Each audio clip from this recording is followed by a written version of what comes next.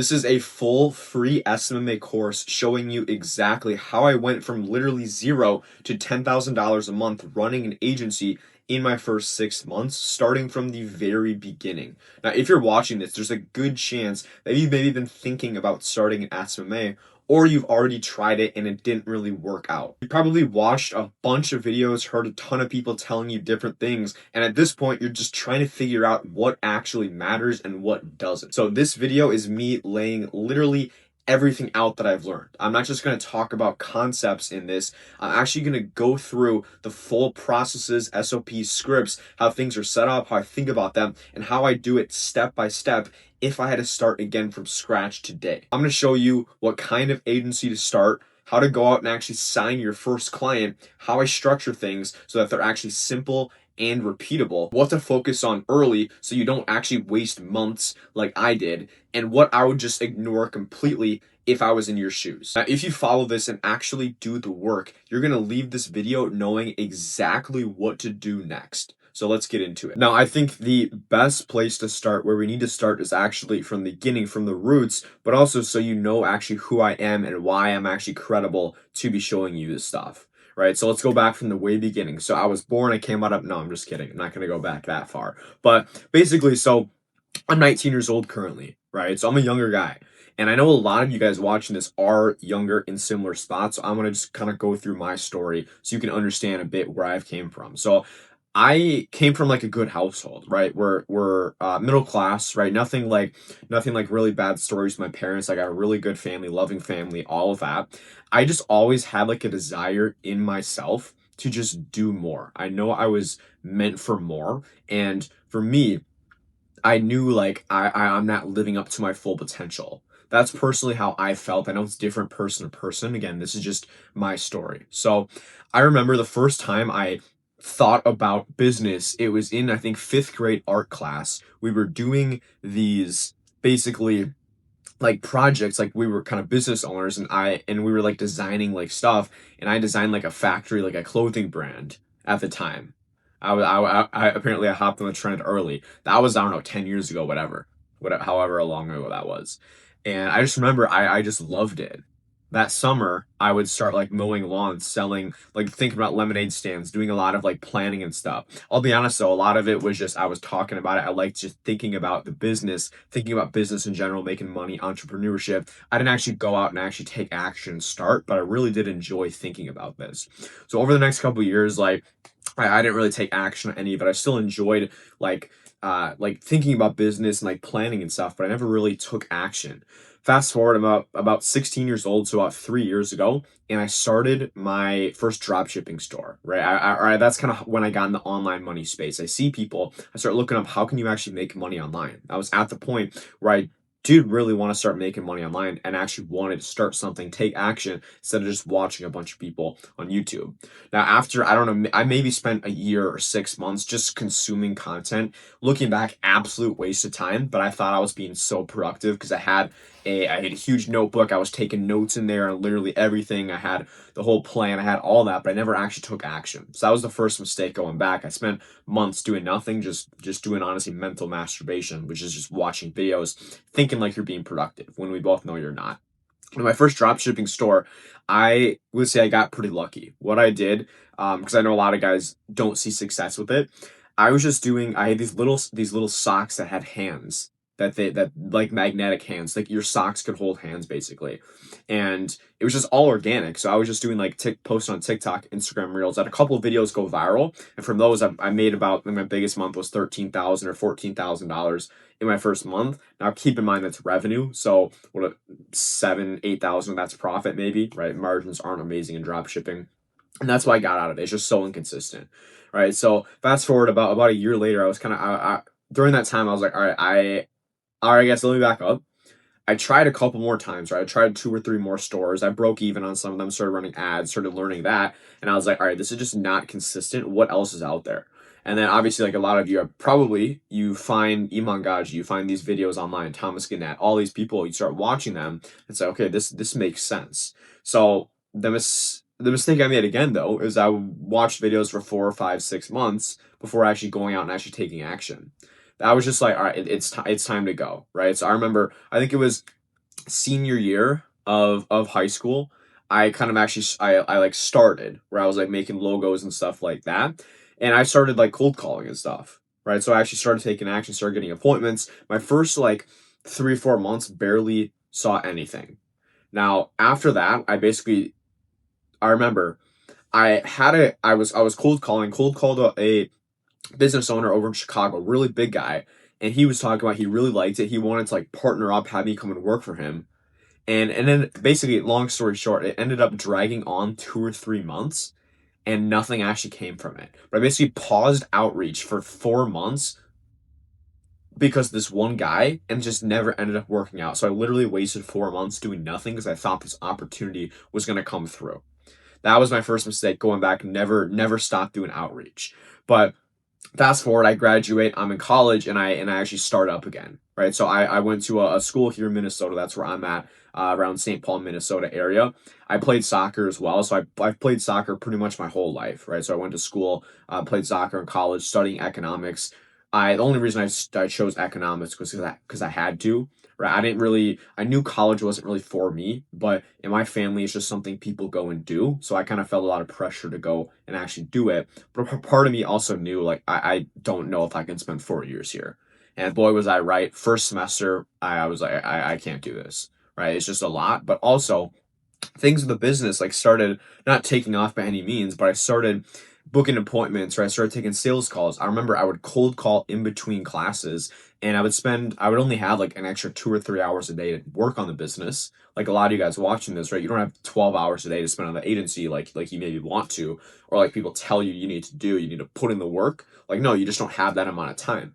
So I was just like cold calling in between classes. And I remember like, bro, when people found out I was doing this, they would like troll me, make fun of me, kind of not in like a bullying way, but it's kind of like poking fun at it because it's just in that environment, it's just not normal.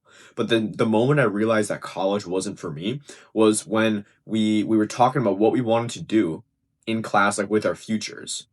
And all these people were saying, "Oh, I want to go do this," and it's like I want to go study more. I want to go get a PhD and like stuff like this. It's like that sounds terrible to me. I was literally the only person there that had these desires. I will say there's maybe one or two other guys on the soccer team that had similar stuff, but no one actually goes out and takes action. Everyone says they want to own a business, but no one actually wants to do what it takes to run a business. Right. So basically, I mean, I started, long story short, I dropped out after my first semester. I was like, I can't do this. And the point when I dropped out, I only had 3 or 4 clients, maybe. So this was like 3 months in. I only had like 3 or 4 clients, and they weren't high ticket. They were like $300 up front. And then like, they were paying me like 10% per deal that closes, basically. So I was only making like $1,000 a month when I dropped out. A lot of people are like, yeah, I want to make 10,000 then drop out. Like, no, I just knew, I just wanted to see proof of concept and then go all in. And that's exactly what I did. I went all in. Fast forward then, was working on it. Started out really slow the first couple months. I didn't really see a ton of progress, but I was learning. I was making calls. That's the most important thing. I was doing 100 cold calls every single day. And yeah, I mean, a lot of times as well, I would be working, but I didn't really know what to actually work on. I was sitting in front of my computer doing this stuff like dilly dallying a bit. But I literally did not leave the house besides to go to the gym. I was just grinding 10, 12 hours a day in those first 3 or 4 months. I think I got up to about $4 or $5,000 a month by myself, and then I was like, okay. I start watching these guys on YouTube, and I'm like, what if I can go just pay someone to basically show me the roadmap because they've already done it before and have them just help me out.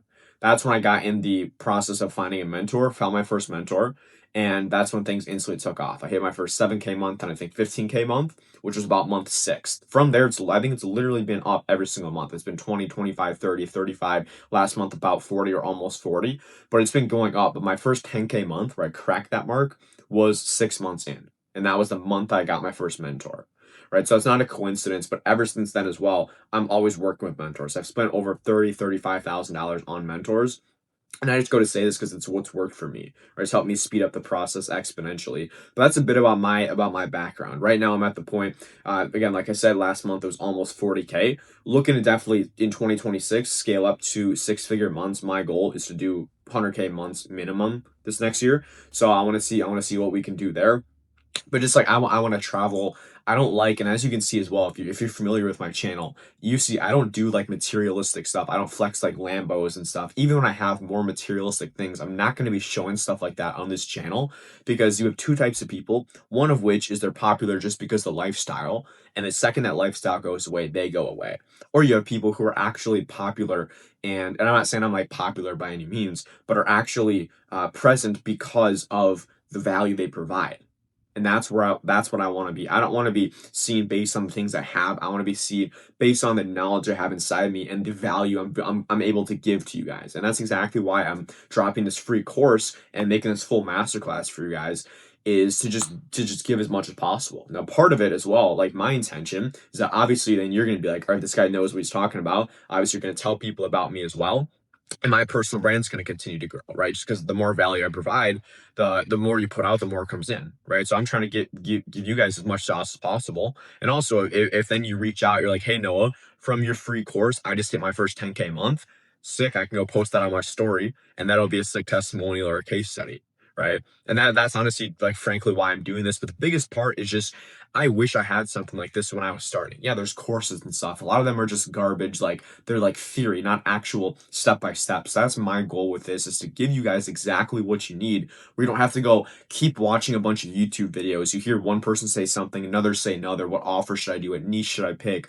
What should my outreach method be? All that stuff, I'm just answering it for you in this video. So you don't have to take the 6 months, the year to learn all the stuff like I did. And you're literally taking all my knowledge, the $35,000 worth of mentors I've invested in, and you're able, I'm just packaging it in this video for you.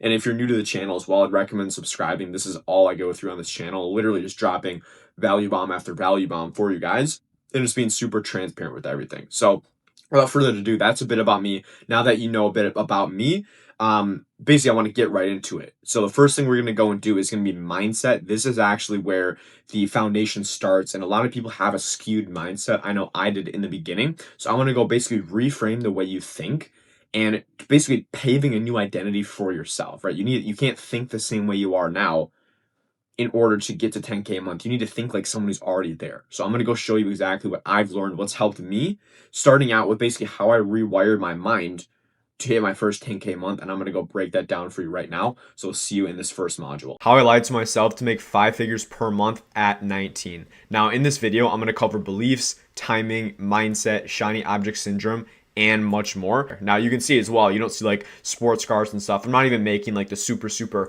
big bucks right now, 100K a month, stuff like that. But like you can see, I just enjoy work. I just enjoy having fun, traveling. This was downtown Nashville. I love getting in nature, chilling. This is a coffee shop, and then a cheeky little fit in there. I like my outfits, like my fashion, stuff like that. But yeah, like dude, just so you know, like I'm a normal guy. That's the reason I show you this. But I'm just gonna show you exactly how I changed my life within 11 months, so you can do the same and do it much quicker and skip all of the limiting beliefs and just master your mindset on exactly how to actually get there, so you can do it quicker than I did. So the goal of this video is basically to change your entire paradigm. Now, first off, what actually is a paradigm? Now, a paradigm is the way in which you see the world. Now, this isn't some dictionary definition. This is Noah's definition. So basically, two people can be in the exact same position. They can be the exact same age, gender, demographic, all that, but they both see the world in a completely different way that is completely based on their paradigm or their perspective of the world. So two people in the exact same spots, and they're going to end up in completely different places. And that's why you can see, as an example, like people in orphanages. Some orphans end up going and joining like gangs and stuff because they don't feel like they have a home, they want a place to belong. And then others go on to build billion-dollar companies, as an example. They both have the same upbringing, but they have a different paradigm, a different belief system on how they perceive the world. And it completely will change the course of your life. An example is like you get in a car crash. Obviously, knock on wood, I wouldn't wish this upon anybody out there. But paradigm one is my life is just going to pieces. I hate the universe for making this happen. Asking, okay, why me? Paradigm two is, okay, this happened for a reason. I know this is tough, but maybe this happened for a reason. Maybe I was actually going to get into a worse car crash a couple minutes later, and this crash actually saved my life. Obviously, if you just have a couple minor injuries and stuff. But you can see the exact same thing can happen to two different people, and the way in which you perceive it on if it's good or bad, which I'm going to go through, is going to completely change just how you see the world.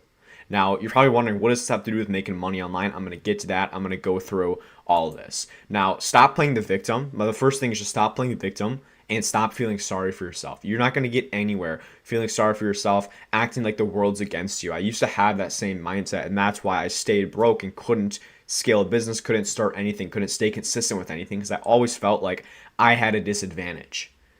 Now, the paradigm shift that altered the way I think was that everything happens for a reason. And that genuinely, like that simple thing, but everything happens for a reason. Now, personally, I believe in God. I do have faith as well. I'm religious. I'm not going to go down that rabbit hole right now, but that's along those lines. But just whatever you believe in, this paradigm shift right here helped me to basically hit the next level, and most importantly, just level up my life. Now, there's no such thing as good or bad. There just is. Like, stuff just happened. It's not good, it's not bad. How do you define good or bad? Because again, the same situation can happen in two separate people, and one of them is gonna have a completely different outlook on it. So there's nothing that's good or bad. Stuff just is. It just happens. When you first take on this paradigm, you feel, number one, 100 times less stressed and more free, because you realize everything in this world is completely out of your control. Stop trying to play God. Stop trying to play and be the puppet master when you're not in control of any of it. The world is going to come to you as God's designed it for, and God's designed your plan. You can't do anything to change what's going to happen. You can only change how you react to what's happening, and that's the paradigm as well, and how you react. So stop worrying. You stop worrying about the future, and you stop being anxious when you take on this paradigm, because there's nothing for you to be anxious about or worry about when you have literally no control over it, and you forfeit your control. All you have to do is just react. It depends how you react to it. You're not in control of whether it happens or not. It just happens. And this is the fundamental mindset you need before you ever start a business. So now I'm going to get into the more tactical stuff as it relates to business. But without this mindset, like, none of this else matters. This is like the foundation of the pyramid. It's just how you perceive just the world in general. Now, about 6 months ago, I hit my biggest month with my business at the time, which was about $8,000. And literally 30 days later, I went right back down to around 2 or 3K a month. Now, most people after that, they would sulk, they would go crazy, like, why is this happening to me? I did all this work, now I'm going back down. But with this new paradigm where you realize that everything happens for a reason, I actually invited it to happen, and I was actually excited when it happens. Maybe not as much at the time as I am now, but I still had the mindset on, okay, there's something to learn from this, something came from this. There's a reason this happened. What can I take away from it to propel me in the future? And literally the next month, after not letting it affect me and I was learning from it, the next month I hit my first ever 10K month. From there, I've gone up every single month since then. But what a lot of people do is they would just stop there. They would get in that crash, and they would let it snowball and keep affecting them. Whereas I invited it to happen, and most importantly, you realize, okay, you're thankful for the obstacles, because you realize you're going to be stronger on the other end of them. Because that resilience after these challenges is like the most important thing. Now, stop shying away from the obstacles. Actually start inviting them. And that's like the biggest mindset shift there. That's the first thing that really helped me out a ton. And now you see the world with this new paradigm where everything happens for a reason, and you're actually inviting challenges to come to you because you need to be challenged, right? You're capable of being the person who can change your bloodline when you have this mindset, but it all starts with this. So mindset number one, now actually get into the business side of stuff. Number one, you're a speck of dust. Why would you care what other people think of you? I actually put off making content for months, if not years. I always wanted to do YouTube, do content when I was a kid because of how I thought others would think of me. And looking back, this has for sure slowed down my growth by at least 10, probably 100 times by not starting, just because of the fear of what other people would think of me. The second I started to not care and to put myself first, and this isn't in some selfish or egotistical way, but it's like everyone has their own needs, and you at the end of the day need to look out for yourself, obviously your loved ones as well, but stop thinking about what other people think of you. And I had a huge unlock once I did this. People are genuinely so wrapped up in how others perceive them. They live life putting on a mask just to appeal to other people, playing like an actor, playing like actors in like a theater or like a play. Every person does this. And here's the thing though, Everyone's wearing that mask. That's why authenticity is one of the scarcest resources in today's society. It's not something so many people talk about, but even like with my channel, I'm just like super authentic, super transparent, super upfront, just because that's the way I am. But people reach out to me, they're like, hey, I don't see anyone else doing the types of videos you do. And it kind of puts it into perspective on I'm just like being me. But that's something a lot of people, that's challenging for a lot of people. But just know it took me a while to get here, to just be authentic and put everything out there. And that's why it is such a rarity in today's day and age. So stop caring what other people think and take control of your life. Again, you're in control of your own destiny. Obviously, God has a plan for you, but it's how you want to go and go on the journey. Again, and then going about how you react to everything. And here's a perspective that really helped me. So ask yourself this: 12 months down the line, if I'm at 10K a month, would I be afraid to make content, to cold call, insert your limiting belief, right? So basically you're asking yourself, a year down the line, when I'm at my goal, whatever, making 100K a month, and right now I'm scared to cold call, I'm scared to go reach out to people. When I'm making 100K a month, am I going to be scared to do that? No, not at all. And the answer is no 99% of the time. So then what are you waiting for? Go do it. You can't keep doing things the same way you've been doing them, because then you're going to be in the same place you've been. You got to think like your future self, like your successful self. What would your future self do? And the answer is always taking action. So when you think about the world with this mindset on what will my future self do, you're always going to find out, you're always going to have the idea on what's best and what's going to put you in the best position to reach your goals when you think from this mindset of your future self. Now, mindset shift number 2 is there's no perfect time to start. A lot of people are always waiting to start businesses, and I did as well. I waited months before I started my first business. I was just watching YouTube and kind of procrastinating, waiting for that perfect time. Maybe when there's a blue moon one night, then I'd be like, okay, that's a good time to start. But there really is no perfect time to start. You don't know how many days you have left on this planet. That's something only God is in control of. We got pretty deep there pretty quick. But if from this perspective, if you knew you had 2 years left to live, what would you do? And I don't say like 2 months, because then obviously you would go and just you wouldn't be working or anything. Let's say if you had 2 to 3 years left to live, what would you do? You want to go and build that dream life. You would stop overthinking and you'd actually take action, because you know time is the scarcest resource we have on this planet. And every second, every minute, every day, every month you let go by without taking action, you're falling behind and you're closer to the end. It's kind of getting deep and dark, but it's so true. Time is our most valuable asset. We're only on this time for a specific amount of time, but the scary thing is we don't know when that could be up. Right? It could be 3 years down the line. It could be 3 days.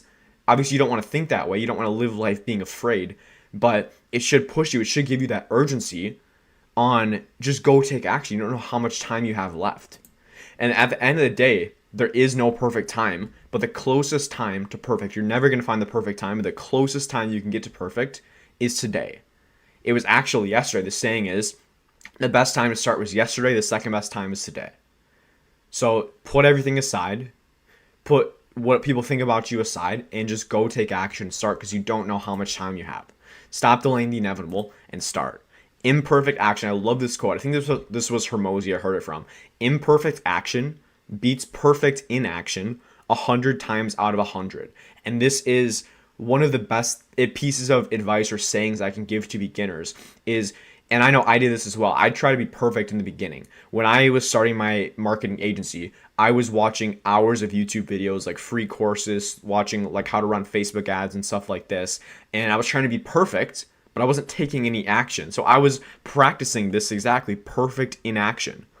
And once I realized, okay, I just got to go pick up the phone and start calling people, I sucked at cold calling like anyone would, because I never did it before. But imperfect action beats perfect inaction 100 times out of 100. If you take one thing away from this video, this would be the main thing. So you're not waiting for that perfect time to start. Imperfect action beats perfect action every day of the week. And that right there is the summary of this video right here.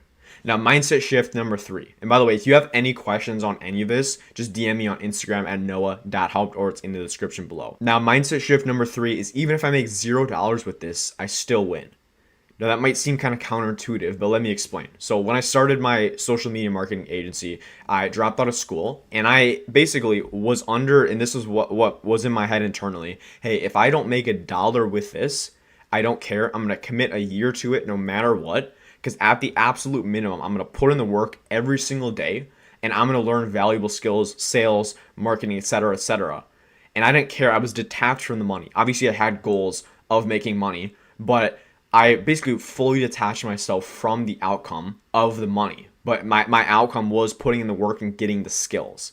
So I was under the mindset that, hey, I can't lose. As long as I put in the work, I literally can't lose. The second you start idolizing the money, you lose your love for the game. Love for the game is the ultimate cheat code. You think Kobe Bryant trained 365 days a year to get paid more? Absolutely not. Up until a certain point, money doesn't do anything. Idolizing money only gets you so far. That's why you see a lot of these people who idolize money and hitting these huge months with their business, hit it, and then they feel unfulfilled, or they go bankrupt, or they start doing drugs and stuff because they realize it didn't fill the void inside of them. His fulfillment came from the journey of becoming the best version of himself possible. People who find purpose and fulfillment from the journey, not the destination, are going to climb hundreds of levels past those people. I started my marketing agency again with this mindset. I don't care if I make a dollar. I'm going to put in the work day in, day out for 12 months, and no matter what. I was chasing the skills, not the cash, because what I realized is you're only paid to the level of skills you have. That's why people who dance on TikTok, you get a lot of views, but they don't make money. But the high ticket skills you need to understand are sales, marketing, communication, and all of those you get from a marketing agency, which is the reason for me why I started it. But I realized that when the skills come, the money follows. You're only worth as much as your skills. However harsh that may sound, it's so true. You're not going to get paid more than you're worth in terms of your skills. They need to be high ticket skills as well, right? If you have skills of making balloon animals, it's not a high paying skill. It's pretty sick. I wish I could do that. But again, you need to prioritize and you need to think about what are these skills that can level me up the most. And mindset shift number 4 is you already found the perfect business model. Now, to some of you, this might be like, what are you talking about? Well, no matter what you see online, there's not one perfect business model. They all have their pros and cons. Now, pick the one that suits your desired skill set and go all in. And notice how right there I said desired skill set. Everyone starts from zero. Some people may have prior experience like running ads, making content and stuff, but choose the model that you want to be doing and excelling in 12 months down the line. So again, thinking in the future, not just today or in the present. Think about in the future. 12 months on the line, if you could have skills, what would you want those skills to be? Maybe it is running ads for clothing brands. Maybe it's being a sales guy or being a high ticket closer. Maybe it's having marketing and sales. And think about 12 months on the line, what skills do you want to have?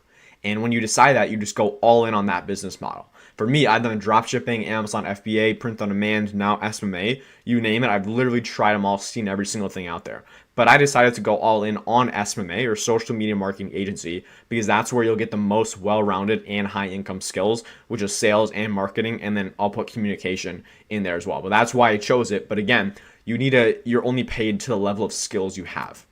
So because again, cash follows skills. And this is kind of a saying that I don't know if anyone else made this up, but I just randomly made it up. And it is so true, but cash follows skills. You get the skills and the cash is going to follow. So stop chasing that shiny new business model and just commit yourself to one. Go with it for 12 months and think about if I put myself in the position every day to put in the work, 12 months on the line, think about how far ahead you're going to be even if you don't make a dollar. But again, you build the skills up and the money's going to follow. That's just the way it goes.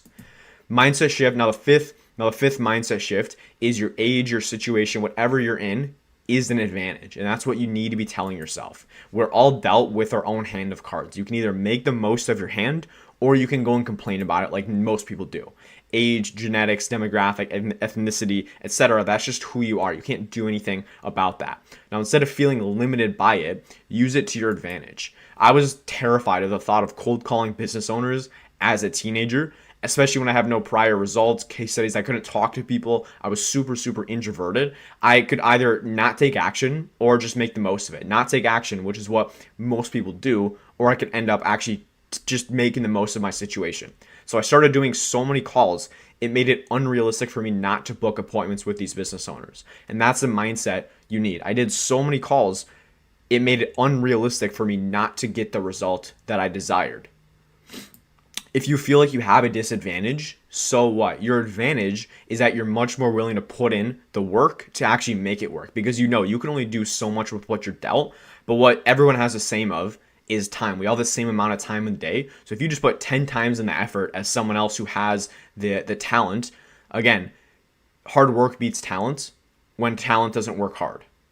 And it's so true, but use your specific case to your advantage and make the most of it. And you're actually closer to achieving your dream life than you think. And this is basically the point of this video, to kind of inspire you to grow your business, grow your life, excel, and it's a pretty overall just mindset shift for you that hopefully was super helpful. Now, there is one way to speed it up. It's also working with mentors. This is something that I have done religiously over the past year or so. I would highly suggest for you to invest in yourself and in your skill set in the form of someone who's already been there and done that before. Like Alex Hormozi was able to go from broke to rich multiple times just because he invested in himself and he built up his skill set. And again, your skill set is your most important asset. I'm not saying you have to go work with me, work with anyone else in specific, but just know that you are as valuable as your skill set. So keep investing in yourself, keep grinding. So now that you shifted your entire paradigm and you're thinking like your future self who is already successful, now we need to go into how to actually break the limiting beliefs right now that are holding you back. So that's what this next module is about. My SMMA was stuck between 0 and 3K a month for the first about 6 months or so of running my agency, until I realized these limiting beliefs that were holding me back. And once I just found out about this, things just clicked and I hit my first 10K a month, now then 15, now I'm doing 20K months pretty consistently with the agency, and I'm at about 92, 93% profit margins with that, basically solo. Now, there's the first limiting belief that people have when running an agency and just business in general is that you're behind. What I mean by that is people are always, and including me, from my experience, I was like, how am I possibly going to sell somebody? How am I going to sell my service to someone when I've never gotten them results before? So the first limiting belief is that I can't get clients because I don't have prior results. Now, the first thing I want to say to that, and what helped me and what made me break this limiting belief, was just looking at the world in general, looking at all entrepreneurs. Every successful entrepreneur, everybody, no matter who you are, where you're from, I guess 99% of people, this applies to everyone except like the 0.001 who's born into like royalty. You know what I mean? But everybody starts from zero. When I started 11 months ago, I work with real estate agents. I didn't know a single realtor. I didn't know how to run ads. I didn't know how to do any of it. And I just started, and that held me back from even starting in the first place for so long. So I probably was looking into the SMMA space like 2 years ago, but I only took action like 11 months ago. And it's because of that limiting belief was that, hey, I don't have experience, so I can't get results. But when you kind of start digging into it, it makes zero logical sense, because you ask yourself, okay, how am I going to get these results? And you get the results by actually going out and obviously working with people. And how are you going to work with people if you're too afraid to reach out with them in the first place? So that's the first limiting belief, is everyone starts from zero. Everyone starts in the same place. But because of that, you can use that to your advantage. So you need to have a better offer than someone. Like obviously you see people online tell you to charge $5,000 a month retainers, which is just absolutely not feasible in the beginning. Contrary to what some of these gurus might tell you to do, is that, yeah, you go out and start charging $3,000, $4,000 up front, but it just doesn't work that way, unfortunately, for most people. So use the fact that you're just starting out to your advantage by giving these businesses a no-brainer offer. So the offers I like for guys in the beginning stages of the agency with zero results, and also who aren't very confident in themselves, like delivering the service, which you shouldn't be because you're just starting out. So offer either a free trial where you literally just say, hey, I'm going to go run your ads for 14 days. After the 14 days, once we get good results, or whether or not we get good results, like if you could give me just a nice testimonial, that would be much appreciated. And those free trials, like, don't expect to get amazing results, but it's just going to build your confidence, because what you're going to find is that little bit of confidence that you have, or that you can get, is really all you need to start charging $2,000, $3,000, $5,000 up front. I remember I was charging, I think I brought on 10 clients or so. I churned most of them. They were all like performance-based, free trials and stuff like that. But I was getting more confident because I was kind of learning the ropes. So what I went and did is I was like, okay, this next person, I'm just going to charge $2,000 up front. And that's what I did. And I closed my first $2,000 client up front with 0 results.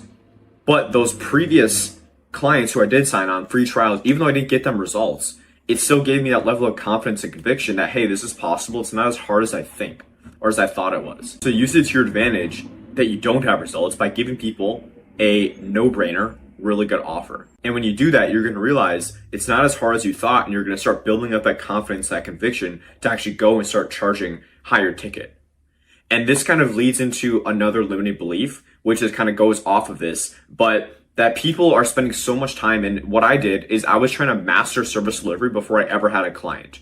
I would recommend getting just a little level of baseline. Go watch, like, I just made a really good service delivery video, like literally step by step. Go watch this after that video if you're struggling with service delivery. I'm telling you, that's the only video you're gonna need to watch. After that, you have a good baseline, then just go and start signing clients, right? Don't overcomplicate it. Don't spend hours, weeks, months trying to master and learn service delivery before you have a client in the first place. That's the mistake that I made. That's the mistake I see a lot of beginners make, and it stops them from ever starting in the first place. Now, the second limiting belief that I had is like my age. And this kind of goes into two and three of the limiting beliefs. But I had the limiting belief that, hey, because I'm a younger guy, I'm not able to, no one's going to work me. No one's going to pay me. But I've actually found the opposite. People actually like the fact that I'm younger because I use it to my advantage. And that's what I've realized. You have to play the cards that you're dealt. Like, as an example, if you're from a different country, if you have like an accent, your English isn't great, you just got to make the most of it. You can either go and sulk and complain about it and just use that as an excuse and feel sorry for yourself and just not take action, or you can go use the cards that you're dealt and go use it to your advantage. There's always advantage that you can find out of every single situation. Always look on the upside, and that's what I've realized. So with age as an example, yeah, you can even go on these calls and be like, hey, I know you're probably expecting a guy who's like 40 years old, and you can use it to your advantage. But I'm actually like, I'm in this, like, literally grew up in this 24/7 in the social media world. So I know exactly like how it all works, what it is. I see it every day and I live in it.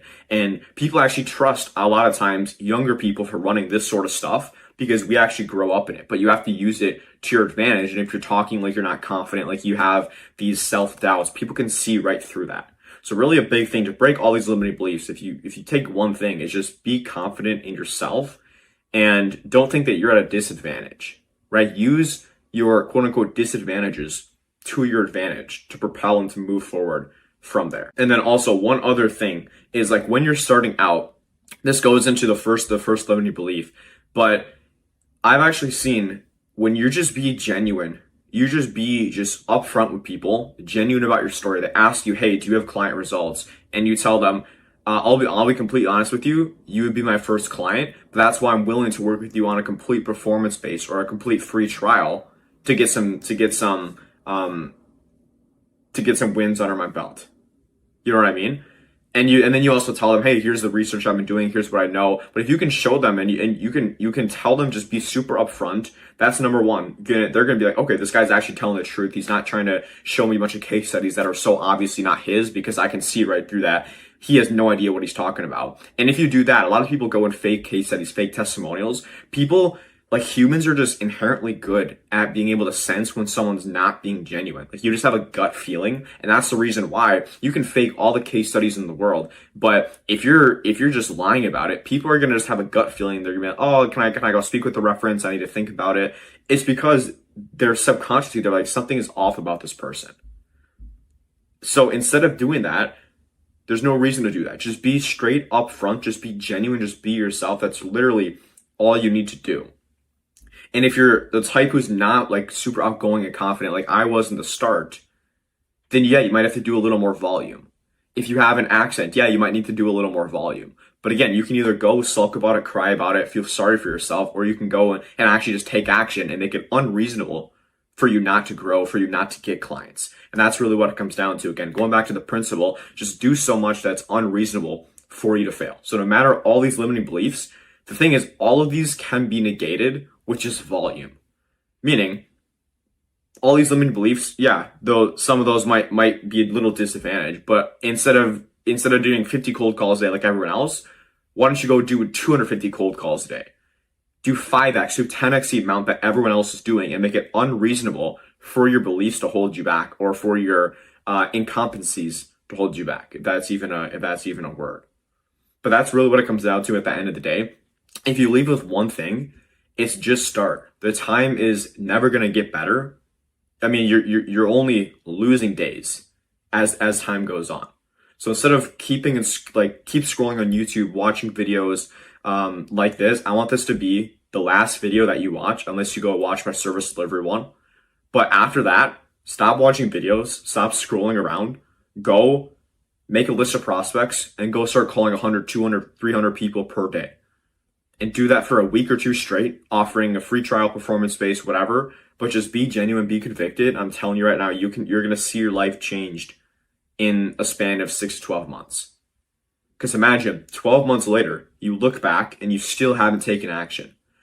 Don't do your future self like that. So just start today. Now, all of your limiting beliefs are crushed. I want to actually go through how I personally rewired my mind, what worked for me, and the 5 things that you need to do in order to be successful and make this work. So let's get into that module. In this video, I'm going to walk you through the 5 mental shifts that allowed me to make this money at a young age, so you can skip the trial and error and not take a year to figure it out like I did. Now, the first mindset shift I want to go into, and that I realized, is that nobody else is going to do it for you.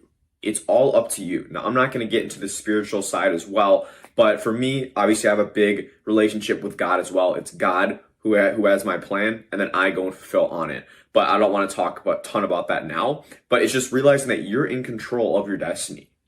The amount of work you put in is going to directly correlate to the amount of outcomes you get. Now, I'm not saying you can just totally go balls to the wall, work 24 hours a day, and you're going to guarantee to get rich, right? That's not how it works, because if you work on the wrong things, it doesn't matter how much work you do if it's on the wrong things, right? But this mindset shift of taking responsibility and internalizing my success, this was about a month to 2 months in, when I was kind of dabbling. I was still in college, working maybe 2 or 3 hours a day just when I could on the side. And I really wasn't making a ton of progress, and at least not the pace that I would like. And I'm sure some of you guys can relate to that, is you're doing the work, but you feel like you're not progressing. But part of it as well, when I look back, is like I wasn't actually fully bought into it. I was like doing the work. I at the end of the day, I'd be like, okay, I can tell everyone I did the work. I look like I'm doing the work, look like I'm busy. But at the end of the day, it still wasn't moving at the pace like I wanted, like I just mentioned. And about a month and a half, 2 months in, I started realizing that like, this isn't as easy as people say it is. Like these gurus online, it's not as easy as they say it is. Like you can't just go do this, and you're going to get rich. It's like, it's fully up to you. And I see as well these people online making this kind of money, and I'm like, they're not any smarter than I am. They're not like, if they can do it, why can't I? And that was a mindset shift for me, of seeing other people doing it who I feel like I am I don't want to say like superior to, but I feel like, all right, if they can do it, how can I not do this? And I took it almost as an insult, almost as a challenge. Like, this person is in the place where I want to be. How can I not get there? If this person's done it, in what world can I not get there? Because I know what I'm capable of. And at that moment, things clicked, and I really, every second I had a free time, I would just be working, but working on the right stuff. So in the beginning, a lot of it is going to be outreach, like taking sales calls. That's the highest leverage thing you can do, especially if you are in college or working a job, because you just don't have a ton of time. So you need to focus on those high leverage tasks. Now, I'm not going to get into that a ton now, but that was the first mindset shift, was just internalizing it, realizing that it is possible, but it's completely up to me to actually go and do it. The second mindset shift I had, this isn't really like a mindset shift, just something that helped me stay disciplined and organize my days, was just eliminating all distractions. And when I say all distractions, I mean pretty much every distraction. I'm not someone who's going to go halfway do something. If I do something, I'm going to commit fully to it. And I believe that's a reason for my success, not even just with what I'm going to go through, which is basically the distractions. You should time audit your day. And in my last video, I mentioned this. I actually have a full time audit sheet. If you want me to send it over, just DM me on Instagram. I can shoot it over. It's basically you're mapping out your entire day in 30-minute chunks, and you're seeing where you're spending most of your time. And if you see anything like phones, scrolling on social media, that time needs to be replaced. Now, I'll even tell you, I'm not perfect. Even now, I've gotten more lenient with it as I've been making more money. But at the beginning stages, I really removed every single distraction. Stop being on social media. Stop really going on my phone. Stop talking with like friends and stuff. And I know to some of you guys, it might sound extreme, but that was a sacrifice I was willing to make. I realized how bad I wanted it, and I was willing to sacrifice these things in order to get that. Now, some of you guys might not want it that bad enough. Then yeah, you don't need to sacrifice relationships and stuff, but it comes down to how bad you really want it. If you want it bad enough, you're going to have to make sacrifices, and you need to be willing to make those sacrifices. If you're not, then it's a sign that you don't actually want it bad enough as much as you say you do, right? It's sexy to go and say, oh, I want to make 10K a month. And I saw something where, I forget where, but there's a study of like talking about your goals gives you the same dopamine hit as actually going out and doing them. And this is like kind of another topic as well, but I know even for me, when I'm with friends and stuff, like people who aren't in the business space, I don't really talk about like my goals a ton, because I realize it's like when you talk about them and you haven't done them already, it's like you're getting the same dopamine hit of you actually going and doing them. So when I started as well, I wasn't going around saying, yeah, I want to go make 10K a month. I was doing it for the reason of being financially free, right? Or having freedom more than anything. This is kind of off topic, but not like attaching yourself to the goal, not going around and actually saying, hey, I'm going to do this, I'm going to do this, I'm going to do this, actually going out and doing it. I talk with so many guys who reach out and they say, oh, they want it bad enough. They want to help their family and do all this stuff. And then you look at their actions and it doesn't align at all with what they're saying. And those are the people who are always going to stay stuck, is the ones who say they're going to do stuff and their actions tell you completely otherwise, because actions speak louder than words. But back to the second point is just eliminating all distractions. The more you want it, the more the further down the rabbit hole you're going to go. What I mean by that is if you want it like your life depends on it, like I did, because I couldn't work for someone else, couldn't go to college, couldn't do the traditional stuff, I was willing to cut everything out. Now, when I say everything, I obviously don't mean family and stuff like that, but basically relationships, a lot of sleep, all that sort of stuff. You need to be willing to sacrifice that. And that's the second part of it. Along with that, though, is just going all in and actually committing yourself to it. Along with those distractions as well, part of it was eliminating like the YouTube videos, watching just like this mental masturbation stuff. You feel like you're being productive. And I started actually investing in mentorships. And that's how I how I took my first leap. But eliminating all distractions, surrounding yourself with the people where you actually want to be. And that's the second mindset shift for me, was just eliminating all my distractions and going all in. Third mindset shift or thing that helped me was simply planning out my days. People would always tell me, yeah, go plan out your days. I would always see people talking about it. Like, yeah, I don't need to do that. It works for them. I don't need to do that. My days are fine. But I'll tell you, when I started doing this, all of a sudden my business started growing at a rate it hadn't grown before, simply because I think I was focusing on the high leverage stuff finally. Whereas if you just take each day as it is, you wake up, you're like, hey, I'm going to do this. I remember the first 4 or 5, maybe 6 months of my agency before I hit my first 10K month, I would wake up, be like, okay, I'm going to do this. Okay, did those. Now what do I work on? I was genuinely confused what I worked on.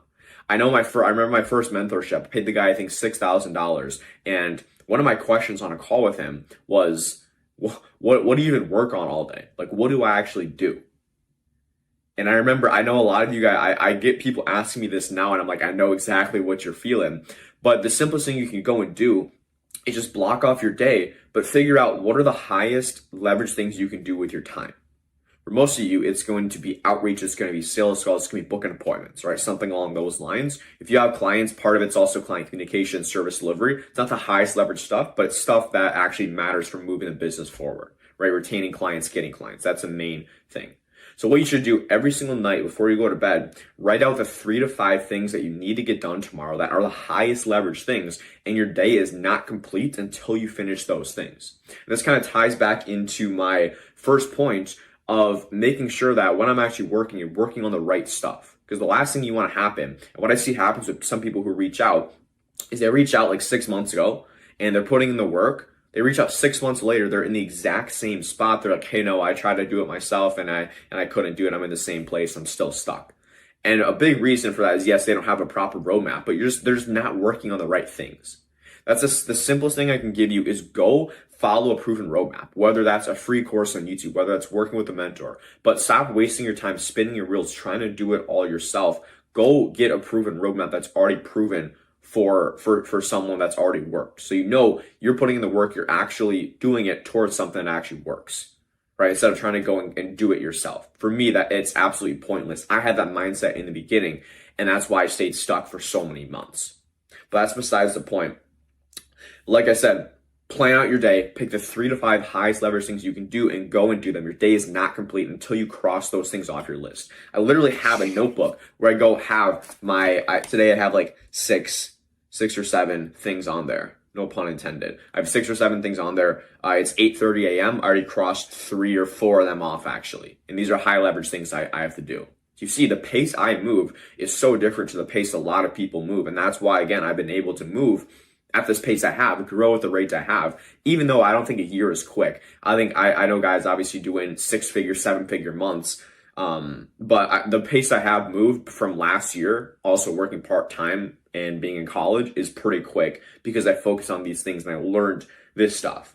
Now, the fourth thing is just getting into consistent habits. I had a guy who I had a call with, and he asked me, how do you stay disciplined? Right? I'm struggling with staying disciplined. Like, I know what I need to do, and then all of a sudden I re-download Instagram to scroll a bit, get a dopamine hit, then I delete it, then I keep doing the same thing over and over.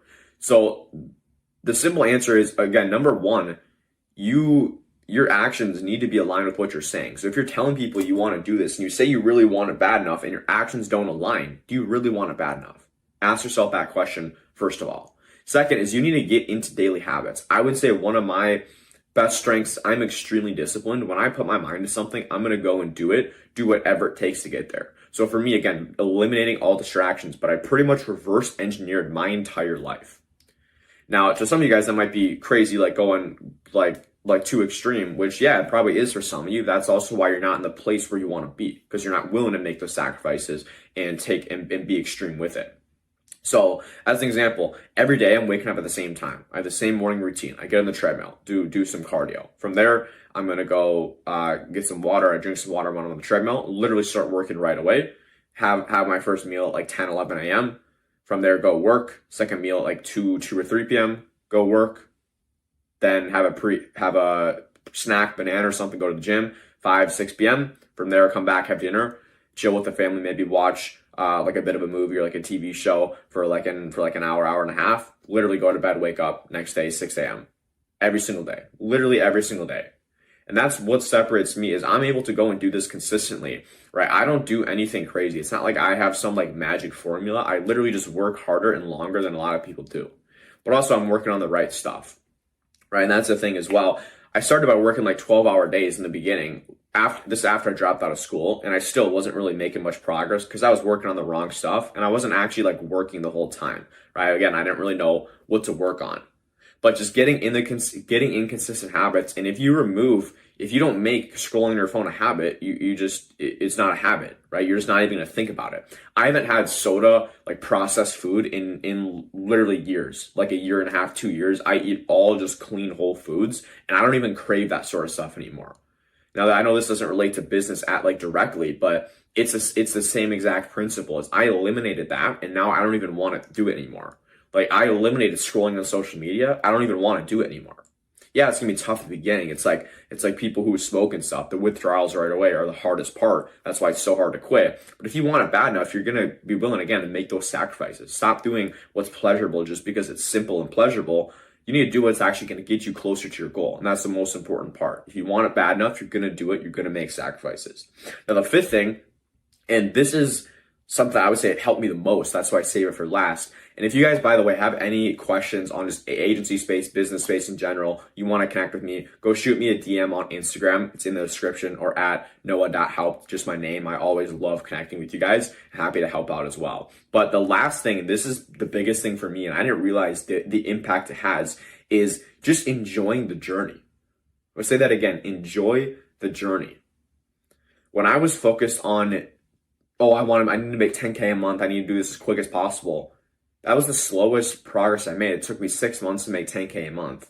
The second I started I started actually enjoying the work, enjoying the process, is the first month I want to hit my first 10K a month, right? That's also the when I invested in a mentor, I hit my first 10K a month right after that. That's besides the point. It definitely helped a ton though. But basically, just enjoying the journey, right? You see a lot of these people talking about the money's not going to change anything. When you hit your first 10K a month, literally nothing changes. 10K a month is not even that much money, especially if you consider taxes and stuff and cost of living. It's literally nothing. And you realize that nothing changes when you hit these numbers. Now, for some people it does, because they start renting Lamborghinis in Miami and showing this on Instagram Reels, so you buy their courses and stuff. But genuinely, I'm the exact same as I was a year ago. In the same sort of lifestyle, right? I wouldn't say exactly the same. I'm able to go buy more stuff, buy crazy Christmas presents for people, which I love doing. Got some pretty sick stuff for my brother. But yeah, I mean, other than that, nothing changes a ton. And money doesn't change anything. Making 40,000, 30,000 a month, nothing changes. I am for sure going to start traveling and stuff more, which you guys are going to see more of that on this channel. But nothing changes, right? You feel the exact same. You still feel, you feel even more insignificant because you make 10K. Okay, now I made it. After it's cool for a day. Oh, I made 10K a month. And then you got to keep doing it month after month. But then then you see someone your age doing 300K a month. It's like, oh my gosh, I've never felt so far behind. So right now I have more urgency than ever, even though I'm doing pretty decent, right? I'm not doing terrible by any means. But I have so much urgency to still grow and to still keep doing these crazy big things. My goal for 2026 is to do 6 figures a month, 100K a month, right? But just know, the destination doesn't change anything. It's the journey that you enjoy. And if you can enjoy the journey, you are going to get to your destination so much faster. And by the time you get there, you're gonna be like, oh, cool, I just got my goal, and I'll set another goal. But just enjoying the journey, genuinely enjoying the work is the best hack. I wake up every day genuinely being excited to wake up and to get to work and to see what I can do. Yeah, I feel anxious sometimes, but a lot of my, what I feel is just excitement, not anxiety, not nerves. I feel genuinely excited to see what I can do and how I'm going to move the business forward this day. Because also I'm the business, right? That's the beautiful thing about what we do.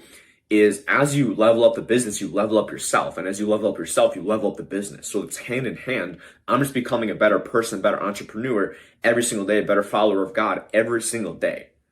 And that's where I realized I just enjoy the journey. I don't even think about the monetary goals. Yeah, I had those goals. If I hit them, awesome. Obviously, I'm shooting to hit them. But all I'm focusing on, I'm not thinking about it every day. I barely think about it anymore, right? I'm just thinking about what can I do today to move the business forward, to put my business, my family in the best position possible. And that's the mindset shift I had. So to go recap the 5 things again. Number 1, nobody else is going to do it for you, right? You're in control of your destiny along with God. Second is eliminating all distractions. Make sure your actions align with what you're actually saying in your words and your goals. Third is plan out your days. Pick the 3 to 5 highest leverage things you can do, and your day is not complete until you finish those things. Fourth is get into consistent habits every day. Wake up same time, work out same time, eat the same clean whole foods every day, go to bed at the same time, all that sort of stuff. And fifth is enjoying the journey. Enjoy the journey, bro. Congratulations, you just finished the mindset section. Now your mind is all dialed in. You're thinking like a 10K per month business owner, which is what you need to be thinking as. Now let's get into the actual tangible stuff. First of all, I'm going to give you the 5 lessons immediately to help me scale my agency to my first 10K month. Now, the first tip I can give you, and this just made my life so much easier, is just differentiating your service. So what everyone goes out and does is Facebook ads, Instagram ads, ISAs, they go offer the same exact thing. Now, the thing with marketing and what I've realized in the SMMA space is different is better than better. So if you go out and you sell these contractors Facebook ads, even if you have some new proprietary funnel that looks super good, if it seems like the same thing that they've done before, if you say, yeah, this is better than what you did before with Facebook ads because of XYZ, you're still going to have to get over that hurdle and be pretty decent at objection handling, because they're going to say, okay, I've tried all this before. Like, you're just saying it's better, right? Rather, what they would do is if you're running YouTube ads, you're offering Google ads. If they've tried Facebook ads, you can basically throw rocks. Yeah, Facebook doesn't work because XYZ. That's why what we actually do is not even use Facebook as a whole. We actually use Google ads. You could use the same exact funnel. Your funnel could even be less complicated, even more simple than what people are doing with Facebook ads. But because you're positioning it in a way that, hey, this is a different vehicle, people are going to automatically feel like, okay, this is something I haven't tried before. I want to try it. Because the thing is, what I've realized is people want to spend their money. They're going to spend it one way or the other. They want to spend it on something that ideally they haven't tried before, or that they know is going to 100% be better. But the only way that you can position yourself as better is when you have all the case studies to back it up. And I'm assuming if you haven't hit your first 10K month, you probably don't have that many case studies. Like I know I didn't when I was in that position, right? So the first tip I can give you is just pick something different. Right? So if everyone's doing Facebook and Instagram ads, go to Google, go to YouTube, go to TikTok ads, go to Snapchat ads. Heck, I've never tried them before personally,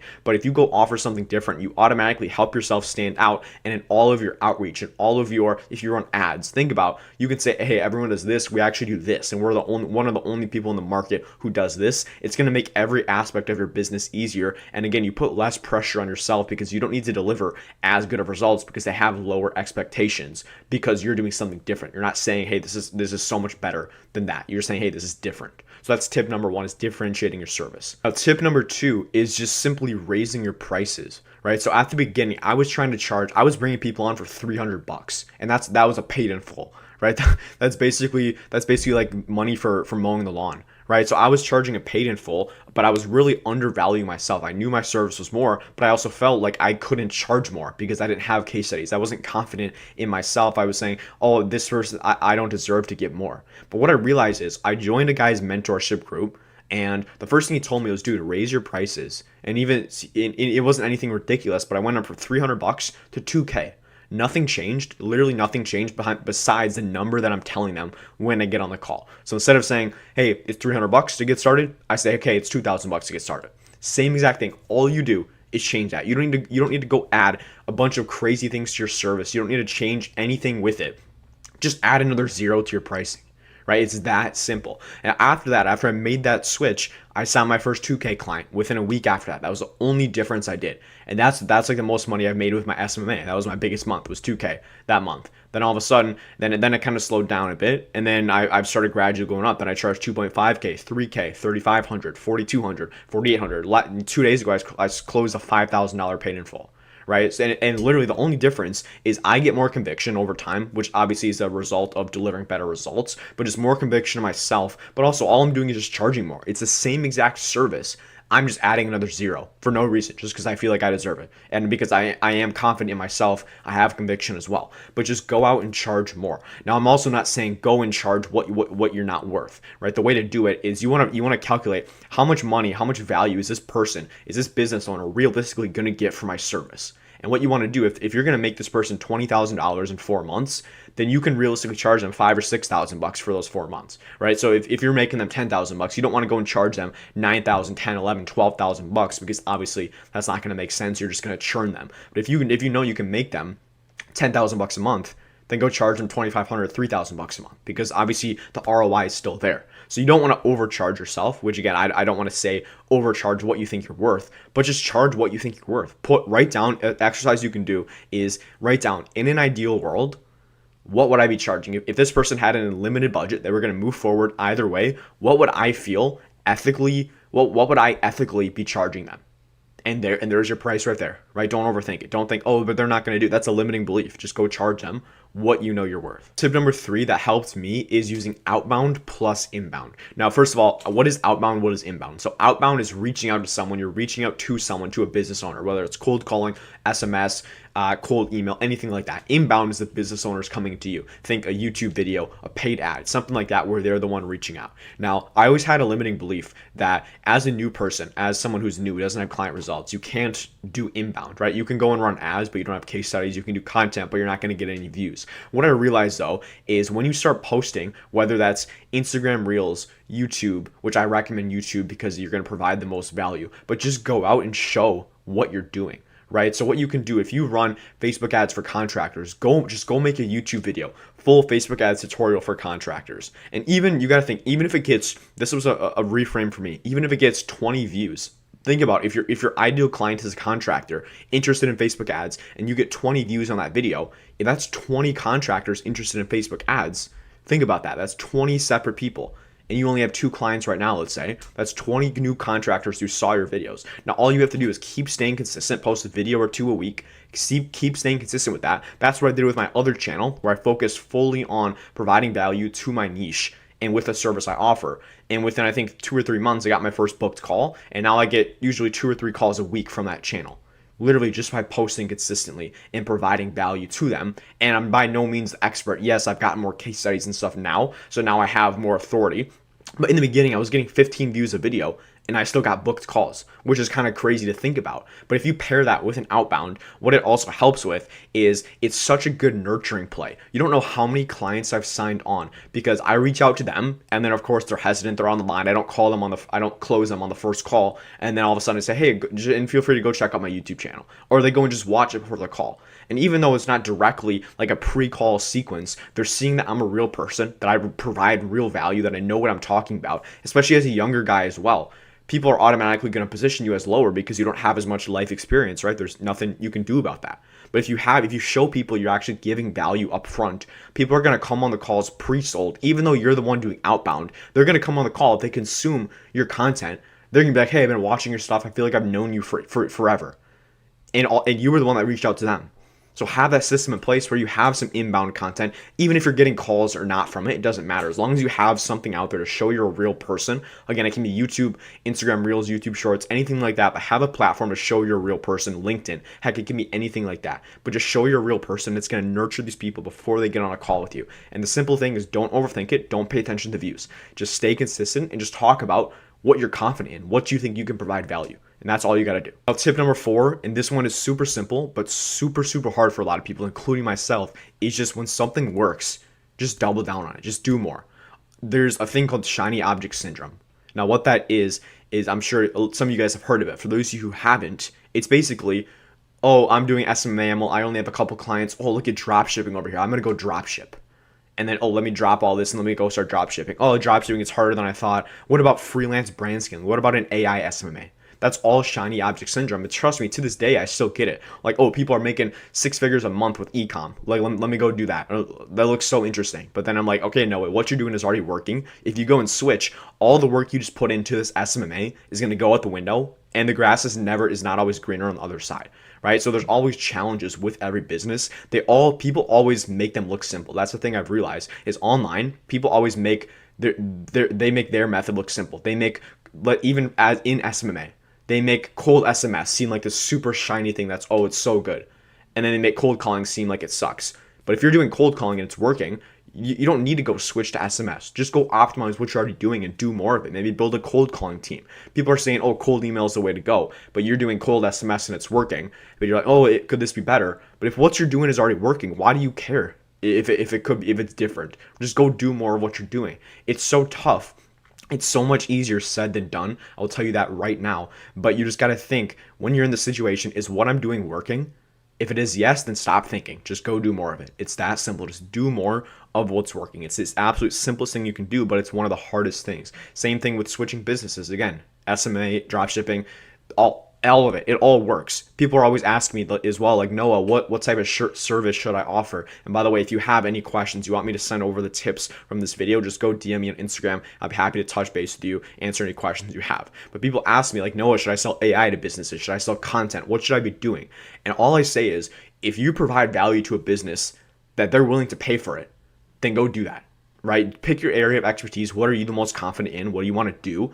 And just go do that. As long as you're providing something of actual value, whether it's AI, whether you're selling physical products, whether you're selling a service, you're running ads, you're shooting content. As long as you're providing tangible value that they're willing to pay for, go do it. It all works. I'm telling you that right now. So stop overcomplicating it. Find what works and just do more of it. And the last tip is delegating low leverage tasks. So I remember a couple months ago, I would spend probably 3 or 4 hours per day scraping leads for my cold email campaign. Now, to some of you, that might be normal. They're like, oh, that's normal. But what I realized is number one, I felt so stressed. I hated work every day because I was literally scraping leads like a bot every single day. And then I just realized, okay, why am I not getting a VA? I decided to go get a VA. All of a sudden, 4 hours of my day just appeared out of nowhere.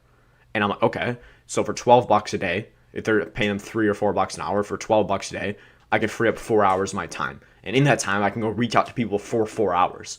And let's say I get one person charging 3 grand, I may just made 3 grand in 4 hours. And I would have been selling my time for $12 an hour if I was scraping those leads. And in the beginning, it's tough when you don't have income coming in, right? I wasn't making any money during that time. But you have to value yourself. You have to value your time enough, and you need to know what's the things you should be doing and what the things that you shouldn't be doing. So like editing, scraping leads, anything like that, any of those tasks that can be easily delegated because it's a skill that a lot of people have, just go outsource it. Even when you're not making money, trust me, it's tough, especially as someone who doesn't like spending money, right? I hate spending money. I only want to buy stuff that really is going to get me an ROI. But it's tough to see. It's not going to directly give you an ROI, but it's going to give you an ROI on your time. All of a sudden, you have 4 hours that you can spend on posting content, on reaching out to people, and it's just going to exponentially grow. It's just going to snowball. Whereas if I was still scraping leads, I would be number one, way more stressed out, which is the most important. I would hate what I do, but also I would be missing out on probably 7, 8, 9, 10, 12 grand a month just by doing that, because that's a waste of my time. When there's other people who specialize in that, who you can pay them, and again, like pay them overseas, the conversion rate on the currency is great for them. They're making good money from it, and to you it's nothing. But you can go work on the tasks that are going to move the business forward.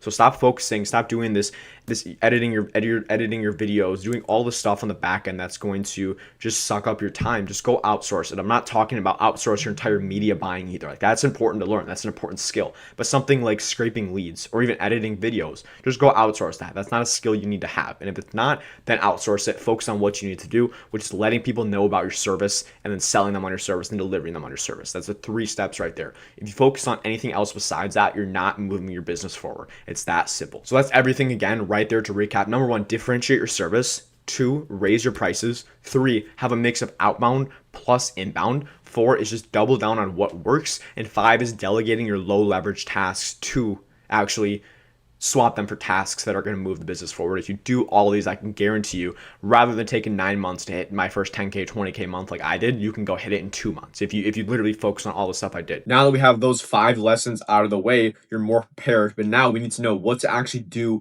with our time. So I'm going to show you what I actually do for 12 to 13 hours a day in my agency. So not only are we working, but we're working and making the most of our time by working on the right tasks. A question I've been getting so often is, Noah, dude, what do you actually do for 12 to 13 hours per day with your SMMA? So that's the whole point of what I want to make this video. And I know back when I started, I was asking people and mentors the same thing, is like, what are you actually spending your time on?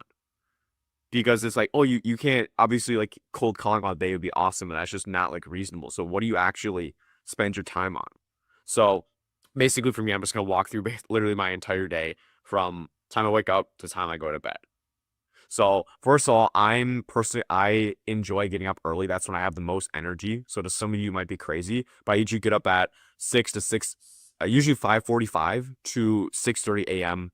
every day, somewhere in that range. And I don't set an alarm, but I go to bed. I always get at least 8 hours of sleep a night. So some of you guys stay up way later, work later, but for me, this is just what works. I wake up early, but I don't even set an alarm. And that's something I used to do, is actually setting an alarm versus just getting up when my body naturally wants to. But I've actually been finding once I don't set an alarm, I'm in the habit of going to bed and waking up at the same time pretty much every day. And that automatically gets me it gets my circadian rhythm. It's really good for that, which is basically like your body's internal clock. And there's actually a ton of like health benefits and like longevity and stuff to that, which I'm not going to go into all that right now. But yeah, that's how I do that. But I always prioritize getting at least 8 hours of sleep per night. I just let my body naturally wake up. In the past, I have set alarms and stuff, but now this is just kind of what works for me. Pretty much, I'm going to wake up, pray, read my Bible, go downstairs. I'm going to drink always a glass of water right in the morning, and I'm going to go check messages, make sure that I'm caught up, go on my private Discord, answer questions there for people I work one-on-one with, and then make sure I'm answering all client questions, updating them, and just stuff like that. Basically checking the email, just kind of getting back to people and just doing what I need to do, responding to messages right away in the morning.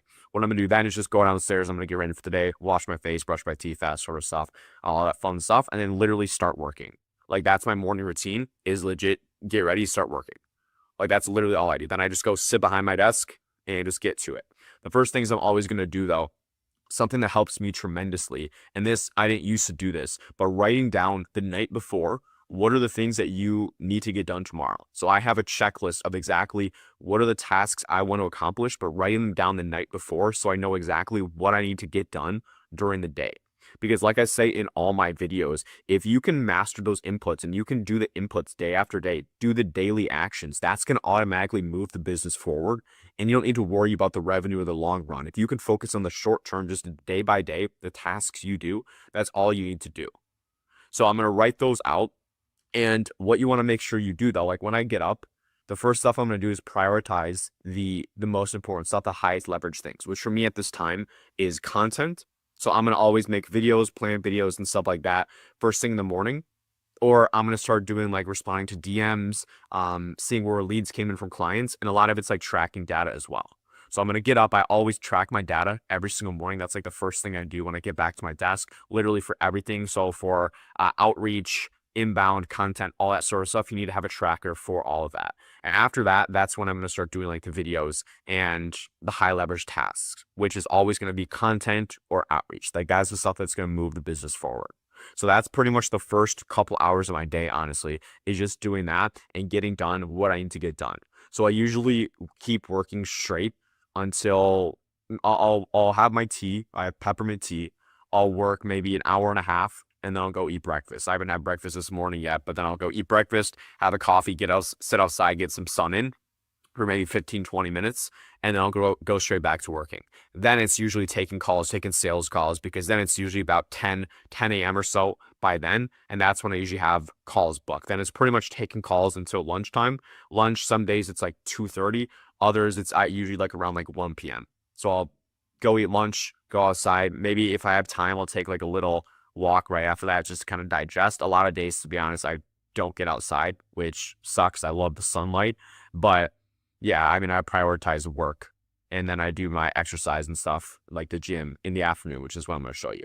But basically, I'm eating lunch, and at this point, I've already done most of my checklist, so I feel good about the day because I'm being productive. When I sit down, I actually sit down and work. And a quick hack for me as well that works is putting in just some noise canceling headphones, keeping your room or your office super dark. Just have like a little light. Like, I literally have one light on when I'm working, and I put AirPods in a lot of the times, not all the time, but then listen to like low frequency music, and it just gets you so dialed in. So I would listen to that. But one thing as well that helps me, or that you need to do, is when you're doing a task, like, just drown out everything else, put your phone on silent, and don't do anything until you finish that specific task. So whether that's making 100 cold calls, whether it's shooting a video, planning something, going into your client's ad accounts and doing that. Don't even check your phone. Don't do anything. Don't look at your email until you do that task. You can cross it off your list, and then you can maybe take like a quick breather, check stuff if you want. But I found if you're working on something and you have like you keep like looking around and you're not totally dialed in on this, it's going to take you 3 times longer than it should. And that's something Hormozy says as well, is with his people, they're like, yeah, I'll get this video edited for you in like a week.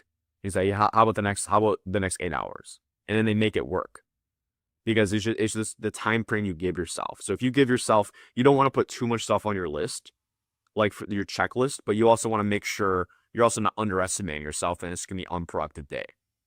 So that's basically up until lunch. After lunch, it's usually just calls, to be honest, until at this point, I'm at a nice point in my agency where it's pretty automated, getting calls booked to my calendar every day.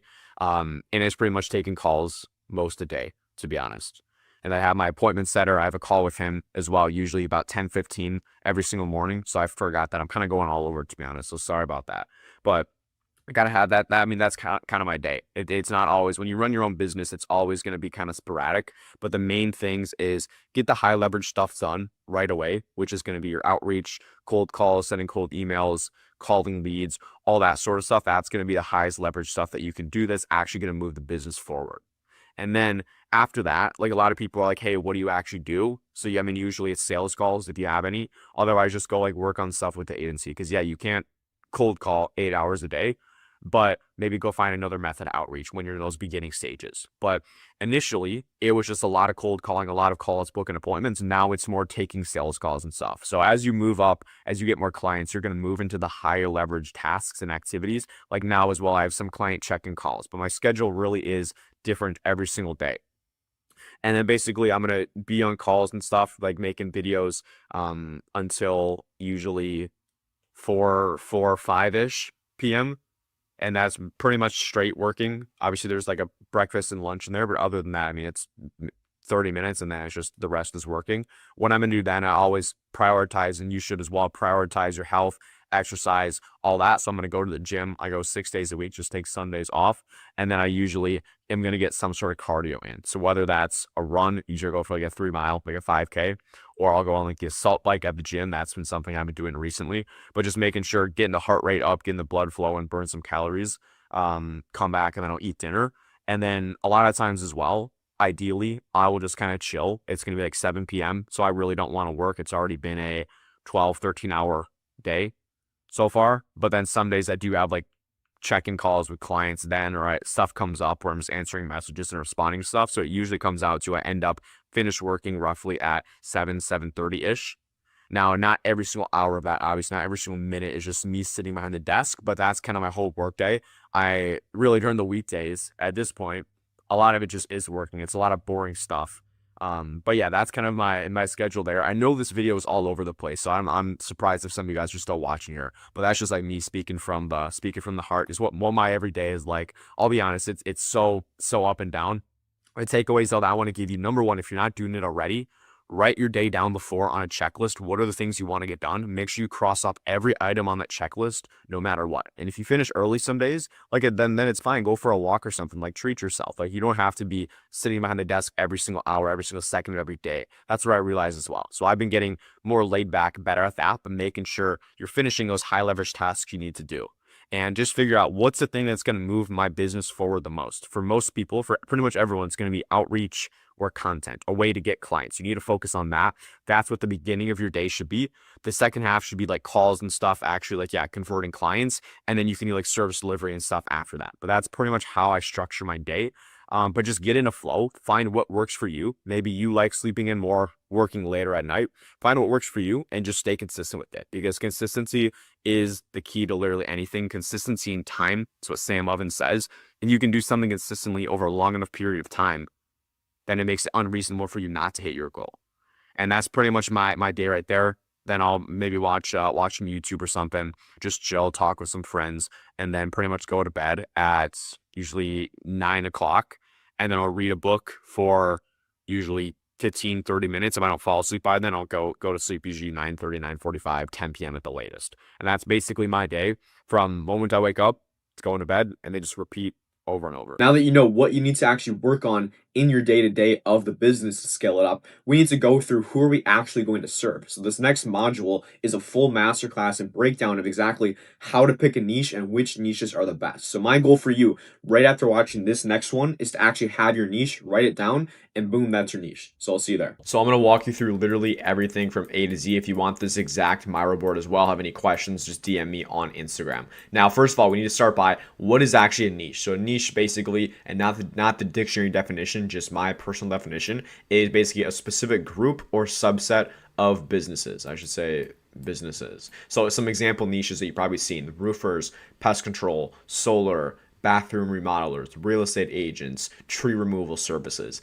anything like that. That's a niche. Med spas, literally anything, any business you can think of, that's a specific niche. Now we need to actually answer the question, why is your niche important? So to give you a visual, Eskimos don't need snow. You're probably like, Noah, what does that have to do with anything?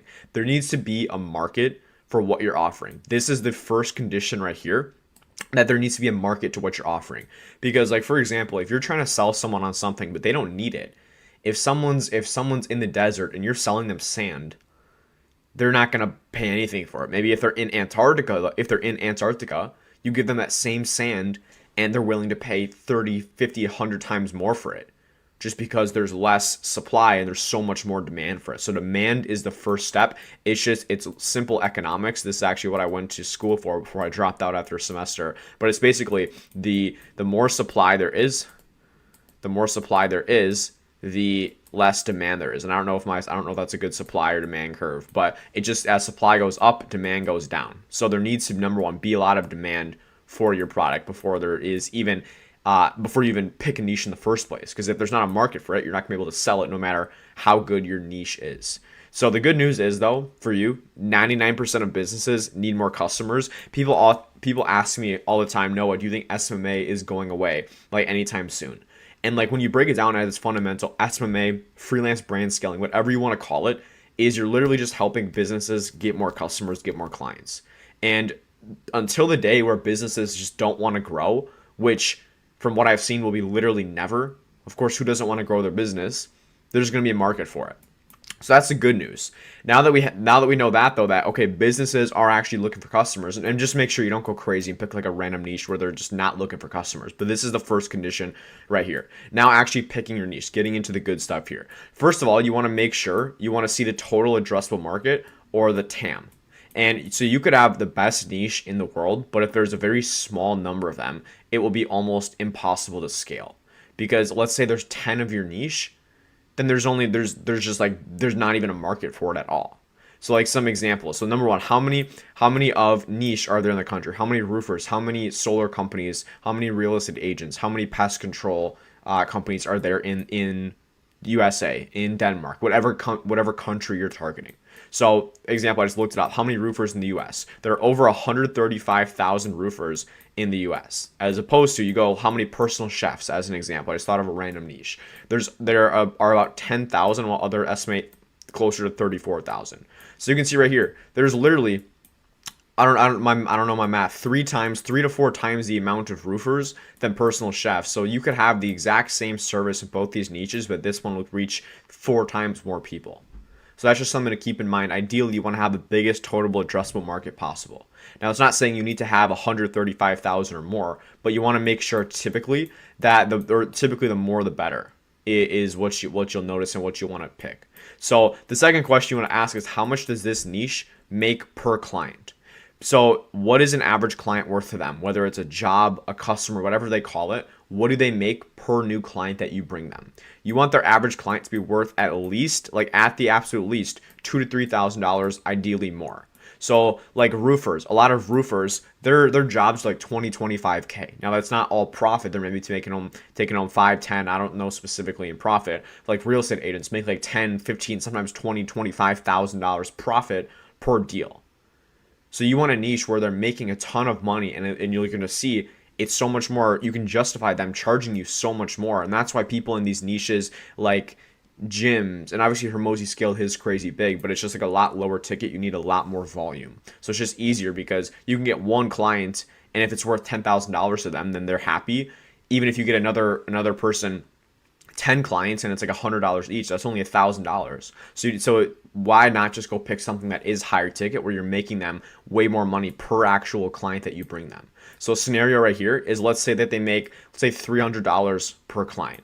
You typically want to get your clients for your agency a 4 to 5 times ROI or more from your ads, meaning they put in $1, they get $4 to $5 back out. That's a pretty solid ROI. That's how you can go and charge ad spend as well. Because if you only get them a 2 times ROI just with the ad spend, they're not going to have money to pay you anything. So you need to get them at least a 4 to 5 times ROI from your ads. Now, to get even a 4 times ROI with the ads, if their client's $300, you need a cost per acquisition. You need to spend, for every $75 you spend, you need to get a client. And the thing is, if you have one bad week with the ads, they're unprofitable. So you need to be in this range. If you go a little over, all of a sudden they just basically stop being profitable. They get like a 2 or 3 times ROI, which it doesn't even make sense at that point, because it's more risky for them to run ads than just to not run ads, because they're only making $200 per client. Also, if you get them 10 new clients a month, they're only making $3,000 from that. So with the ad spend, it doesn't make sense for them to pay you more than $300 to $400 a month in your service fee, because if they pay you $1,000 a month, that's already a third of what a whole month of running the ads would be, and that's on top of the ad spend. Whereas another scenario, if their average client is $10,000, let's say, you give them 1 to 2 jobs a month, so literally a tenth of the number of jobs or clients, and they're making $10,000 to $20,000 a month, which means obviously they're happy to pay you upwards of $3,000 to $4,000 per month on top of the ad spend. So you can just see the differences. Instead of choosing something that where they can get a bunch of clients, like a barber shop, tattoo, anything like that, why would you not just go and pick a niche where they're making $10,000 to $20,000 per client? And even if you get them one job, one client a month, they're super happy. They're willing to pay you, most importantly, $2,000, $3,000, $4,000, $5,000, $6,000 a month. And it's just that simple.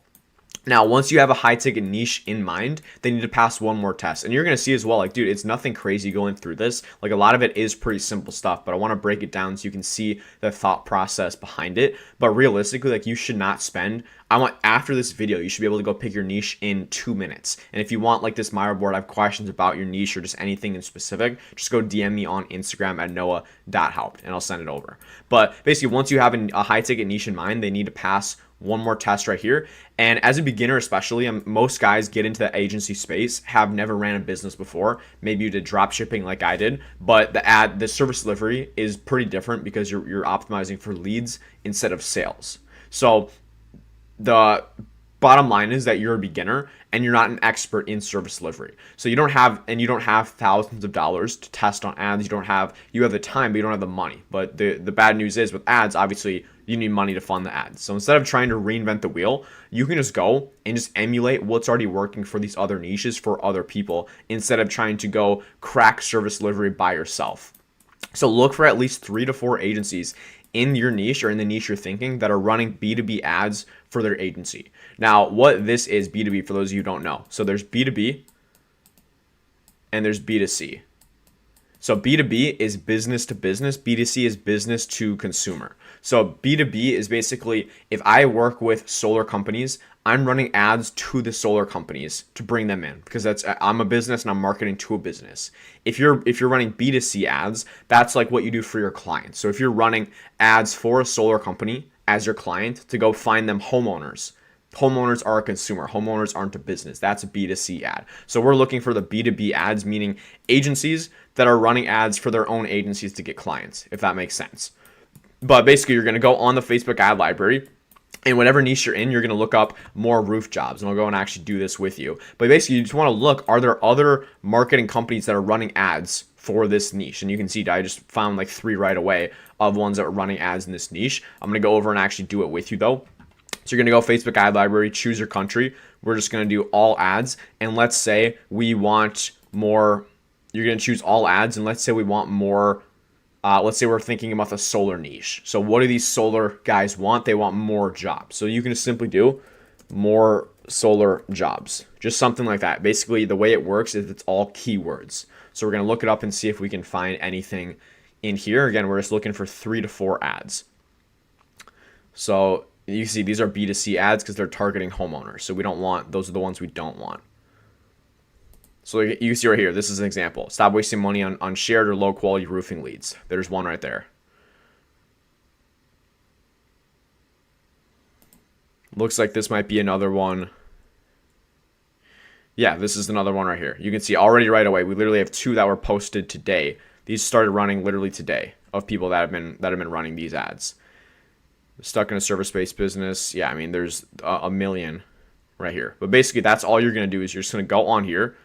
This one as well. Here's another person targeting them. But you're just going to go on Facebook ad library. Make sure people are actually running B2B ads in your niche. If you can find 3 to 4 ones, that's amazing. That's your niche right there. It's literally that simple. So basically, to recap, if all the following conditions are met, number 1, their average client is worth at least $3K. Check that. There's at least 50 to 75,000 people, or 50 to 75,000 of your niche in your target market. So 50,000 roofers in the US, 50,000 real estate agents, and obviously there's way more. But ideally, you want to make sure there's at least a big enough market. But like med spas and stuff, there are, I don't know how many med spas there are. Let's see.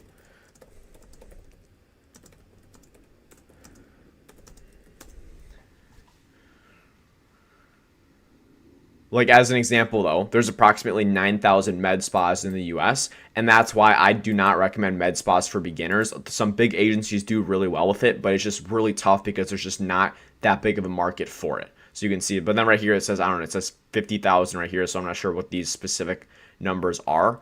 But ideally, just the more the better. Even like 50,000, try to get to like 75,000 or higher, because I know a lot of beginner guys struggle in the med spa niche.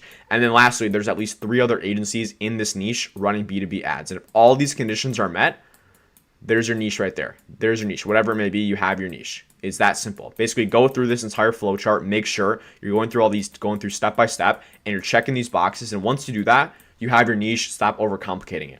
After you have your niche, that's when you need to start dialing in your outreach and like literally just go start reaching out as soon as possible. Stop focusing on mastering service delivery before you have your first client. Stop worrying about sales calls before you have your first call booked.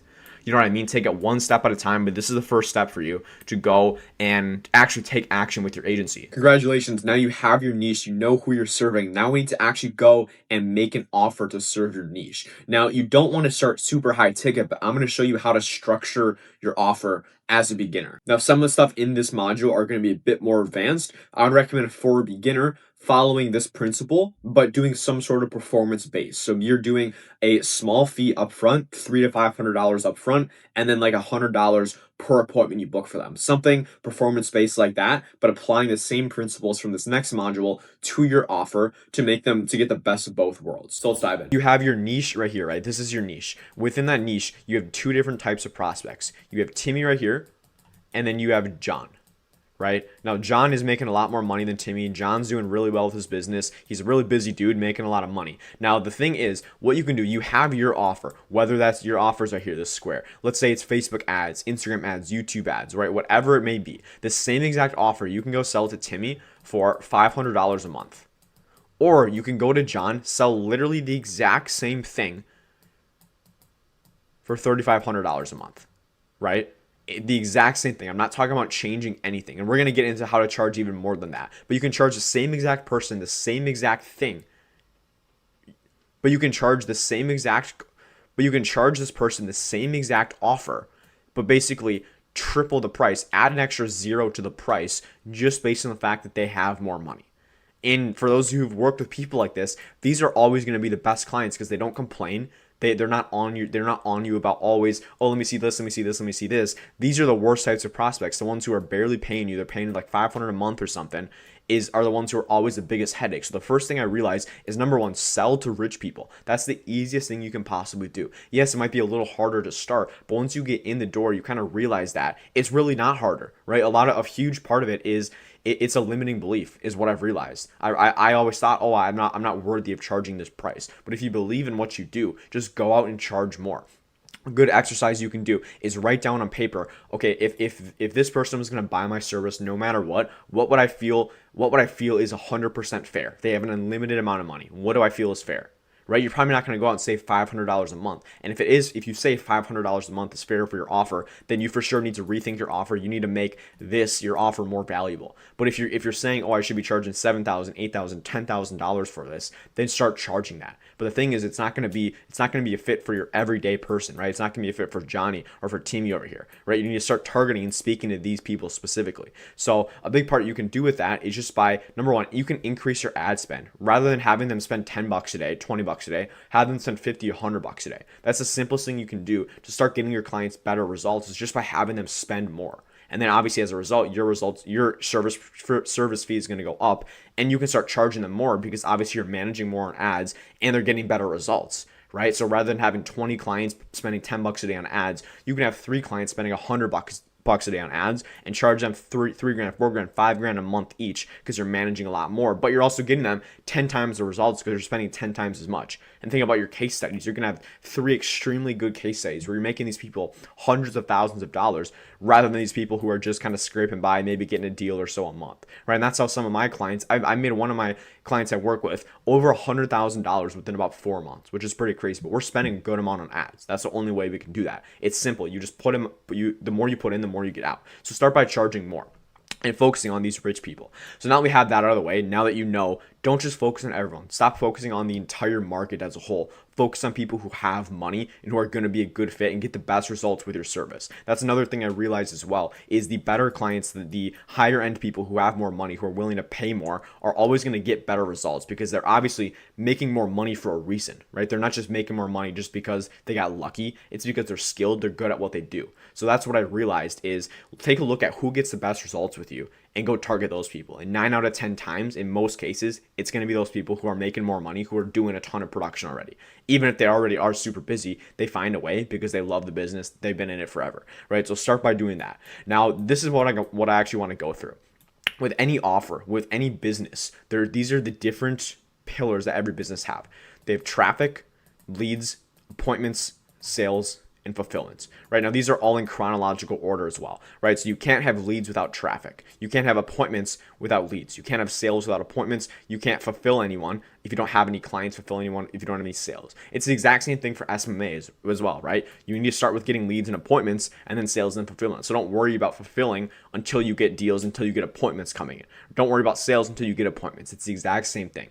But this ties into the offer, which is what I'm going to break down, right? So you want to offer something at this stage, but the way you can charge extremely high ticket is you solve the next problem that you create. So what I mean by that is, number one, let's say you're solving a traffic problem, right? You're getting them in front of people. Let's say you do content. This is like a content agency. So you're recording videos. Let me just say, so this is like a content agency here. Now, I do not recommend starting a content agency because it is extremely low leverage. You're just trading your time for money. You have to drive around, shoot content. I do not recommend it at all. But for the sake of this, let's say some of you guys are, because you enjoy it, which then it can be good, right? But you have a content agency. You're getting them traffic. Now, a lot of you, what you probably realize is you can't charge high ticket because the content, the traffic, it's not actually converting to sales or to leads or anything. So the next problem you create when you get them this traffic is they're like, okay, I want leads. So the next thing you can do is go say, okay, along with this, we're going to also run lead forms on these and boost them as ads. Now what you're doing is starting to generate them leads. So right here, you're charging, let's say $500 a month for just to generate them traffic. Now all of a sudden you're generating them leads. Hey, we're going to get you in touch with real opportunities. Now you add another $500 a month to your service. Now you're charging $1,000 a month. You're getting them leads. Now this is where a lot of people are, is they're running these lead gen agencies, including me at the start. Right now, the thing is you end up getting a ton of leads. You're doing your part, but the leads are either low quality or you're not working with clients who can close them. Now, if your clients aren't good at what they do, this goes back up to here. Stop working with these people. They're not going to get you results. Work with people who are extremely good, even if you need to work for free for a bit. I would recommend doing that, getting some case studies in there. But those are always the people who are going to make you look better and get you better results. So once you do that, you need to solve for the appointments. How are they going to get appointments? If your clients can't get them yourself, then two things you can do. You can hire VAs to call the leads. You can use some like AI and like GHL, so some go high level AI booking bot or whatever. Or what I do for a lot of my clients is just help out. So I do kind of a hybrid. So I kind of coach them on it. I give them scripts and stuff. And this is for me a limiting belief I had before, is like, why would my clients listen to me? Like, I'm so much younger than them. I haven't actually done what they do specifically. But what I've realized is once you work with enough people, you get a good gauge of exactly how this works. But even if you don't have any results, you're still going to be able to provide your clients feedback as long as you're doing your research. So learn sales. And as you learn sales, you're going to find a lot of these business owners are terrible at what they do. Like, frankly, they're good. I mean, they're good at fulfilling. They're good at building kitchens or whatever, like, right, remodeling, but they're not good at sales, most of them. Right. So what you can do is help them out with that. Give them the processes, give them trainings, jump on weekly calls with them, everything like that. But once you can solve, even just for this appointment stage, if you can get them 10 in-person appointments a month, all of a sudden you go from charging $1,000 a month to $2,500 a month, because all you do is reverse engineer it. If I get you 10 in-person appointments per month, and what's your closing rate, John? Oh, my closing rate's about 70%. So if I get you 10 in-person appointments a month, you're closing 7. A deal is worth about $10,000 to you. You're making $70,000 a month. Now, all of a sudden, even $2,500 seems low.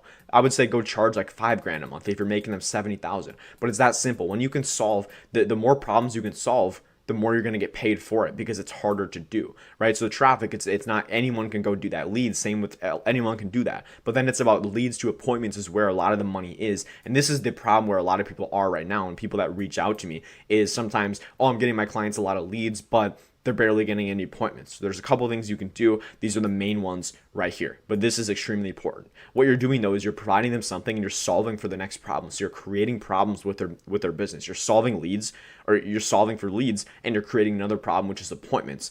Then after getting them leads, you can say, okay, well, what you can do, I can go and actually call the leads for you, or I can go and hire a VA to call the leads and train them. It's just give me an extra $2,000 a month. Okay, I'll do that, because they're getting overwhelmed with leads. They're like, okay, this guy's doing his job. We're getting leads, but now I'm not able to call them. So you can just go upsell them. It's that simple. Now all of a sudden you're getting them a ton of appointments, and they're getting, say, 10 appointments per month. Right? They're getting 10 appointments per month. All of a sudden they're not able to. They're only closing, let's say, like 50% of them. Right? So let's say they're closing 50%. All of a sudden you go to them and say, hey John, I know we're getting you a ton of appointments. Dude, I think you're leaving some money on the table. I know you're closing out about 50%, but what if we could get you to close 7 out of 10 instead of 5 out of 10? That's basically increasing your entire business by about 35 or 40%. What I can do is actually I can bring on a sales trainer or coach you one-on-one on sales. I've been doing this for the last 2 years, and I joined some communities as well, and it's just gonna be an extra $2,500 a month. All of a sudden you go from, say, $2,500 a month here to $5,000 a month here, right? Because then you're doing this, you're solving for the eyeballs, you're solving for traffic, you're solving for leads, you're solving for appointments, and you're solving for sales now, right? And just the more you solve, the more problems you create, the more that creates an opportunity for you to go join in the business and basically partner up. And with this, like, yeah, you're gonna put some time into it, but these are gonna be the clients you're gonna enjoy working with, because rather than working with a million people, some doing traffic, some doing leads, you're gonna work with 2 or 3 people paying you 6, 7, 8 grand a month, because you're solving every problem in their business. And the thing is, at this stage, you build relationships with these businesses, especially the ones making a lot of money, where they feel a connection to you, and all of a sudden they feel, okay, this guy's solving traffic, he's solving leads, he's solving appointments, he's solving sales. If I let him go, my business is pretty much done for, right? And that basically, it makes you like a rarity rather than a commodity. So a big part of it is, stop just trying to offer what everyone else is offering. Think about how you can solve the next problem in their process, right? A lot of people get traffic, right? No one cares, get them leads. A lot of people get leads, no one cares, get them appointments. Same thing, and then you keep going on, and that's how people who solve, if you can solve for all 4 of these right here, you can go and charge 10 grand a month. Obviously, it's as long as you're making them more than 10 grand a month with your service. Ideally 5, 6, 7, 8, 9, 10 times that. Right? You can also then go and solve for the fulfillment, right? That's more on the client, but you can see the more problems you can solve, the higher ticket you can charge. It's really that simple. That's the revelation I had, but it all starts with charging more and finding and targeting rich people. It's the simplest thing you can do. If you're in a market where that's extremely low ticket, there's not many rich people, then you're in the wrong market. The first thing you should look for is this a market with buying power, with money? And if it is, awesome, go craft an offer, go find out what they need, go solve one problem for them. You're going to create more, and all you can do is keep upselling them. And you're not going to have to sign on 20,000 clients. You can have 3 clients because you're just doing this for them, and they're paying you 10 grand a month. Now, really, it is nothing revolutionary. Start charging more and solve problems for these businesses that they're willing to pay for that not everyone can do. So position yourself as a rarity. That's when you can start charging these high ticket prices. Now you have your offer, you have your niche. We actually need to start reaching out to business owners in your specific niche. So I'm going to show you how to actually go and scrape thousands of leads in minutes for 100% free. I'll see you in this module. So there's 2 different routes you can go, one of which is the general route, which is what most people do, which is scraping leads off of Google Maps, and it's 100% free, so it's a great option for beginners.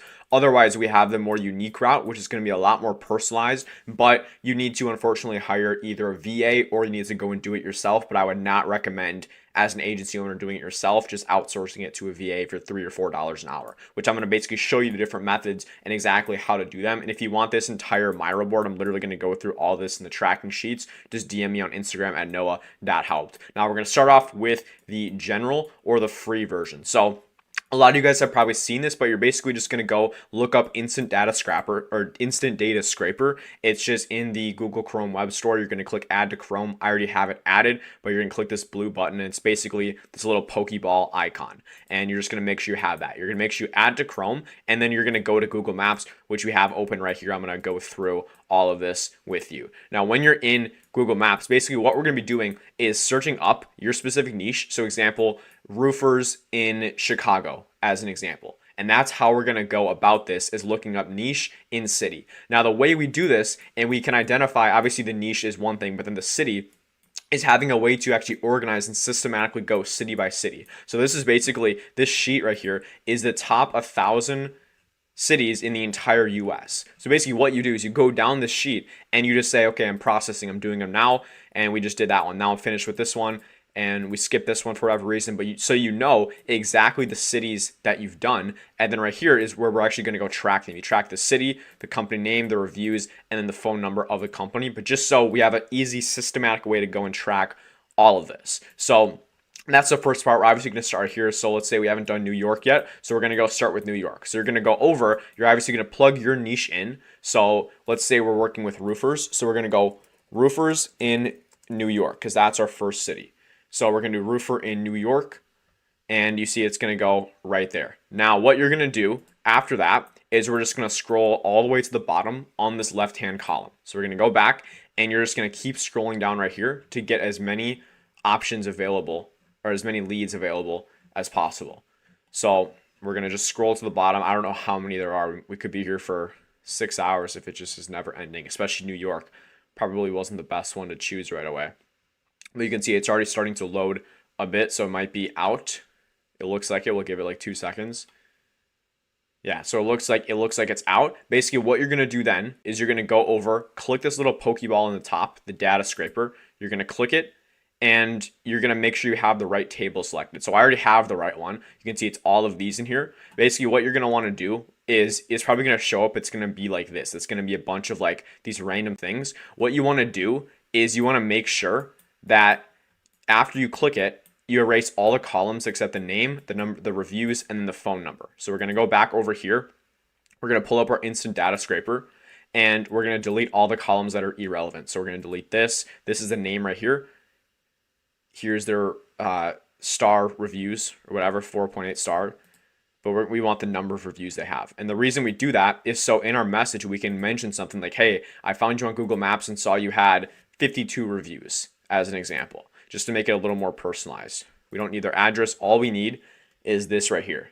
So we're going to go X out of all of this. We don't need directions to them. We don't need any of that. You're going to X out of all of this, and you're just left with these, which is the stuff you want. You're going to click copy all right here, and you're going to go over to your lead scraping sheet, and you're going to go to leads, and you're just going to basically paste it in here. Now this is New York, so you're going to make sure you're doing that.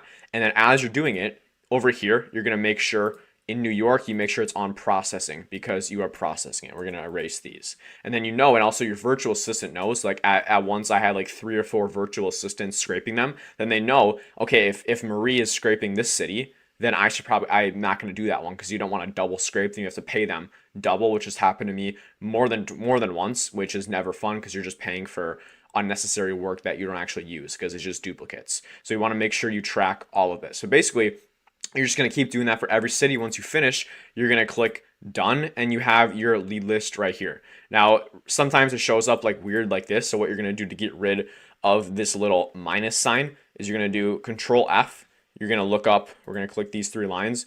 You're going to find the minus sign. You're going to replace it with nothing, and you're just going to click replace all, and then click OK. And you see it just takes away the minus sign on all of them. And then we want to just make sure we format this correctly. So let me just copy and paste these, and we're just going to make sure it's formatted correctly. And then we make sure this is all New York right here. And then you can also add as well, if you want, you can add the date that you scraped it, just so that you know, and also your virtual assistant knows as well. So you would put in today's date in there. And that's basically the entire process for doing the Google Maps one. And you basically are just going to go city by city. So next you would go over to, you look at your next city, and it's Los Angeles. So you would do roofer in Los Angeles, California. And it's the same exact thing. You just scroll down, keep doing that, pull up your instant data scraper, make sure you've had the right table selected, only the relevant ones, and then you're going to just click copy all, and then you just insert it in your sheet. And that's the free one right there. This is what a lot of people do, and this is what I recommend for beginners, especially if you have very limited capital, because it's just 100% free. Now this next route, this is really what I use to scale my agency up a lot past my first 10K a month with cold email, is I got the leads from here from a virtual assistant actually paying them. So this is what I would recommend if you do have some capital and you want to hit 10K a month as quick as possible. I would 100% recommend this route, especially in today's day and age. Everyone gets leads off of these like big sites. And the thing is like, yeah, they're easy to get, but that's also a downside because they're easy for everyone else as well. So especially when there's so many agencies, so many marketing agencies, especially I get people like asking me like, Noah, is SMMA dead? Like there's so many people in my niche. And I'm like, no, it's in fact, it's going to work better than ever because there's such a low standard. So if you can differentiate yourself, it's gonna make everyone position you like, oh my gosh, this guy is doing something totally unique, which is what I've never seen. And that's the exact approach I take with my agency. And again, if you have any questions on like any of this or SMMA in general, just DM me on Instagram. But this is the paid route that I go. So what we're gonna do is basically the point of this, or how this works, is instead of just going on Google Maps or whatever, we're gonna find places where you can't automatically scrape these people. So we're going to go on like Instagram. We're going to go on like Facebook. We're going to find people running Facebook ads as an example. And we're going to scrape these because in our message, we can say, hey, if I saw your I saw your post on Instagram. Like, right, that is so much more unique because nobody else is scraping that, which is the best part about it. Now, to find these virtual assistants, you can do Facebook groups, which I highly recommend. I'm going to show you why, or you can do like Fiverr or Upwork. You can do any of those, but I recommend these Facebook groups because with Fiverr, you hire them and then you pay them, but then Fiverr takes an extra couple dollars for all the leads they scrape. So you end up paying an extra fee for Fiverr, whereas with this, because it's just you and the vendor, there's no extra fees. So I always like it, and it's honestly way easier because Fiverr has all these like regulations and stuff. But the top Facebook groups that I like is like Virtual Assistant Community Philippines, Cold Callers, Closers, Telemarketers, Virtual Assistants, Appointment Setters / Virtual Assistant Hub, work from home jobs in the Philippines. I get a lot of my virtual assistants from the Philippines because they all work really hard and they are relatively cheap as well. You can do like $3 or $4 an hour. But you're going to go to these Facebook groups and you're going to make a post that looks something like this. Like, hey, urgent, I'm hiring now. Here's a position. Here's a salary. Always say up to, because you never want to say, hey, you're going to make this 100%.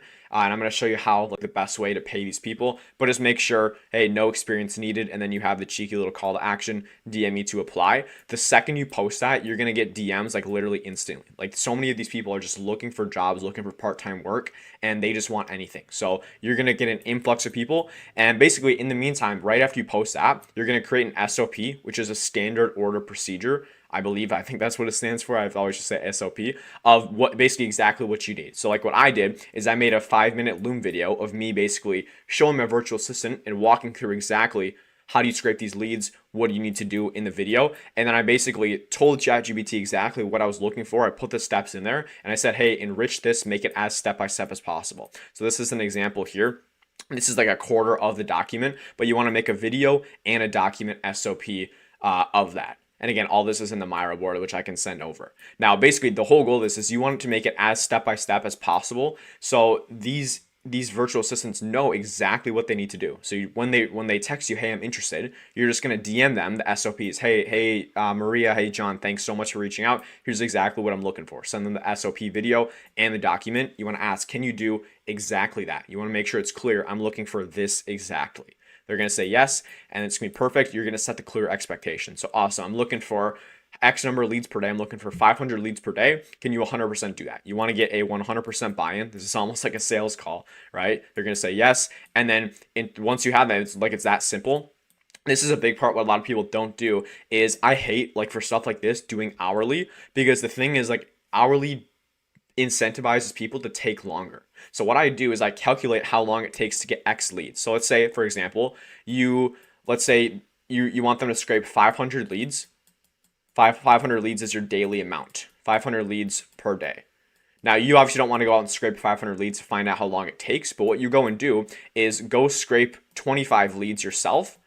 And let's say that takes 30 minutes for 25 leads. What you then do is you just multiply it. You're just extrapolating the data, basically. So 25 times 4 is 100. So times 4, that's 2 hours, and then 5 of those a day. So that is, 10 hours? So it's 10 hours per day. And then you would say, okay, if you're paying them $3 an hour, that's $30 per day and hopefully, I don't know if my math is right, to be honest. So make sure you obviously use a calculator, something better than me. But that's basically how it works out. So like, you want to make sure, hey, you want to set the expectation. It's going to be about 500 leads a day. This is what I'm looking for. And I'll pay you $30 to get 500 leads. And it's also going to sound better. You can even say, hey, I'll pay you $28. You can even discount it, because when you say it in this, where instead of saying $3 an hour or $4 an hour, you say, hey, I'm going to be $28 for the day. It seems a lot better because it's obviously a lot bigger. And just positioning it like that, because then also they're going to grind to hit that amount instead of grind to spread out the hours and make sure that they're just getting paid more per hour by working more. Because that doesn't matter how much they work, it matters that they actually get the leads we're looking for. And as well, you're probably gonna need to hire, like once you get to the point where we're scraping 1,000 leads a day, there's only so many hours in the day, so you're gonna need to hire multiple people. But just make sure you set these targets, and I always like doing something performance based. So you're gonna pay them fair per X number of leads instead of hourly. And then you're going to just share a sheet for them to track their leads. This is so that they know exactly like what they're doing. It's going to be something like literally this right here. You basically share them the sheet and you have them go and fill this out, put in the date every single day, and then make sure as well that they track all their numbers. So you have a separate tracking sheet where like the date, the number of leads scraped, the city, so then you can go and pay them every single week or however often you're going to pay them.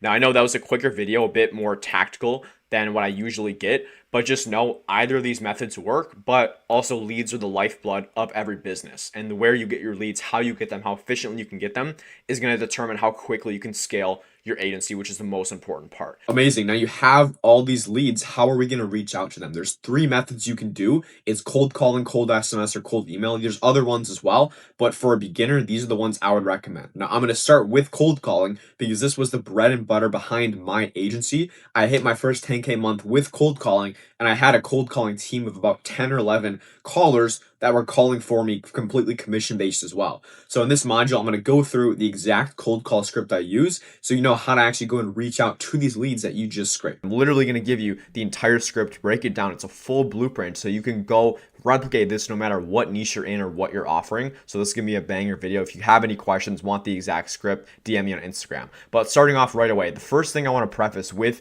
a cold call script, so many people are always looking for the perfect script. Oh, what's the best thing to say? What is the perfect thing to say?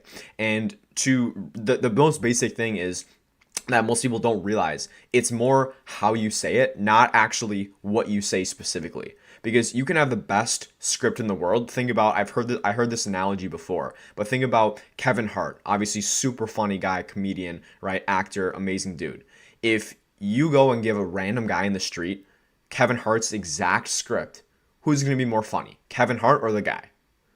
Obviously Kevin Hart, because the way he expresses himself, the way he talks, that's what makes it funny. It's a lot of times it's not even what he says. Yeah, what he says is super funny, but like the way he says it, it makes it 10 times funnier. It's the exact same thing. Now relating it back to this is it's the exact same thing there.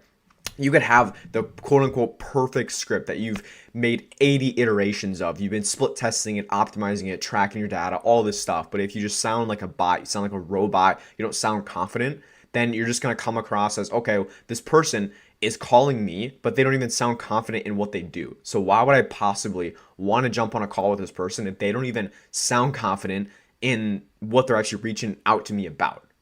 So that's the first thing, is confidence is the number one thing. And you don't need to focus on all these Jeremy Mine or NEPQ things of having like this super dialed in tonality. But if you take one thing with your tonality, it's going to be confidence. Confidence is the 80-20, meaning that if you're going to do one thing, just be confident. That's the biggest thing with it. I know sometimes it's tough, but even like sometimes you can fake it. Just act convicted. A simple thing you can do is just stand up. I always loved taking my calls actually standing up, and I should have probably made this video standing up as well to give you a better idea. But when you can use some tips, number one, stand up. 2, use your hands, like motion when you're talking, even though they can't see your hands. Just motioning it, it's going to help you get more into it. It's going to help your tonality as well, and also make facial expressions. So when they say something that you're interested in, like, oh, that sounds interesting. You see how my facial expression changes. Whereas if I was going to try to replicate the same thing with a straight face, oh, that sounds interesting, right? It's just like awkward. So like actually get into the conversation and like dig deep into it. Because you don't want to be the guy who just reads off the script, because even like you could have the perfect sales call script as an example, but the reason I can't close at 70% just copying like Matt Ryder or Jeremy Miner's script, is because I'm not a dog at sales, or as much of a dog at sales as they are, even though I have the same script, but they have the years of repetition and practice, but also they go deeper. They don't just talk on the surface level of the script. So that's like prefacing before we even get into the script. That's a lot of the stuff right there, because again, you could follow this to the T, but if your tonality's off, then it's not going to mean anything.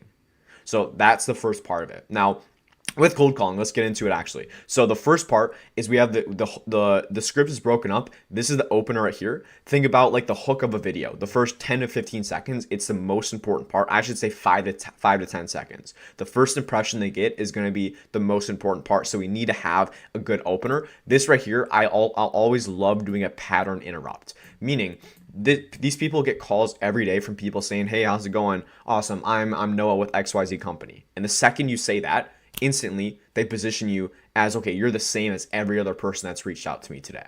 And the second they do that in their mind, subconsciously, they're either going to hang up the phone, or they're just going to say, "No, not interested," and hang up. And you've probably heard that before. So what we need is to interrupt the pattern. So first of all, "Hey, this is John, right?" "Yeah, okay." And then this is the pattern interrupts. "Hey, John, my name's Noah. If I told you this was a cold call, man, would you want to punch me in the face?" You see right there, that is something so different. I guarantee 99.9% of you have not tried this opener, but adding in some humor in there is one of the biggest things, because a simple laugh, what it does is it releases dopamine, and dopamine immediately is going to lower your fight or flight, and they're going to be like, "Yeah, sure, go ahead." Right? And that's what they say. I would say my pass-through rate with this is like 85-90% when someone picks up the phone, just because the opener, it's such a pattern interrupt, and then also adding some humor in there. You can try some other stuff, even just being straight up, "Hey, I'm gonna be honest with you, this is a cold call. You have like 20 seconds super quick." Right? Even like that works super well. But here's even a more dialed in one if you want to add some humor in there. But if it's not, the delivery again matters so much. If you just sound like a robot, they're gonna be like, "Oh yeah, I want to punch you," and then they hang up. Right? That would suck. I haven't had that happen, but that's the first part of it. And then, okay, yeah, go ahead. Awesome. So basically I'm working with, and you see these little brackets, you're going to fill in. This is for you to actually go and fill in like your specific niche and everything like that. So it's just a plug and play. And again, if you want this, just DM me on Instagram. So awesome. Okay. So I'm basically working with 2 or 3 niche. So I'm basically working with 2 or 3 roofers around your area. And I've been getting some pretty crazy, some pretty decent results lately. Now I'm going to break this down line by line. What I'm doing here is, number one, we're quantifying it. So so I work with roofers and help them. No, we want to quantify it. So I'm working with 2 or 3, so specific niche around your area. So specifying it to them instead of saying, "Hey, I work with roofers in the US." Right? So we're specifying, getting as specific as possible. And I'm getting some pretty decent results lately. And you notice this. Some of you are like, "Why do you say this?" Well, if I say we've been getting some amazing results lately, immediately they're like, "Okay, sure, but you're a sales guy. Of course you're going to tell me that." But if we go and say, we've been getting some pretty decent results lately, nothing crazy, like 3 or 4 jobs a month, right? We're not promising them 20 jobs a month, because that seems super unrealistic. But this is also known as damaging emissions, where it's not even like 3 or 4 jobs a month is good, right? It's not a bad thing at all. But we're making it seem like, yeah, like nothing crazy. We're not over promising. We're getting you like a decent number of jobs, like 3 to 4. And again, we're quantifying it. We're not just saying, "Hey, we help roofers in the US add an extra couple jobs each month," which is probably what a lot of you guys do. And that's why you're getting positioned in the same boat as all these other cold callers that these people get called by. And we say, yeah, nothing crazy. But to be honest, I've actually never worked with a roofer in your city before, which is why I did actually want to reach out. So then we're actually giving, again, another damaging emission. I'm actually not working with someone in your specific area, which is why I did want to reach out. But I guess before I even go further, are you even able to take on more jobs right now? And the reason we ask this, there's 2 reasons. Number one is I made the mistake in the beginning. A lot of people make the mistake in the beginning of, when you're cold calling, it's just you have your opener, they say yeah, and then you pitch them for 40 seconds straight. And it's like, oh my gosh, they're trying to wrap their head around the entire call. Like what are you actually like selling me, right? Like what's the whole point of this call? So we need to add in some questions to make it conversational. The cold call should be a back and forth. It should be like a ping pong, right? It's kind of like on the sales call, like the discovery, you go back and forth. It's the same exact thing here, because if you just go and straight out pitch them, you'll still book some appointments for sure. But if you make it conversational like this, they're going to feel like they're in the conversation, and most importantly, they're going to feel heard. People, if they could choose one thing, they want to feel heard. That's what everyone wants. That's what people commit crimes for, is because they want to be heard and stuff like that. You know what I mean?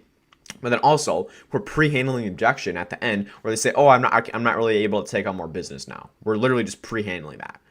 Yeah, so I mean, I guess, or even like looking and like able to take on more jobs right now, and we kind of pull back, like, hey, we have this thing that's working. We're looking for someone in your area to implement it. But I mean, let me push back a second. Like, are you even like able, I guess, to take on more jobs? Like, would it even make sense for me to continue? And you're pulling back and you're making them qualify to you why you should keep talking. And it's crazy because it changes the entire dynamic when this person actually positions you as the authority and they're saying, hey, yeah, I still am looking for jobs. And it's like now you're on the front foot. Now they're like, oh, this guy's a G, or this girl's a G. You know what I mean? So okay, sweet. So basically, how we've been getting, again, 3 or 4 like jobs a month. Again, nothing crazy. Recently, in around your area, basically what we do, and then you just get into your pitch. Now that sounded terrible when I said that. You make it a little smoother for sure, but it's something like this. So you just want to, okay, sweet, transition. So yeah, basically how we've been getting a couple extra jobs a month recently is basically with, and then you're gonna go into your pitch. So let's say we do Facebook ads, pillar 1. Let's say it's the ad targeting. So let me just write this so I can kind of go through it. So targeting, pillar 2, and ideally, again, this is like how you pitch on sales calls. You break your service up into 3 to 5 pillars, ideally like 3 pillars or so. So the targeting, the custom ad, and then the AI qualification. Got spelling right there. Awesome. Without pain point, this will be lead quality. And you're going to keep this pretty short and sweet, but you're going to see right here. And I'm just literally making this up on the spot with you. So yeah, so basically how we've been getting roofers a couple extra jobs a month right now.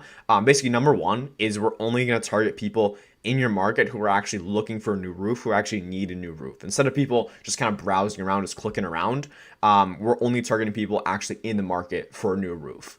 The second part is once we find these people, we identify them, we're actually showing them a custom branded ad that's based on your company.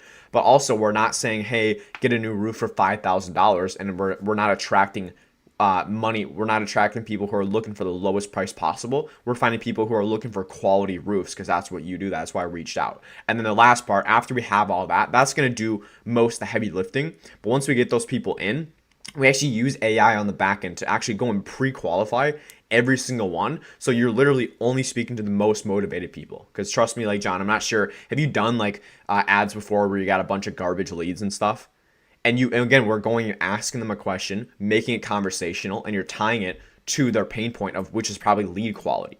Oh yeah, dude, I've gotten burned so many times by these leads. Yeah, man, dude, and I can totally relate with that. I guess what type of ads did you do before? Oh, we were doing, it was like Angie's or whatever, and which for those of you who don't know, it's like a lead source for contractors. Oh, gotcha. Well, I mean, why were the leads so bad? Well, dude, they were just like, they were looking for a new roof in like a year. It's like, I want new roofs now. And you'd be like, yeah, and that's exactly what we do. If someone's looking for a new roof, like more than 6-12 months on the line, like we don't even bring them in for you because that's a waste of your time. But yeah, man, I mean, I guess everything that I just kind of outlined, does that sound like something that's like terrible, or like what are your thoughts on that?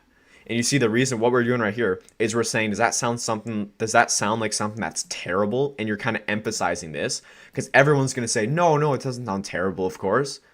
And then we're going to say, how does that sound? Leave it open-ended. They're going to be like, no, it doesn't sound terrible. It sounds good. And then we're going to get a double tie down. Okay, gotcha. I mean, just for my sake, I guess, which part do you like the most specifically? And we're getting them to double buy in on what they like. And this is kind of a ninja trick right here. But another reason we do this is for the show rate, because what this is going to do is they're subconsciously selling themselves what's the benefit of this call. And after you get off the call, because again, if you book these calls but they don't show up, it doesn't even matter. But after you get off the call, they're going to remember, oh, I really like this part about it, because you got the double tie down and you had them double confirm with themselves what they like about it. And they're going to remember, oh, this is the lead quality guy. I'm super excited for this call. And they're just going to have that in their mind before your call. So subconscious, that's what we're doing. We're getting them to tell us exactly what they like. Oh, I mainly like the lead quality. Okay, sick. Well, awesome. Let's do this, Sean. How about let's set up a time to go through kind of a bit more info and just kind of put together a roadmap to just see if it even makes sense at all. So again, see if it even makes sense. We don't even know if we can help at all. And again, put together a roadmap. This is something that does work well because it's like, hey, we're going to be customizing this specifically to you. So yeah, I mean, are you open to setting up just that quick chat? Is that something you're open to? And then if you go through this, just like how I did, 95% of the time, they're going to say yeah. because you made it exactly what they want to hear. Okay, cool. So I have time 1 or time 2. I either have 10 a.m. or 4 p.m. Tomorrow. Which one works for you? And notice right here, we're not saying, okay, awesome, what time works best for you? We're not leaving it open-ended, because then we immediately give them the frame, give them the authority. We're going out and saying, hey, I have these 2 times, and you're giving them either this time or this time. And they're telling you, okay, yeah, this time works better. And they're going to make it work. You don't give them 20 options, give them 2 options, a morning and afternoon, ideally, if you're able to. And then again, or with show rate, you want to book as close to the same day as possible. So ideally, you book same day, but you want to do tomorrow, 2 days later at the latest. Otherwise, they're just not going to show up. Now, after you book them, this is some sauce that I added in here. And again, I'm giving you guys crazy value. If you have questions on this, just DM me on Instagram. I can send this over as well. But after you book them, we're asking them 2 more questions, 1 or 2 more questions, to make them feel like we're customizing the call specifically to them. So we're going to go out and say, in like a niche specific question. So like, and let's do roofers. So, hey, and by the way, what's the average like job size that you're actually like looking for, like roof size, in terms of like money? Like what's, I don't know the wording. I'm not in roofing, but yeah, what's the average like job size you guys are looking for? Oh, like usually $25,000 and above. Okay, sick. And do you serve like all of Chicago, or like which areas in specific? But we're asking them these questions. It can literally be anything. But the whole point of it is we want to make them feel like we're customizing it specifically to them. And this is after we've already booked them in. So then they're gonna feel reassured, like, okay, this person's actually putting in the work. He's actually doing research on my specific situation before our call. And that's gonna get them so excited for it. And then you're going to transition. Awesome. Well, I'm going to start prepping for a call at 4 p.m. tomorrow, and just doing some research on your market before then. And kind of based off everything you showed me, kind of put together a custom game plan to scale it up, help you get a few more jobs. And then let me just send you the calendar invite right now super quick. Can you double check to make sure you just got that? And you actually go and send them the calendar invite on the call. The problem is a lot of these people, they don't even add the call to their calendar. So like how are they going to remember to show up if it's not even on their calendar? But you actually send them the invite on the call, and they go and add it to their calendar on the call. You get them to confirm, got it. Awesome. Well, I'm looking forward to it, John. And I'm just going to shoot you a text right after so you can save my number. Do you mind just like replying to make sure you have it saved quick? Yeah. And then you go shoot them a text. Hey, this is Noah. We just got off the phone. Looking forward to our call. Did you get, let me know if you get this text. You're going to say, yeah. Okay, awesome. Well, dude, I'm super looking forward to it. Pumped for our call. Let me know if anything comes up. Otherwise, I'm going to talk with you soon. And then you just get off the call. That's the cold call right there. And that's telling you, if you can use this, but most importantly, it's not what you say, it's how you say it. So again, this is a really good blueprint right here, but it's how you actually go out and say it, how you frame it. And again, doing these like ninja tactics at the end to make sure they actually show up, because you don't want to spend 4 hours calling, book 4 appointments, and have 1 show up. It's like you just wasted 2.5 hours of your time, 3.5 hours of your time. You know what I mean? Which is a huge part. Now that you know exactly how to cold call, what to say, how to say it, I'm going to show you how to actually duplicate yourself and hire other cold callers. Now, this is more advanced. You don't need to do this in the beginning. I actually wouldn't recommend doing it right away. But when you do need to hire other cold callers, if you want to bring on other commission-based callers, this is going to be a full training of exactly how to do that step by step. So I'm going to show you guys literally everything. So hiring, onboarding, building a culture, management, and scaling from someone who's actually done this. So you guys can just take all the sauce and go apply it right after this video. If you want this My Board, have any questions, DM me on Instagram. Now, first of all, the first part is obviously hiring. So before you hire, the first thing what a lot of people don't talk about is how many people should I hire, right? I made the mistake of at the beginning, I hired like 2 people, and then they churned after a week. I'm like, okay, I'm back at square one. So ideally, you want to have usually at least a couple backup on your team. But the way you can figure it out is actually this reverse engineering calculator, where you basically, let me zoom in on this. You basically put in you fill in the green spots are here. So, okay, what is your offer worth? Let's say you have a $3,000 offer. Your average cash collected per close. So this is if you're doing like paid in fulls or something like that. Let's say you collect typically half that, so $1,500 on average. And obviously you want to make sure you track this. Now, what is your goal with your monthly cash? What do you want to be making a month? Let's say you want to be making that $10K a month like everyone and their mom wants to make. What's your current closing rate? You can see it already calculated how many clients we need to hit that. Now let's go to current closing rate. Let's say we're closing at 25%, so 1 out of 4. our show rate, let's say our show rate's about 40%, so nothing special, just using very conservative numbers here, and your average booking rate. So the thing is with this, you should have these numbers, and you shouldn't go and build a cold calling team before you're an expert at cold calling yourself. Because what I thought initially is you can go and just build a team and they can just go do it all for you. But how are you going to manage? How are you going to train them if they're better at cold calling than you? So you need to be the expert. You should have all this data and you should know what's a standard. So you know if this person is booking, maybe they're booking 1 out of every 150 appointments, but when you called, you were booking 3 out of 100. You know that that person's below standard and they're subpar, therefore you let them go. But you would only know that if you went and did it yourself. So I'm a believer that before you outsource, before you hire, you need to be an expert or at least competent on how to do it yourself, meaning you actually put in the reps. Right? So the average booking rate's 1%. So 1 out of every 100 calls, which is pretty typical. And you're going to get numbers like this, but this literally tells you, breaking this down, you need to make 6,667 calls, 6667, no pun intended, but you need to make that many. So you need to make 6,667 calls over the course of a month, which basically means your total daily input is 333 calls. Now, this is probably calculating over 30 days. So take out weekends. So subtract 8 days from that. You need to do even more than that. So maybe, let's say like 400 calls a day, give or take. So we need to do, and just for simplicity's sake, we're going to say, hey, we need to make 333 cold calls per day to hit 10K per month. And that's how you reverse engineer it. So the next part is after we have that, we actually reverse engineer it. So if you need to make 333 calls a day and an average cold caller, let's say you're being realistic, about 100 calls a day, you're going to need 4 callers minimum, and always you want to include some room for human error. So if you need to make 400 calls a day to hit 10K a month based on this calculator right here, then I would go hire 5 or 6 callers so you have that room for error in there. Because some days, what if your caller gets sick, their internet goes out, they don't have like power, for example, they can't talk for whatever reason. Trust me, I've heard literally all of it. But you want to make sure you leave some room for error, because remember, these people are humans, they're not robots. That's what I thought initially. I'm like, okay, I'm going to go build a team of killers. They're all going to do 200 dials a day. We're going to be doing 10 callers. That's 2,000 dials per day consistently. They're going to be booking 1%. That's 20 appointments a day. And then all of a sudden, oh, I can't call today. I don't want to do 200 calls today. I only did 50 calls. And then all this stuff happens. So you just need to make sure that you remember these people are humans that you're hiring. You're not hiring a team of machines or AI, at least not yet.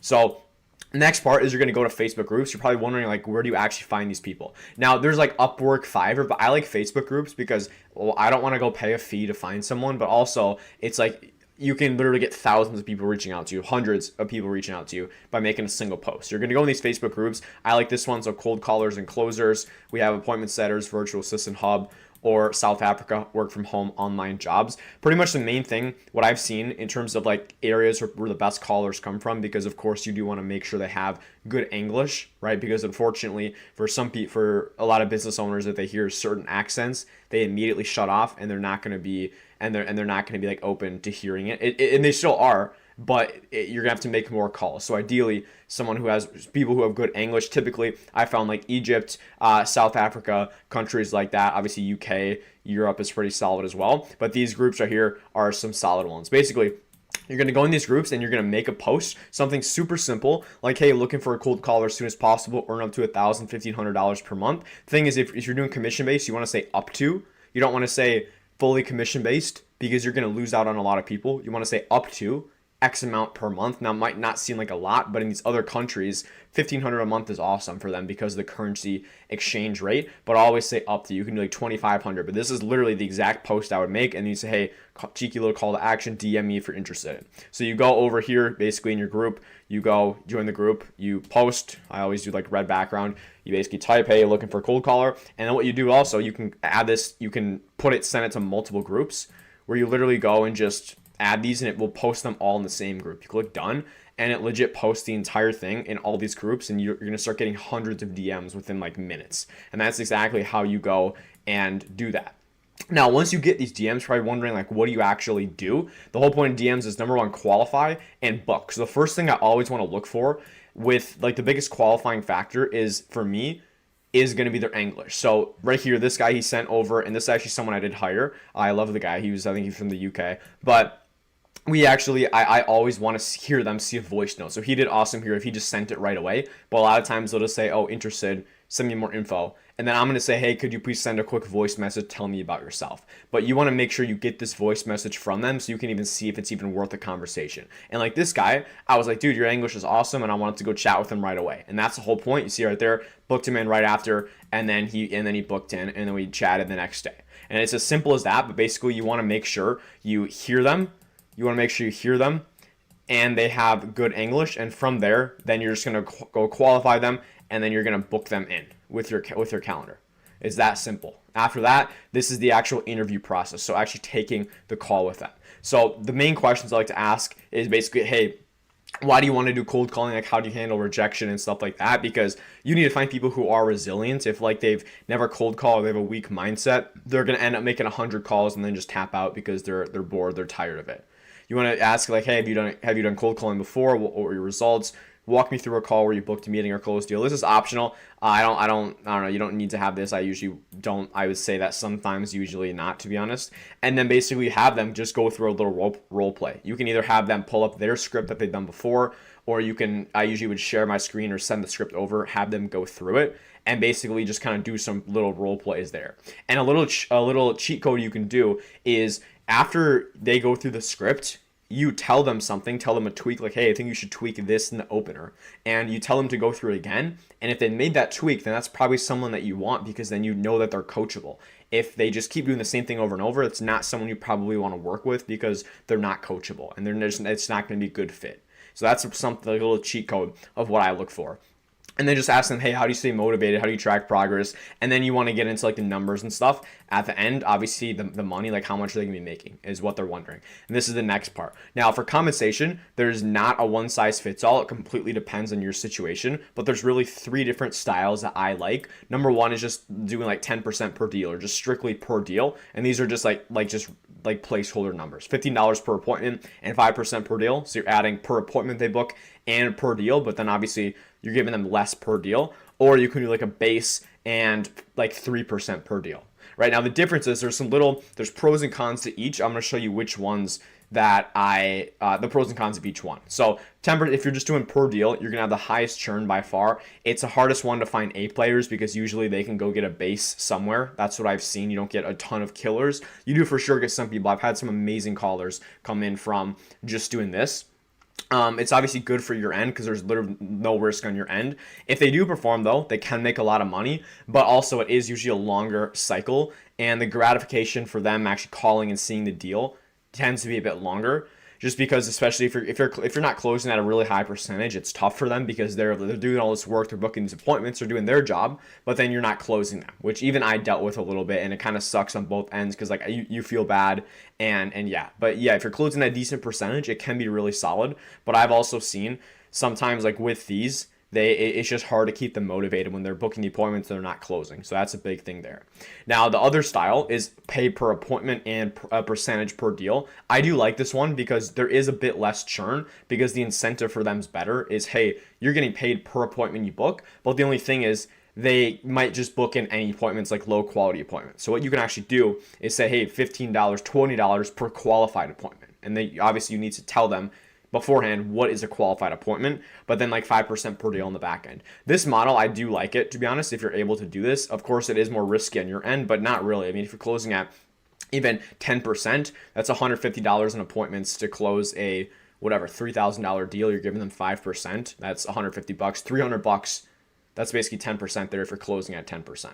So that's still a really, really good numbers. Otherwise, you can go like base, like $500 a month, $750 a month, plus a percentage per deal. Now, this is the best for finding those A players, meaning those really good guys, those cold callers, those killers who are just going to go and just dominate. Lowest churn typically, but of course it is more risky in your end, which is why you're able to bring in better people. But you need to have a good foundation in place. But you will get the best people on this offer for sure. But they all do work. I've done every single one. A lot of these commission-based ones, they do work well, but just know they won't work unless you follow these next steps, which I'm going to show you. And again, if you have any questions on this, want the Miro boards, DM me on Instagram. It's in the description below, or noah.haupt. Now, after you actually hire them, how are we going to onboard them? This is just as important. If all this stuff right here, this is like the This is step one, and these parts right here are really the most important parts moving forward. So first thing, you're gonna send this welcome email, basically, hey, welcome to the team. Just get them hyped. It's kind of like when you onboard a client, you want them to feel a part of the team and to feel like, oh, I made a good decision. I feel welcome here. So after that, you want to send them your training course, and this is something that I basically made from another guy. I forget who I saw it from, but it's something super simple like this. Basically, module one, like our product and actually what we offer, to cold caller training. So actually, I have like 30, 45 minutes of call recordings of me actually going and booking appointments from live calls. And that's as well why you need to be making calls, because then you need to give them like what it actually looks, what a good call looks like, what a bad call looks like. Do like going over the script, the rebuttals and objections, walking through the go high level dialer or whatever dialer you use. I also like adding some quizzes in there as well, where they can kind of you can quiz them on their progress and then going through next steps. But like something super simple like this, I mean actually it's not super simple, but like you're just going over, letting them know exactly everything, because you set it up once and then you can just pump callers through it, because it's the same thing over and over. But a little hack to make it even smoother, or to make it as efficient as possible, is when you get your first caller, you actually onboard them manually, but you just record all of these calls. And that's your training course right there. If I had to go back, that's the way I would do it, where you have let me draw this out. You have your caller right here. Instead of sending them through this course, you basically have a call with them where you go through our product. And then that's call number one. And then you have call number two, which is going through doing like role plays. And you have call number three going through setting up the dialer. And all you do is you just record those.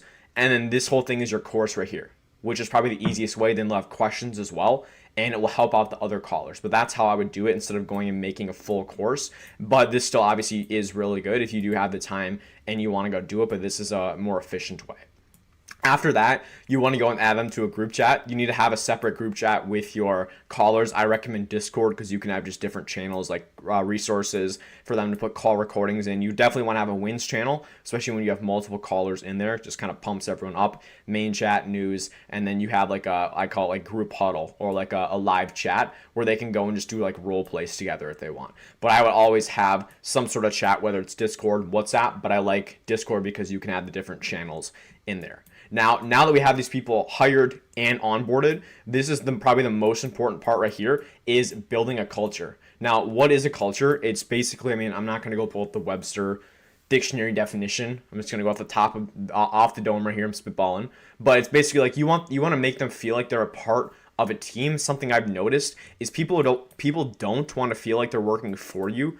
They want to feel like they're working with you. So they feel like, oh, this person's just paying me, I'm a contractor. They're not motivated at all. They don't feel a part of the team. And if you've ever played sports, you know, like a team sport, you know the teams that usually do the best are the ones who just have the best chemistry, they have the best team culture. And the ones who don't do good are the ones who they don't get along, they don't have chemistry. And that's why with a lot of these like super teams in some like sports, if you guys watch sports at all, is like these super teams where they just do terrible because they don't get along, they can't play together, they're just all individuals. That's exactly what you don't want. You want to have a team where everyone gets along, everyone has chemistry. And along that note though, something that I've realized, that the single easiest thing you can do for building a culture for your team is only bring on people who fit the culture in the first place. I remember in the beginning, I brought a cold caller on who was probably like 40 or 50 years old or something, and it's just like, it just like killed the whole culture, because you have like I attract younger people obviously because I'm a younger guy, right? So people in their 20s, late teens, stuff like that, and that's like who I hang out with, because that's my demographic, my age range, right? But if I bring on someone who's 50, all of a sudden it just makes it pretty awkward. It's like you're hanging out with a parent. No offense to like you guys if you are older, but if you are older, then you're gonna get along with that crowd, like right? People who are like you, people who look like them, who sound like them, who speak like them. So the first thing, even with hiring, that I want to go over as well is like right here in the interview process, if you can tell, okay, I would genuinely go get a coffee, go out to dinner with this person, like hire them. Like that's the biggest thing for me. Like now all the callers that I hired, like I actually like love them all. I could go and like just chat with them for hours, like literally every single one. And that's the first part before you do any of this. That's a prerequisite, is hiring people who actually fit your culture, like people you would want to be friends with. And that's like the simplest way I could say that. But then you want to make them feel like they're working with you. So make them feel you want to answer these questions to them. So like, what are your goals with the company? Tell them where you're looking to take the company. Where do you see the company headed in 3 to 6 months? It's the next 6 to 12 months. Because if you set big goals and they don't, if you set like, oh, I'm not looking to grow, I'm just looking to do this, and they're like, oh, I don't really align with that, then that's fine, but they're not a good fit. You want to make sure that they can see the long-term vision of your company. Or if you tell them, yeah, I'm looking to scale this thing to 100K a month in 6 months, we're going to start pumping out ads, doing more volume, and that's why you're going to be in this team. You're going to be an integral role of scaling us up there. And that goes to the next question is what type of role will they play? This is the most important part. If you identify a specific role for them on exactly, hey, here is your part and here is how you are necessary in order from us getting to point A, which is whatever that may be, to point B. But you need to have them feel bought in on the mission, on the culture, and they should be excited every day because they're feeding into that vision. And here's like just a simple visual. Your company is this car. The cold callers, your team, they're a piece of that car. They're like the wheel. If you miss a wheel, all of a sudden the company just does its caboose is dragging on the road and it just shoots sparks everywhere and it just stops. Right? Maybe pretty solid analogy there, you can tell. But you see what I mean? It's like you need to position it because this is totally true. You're only as good as your team, and that's what I've realized, and that's why it took me a while. But also making this video so in depth, and there's a lot more parts than you guys probably thought. You probably thought I was just hiring and onboarding them, but there's a lot of stuff here. But you need to make them feel again like they're actually a part of it, and they're like a necessary part. I'm running all over because I'm just talking a lot, but that's truly how you need to make them feel. Now, the last part of it is actually management and scaling. So how are you going to actually manage these people's scale? Which again, this is so important. All these parts are important. The one thing I will say is when people think about hiring cold callers, at least what I thought there was like 1 or 2 parts in here and then it's done. But I will tell you right now, however hard you think it is, multiply that by 10, by 20, by 100. It is way harder than you think because again, you're managing people, you're working with people. You're not just working with robots. Right? So you need to actually do all of these things. Otherwise, it's not going to work and you're just going to get terrible results. But again, even if you do, you live and you learn and then you'll get better next time. You'll build skills. But basically, for the easiest thing I can say is number 1, daily group calls. So every single day, you're going to have a group call with them at the same exact time. The format for these calls is number 1, just like check in with them, build rapport. Hey, how you guys doing? How's your day been? What's up? Did you watch that game last night? Just like chat like your buddies, because again, you should bring on people who you can just go and chat with. Second, go over questions. So hey, does anyone have any questions? Anything you want to go over right away? Third is call reviews. So once they start making calls, all of your calls should be recorded. And then fourth, if you have time, you can do role plays as well.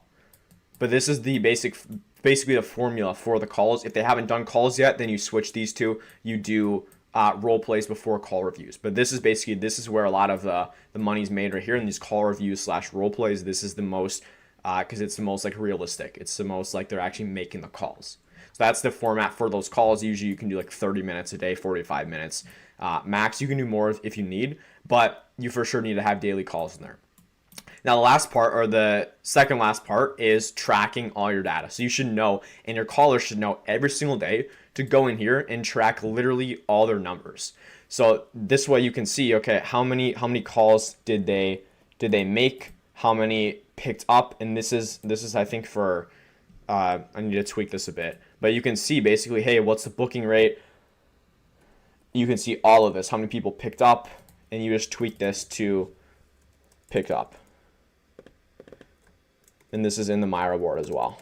But you can just see, like, hey, the numbers, and let's drag this down so it actually calculates it.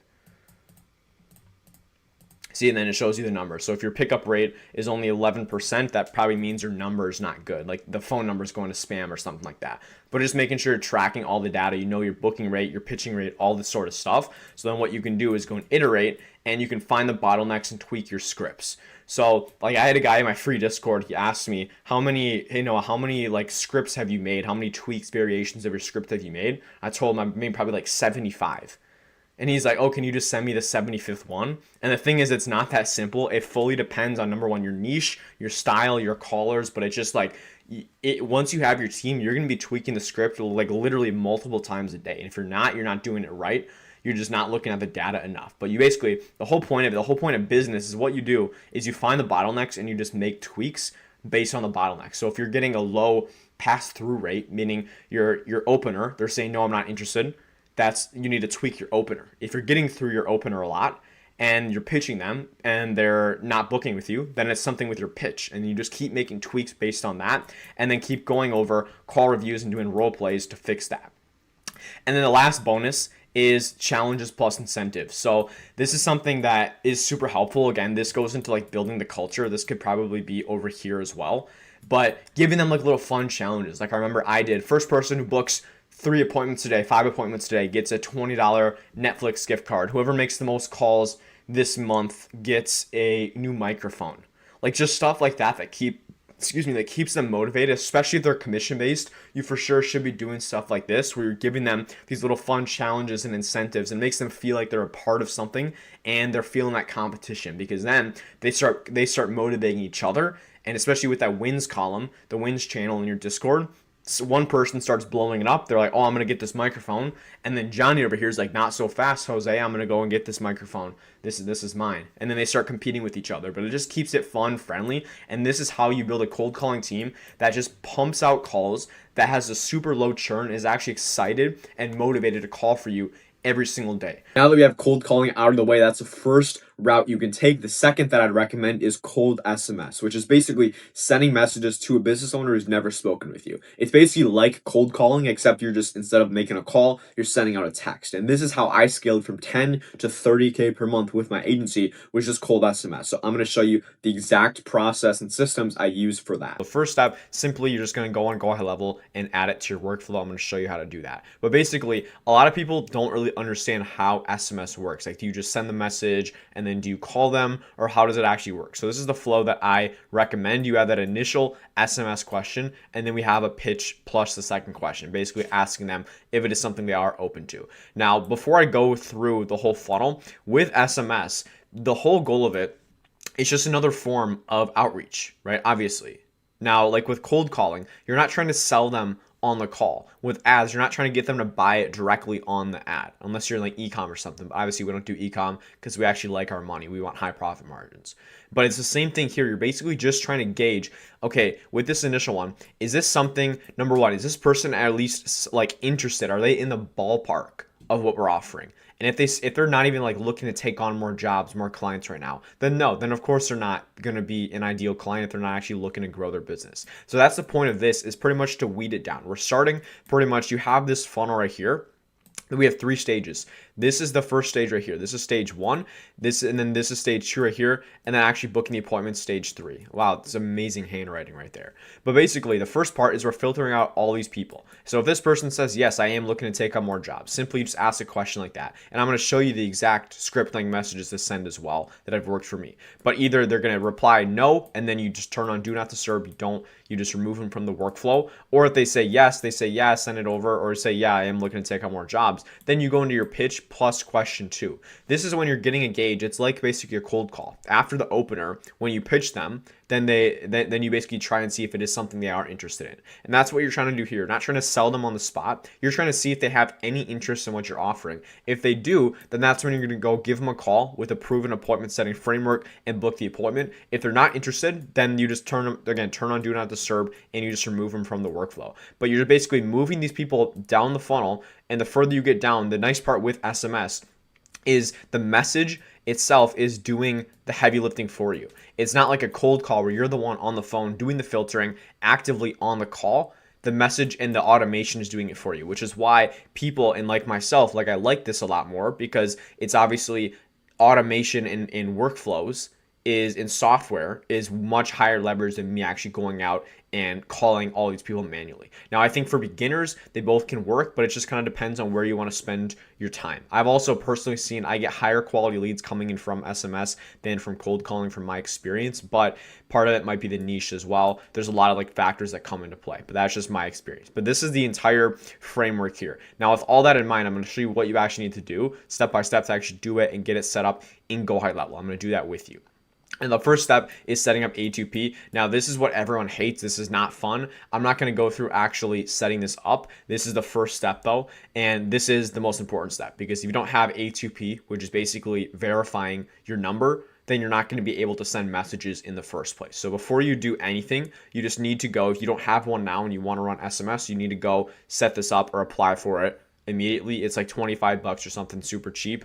But yeah, you do need to have this, unfortunately, if you are running SMS. So make sure you go set this up before any of this. This is the prerequisite. Now, once you actually have that, actually making the workflow. So I'm going to go through this in Go High Level with you. Pretty much I just made a folder and then I I made a brand new workflow. I'm going to walk through making it with you. So basically what we're going to do is we're going to add these people to the workflow, and it's going to look something like this. We have the initial question, we have the pitch, and question 2. And that's basically what we're doing right away. So the initial question, it's going to be something super simple. Hey, do you still take on X service, or do you stop doing that? And you can even add their name right here if you have it, but I just didn't put this in here because I know a lot of people don't have names like for contractors and stuff like that. It's tough to find, but it's going to be something super simple like this. Because again, the whole point of this question, we have the funnel. This is going to be the top of funnel people, the highest stage. So we're just trying to see, is this person even in the planet of what we're offering? And if they are, then again, we move them down the funnel. So we're going to go here and we're going to, number one, we're going to make sure that when we add someone to this workflow, it creates an opportunity. We'll just put them in this one right here, new lead, and we'll do SMS. Bang. Now what we're also going to do is, or I want to split it. So this is something not a lot of people do. But what we want to do is right here, you can see right below this, instead of just sending one SMS like what a lot of people do. So this is what a lot of people do. They send one SMS and then they have one follow-up and then they have one script. But what I like to do is you need to be split testing or A/B testing. So what I want to do is instead of sending one, I want to send 4 different variations of messages. You can even do 5, 6, 7 that are all leading back to this next one. Because what you can do then is after you send, let's say 1,000 messages, you can see, okay, maybe this one and this one got the highest response rate. You can cut these, and that way you're going to have these 2 that are clear winners. And then you can just funnel all the traffic from these winners here because you're going to optimize it. And that is, well, an important part. You're only going to know that by actually tracking the data, which I'm going to go through my data tracker as well. So basically, we're not just going to have one, we're going to send out multiple. So we're going to go over here and you're going to go add paths. And like this is SMS1, and it's just, you can just rename them whatever, SMS1, 2, 3, and 4. Then we're going to split it 25, 25, because obviously 100 divided by 25 is 4. For those of you math wizards out there. So right here, then all we're going to do is you're going to do SMS. Actually, no, before we do that, excuse me, you're going to add a tag, because what we want to do is make sure we know which message these people are coming from. And if we add a tag, it's going to keep it super simple. So we're going to add SMS1 to this person. And then I'm going to copy this and add it to all these other ones. So copy action. This is going to be SMS2, SMS3, SMS4. So this one is going to be SMS2. Save. This one is going to be SMS3. I need to add this tag. And then SMS4. If you didn't guess that, I'm sorry for you. So now that we have the tag, now so we can see, okay, once you start closing deals, you start getting appointments, you can go back and look which SMS did these people come from. So we're going to add in now the actual message. So we're going to add this. And we're going to go grab our initial message. So first of all, it's going to be this one, super simple right here. So, hey, do you still take on X service? And it can be something like, hey, do you still take on bathroom remodels, or did you stop doing that? Now we're going to go copy this. And a lot of people think like the messages need to be like crazy or like super thought out, and like with variations, like they need to be super different. But honestly, you just like make little tiny tweaks to it, and you're going to see a crazy change in the amounts of people responding, the response rate, all that sort of stuff. So we're just going to go copy all of these. And if you want this exact like document my report with these scripts, like literally all of that, just go DM me on Instagram. It's at noah.haupt. Otherwise, it's in the description below, and I'll be happy to send this over to you. So we're just going to put all of these in there. Obviously, you're going to fill in like X service and, hey, are you still taking on X service? But you see, they're just very subtle. But you see also the other part is they're very short and concise, right? Like a mistake people make is they write messages, like whether it's emails, DMs, but it just looks so fake. Like I get especially like video editors reaching out to me, sending me literal paragraphs. It's like, brother, you did not write that because that's not how people talk. And if that is how you talk, maybe you should change it because that's not what people respond to nowadays. It needs to be short, concise, just straight to the point. And it's the same thing here. Like people don't send paragraphs over text. So you need to keep it super, super simple. And then we're going to save. So basically that's all we do. The only other thing now we want to have follow-ups in there as well. So after 30 minutes, and it's all automated, which is again the nice part about SMS. So wait 30 minutes. You don't want to wait too long. I always like just doing 30 minutes. We're going to add a follow-up and say, hey, did you see my last message? And just something super simple like that. And you can test that, but this one's not as important, to be honest. This is just honestly because some people might just miss the message. They might just delete it. And then you can just go and make sure you're following up with them. But again, it's all automated. And you can just go and copy and paste this right in there. And that's pretty much the entire SMS workflow right there. Now that's going to be the majority of it. You can see again, it's nothing crazy. It's nothing like ridiculous. When people say, yo, I'm booking 10 appointments a day with SMS, like it's legit just this. And all you do is when you find out which variation's winning, let's say B and D are winning, all you're going to do is just you're going to 10x the volume. So if you're started by sending 100 of these and 100 of these a day, so that's 200 total, now you're just going to go send 2,000 total and you just do more. Now, there's also some things that you can do to increase the response rate by like making it personalized. That's a good one, where then you're not having to send as many, which is a big thing that I do. But for this case, I'm just going to talk about like these simple ones because it works in every industry. But really simply, when you find what works, you just 10x it. You just do more. And that's what Hermosi says. Now, the last part of it, you have all that. That's great. But if you're not tracking the data, if you don't know where all this stuff is coming from, you don't know all your numbers, you are seriously missing out. So basically, you're going to have something like this. You're going to have the date, the amount you sent, the responses you got, offers made, meetings you booked, and it's going to track all of this.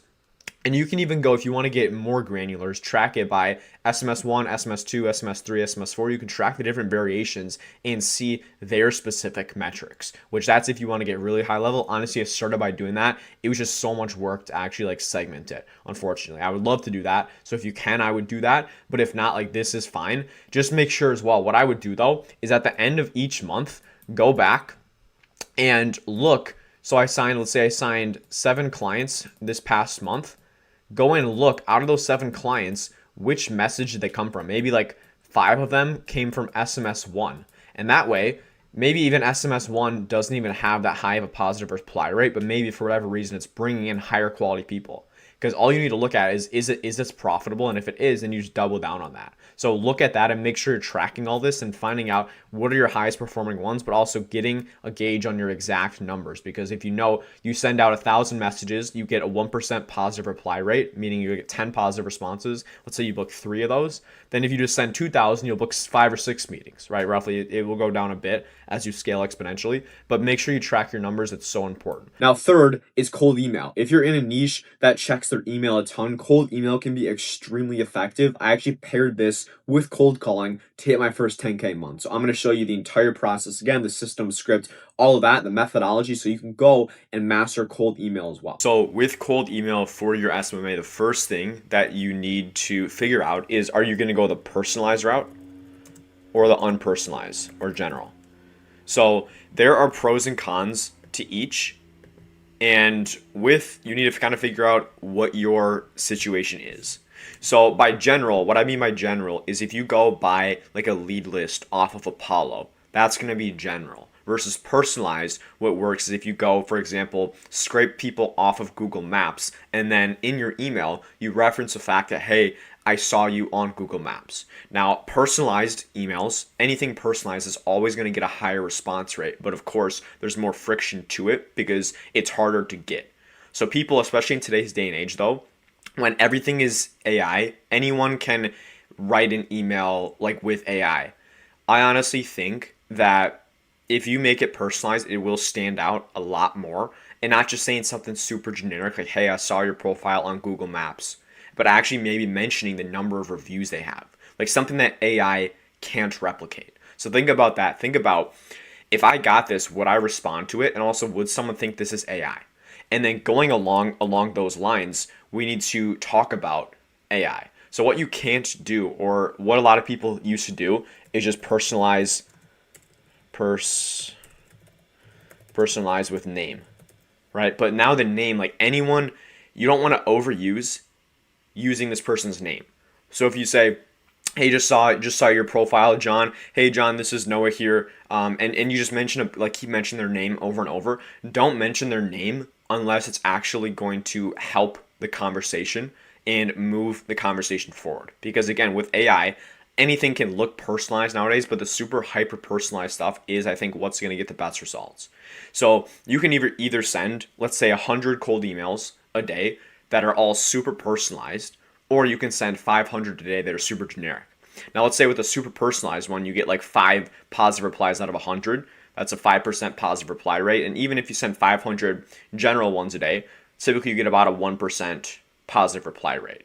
So it's gonna all even out in the end, but it kind of just depends like what you want. Personally, I always like to take a personalized approach because you're able to send less volume and get better results. Therefore, your leads last longer, but it is harder to do because you need a VA or someone to scrape these, because you should not be scraping these yourself. As an agency owner, that's just super low leverage. You can go hire a VA for $3 to $4 an hour to go do that.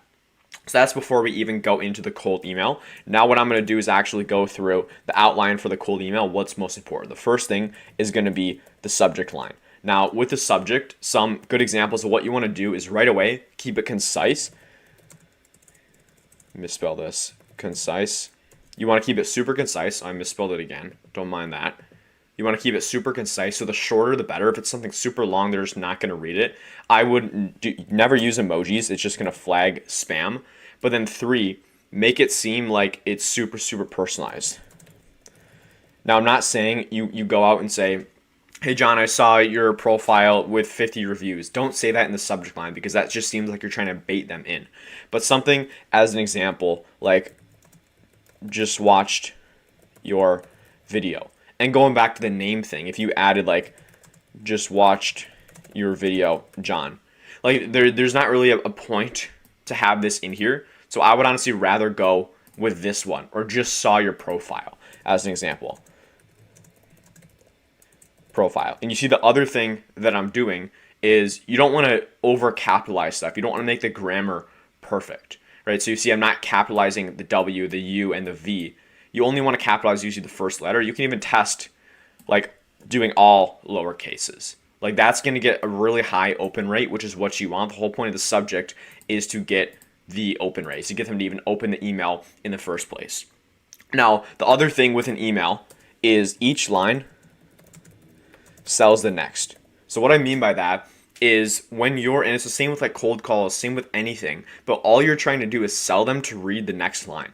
The point of the subject is you're selling them to even open your email in the first place. The point of the first line of the email is to grab their attention, hook them, and get them to read the next line. The point of the next line is the next line, and vice versa, right? It goes on and on.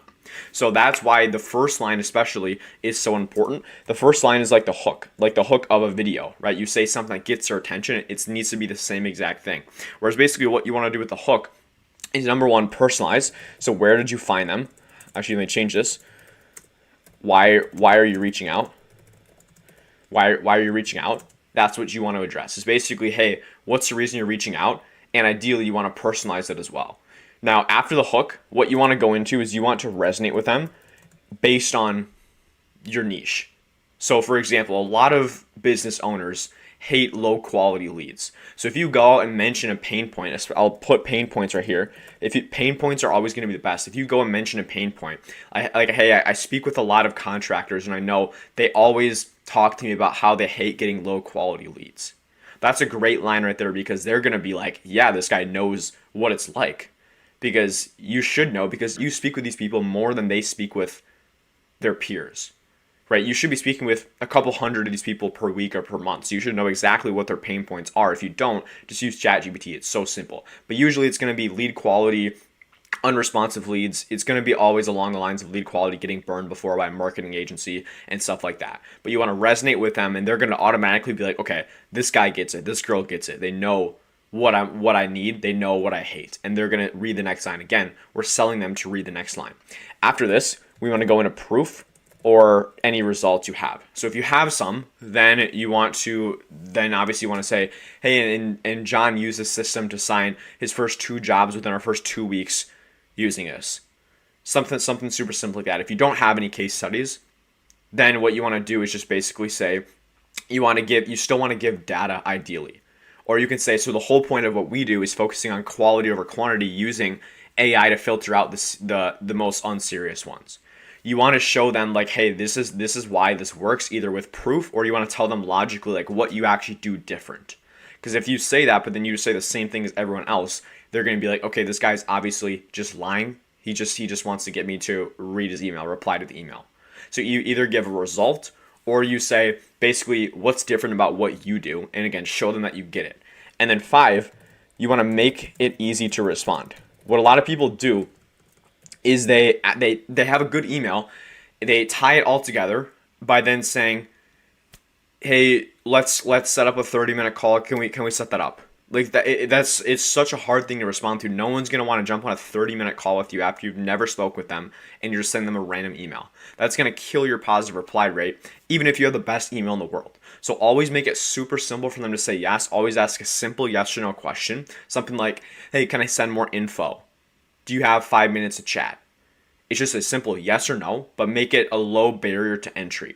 It's almost like your email is like a lead magnet. Is basically what it is. Where you're not going for the grand slam right away. You're just offering something to get your foot in the door, and then once they respond, you go and call them anyways. But all we're trying to do is get a response. When they respond yes, then that's a new lead.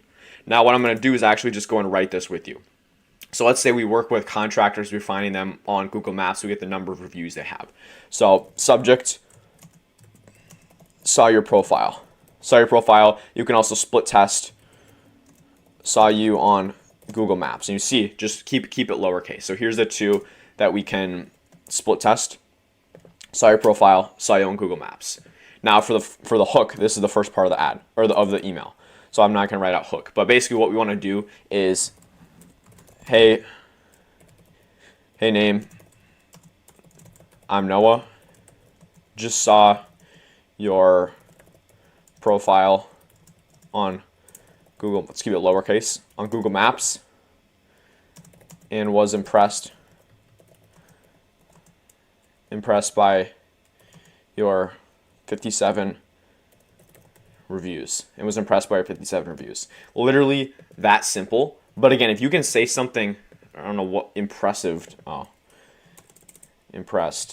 by your 57 reviews. See, I don't know how to spell, but I know how to get clients. So that's what matters, I guess. But see, this is a good hook right here. Basically saying, hey John, it's Noah. I just saw your profile on Google Maps, was impressed by your 57 reviews. And you want to make it super easy for them to skim as well. So if you type a whole paragraph, usually people in an email, I saw this somewhere, but they only skim the first line, then they go immediately down to the last line. But if you can show them this, they're like, okay, this girl actually did their research, and that's what you want. Now the second line, this is where we're going to resonate with them. So remember, we have the hook. Why are you reaching out? Now we're going to resonate with them.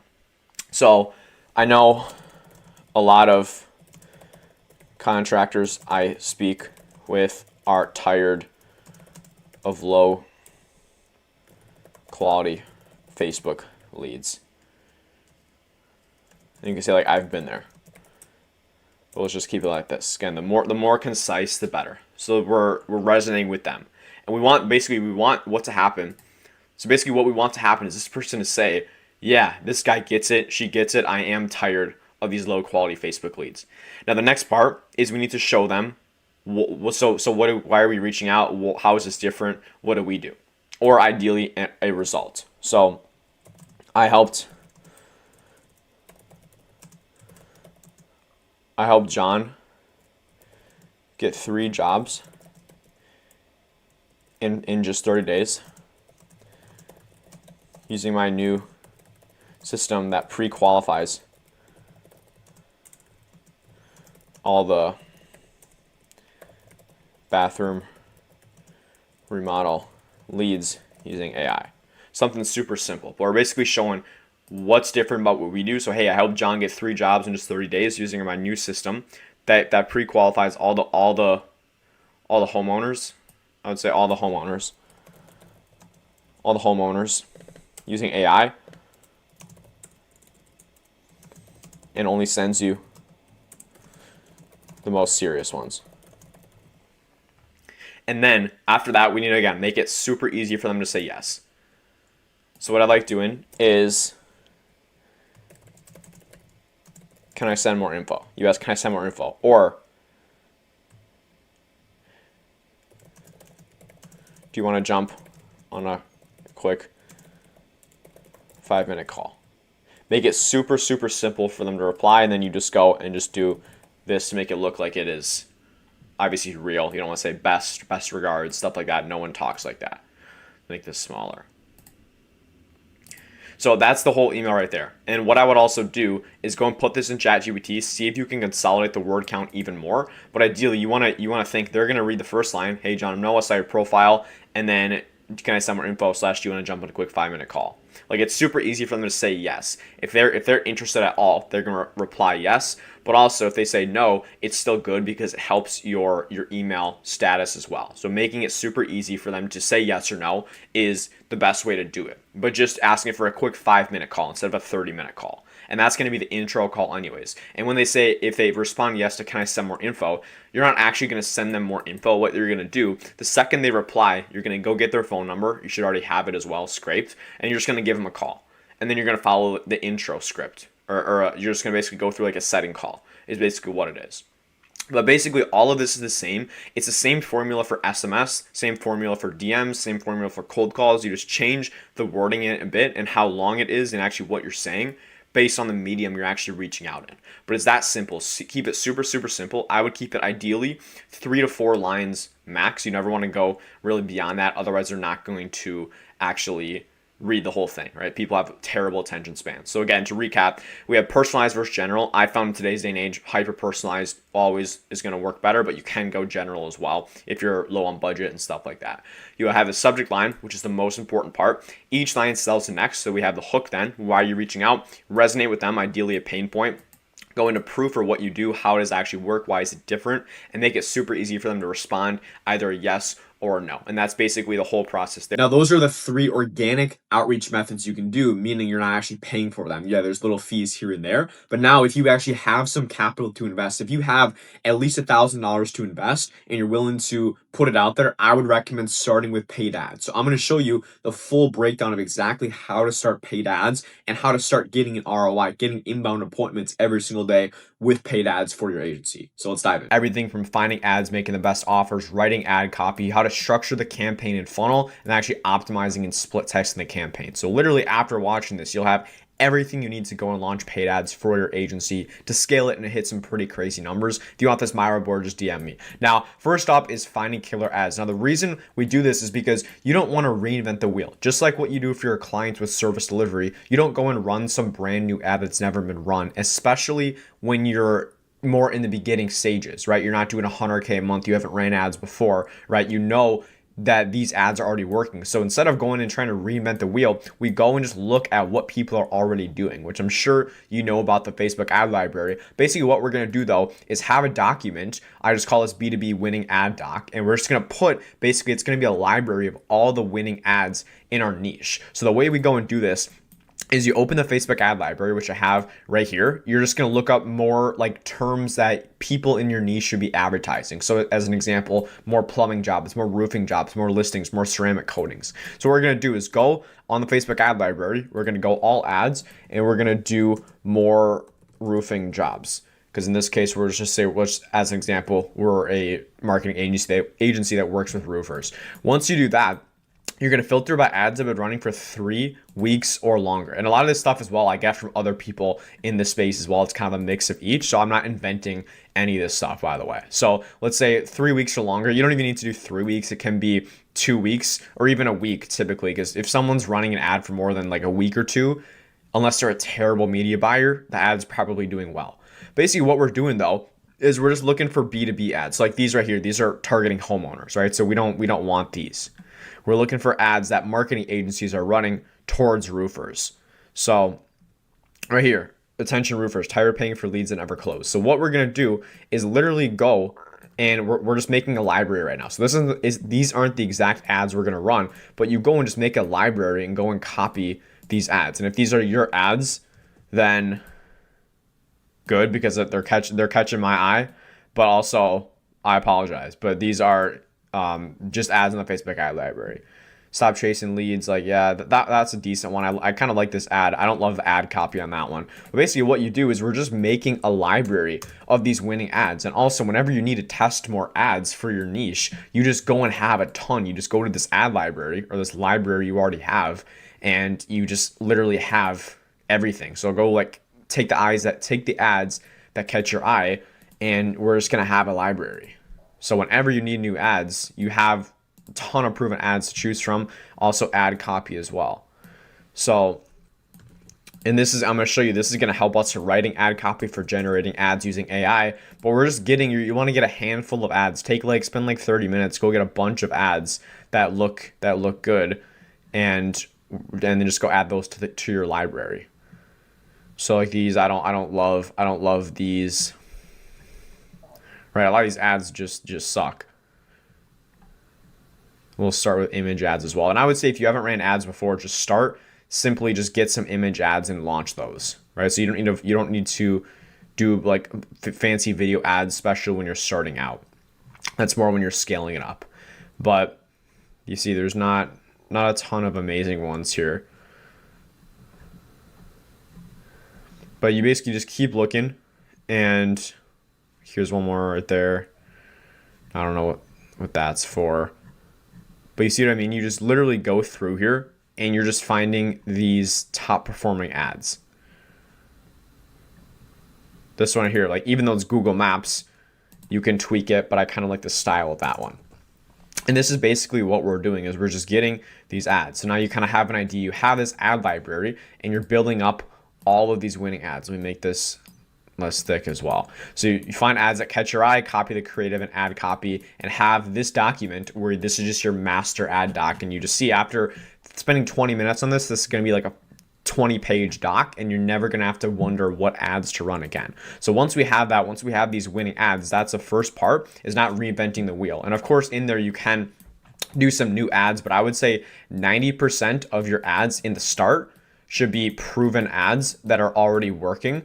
And then 10% of your ads can be new ideas, right? Especially if you're not spending a ton of money per day, 90% at the minimum should be proven ads. 10% you can go test out new ideas that you find. Another good way to do it though is look at like other niches and like cross-reference. It doesn't need to all be stuff from your specific niche. Like as an example right here, this one is like Google Maps. If you do Facebook ads, it's still a pretty decent idea though. Like it's an interesting concept. You can apply that to your specific offer in your case, which I'm going to show you. After we do that, we're going to need to make an offer for ads. You should already have a good offer, but the best ones are either leads, appointments, or clients or jobs. So like pay per lead, $0 setup fee, pay per lead with a setup fee. We guarantee you X leads and time frame, pay per appointment. Just having one of these offers right here, the more you go down, the better your guarantee is. So if you're guaranteeing appointments, it's better than leads. But if you're guaranteeing clients or jobs, that's always going to be the best one, because that's actually what they want. So you can do something like, hey, we'll guarantee you 5 jobs in 30 days, or you don't pay, or you work for free until you do. And there's just different ways you can kind of frame it on your ad, but you just want to make sure you have a really solid offer. And this is just a foundation, a fundamental for any agency, is actually having the offer itself. Now, what we can also do, what I'm going to show you is we're going to go to ChatGPT and take these winning images, and we're going to go make some new images based on what we have. So I'm going to go to ChatGPT, and we're going to open a new chat. And I just have the paid version, or you don't need the paid version for this.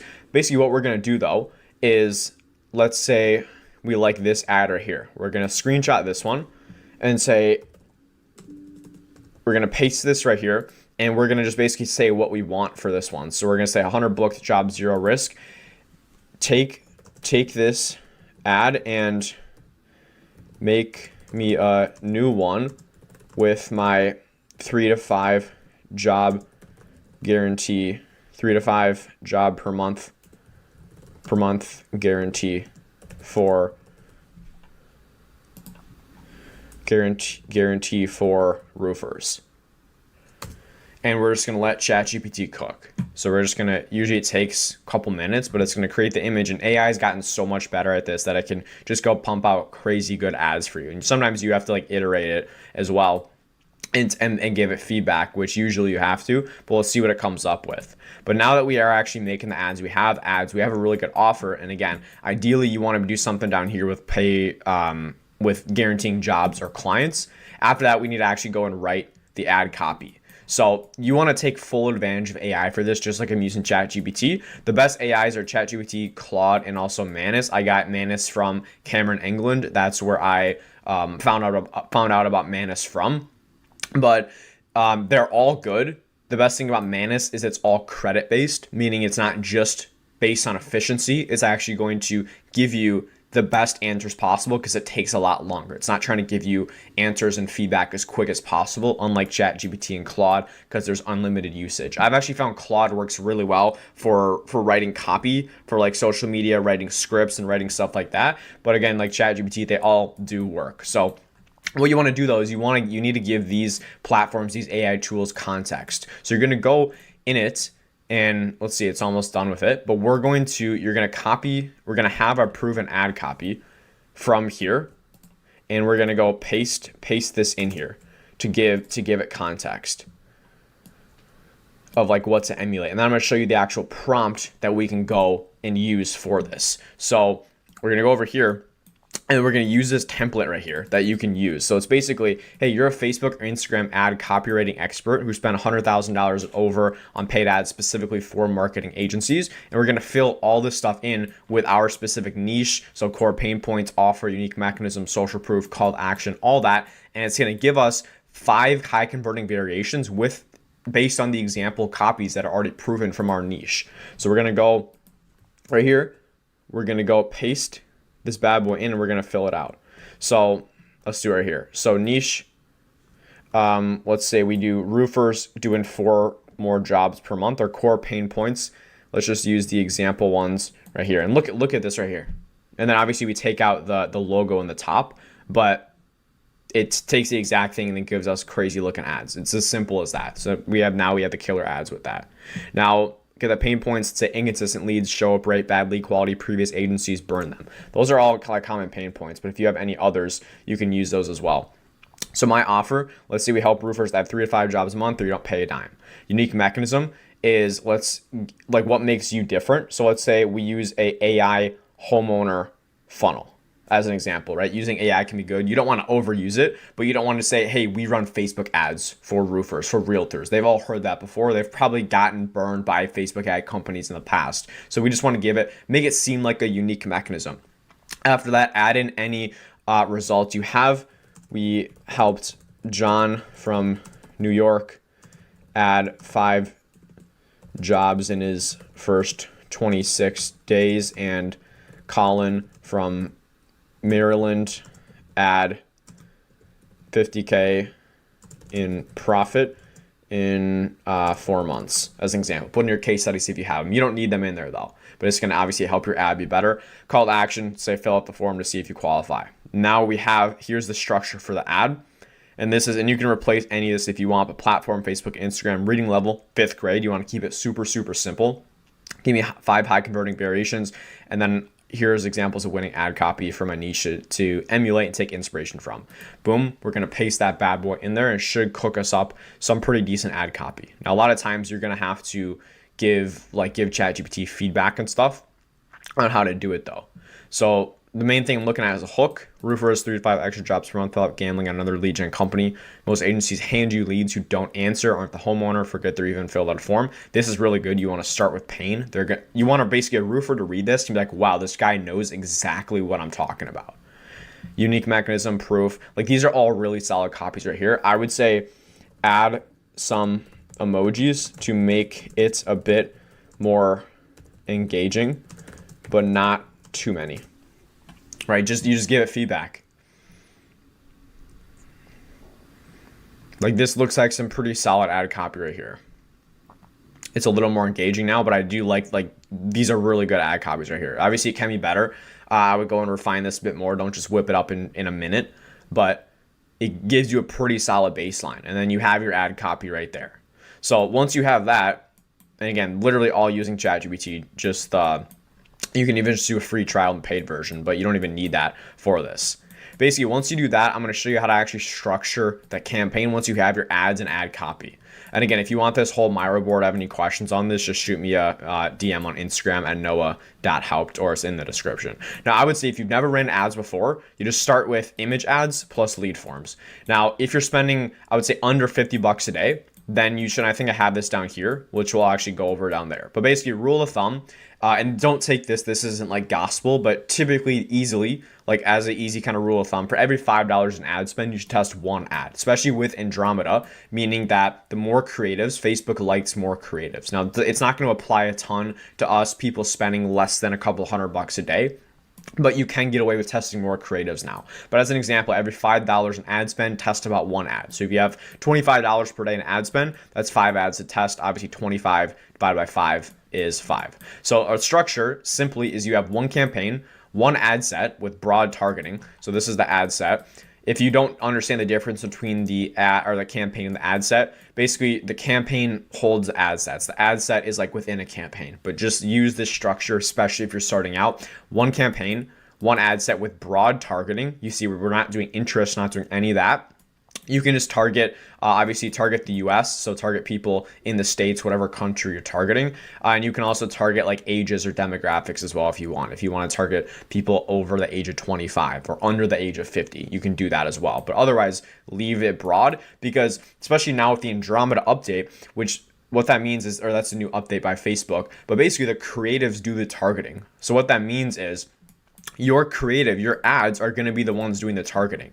So right here, we want to make sure this is calling out who our ad is for, and it's pretty clear. So like we're calling out roofers, 3 to 5 jobs per month guaranteed, and that would be one angle of the ad there. Now obviously we're calling out roofers, but you don't want to just say 3 to 5 jobs per month guaranteed and not call out like roofers or anything at all, or not have anything relevant to roofers. Like if there was someone reading a book on the cover, Facebook wouldn't know who to give it to. Now, maybe it would. Like, I'm not a 100% Facebook Andromeda expert, but you just want to make sure your ads are clear, but also diverse. You want to have different angles. So you don't want to have 2 ads where one is like roofers 3 to 5 jobs per month guaranteed, and one is like roofers 4 to 5 jobs per month guaranteed, right? Try to test different angles and different copy, also different images as well, because otherwise Facebook's going to be like, okay, this is basically the same ad. They're not giving us variation to work with, right? You just want to give Facebook a good amount of variation. So we're testing, let's say 5 different ads, just throw it in this one ad set.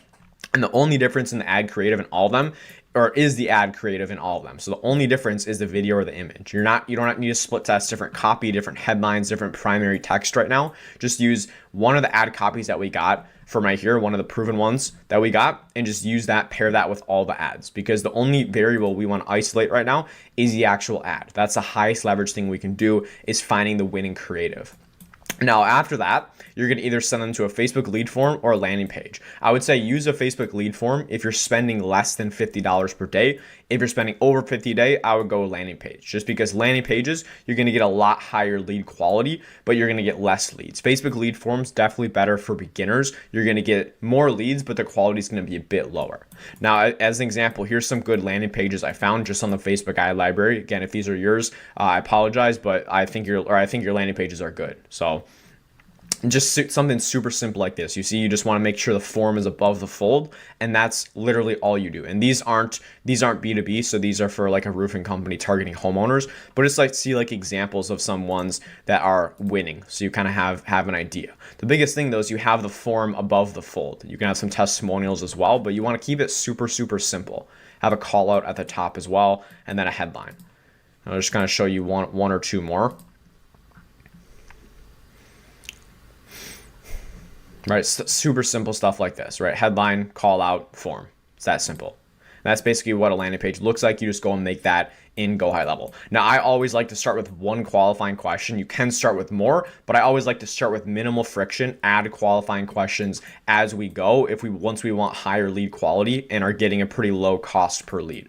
So here's some examples of qualifying questions. I would start with, hey, are you an established roofer? Are you an established real estate agent? If they say yes, then awesome, continue. If they say no, then we just disqualify them right there on the spot. As you add questions, you can ask, hey, how many jobs do you average each month? What's your monthly marketing budget? What's your area? What area do you serve? And you can just ask them more and more questions. But to start with 1 or 2 questions max. You can always go ahead and add more. But that's basically finding the ads, the ad copy, writing ad copy, making the ads, and the whole campaign structure in Facebook. And that's literally all you do. I hope you guys are getting value from this so far. Now, the last part a lot of people have questions on is actually optimizing and split testing these. Like, how do we optimize it after 2 weeks? Once we find an ad that's winning, what do we go ahead and do?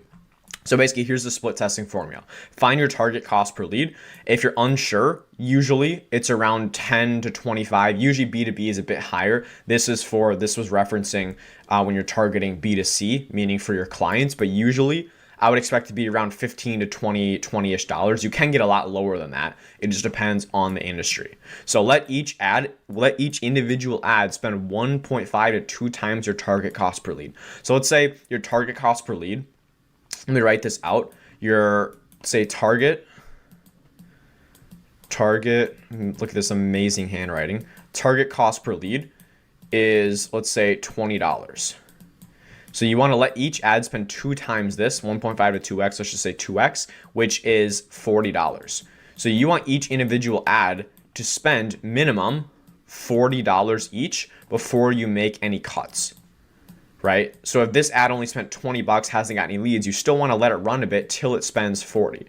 So that's basically the rule of thumb, is let it spend 2 times the target cost per lead. Now, once your ad spends this, here's the following scenarios that's going to happen.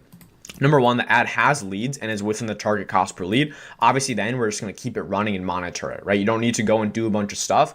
A lot of people ask me, hey, Noah, when my ad's winning, do I go and make a bunch of variations of it? If you're spending like less than a couple hundred or less than $100 a day, like, no, you just let it run. Let Facebook do its thing, right? There's no reason to go and tweak anything if it's working. So obviously, if it's within KPI, once it spends this, you just keep letting it spend and just keep monitoring it every couple of days.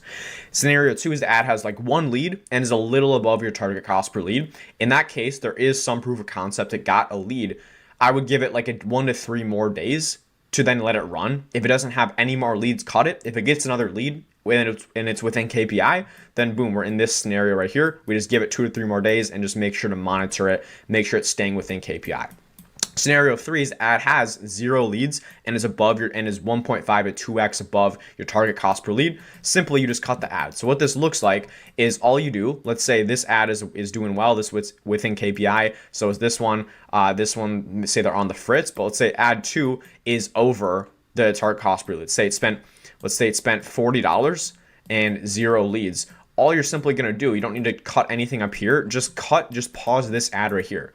And what Facebook's going to do is it's going to stop giving budget to this ad and it's going to pump more into these other ones that are winning. So that's literally all you have to do, is just simply pause the ads that aren't performing the best. Let Facebook allocate the majority of the budget, the rest of the budget, to these better performing ads. Now, after about 1 to 2 weeks, you should have an idea, or you should have pretty much your winning ads. You should have a pretty good idea. Simply, all you have to do, you don't need to be in the ads manager 5 hours a day, right? That's a mistake some people make, and I made in the beginning. Is I remember I would be in the ads manager, like stressing over this. Oh, I need to check the cost per lead, the click-through rate, the CPM, all this sort of stuff. Like, no, that's like the virgin media buyer. If you see the meme, it's like the guy who's in there every single day checking everything, looking at CPMs, all this stuff, versus the Chad. Hey, just let it run, check it every 2 to 3 days. Like, that's really all you need to do. But here's the scenarios. The cost per lead goes up a bit. Don't worry right away. Give it a couple more days to reoptimize. And you should be tracking all your clients' data weekly as well, so you can kind of see trends, where maybe 1 week the cost per lead goes up and then it goes back down to average. Then that's fine. It's just kind of an off week. But if you find it trends up over time, then you're like, okay, something needs to change. But you only know that by tracking. And again, tracking is like the most important thing you can do, especially at the stage where you're scaling to 10, 20, 30, 40, 50K months, and obviously beyond that. Now, if the cost per lead skyrockets, what you can do simply is just duplicate the campaign as a whole. I know one of the guys I'm helping out, he had a cost per lead. It started at $10 and then it went up to like 20 or $25, even though the ad was doing really well before. All I simply told him is, dude, don't worry about it. Just go and duplicate the campaign itself. Or what that would look like is you just take this campaign with all these ads in here, and you just duplicate this entire thing. So it's going to take all this with it as well, but you literally just duplicate this, you pause this one, and then you start running the new campaign. And he did that, And he did that, and then all of a sudden it just went back down to KPI right away. And he was shocked, but that's literally all you have to do sometimes. If it's done well before, it shoots up for a week or two, literally just go and duplicate it. If after that it doesn't work, then you need to go retest creatives and stuff like that. But that's simply that works a lot of the time, especially if you're not spending a ton of money on ads. But to recap again, we went through finding the best ads. Don't reinvent the wheel. Just use Facebook ad library. Make a document like this with all the winning ads. From there, here's the best ad offers. Just make sure you have a proven offer. You shouldn't spend more than 5 minutes on this though. From there, we write the ad copy. You literally use this prompter here and ChatGPT. And again, you guys can go copy and paste this. It's in the Miro board. Again, I'll use DM me and I'll send it over to you for free. Just how to structure the campaign. Simply just do CBO, throw them in one ad set, broad targeting. Let the creatives do the targeting.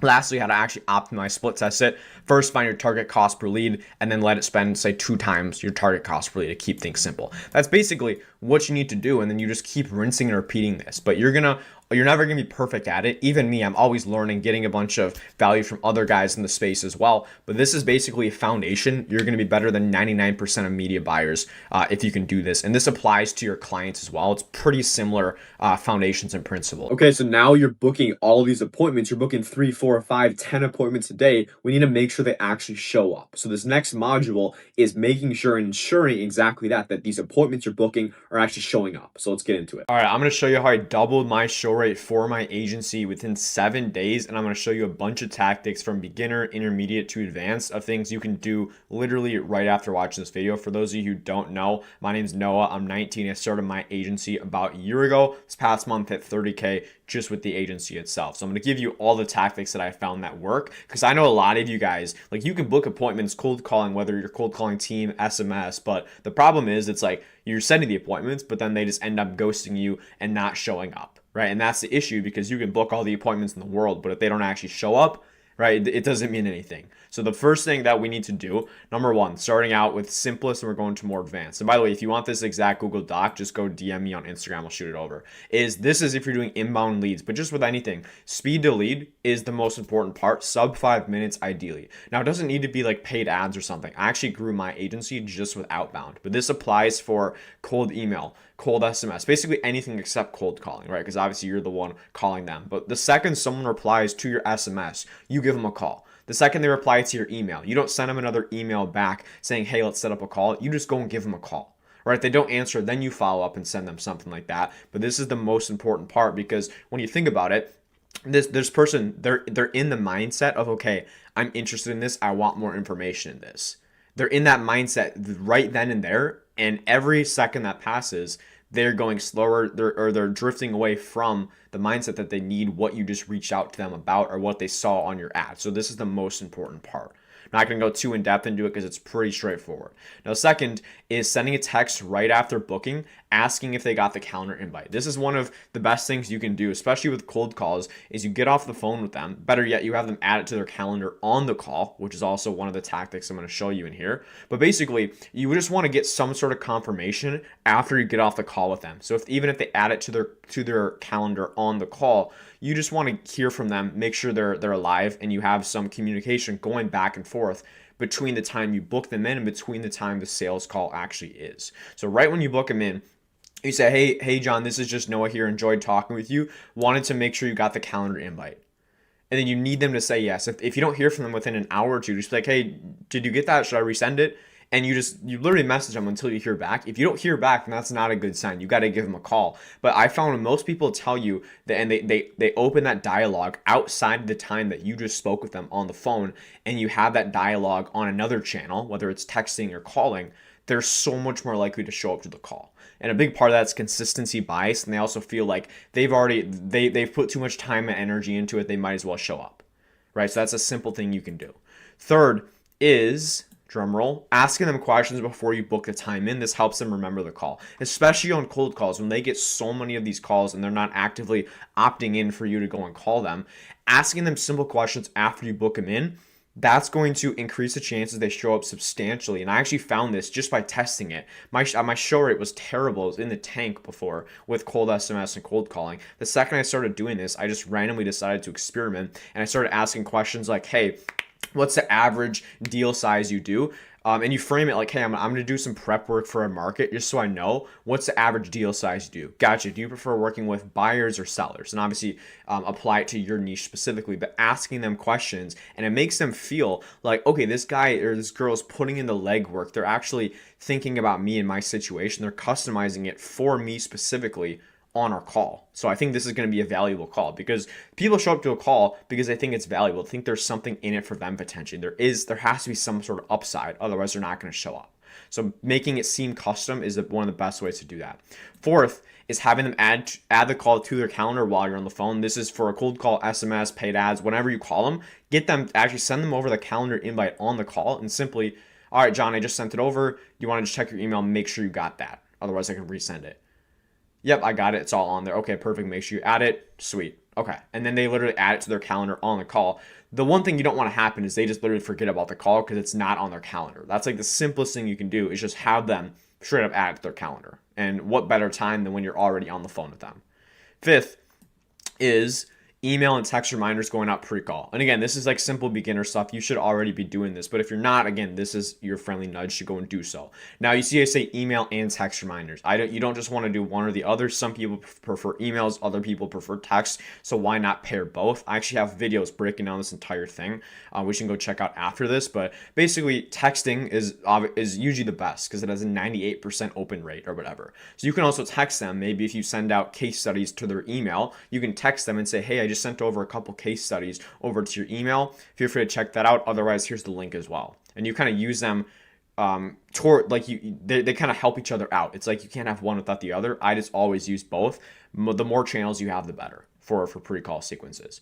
Number 6 is don't book the call more than 48 hours out, ideally. I say ideally because some people literally just, maybe they're going on a trip or something. You need to book them in next week or something. But every day outside of when you book them in, the longer it is, the chances of them showing up goes down substantially.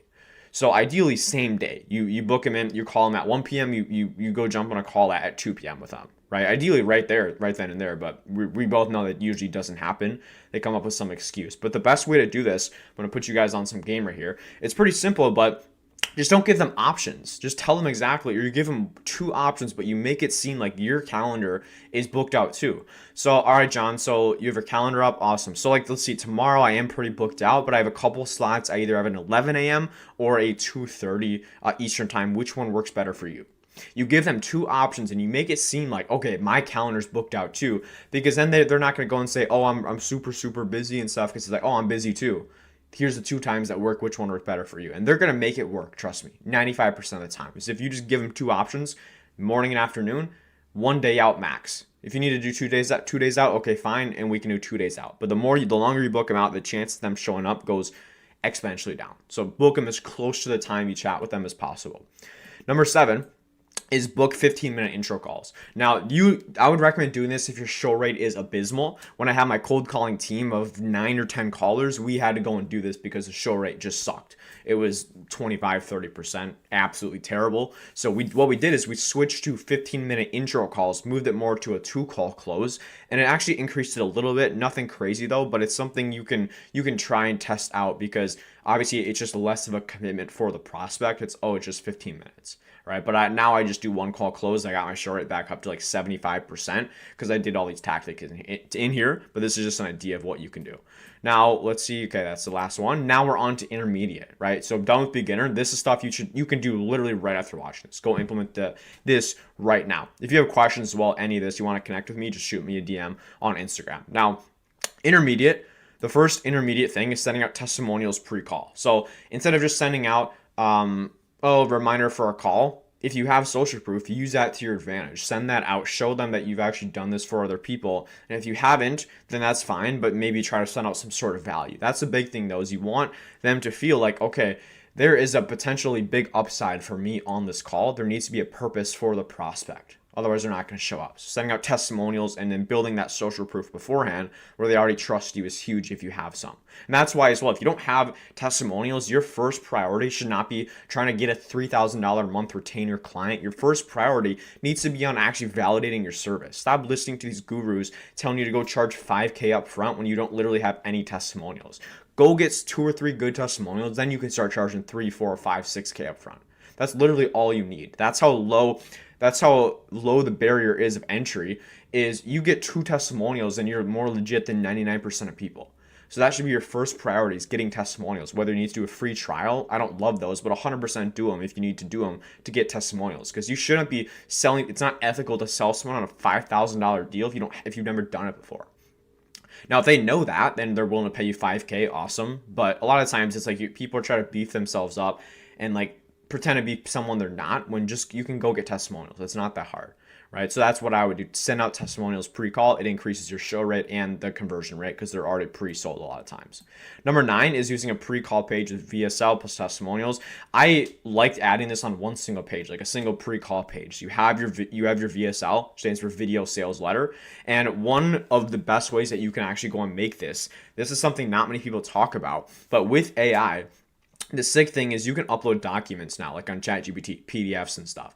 So what you can go and do is when you record your sales calls, because you should be recording your sales calls, just use Fathom or a free note taker, get the transcript, put it on a document, get like 10 or 15 of your sales calls in one document, upload it to ChatGPT, and ChatGPT will give you the main pain points, the main things these people are saying on the call, and you go and make a VSL video hitting all of those main pain points, all their desires, and it's people are gonna watch this before your call, and they're like, that's exactly what I was thinking. How does this girl know what I'm thinking? And it's going to get them excited to show up because they're like, this person understands me better than I understand myself. And the second they do that is the second they're going to show up and they're going to be already bought in on your process. Obviously, you still need to have a proper sales process, but this is the first step of it, of pre-selling. And that's how I a lot of times get these objectionless one call closes, is because my pre-call sequence is just frankly so good because I do the research on my market.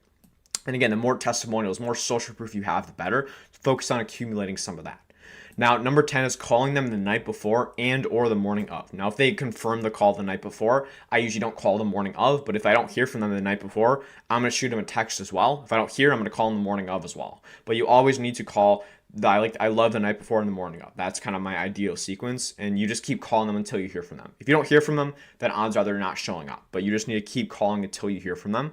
And I like the night before because a lot of times people, when they get up in the morning, they already have their calendar blocked off for the day, or they've already kind of thought about, I'm going to do this today. And if they forgot about your call completely because you didn't call them the night before, they're like, okay, even if he calls, I forgot about it, it's too much of a hassle to move my calendar around, I'm not going to show up. So that's why I like the night before. Before they go to bed, they're like, okay, I have a call with this person at 3 p.m. I'm going to remember that. Number 11 is framing the call as like a custom strategy session, free roadmap, free blueprint call, not a sales call. Like pretty simple stuff, but it's just the way you frame it. Again, they need to be excited to actually show up. So, let's hop on a demo call to show you my process. Or how about we're going to put a custom strategy session. We're going to put a custom strategy together to get you to 5 jobs in the next month. It's completely different. One gets them excited, one doesn't. And one other simple thing you can do with this as well, like the easiest thing you can do is on the calendar invite, instead of saying just John Smith and Noah Haupt for the title on the calendar invite, make it something like job acquisition strategy call or something like that, to make it seem like okay, this person's actually excited to show up because you're making the call sound like interesting, not just John X Noah. Right? You know what I mean? Like just do like the little things like that. It's how you frame the call. 12 is telling them you're researching their market. Give them that personalized touch. So if they feel like you're putting in effort and time into actually doing legwork, doing research on their market before you speak with them, they're going to be, again, much more willing to show up because they know that you're putting in the works, and they want to reciprocate that. The more work you put in, the more they're going to want to put in the work to show up to the call for you because they know you're putting in the work. That's one of the easiest things you can do, is just say, hey, I'm researching your market. And it kind of goes along with asking them questions, of letting them know I'm actually doing research on your market specifically. Number 13, last one for intermediate is create scarcity around the booking. Now you don't want to use like fake scarcity, but again, just being like simply giving them 2 options. So it looks like I have a couple slots open tomorrow. I either have like a 10:30 or it looks like we have a 3 in there. I guess which one worked better for you? Again, don't make it seem like you're super available. Give them like 1 or 2 options max. Give them 2 options, morning and afternoon. And just be like, yeah, we have maybe a couple slots open. Looks like we have like a 2 and a 3 or so. Make it seem like you're just kind of looking. You barely can fit them in, even if obviously your calendar's wide open. And if that's the case, you got to go watch either my cold calling or cold SMS video right after this. But that's all the intermediate stuff. Now we're going to go on to the advanced, the juicy stuff. This is for getting to that next level of 10, 20, 30K a month. So if you're liking this video, drop a comment. I always love to hear from you guys. Otherwise, let's get into the sauce. So advanced, number 1 is create long form content in your niche, which is for authority and familiarity. So what you can do and what I recommend doing, you don't even need to publish these on YouTube if you don't want, but go look at the main objections you're getting on your sales calls. And again, back up to what I went through.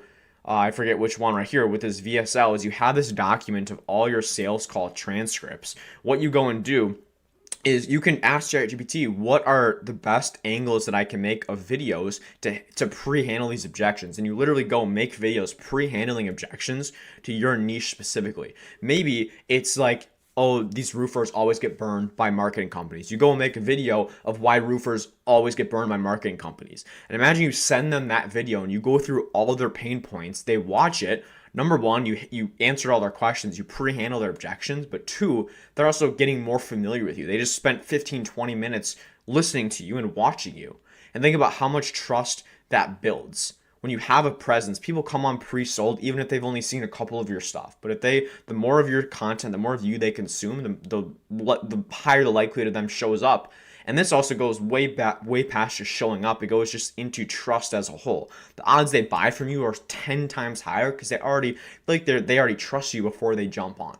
That's one of the best things you can do. And also, like, barely anyone else does it. So the barrier is like the bar is pretty low because no one else does it, but it's like there's just no one else doing it. So it's a huge opportunity.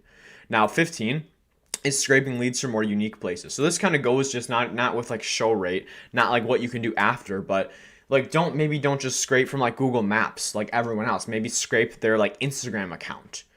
Cause like just think about it, it's like if the supply is super big, the demand goes down. So meaning if they're getting a ton of calls, a ton of people from this specific place reaching out to them, they're like, oh, these people are all the same.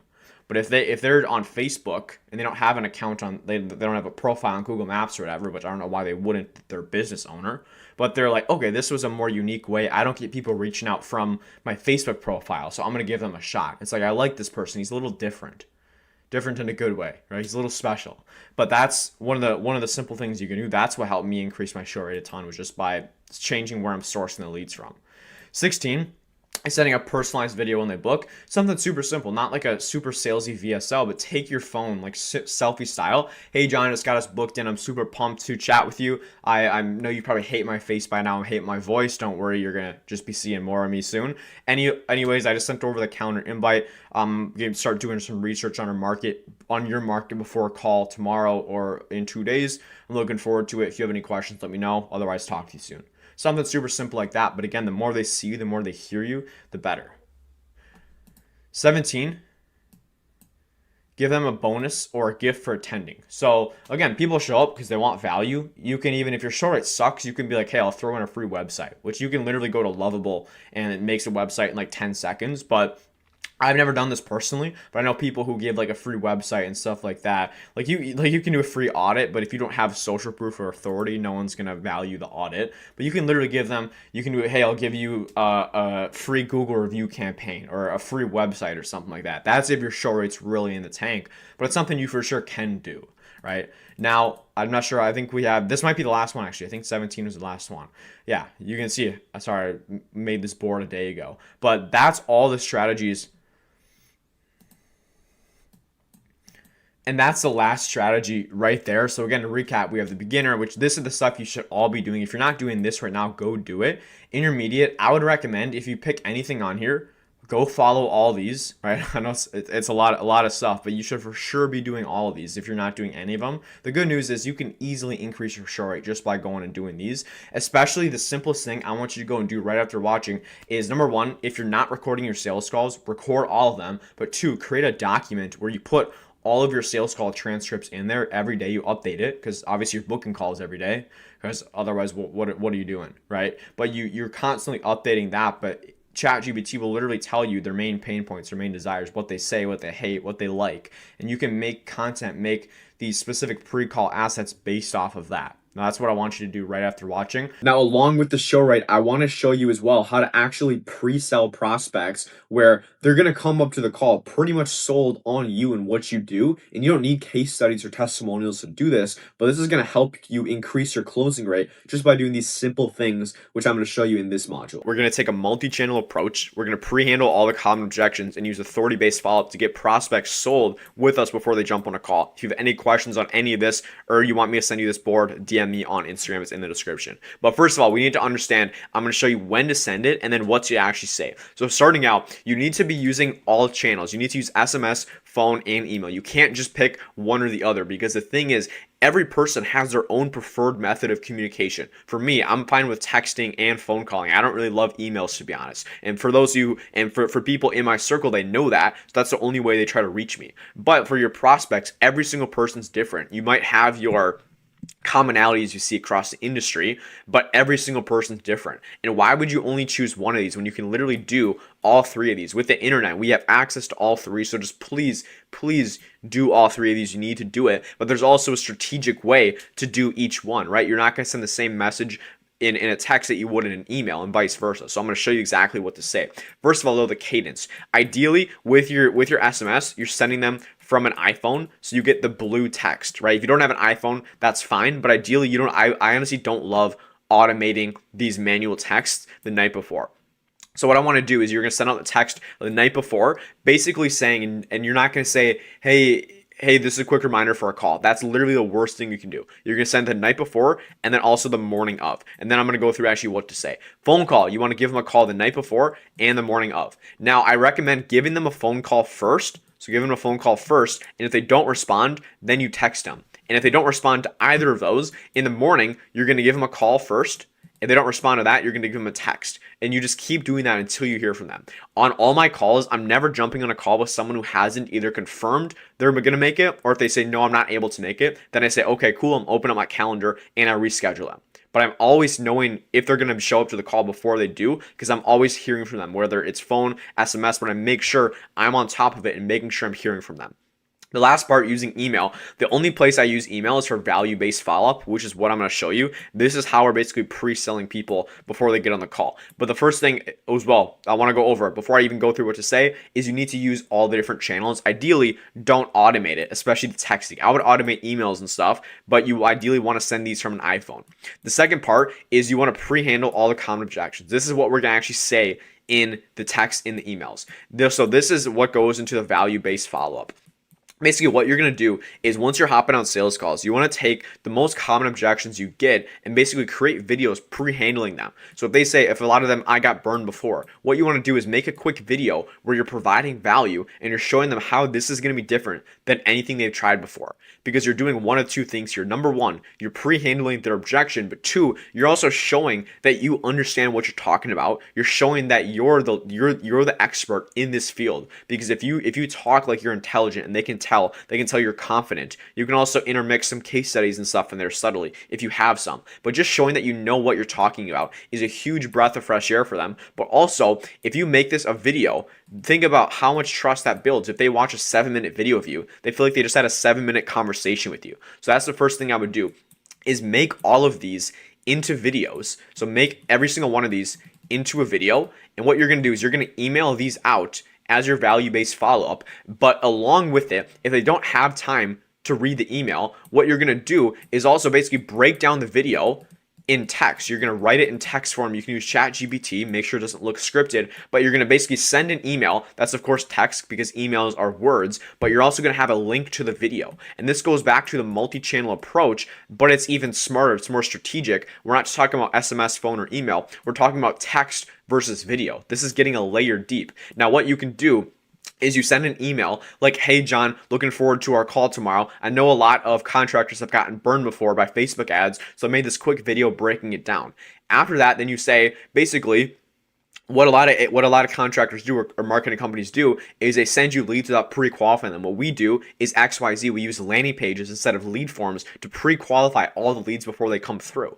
And if they just want to skim it, if they don't have time to go watch the whole video, maybe they're not a person who likes videos, then they're just going to be able to read the text and get all the information and still see, okay, this person knows what they're talking about. This sounds interesting. And that also subconsciously pre-handles their objections. And if they do want to go watch the video, then awesome. They're going to see 7, 8, 9, 10 minutes of you talking, and they're going to trust you so much more. Plus, you're subconsciously pre-handling their objections as well. And what you can do with that, after you send this in an email, you send this video and text email, what you can do is send them a message as well via text with the same thing, just make it more condensed.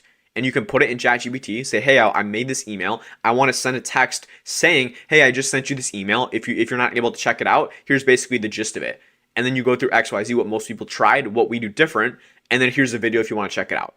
And you make it super condensed, but that way you're hitting video, you're hitting text, you're doing SMS, and you're doing email. That literally covers every single communication platform on how you're going to provide value to them without you ever having to get on the phone with them.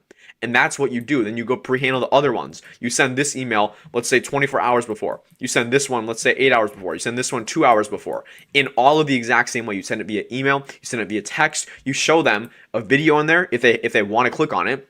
And then also you put it in text format as well so they can easily skim through it. And think about this, if someone's watching this and they're going through this, even if they don't watch the videos, they're going through all of these emails, all of these texts you send, and even if they're subconsciously not going through them, they see, okay, they see pre-qualify all the leads. Even if they just skim through it, then they see 10 times ROI. For example, you show your projected ROI.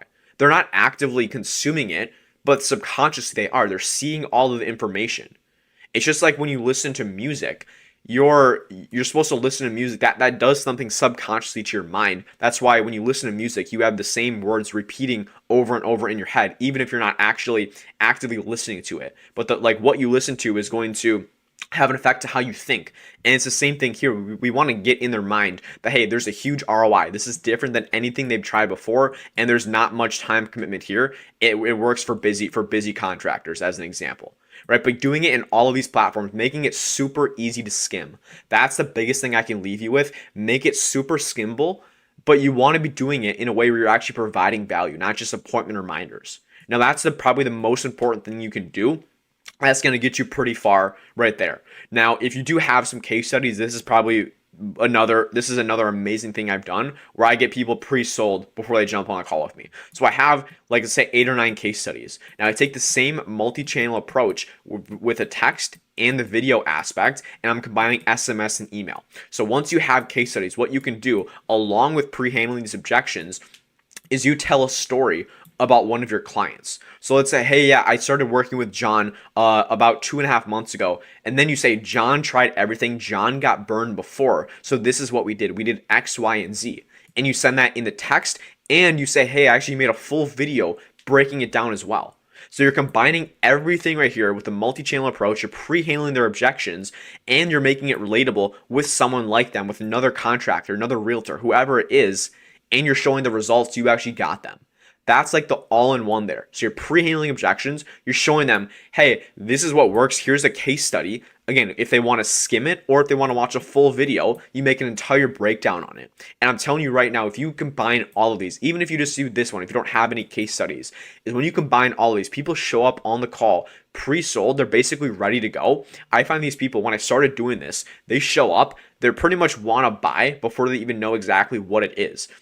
But the thing is, they already do have a pretty good idea on how it works because of all the videos, all the text, all the stuff I sent over, and I'm utilizing all of the different platforms there. So that's a process right there. Again, multi-channel approach, pre-handle the common objections, and authority-based follow-up. So now you actually have pre-sold, ready to go prospects showing up on your sales calls. I'm going to show you exactly the script that I use, the framework to go and actually close these people at a high percentage. All right, so we're going to start with the entire script, go through the pitch, and then objections. And you can literally go take this and copy and paste it in your agency. And at the end, I'm going to show you how to actually get this Myra board, this exact Myra board, the script, everything. So make sure to stick around for that. Now, the first part we have is the discovery. Now, for those of you who don't know or are new here, which I know a lot of you guys have been watching for a while, but if you're familiar, the discovery is the most important part of the sales call. Now, the reason for that is because with the discovery, our whole goal is to gather ammunition for the pitch. So with the discovery, I would say this is 80% of the entire call, because what a lot of people do is they go through discovery, ask some questions, you pitch them something, but it's the same thing that they've heard before, and then you get hit with objections of, oh, I need to think about it. Oh, it's the same thing I've heard before. How is this gonna be different? Which, if you have a good discovery, you pre-handle every single one of those objections because you know exactly what they tried before, what they're thinking of trying, and you position your service as the simultaneous reason why everything they tried before has failed and why this time your solution is going to be different. So that's what we're trying to do with a sales call, with a pitch, is to show them that. But to get the ammunition, we need to have a discovery. So the first part is just going to be rapport. This is going to be about the first 0 to, I would say, 60 seconds of the call. You don't really want to have a long drawn out discovery. I used to get more personal with discovery, and I've recently tailored it back. Just something super simple. Hey John, how's it going? Awesome. You hear me okay? Sweet. Where are you calling from? I'm over in Miami. Oh, is it super hot over there? I know this time of year I know it's freezing cold over where I'm at, but how's the weather over there? But like, I'm genuinely curious, right? That's the biggest thing, is just show them you're a real person. Don't just be a robot. And be like, awesome. Well, I know we got a limited time today. Is it cool if we just dive in? Awesome. That's simple rapport right there. Show them you're a real person. After that, we're going to get into the frame. This is so that we actually want to tell them what to expect during the call. What happens with a lot of guys I talk with, and what I used to get hit with a lot of times, is you're going through the discovery and then, oh, just tell me the price. Tell me what you do. Get to what you actually do.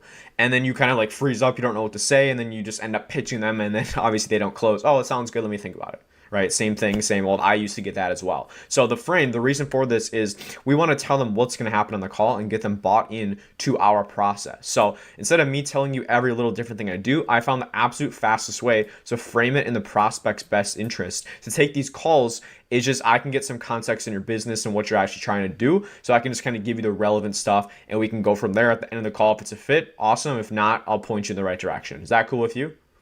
Get them to tell you, yes, that sounds good with me. Once they tell you yes, they can't go and object, because they can't cut you off, because they literally just said, yeah, that sounds good. You can go through your process. Now, once we have them bought in, we're going to need to find the problem right away. Now, there's different ways you can take a sales call. Some people like to start like with their current state, with what they're looking to do. I always like to find out the problem. Now, the simplest way to do it is if they came from paid ads, SMS, cold calling. No matter what it is, you go and ask them, hey, so I know, I guess what you kind of hoping to get out of the call today? How can I help out? Take that frame of, number one, and again, this is just like a framework. I don't follow this script word for word, but you're positioning you as like a helper, as someone who can help them. So excuse the handwriting as well. How can I help out? Right? We're asking them, how can I help out? What are you looking for specifically from this call? You're either going to get one of two things. One is, so you ask this question, one of which is they're all of a sudden going to just start expanding. They're going to tell you their problems. And second is they're literally going to tell you like nothing. Oh, I just want more business, or, oh, you reach out to me, right? So they give you a very in-depth answer. Awesome. You're in the call. You're getting the problem. If they give you a simple, oh, I just want more business. What you want to do then is you don't want to take that. A lot of people just go take that and move to the next question. And they give you a very surface level answer, which a lot of times you get, especially if you're doing outbound. Oh, you reached out to me. Okay, I got you. Well, I'm sure you wouldn't be on the call if you were looking to take on like less business, I'm assuming, right? Kind of joke around with them. So I guess for you, is it more of like a consistency issue? Is it like a lead quality? Not enough. Is it is it a consistent? Is it more like a consistency thing, like a quantity, or mainly a quality? Like, tell me about that. Oh, well, it's mainly lead quality. Okay, so that's the problem. They don't have qualified leads. Whereas a lot of you guys just buy in, I'm just looking for more deals. Okay, more deals, awesome. Then move to the next question. Okay, Well, I mean, what's the problem, right? Everyone wants more deals. What's the problem you're trying to solve, though? So when you say more deals, I'm guessing you wouldn't be on the call if you were fully booked out. I guess when you say more deals, is the problem mainly like, is it a consistency issue, like lead quality, lead quantity issue? Like, tell me more about that, and then get them to open up and expand. After we get the problem, now we know why they're on the call. Go into current state. Okay, so I guess what are you doing right now to actually solve that lead quantity issue? Like, how are you getting leads right now? And you tie it back to what they said right here. What you want to do throughout the call is use the prospect's words, right? Even if, because like people buy from people like them. That's why if you're watching this, you probably resonate with something about me. And maybe if you're new here, maybe you think I'm stupid. So excluding you, but a lot of people who keep coming back are people who resonate with me. Maybe it's how I look, how I talk, the value I give, stuff like that. It's just they resonate with it. Same thing with your prospects. People buy from people they like. So your prospect, you need to get them to like you as much as possible, not like in a friend way. I guess not even like you as much as possible, trust you as much. And if you're using their words, their language, they're going to trust you a lot more. They're like, okay, this person gets me. And that's another big part of it. It's mainly just showing that you're actually listening to them. So what are you doing right now to actually get new business? What are you doing right now to fix that consistency issue? Oh, I'm doing X, Y, Z. Okay. And then obviously you would tweak this to whatever the year. I just want to get an idea of how many jobs, how many deals, how many clients they're actually getting. Okay. So I guess like last month specifically, how many jobs did you actually close? And you see, I'm saying specifically, because I don't want to ask. So on average, how many jobs you do in a month? If you ask anybody that, any business owner, they're always going to inflate their number. Maybe they had one 10K a month, which is, not to name names, a lot of what these online gurus and stuff do. They have one 10K a month. Oh, I make 10K a month, right? But all these business owners, it's just a habit. They're going to give you the biggest month that they've done. Yeah, I'm usually doing like three jobs a month or so. Okay, 3 jobs a month. Got it. So, and is that average for you? Is that typical? Yeah, and then a lot of times, well, yeah, oh, it doesn't sound like it's super typical. I guess, how many did you do last month? And we're getting specifics rather than asking them the average. So, oh, last month I did 3 deals. Okay, what about the month before that? Oh, I did 1. Month before that, I did 1. Month before that, oh, I did 0. Okay. So is it more like 3 jobs on average a month, or is it more like 1, 2 maybe? More like 1 a month? Yeah, it's probably more like 1 a month. Okay, got it. And that's a huge gap. They were inflating their numbers by 300%. And again, our goal, they buy from us the bigger the gap is. So if their gap is only this big, they're not going to buy. But if it's like this, and they're much more likely to buy because you have all this room of showing them how big their problem really is. So okay, and then you get an idea of where they're at. As an example, I had a prospect literally yesterday, a sales call I was on, or it was two or 3 days ago, and I was like, okay, so how many deals did you do last month? Oh, I did 3 last month. Okay, what about the month before that? I don't remember. I have to go and look. Okay, so I guess just like this year, how many deals have you closed so far?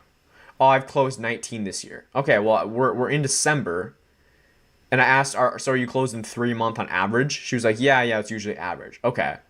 Well, I mean, we're in December, so let's even say we're 11 months in the year. If you're closing 3 a month on average, you should be doing 33 deals this year. How many have you done so far? Oh, I've done 19. Oh, okay. I mean, something's not adding up. I mean, if you're doing 3 deals a month, that would be about double what you're doing now. So, I mean, are you doing 3 a month, or is it more like 1 or 2 a month? Because that's not even 2 a month. Yeah, I'm more like doing 1 to maybe 2 a month. Okay, and they just like blatantly lie. That's just like the first example that came to my head because it was 2 days ago, and I thought of that as I was making this right here. After that, we want to go into what have they tried before. If you skip out on this, you are not going to close anybody because you're going to go pitch them something they've already heard. Chances are they've already gotten pitched something very similar to what you do. Facebook ads, YouTube ads, Google ads, everyone's heard it. Everyone's heard the same spiel before. So if you don't know what they've tried before, you're going to go pitch them something and they're going to be like, oh, I heard this exact thing before. How is this different? Oh, you can't go and you're on the back foot then. So we want to get an idea. Okay, so have you tried Facebook ads before? What have you actually done in the past? Yeah, I did Facebook ads, XYZ. Okay, how'd that work for you? God, okay, what'd you like about that? What didn't you like about it? How much were you spending on that? Get an idea of, okay, maybe the leads were unqualified. Maybe they were price shoppers. They were just looking for a low price, and you're going to note all this down. So when you go pitch them, you say, hey, we do, instead of using image ads, we use video ads to make sure we're calling out people looking for jobs that are quality, not just shopping for the lowest price. And you mentioned as well that you were getting a lot of unqualified people from XYZ company when you did Facebook ads. A big part of that is because they're not asking qualification questions. So what we go and do is ask these qualification questions to make sure that we're actually pre-qualifying these people before you ever speak with them, right? And then you're tying everything back to what they said. So I would be taking notes on this, writing down these keywords. Now you want to find out what they tried before, dig into that. But also if they haven't tried stuff before, gotcha. I mean, have you, okay, that's good that you haven't, or that's interesting. I know a lot of people have tried stuff before. I guess, have you taken many calls like this? They're going to tell you, no, I haven't. Okay, then it's not a very sophisticated prospect. Or yeah, I have.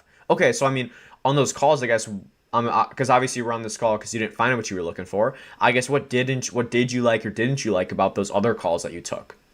Well, I didn't like XYZ. Okay, and then that's more ammunition you can use. It's not only what they tried, but what they've got pitched, what they're thinking about trying as well. We want to burn all these bridges because if they have other options when you drop the price, they're going to go to these options. You need to burn every bridge they have. After bridges is heaven. And by the way, if you want this whole Miro board, just go DM me on Instagram at noah.helped, or if you have questions, hit me up as well. Always happy to help out and connect with you guys. But basically next is heaven. So we want to get, this is basically the goal. Okay, so you said you're doing two jobs a month. I guess where would you like to be in the next, say, 6 to 12 months or so? You see as well, when I ask it, it's almost like I'm thinking of the question on the spot. Right? It's not like I pre-planned the question. Okay, so you're doing 2 deals. How many deals do you want to be doing next year? Okay, so you said you're doing 2 deals a month now. It's been like that the last couple of years. I guess, let's say like 6 to 12 months down the line. So like next year, how many, I guess, deals do you want to be doing?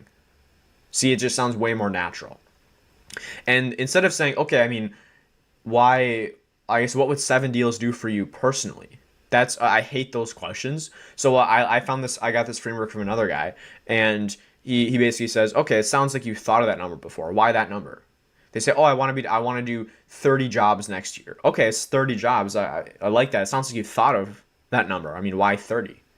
Well, because XYZ, and they're going to go give you all that sort of stuff, right? So after you get heaven, you get their goal, you get why they're actually on the call. Again, we're creating a gap. If they tell you they're at X and they want to get to Y, the bigger the gap is between these two, the easier the easier it's going to be to close them. After we get that, we need to get fuel, building urgency. This is something I struggled with for so long. I'm not sure about a lot of you, but as an introvert, I hate feeling like pushy and salesy, and I could not find for the life of me, find a way to get urgency without asking. So I guess if you do the same thing, like what's going to happen next? If you keep doing if you're still in the same shoes 6 months down the line, I guess what's going to happen then if you don't make a change, right? It just sounds like very salesy. So what I like to do is, and this is after you build a gap. This is why we're asking this later. If you go ask this right up front, they're going to smack you and leave the call, right? Of course, over Zoom, because it's all video call. But if we have their problems, okay, so you've kind of been at 2 deals a month for the past 2 years, and I know you haven't really tried a ton before. You've tried a couple things here and there, but it's been a little bit since you've actually tried some stuff. I guess for you, like, why is this a priority now? Or I guess, like, is it a priority for you now? They're gonna tell you either yes it is or no it's not. If they say no it's not, okay, I got you. Well, I mean, I'm just curious because obviously I know I don't want to waste your time, but I guess if it's not a priority, like, why are we on this call in the first place? Like, I'm just genuinely curious. Then they're gonna tell you, oh well, I need XYZ, and then okay, then they pull into you. You pull out, you pull back, and they're gonna come closer to you, right? They're gonna lean in on it. But if they tell you, oh, I'm looking to do it now, okay, I guess why now? You haven't been doing it the last 2 years. I'm curious. Oh, blah, blah, blah, blah, blah, blah. Or you can say, okay, so it's been 2 years. I mean, how much of since it's been 2 years since you've been having these kind of issues with the lead quality inconsistency, I guess what changed now that's making this such a priority for you? Well, X, Y, and Z. It's kind of just getting a gauge about where the conversation is and the type of prospect you're dealing with, because we have type A and other types of prospects. But I'm not going to go into that now. I can make a separate video on that later if you guys wish. But basically just getting the urgency, getting them to tell us, hey, I'm looking to do this now. Because if they go and tell you, oh, I need to think about it. Well, hey, you just told me you were looking to do it now. Like, what changed? Boom, and you can tie them down. After that, that's pretty much everything. We can go and actually label the problem. So it sounds like XYZ. Sounds like basically you're struggling with XYZ. You basically just need a consistent way to actually bring in motivated homeowners so you can actually close an extra 3 to 4 jobs a month. Is that right? Okay. Then what you want to do is transition to pitch. What a lot of people do, and the mistake I made, was after you go through the discovery, you go right into the pitch, and then it basically you go through this. You're like, okay, awesome. Well, can I share my screen and show you what I do?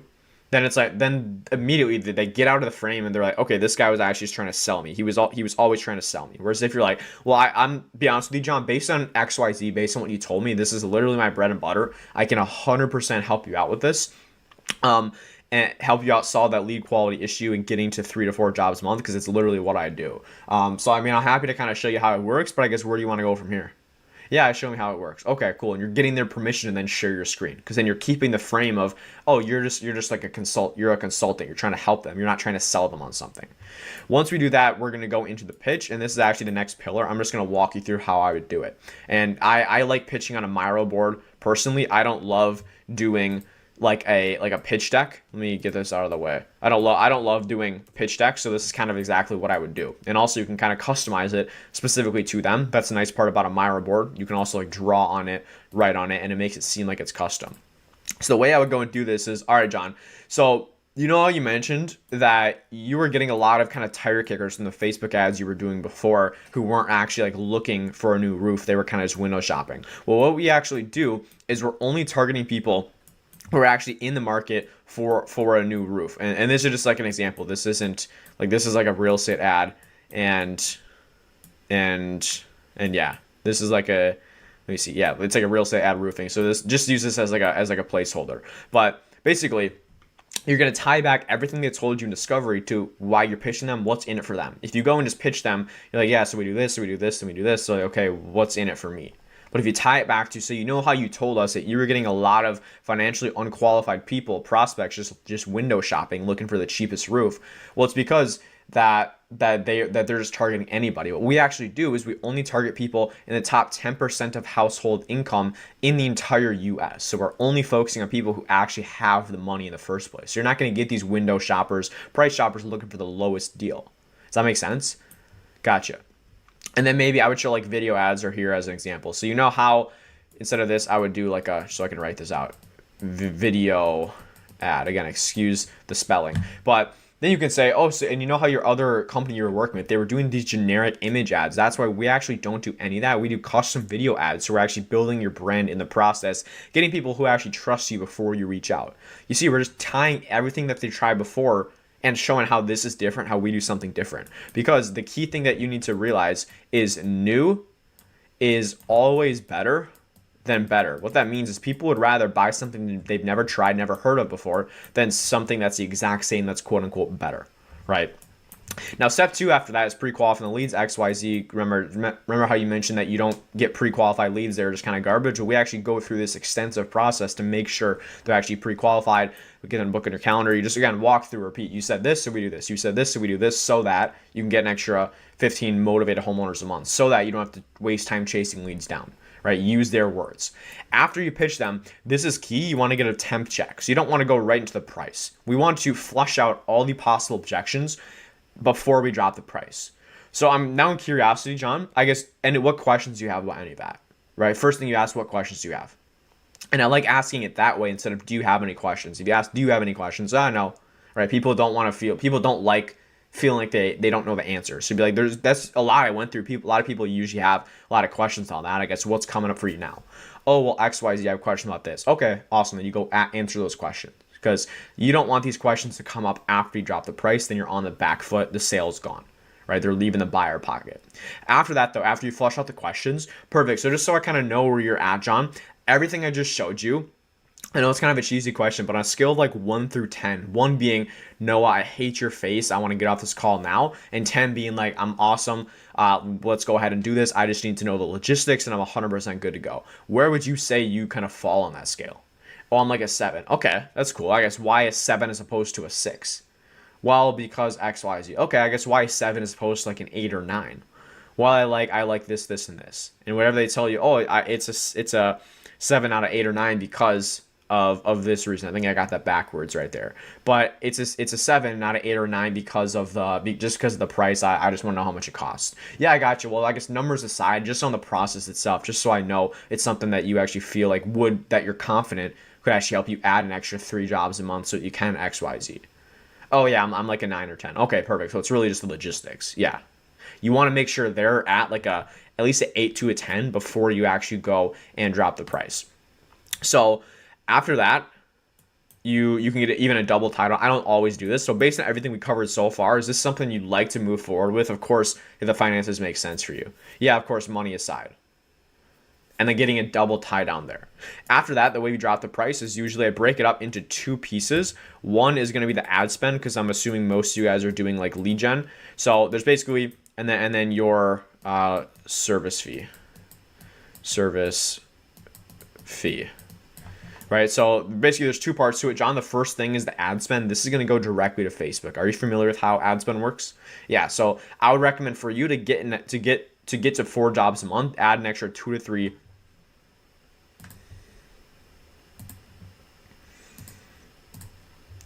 Yeah, John, so the way the ad spend works, for you to add an extra 2 to 3 jobs a month, I would say we start with $50 per day. That's going to go directly to Facebook. I don't touch a dollar of that. But you're positioning it, hey, because you said this, because you want to hit this goal, I would recommend this. And it makes it seem like it's custom to them. After that, okay, so any questions on that? Nope. Okay, cool. So basically the way it works is it's just 3 months, and to get you the extra 3 to 4 jobs a month, it's just $3,000 flat for me to manage all this. Be silent. Then after that, then usually either they're good to go, they're going to think about it, okay, and if they're looking off the screen, they're thinking, don't say anything. Just let them think. You don't want to drop the price and then just start talking. You want to wait at least 8 seconds, right? Wait at least 8 seconds before saying anything at the minimum. After that, then if it's still like they're looking at the screen, they're not saying anything, then okay, how does that sound, John? Or what are you thinking? Don't make it awkward, right? After that, you're probably either going to close them or you're going to objections. They're going to be, oh, it sounds good. Okay, awesome. So when do you want to get that onboarding call? Boom, go get the payment on the call. And that's one other thing as well. Always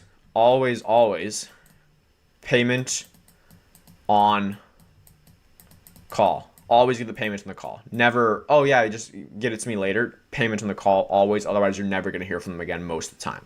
Right. I mean, even sometimes though, if you do a really good discovery, have it really dialed in, everything I just showed you, they will like legitimately pay after the call if it's just logistics, but always try to get payment on the call. But let's say you do get objections. The framework for an objection, oh, I need to think about it. The first thing you want to do is reassure.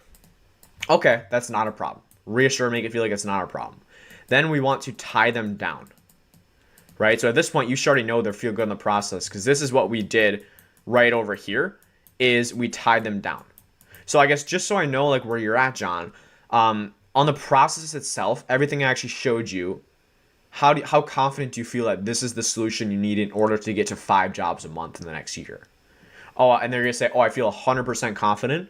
Okay. So I guess then is it fair to say, is it just the investment or like what's coming up for you that makes you, I wouldn't even mention that makes you feel like you need to think about it, because that's a smoke screen. So I guess, is it mainly just the investment then? Boom, and then you tie it down. It's not the process, it's just the investment.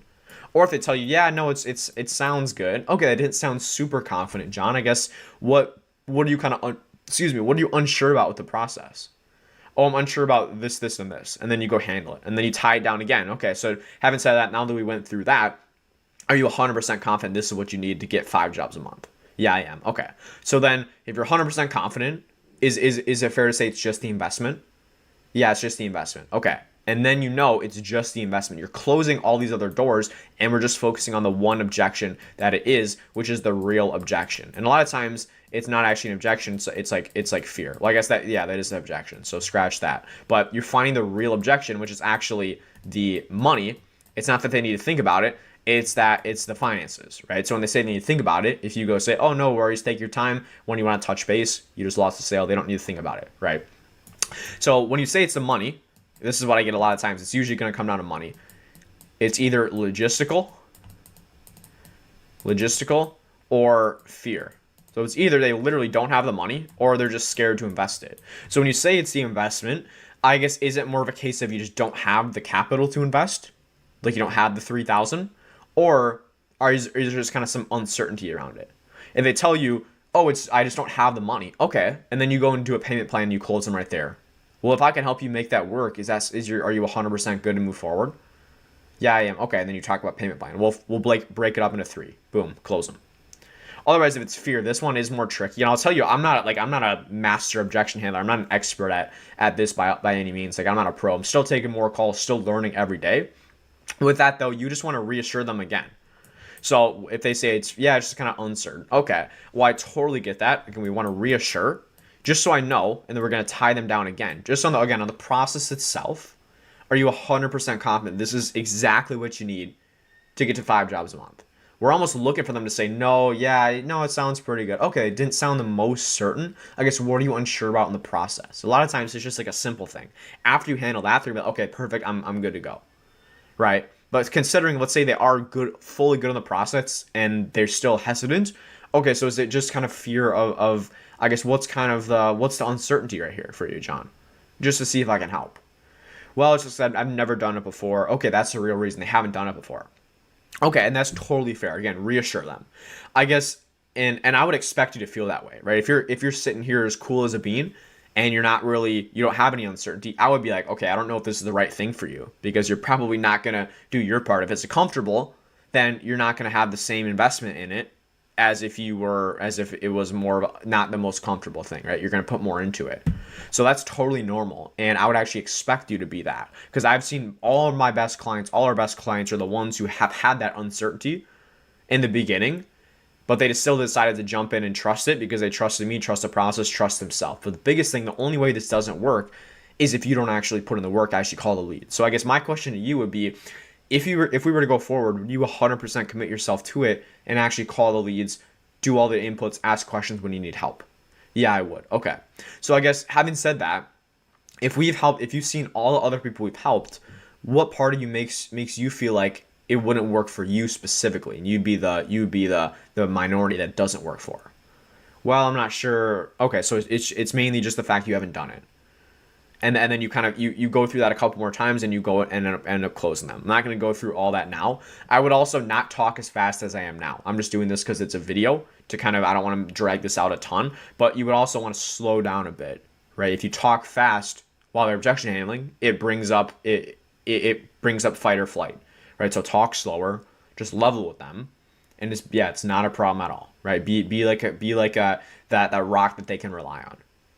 And that's exactly how you go and do this. And if you go and do this framework, I'm telling you, you can go and triple your close rate literally just by implementing this stuff. So you have a proper sales call, you know the outline. Now I just want to double down on objection handling. So after you drop the price, when they say, oh, I need to think about it, it sounds good, let me just look over the numbers, let me talk to a partner, stuff like that. We know exactly how to pre-handle and how to handle all of that to make sure you're maximizing the percentage of calls that you close. So let's dive into this training. So I'm going to go through this objection handling matrix I made and the counter objection. So starting out, we need to understand what is an objection, right? So one thing that I will say is you can prevent so many objections in the first place by having a good discovery. So like, this is your call right here, and the discovery is going to make up about 80% of it. This is where the objections are. This is about 20% of the call. So your main focus needs to be on the discovery and focusing on pre-handling all the objections. So your goal should be to pre-handle as many objections as possible. I just totally misspelled that. To pre-handle as many objections as possible, so by the time you get into here, you're even making the discovery cover more of it. Now, the way that you could do this and pre-handle these objections is what you do after you have a call. What you go and do is list out all of the objections you get. The ideal amount would be if you have, let's say you have 10 sales calls, right? You've had 10 calls. What you go do is go back in the transcript, put it in ChatGPT, and tell ChatGPT to give you the 5 to 10 most common objections. And let's say one of them is spouse or business partner. What you can do then is go and add this in your discovery by asking, hey, so are you the decision maker, or is there anyone else who needs to be involved in this decision? And that way you're going to prevent it before it ever comes up in the first place. So before we even go into objection handling, I want to make sure that you know that the best way to handle an objection is by handling it before it ever comes up in the first place, right? Because after you drop the price, you're on the back foot. So ideally you want to be pre-handling as many of these as possible. And the best way to do that is in the discovery, which is going to be 80 to 90% of the call. And that's why sometimes you're able to get objectionless closes, because you do all of the heavy lifting in the discovery process. But now that we have that out of the way, if you're still not able to handle them all, because there will inevitably be objections, I want you to understand the difference though between an objection and a smoke screen. Now, what a smoke screen is the most typical one is I need to think about it. Now, what a smoke screen versus an objection is a smoke screen isn't it's not a valid logistical reason, right? An objection needs to be something logistical. Maybe it's, hey, I literally do need to talk to a business partner, or I literally don't have the money, I don't have the funds available, or I literally am going on vacation next week, so I don't have time to implement this. Right? Those are like legitimate objections that are actually logistical, valid reasons. Then you go and handle those, which I'm going to show you. But a smoke screen is someone saying, oh, I need to think about it. That's not a real objection. They're not telling you what they need to think about. Like, what are you thinking about? Right? That's not a valid reason. Or even if they say, oh, it's too expensive. Right? That's still a lot of times a smoke screen. A lot of times they're just uncertain about something in the process. So you need to stop. The first part is stop taking objections as they come. Don't believe people when they tell you an objection. Don't buy into their objection. I used to do this so much in the start where they would say, okay, yeah, I need to go think about it. Okay, no worries. I guess when you go and think about it, when do you want to touch base again? Right? You're just buying into their frame. Or you're reassuring them. You're saying, oh, it's not a problem. I totally get you need to think about it. That's not a problem. Right? That's one of the worst things you can do, because then you're validating their objection. You need to call them out on that. You need to be upfront. Part of that is going to come from you having that confidence and conviction to do so, which is going to come over time, but I'm going to show you how to do it. But now that we understand the differences, this is how we actually go into it, right? So first of all, the first thing you want to do is always reassure, right? Before you say anything else, you want to reassure. You want to say, hey, that's not a problem. Now, what you don't want to do though, and people mix it up with saying, yeah, I totally understand, that makes sense. Because if you're saying, hey, your objection makes sense, you're saying, hey, it makes sense, you need to think about it. Like then you're just buying into that frame. You're buying into the frame that their think about it logistical object, or think about it smoke screen is real. Then they're gonna stick with that. But if you say, okay, no worries, okay, that's not a problem, and you don't say, okay, that makes sense, I understand, you can think about it, right? Don't say that. Don't validate it. Just say, hey, that's not a problem. Hey, no worries at all. As if that's always going to be the first part. After you reassure, you're going to get the tie down. So you're going to try to find the tie down is focused on the purpose of the tie down is to find the real objection and to get past all of the smoke screen, all of the fake stuff they're telling you. So you're going to say, okay, I guess in the process itself, like, do you feel 100% confident in everything I showed you to actually get you to your goals? And then you can insert what they told you to actually get you to 3 deals a month. Right? So what you're doing here is trying to get them to either tell you, yes, I'm 100% confident. Then you say, okay, so I guess if you're 100% confident, I guess what's coming up for you that has you still wanting to think about it? Is mainly just the investment? Yeah, it is. Okay, and then you find the real objection, right? But if they say, no, I'm not 100% confident, or if they say, yeah, I'm confident, you say, okay, that doesn't sound too sure. And then you go and find what they're unsure about. And that's what you do there.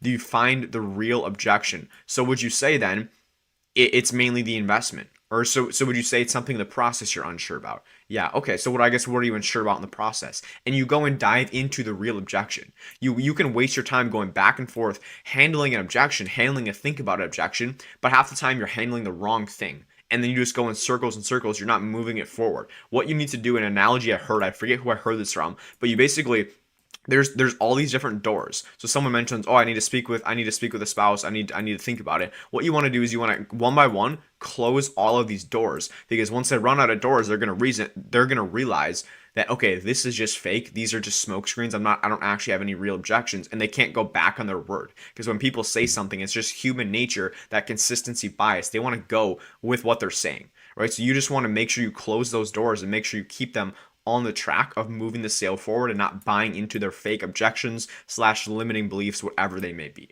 Now I want to go and walk you through actually pre-handling all of these. And by the way, if you have any questions about any of this, just DM me on Instagram. It's in the description below, or noah.haupt. But the first objection that I've seen in the SMMA space a lot, and that I got a lot at the beginning, is this is too expensive. Now, before I go into it, a huge part of this is too expensive, it's either usually going to be they don't see the value.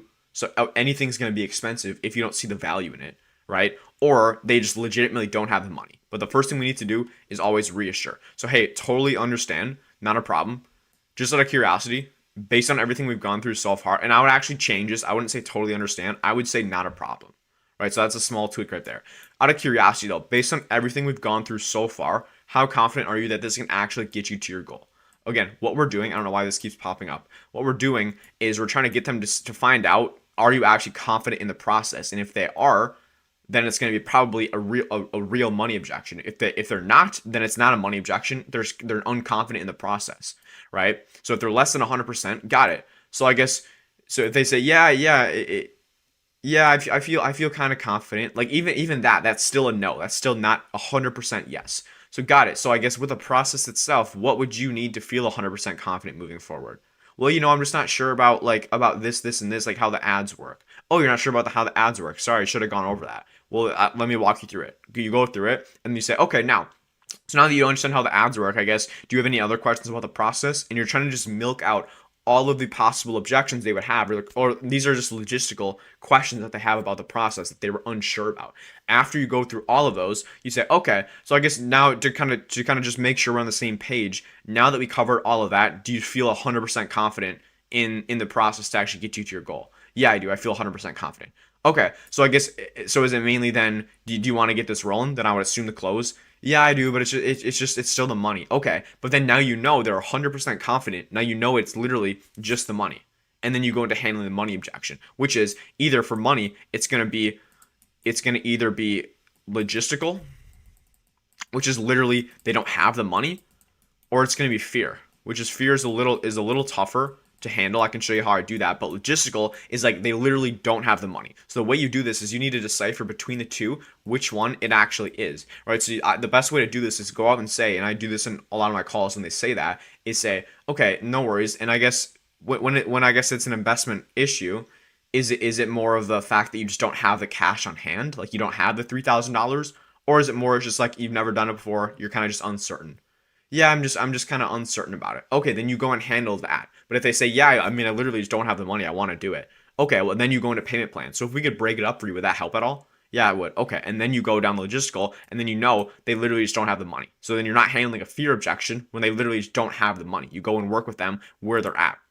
Now for fear, the way you do this is a bit tougher. What I always like to do with fear is kind of get a deposit. So I would also always start by saying, okay, I totally get that. And trust me, like John, I would totally expect you to be a bit uncertain. If you were like cool as a bean right now, I would honestly be a little nervous because that means you're obviously it's not that serious for you, right? So I want people who are going to really put in the work. I can tell you right now, the only time that people don't get results with us is if they don't actually put in the work. And we're on the call right now. We're still on the call because I believe in you. Everything we went through so far, I know I'm 100% certain you're going to get results with this. But of course, there's always going to be that mental block just based on the fact that you've never done it before. It's like when you rode a bike for the first time, right? You're always scared about it. Once you do it, then you're like, okay, this is easy. I should have been doing this so much longer ago. And every contractor we work with feels the same way before they move forward. So it's 100% normal. I guess based on the process itself, and I would go get another tie down, and you just kind of go back and forth with it, and you find out what are they really scared about. A lot of times it is that uncertainty. They're just uncertain because they've never done it. Then you can go for deposit. Okay. Well, I'll tell you what, it sounds like it is something you 100% want to do to make it more of a no-brainer for you, to make it fully so you can 100% trust it. What we'll do is we'll just do $500 now as just a fully refundable deposit. We'll go through the entire onboarding process, and after that, if you're like, okay, this sucks, I don't want to do this, I don't like this, I'll literally just give you the $500 back, no big deal. But then obviously if you are good to go, you're like, okay, this is actually legit, he's actually doing what he's saying, then obviously we move forward, go crush it, go make some money. Right, but that's just for you because that there is going to be some uncertainty always. That's what I'd be willing to do for you. So do you want to get that do you want to go move forward now? And then a lot of times they're going to give you the deposit. And I've gotten that a lot of times, especially recently when they have that fear. But that's how you handle the money objection. So you want to find out, is it logistical? Is it fear? But before you do that, find out if it's even a real money objection in the first place or if it's just a smokescreen. Move this out of the way. All right. Now the next one is I need to talk to my business partner's spouse. Now the easiest way to do this is just in the discovery. Ask, hey, are you the main decision maker, or is there anyone else who you work with, any business partners? That's probably the best way to ask that. You don't want to just build up sales resistance by asking, hey, is there anyone else who needs to make decisions, right? You can ask that, but you can say, hey, do you have any business partners or anyone who else needs to be on the call? No, I don't. Okay. And if they do, then okay, I think it would probably make more sense. They're probably going to need to see it. They're probably going to have questions about it for us to just jump on with them as well. So how about we reschedule? Okay. And then just pre-handle it before it ever comes to it. But again, we need to find out if it's a real objection. right? So I had a lady the other day, she gave me a husband objection, spouse objection, and I ended up getting a $500 deposit from her, right? Because it wasn't a real objection. So again, and with this, sorry, I messed this up. I wouldn't say, of course, makes total sense, because then you're validating it. I would just be like, no worries, no worries. And I wouldn't say this as well. Like, I don't know who wrote this. This is literally me. I must have been tired or something. I wouldn't say it's important they're on board, because then you're validating their fake objection. I would just say right here, no worries. Just so I understand, based on everything we've gone through, how confident are you that this could get you to your goal? Oh, I'm 100% confident. Or, oh, I'm not 100% confident. Oh, yeah, I'm kind of sure. And then you go down the same exact thing. You find the real objection. Okay, what specifically would you need to see to show them, to clarify, or to show them or clarify, so that you could actually feel 100% confident? And then you're just basically finding out what they aren't confident in the process. They're going to tell you, oh, I just don't know how the ads would work. I don't know if I could shoot an ad like that. How does the targeting work?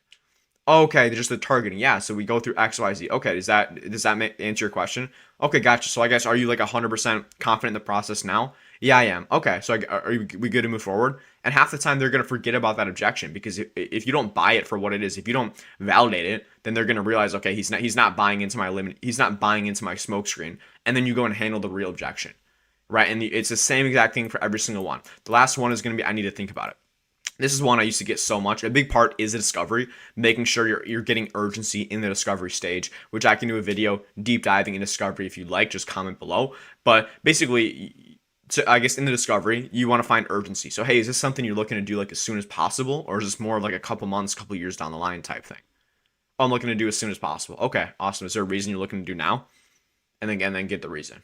But if they do drop this, it's always a smokescreen. So never agree with it. So yeah, it's not a problem. I guess when you say you need to think about it, putting like pricing aside for a second, like everything, how do you feel about everything I showed you? Are you like 100% confident this can get you to your goals? And then again, you're looking for the real objection. It's the exact same thing over and over. If they say, yes, I'm 100% confident. Okay, so when you say like you need to think about it, I guess, is it mainly a case of like money, or I guess what's coming up if it's not the process? And it's going to always pretty much be money. And then you go handle the money objection. You find out if it's logistical or if it's fear. Like that, this is not a real objection. And again, if they say no, or they don't sound 100% confident, then you say, okay, so I guess what part of the process aren't you super confident about? Or what part do you have questions about? Oh, about this, this, and this. And then you go and literally just answer their questions. Like, this is not an objection, but that's exactly the way you do it. It's super simple for all of them. When you understand this framework, super, super simple. Remember, reassure. Yeah, it's not a problem. Don't buy into it. Tie down on the process. How do you feel? Right? And then find the real objection. Find out what they're truly wondering about. Now you know the actual process, the exact template, the exact framework that I use. I'm going to show you a live role play, which is basically me pretending like I'm the closer and another guy who runs an agency, and showing you guys exactly what a mock call would look like, so you get an idea of what it looks like in action. There you go. So you saw it in action as a practice. Now I'm actually reviewing a live agency owner's sales call and breaking it down step by step using the framework that I've showed you previously. So let's dive in. And if you guys have any questions throughout, just let me know. You can ask, hey, why'd you do this? Or I was thinking of doing this. Why'd you ask this? But we'll break it down as we go. So for context, let's say I'm doing Facebook ads, working with, just should we say roofers or something as an example? Is that cool with you guys? Yeah, roofer's fine, because I mean I'll get some knowledge on this as well. So Okay, sick. Awesome. So, and let's say I got you from like a cold call or outbound. okay. So yeah, and I'm just gonna free ball this as well, but I might miss some stuff, but I'm gonna kind of go through how I go through it. So all right, awesome, bro. Hamad, how you doing, man? Good, yourself? Not too bad, not too bad. And then as well, I would always want to make sure they have their camera on and stuff, and then I would make a comment on their background like, oh, that's a nice picture in the back. Like, are you into the NFL or anything like that? And just like some small talk, but we can just get into the discovery in this case. So, but yeah, man, I mean, to pretty much kind of go through this call, I always want to just get a bit of context in the business, kind of where you're at with everything. And from there, obviously, I'll kind of go through what we do specifically, numbers, all that sort of stuff. Is that cool with you? Sounds good. Okay, sick, brother. Well, yeah, so I know I did reach out to you the other day, gave you a quick call over the phone. I guess what specifically kind of stood out that made you kind of want to jump on the call in the first place? Yeah, I mean I'm only averaging about like 5 jobs a month, so I'm looking to increase my amount of jobs, increase my revenue, because it's a little bit slow right now, especially with the winter coming in. Gotcha. Okay. So yeah, so walk me through right now. You said you're doing 5 jobs a month. What's kind of the marketing approach? How are you like getting jobs right now? Word of mouth, just referrals, kind of just handing out flyers, handing out cards, pretty much it. Just from family Okay, members, from friends, that kind of stuff. got you. So out of those five, um, like jobs you're getting a month, I guess how many are those all just like word of mouth? How many of those are coming from like flyers? Like what's the breakdown of where those are actually coming from? So I'd we're on the say same like page. 3 to 4 out of 5 of them are usually referrals. Okay. So basically, it sounds like 95% are just coming from referrals. Yeah, like 90% number of referrals. Okay, I gotcha. So, and I guess, are you doing any sort of anything else besides like the postcards, like word of mouth, that sort of stuff? Like, are you running paid ads, any SEO? We did Yeah, some paid anything ads a else? few months ago. Didn't really get any results out of it, so we kind of just abandoned that. Okay. And when you say paid ads, are we talking like Google, Facebook? Like, what are we talking? Google. Google. Okay. But yeah, man, walk me through how those are working for you. So those Google ads, what were your I know you obviously stopped doing them. Were they not working, or how are those? What was your experience with those Google ads? We were just getting some, like, we were pretty much getting no leads. I mean, we got like a couple people coming in, and they were obviously high intent. I mean, Google is intent based anyway, so there were some high intent buyers, but we didn't really get a lot of them, and it was complicated to figure out on my own. I didn't hire an agency for that, so kind of just abandoned that at that point. Got you. Okay. So the main thing you said you were getting like decent quality leads, but you weren't getting enough. You said. Yeah, not enough for the ad spend. Got you. What were you spending on the ads? What was the ad spend? Probably around a month, it would be like 600 to 800 a month. Okay. Spend like 20, 25 a day, roughly. And when you said you were, because this sounded like that you were getting leads with intent, I guess. When you say they were like more quality, have more intent, like what do you specifically mean by that? Like, what did you like about the leads? Well, when we called them, I mean, they were real people, obviously. They had homes, they were homeowners, and they had some type of problem with their roof. But the problem was they were kind of just they were kind of just getting quotes from everybody. So they were like, "Oh, how much are you? You're this price. Oh, this guy's doing it for cheaper. Can you match this quote? Yes, no. Okay, bye." That's pretty much what we're dealing with. Oh, so, okay. So they were kind of Price like shopping around shoppers. just based on price. Yeah, price shoppers. Like they were real people. They owned a home and they had, a roof or some type of problem that they were clearly trying to get fixed, but they were just trying to find the cheapest person.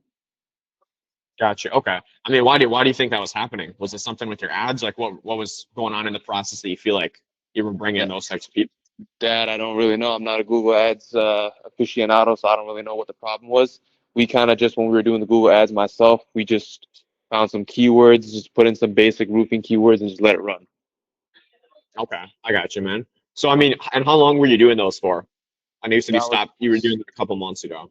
that was for like 2 months we did that. Okay, so spent about say 1,200 or so. Out of that like 1,200, did you get any jobs from it? Nope, not one job. We got 3 leads from that, but no jobs. 3 leads in 2 months. 3 leads, like 3 quality leads, I would say. Like 3 people that like we called them, they were like, yes, we are interested. And then we went over, we gave them a quote, and they just never called us back. Hmm. So you three leads in 2 months. You said 3 qualified leads in 2 months. 3 qualified leads in 2 months. Gotcha. Okay. So I mean, you didn't get any jobs from that out of the 1,200. Nope. Huh. I got you, man. Okay, interesting. Well, what else have you tried before? I mean, I know you did the Google Ads by yourself. Have you done Facebook? Have you done like Angie's? Like, what else have you done before in terms of like trying to grow the business, get some more leads coming in? We never did any Facebook just because I'm not really good with creatives, kind of making images, making videos. That's not really my thing. And we did Angie's, but we didn't really get any quality from that. We kind of just got a couple of jobs, but that was from like other people are contacting them, other roofers are contracting them, and it was just a much bigger headache with Angie's. What do you mean headache? As in, we had to like chase these leads. We had to chase them down, call them a bunch of times, and if we called them, they already had their roof done recently, or they were already getting contacted by other roofers, or they were price shopping a bunch of different stuff when it came to Angie's. Hmm. Okay. Yeah. So when you say they weren't quality, is the main stuff like they were just price shopping they sounds like they weren't exclusive as well. So they were just getting called by a bunch of people. Yeah, they Is there weren't anything else exclusive. specifically about them that you think was like low quality? It was just the fact that they were getting contacted by multiple roofers. They were not exclusive, and also the fact that they were price shopping. They're contacting, like they'll answer the phone, they'll be a little bit engaged, and they'll just ask for the price immediately. Hmm.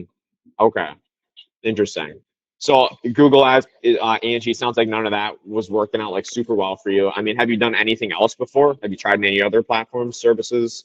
Nope. Gotcha. Okay. So I guess for you, I know I gave you a call. I guess was there anything that stood out to you about like what we said specific? I know you want more jobs. Are you looking for anything specific when it comes to getting more jobs and running some ads?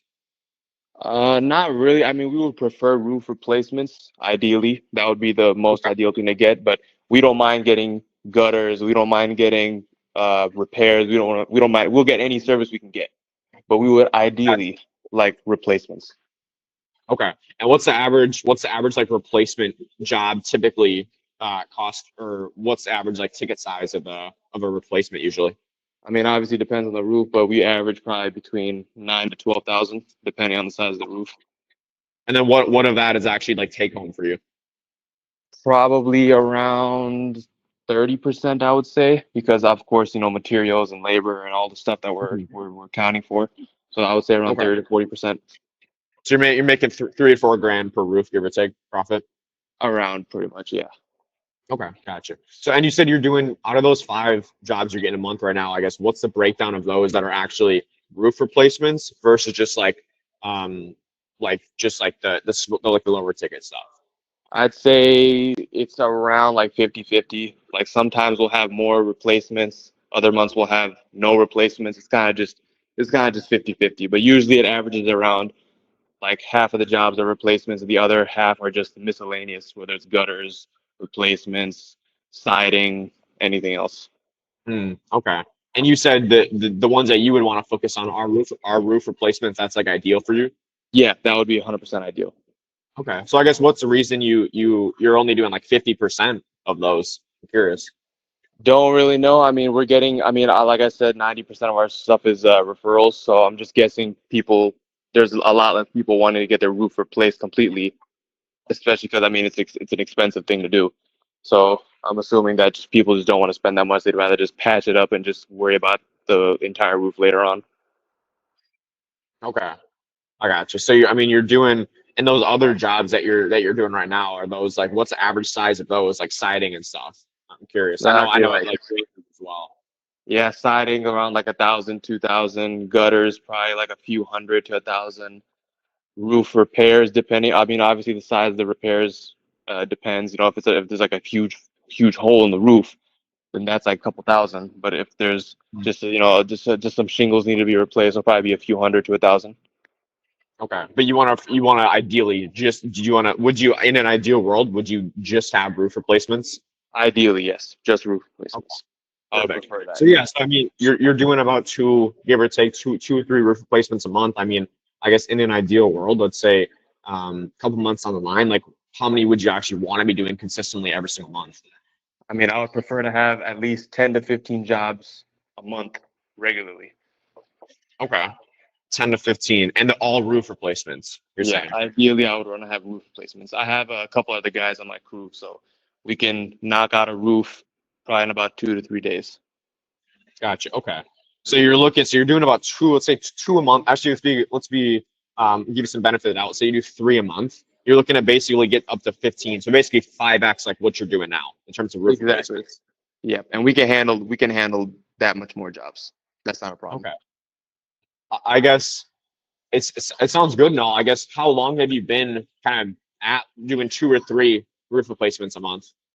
We've been doing that for about a year and a half now, and we've been in business for about 4 to 5 years. So it was very slow in the beginning. Obviously, I mean, we're new, we're not doing anything. So it was a lot of door knocking personally, and a lot of flyers and a lot of business cards. And eventually we gained a little bit of traction. So we have a little van with our company information, phone number, all that. So maybe the van's getting us maybe a job a month from that alone. Um, But yeah, no, I mean, mostly it's just referrals. Every time we always ask our customers, how did you hear about us? And it's always through a friend or through a neighbor or through somebody else. Okay. Well, I guess with that, because I mean you're doing decent already. I guess what's because you said you could easily do 15 roofs a month, and then obviously that's making you what 45, 50K a month. I guess what's the reason you haven't been able to get like 15 roof replacements a month and you kind of been almost like stuck for the last like month doing just like two or three or the last like year? I mean, we have no leads or customers coming in, so there's not really anything for us to do. Because once we started getting a certain amount of jobs coming in, we I was solo for about 2 3 years, and then once we had like those 2 to 3 roof replacements a month, I needed to hire more people because I couldn't do that alone. Because then just doing one roof alone will take over a week, and then that'll just slow everything down completely. So I hired a couple guys, and we can bang out a roof in 2 to 3 days, 100% a roof replacement. And then if it's a bunch of small jobs like gutters or roof replacements, we can just send one guy to each house. Okay, I got you. But again, we want to focus on those roof replacements. We want to get Exactly. 15, Yeah. 15 or We so of want to those a focus. month. Yeah, we want to focus on full replacements. Okay, I got you. So, and I guess I know, like when you said 10 to 15 replacements a month, sound like you thought of that number before. I guess what's the reason behind getting to 10 to 15? Is that some like milestone you thought of, or like why 15 a month? I'm curious. It's not a milestone, but it's just a number that I think we can comfortably handle. That's a number that I think our crew could do for sure. If we were to get more, then I'd have to hire more. Gotcha. Okay. So that's kind of the baseline. The first step we want to hit is 15 a Yeah, month. we want to max out the capacity of our current crew. Okay. So, I mean, I guess with like referrals and all, I mean, do you feel like you are, I know it's been like a year, you've been doing like 2 or 3 jobs a month. I mean, do you feel like you're on track to hit 15 a month, basically 5x the business, or like how close do you feel like you actually are to hitting that? Not really. I mean, it's been pretty stagnant. We're not really increasing the amount of jobs slowly.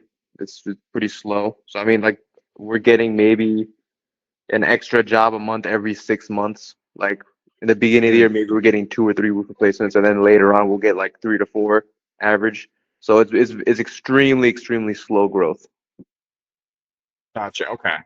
I mean, are there like other companies in like other roofing companies in your area doing like 15, 20, or even more jobs a month, or is it just slow for everyone? Or are some people doing well? I would assume so. I mean, we have a lot. I mean, we're in Chicago. We're based in Chicago, so there's a lot of roofing companies in the area. There's a lot of competition. And I mean, a lot of these are like, huge roofing companies, 8 figure roofing companies. I mean, they're probably getting like 30 jobs a month, most likely. I mean, they have multiple crews all around. So, and then, I mean, obviously winter's coming up too. So it's going to slow down no matter what for everybody at this point. So that's kind of just what we're dealing with. We just need more numbers coming in, more leads coming in. Okay. Yeah. So now I was going to ask, I mean, you've been kind of doing 2 or 3 a month the last like year or so, you said. I mean, what needs to change? What do you guys, I know you said you need more leads. But I guess what do you need specifically that would help you make it a no-brainer for you guys to get to 15 of these roofs per month? What do you mean by what we need specifically exactly? Yeah, good question. So to clarify, like what do you feel like is it literally just more leads, but then obviously like it's like quality is taken into account. Like what do you actually feel like you would need to be able to get to 15 a month? Is it just more leads or is there anything else specifically? I think we would need more leads. I mean, of course, we need quality leads. We don't want junk leads, but we would And ideally when just you say quality as well, can you just like explain to me exactly what you mean? Just because we can kind of pinpoint who you're looking for, so I just want to have an idea to make sure it even is something we can do. Yeah, of course. I mean, obviously want homeowners. We want people who own their home. We don't want, I mean, if we can get commercial roofing as well, we would love to do that. But I mean, we mainly work residential. But we don't want to do apartment buildings. We don't want to do condos. We want to stick with houses and ideally homeowners, not renters. That's a thing that we've dealt with a couple times. We've gotten phone calls from people who want a roof every now and then. We'll get a phone call, but they're just renters. They don't have any authority, so we can't sell to them. And And gotcha. Okay. as long as they're showing some type of interest, like yeah, we were interested in getting our roof replaced, or we have a problem with our roof, or our roof is just old. We moved to a new place. The roof is just 30 years old. They just want to get it changed. That kind of stuff. Gotcha. Okay. So I mean, the main thing it sounds like is you want homeowners who actually have intent in actually getting their roof replaced, and then who's like a decision maker. It's not someone who just rents. That's kind of the main thing you're looking for. Yeah, 100%. Okay, sick. Well, yeah, man, I feel like I have a pretty decent idea of where you're kind of at and what you are kind of looking for, what you actually need. Seems, I mean, the problem you just don't have enough leads. You're just not getting enough opportunities. I know you mentioned as well. I know like winter is coming up. It's going to slow down a bit. And I know some guys like when like these slower months come up, they kind of just go in hibernation. They just like stick with what they're doing. I guess for you, I mean, are you looking to like ramp up and scale like as soon as possible, start getting 10, 15 jobs a month like as soon as possible? Or are you looking to like wait like just after the winter or something? No, no, I want more jobs as soon as we can. I mean, of course, winter there's going to be less jobs than in the summer. That's just the way roofing is. But ideally, I mean, I know for sure we can get more jobs than we have now. Like we can, if you know, if this marketing is as good as you said and as you were talking about on the phone, then I mean, it'll work out for us fine. We'll get at least 2 to 3 more jobs than we are doing now. So that's ideally what we want. I ideally just want to max out the amount of work that our crew can do currently, so I can hire more people Gotcha. Okay. And you're looking to do that as soon as possible, you said? as soon as possible. Okay. Sick. Love that, brother. Well, yeah, and last thing before and then I kind of go through what we do specifically, kind of go through how it all works, see if it is a good fit for you. But I guess just I always like to have an idea of who we're working with, because like we want to work people who are killers, who are gonna crush it with the opportunities we send them. So I guess for you, if we were to send you, let's say you go 10 estimates, and let's say they're actually homeowners, they're the decision makers, they're actually qualified, and they have intent in getting the roof replaced. Like out of those 10 estimates, how many do you feel like you would confidently close out of 10? I could ideally, if they're have good intent, I could ideally close 4 at least, for sure. Okay, so 40%. Okay. And you said you make what? Three, let's say three grand a roof? 3 to 4 grand per roofing job, depending on the size of the job. If it's around a $10 to $12,000 job, we'll make 3 to 4K. Okay. So basically if we're getting say 10 estimates a month, you're say we'll close 40% through 3 or 4 out of 10. That's what an extra 9, 12, 15K a month right there. Probably, yeah. Okay. Awesome, brother. Well, cool, man. I mean, I think I have a pretty decent idea of what, basically kind of what you need, like what you're looking to do. I can tell you, man, like if you can close consistently, even dude, even 20%, because we're gonna be able to send you 10 to 15 estimates a month, even if we're using super conservative numbers.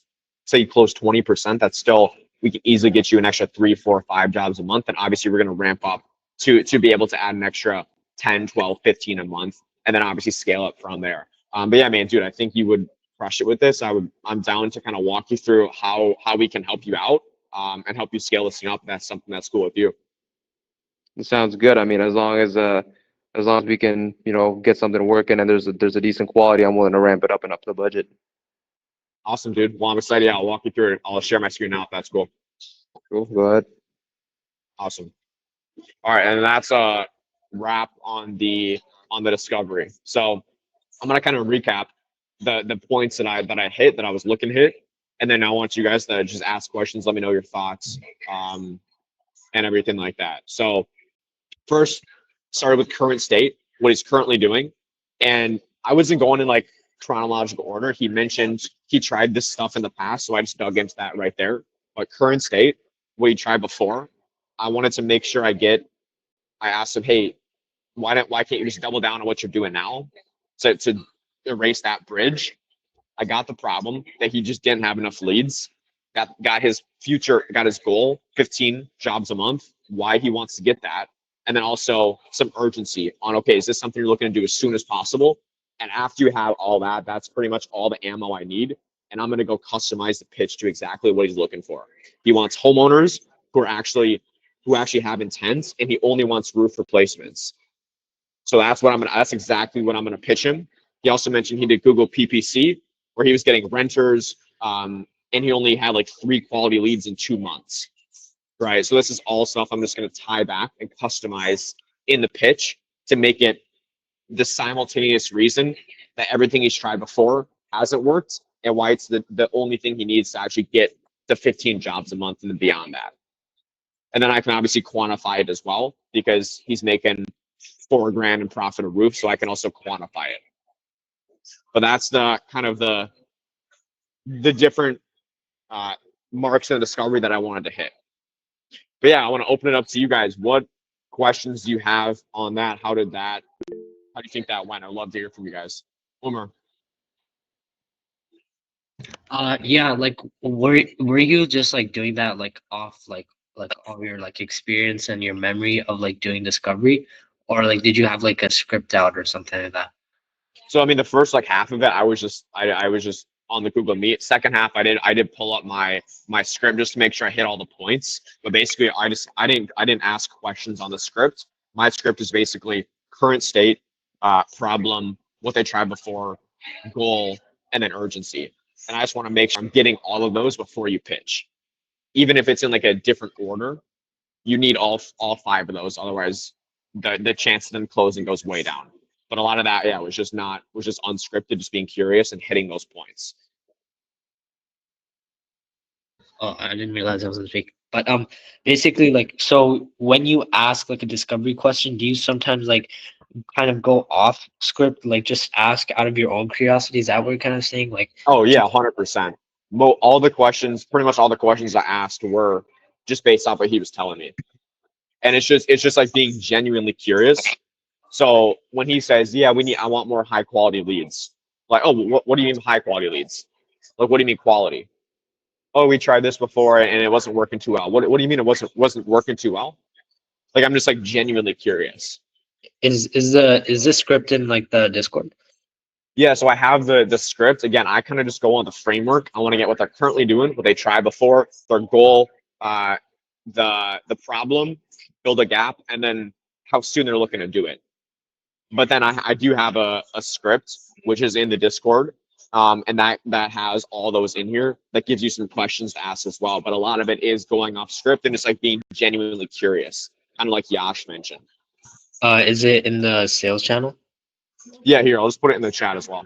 So you guys can have that. Let's pull up the one that I was using. Do you know how long it took you to like become like really good at like doing discovery? Like was it like instant for you, or Oh no, yeah, dude, it for sure is not instant. It's for sure a process of doing call reviews, doing like role plays like this, but a lot of it is just like it's just having a big thing that I realized is like just having the confidence to just be curious and go on your timeline. Not feel like don't feel like you have to rush through the discovery.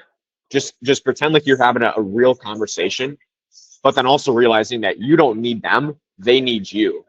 And when you take that frame of you're being detached from the outcome, like I could care less if this person closes. I'm just gonna see if I can help. You're just genuinely curious. And like that was the biggest unlock for me. It's like just being detached from the sale. I know it is tough, but that's like the simplest answer, but also like yeah, it does not happen overnight. Like it's months to get here. what would you say is the best way to practice? Like doing like role plays, or like going back to your recordings and like Role plays, call reviews. That's why as well I made those cohorts, is I want you guys to do like sales role plays, because like what I just did, like that was really good practice for me as well, because it's just like a mock call. But that's like the best thing. If I were you guys, I would go and like buddy up and just start hammering out sales call role plays, but then also keep sending me your calls to review. That's Yeah, the two best ways to practice, besides actually going and taking the calls. yeah, that really helps. Yeah. Cool. Awesome. Anyone else have what other questions you guys have? Wahid. Yeah, man. So you ask him what he has done already in the past. So you can just like change and present your service as unique, you know. So when do you differentiate your service as it being unique?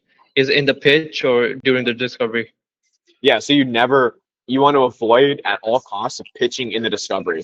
We're writing all the stuff down, we're taking notes, and during the pitch, we're gonna go and tie everything back. So when he told me he did Google PPC, they only got 3 quality leads, they were getting a lot of renters and stuff.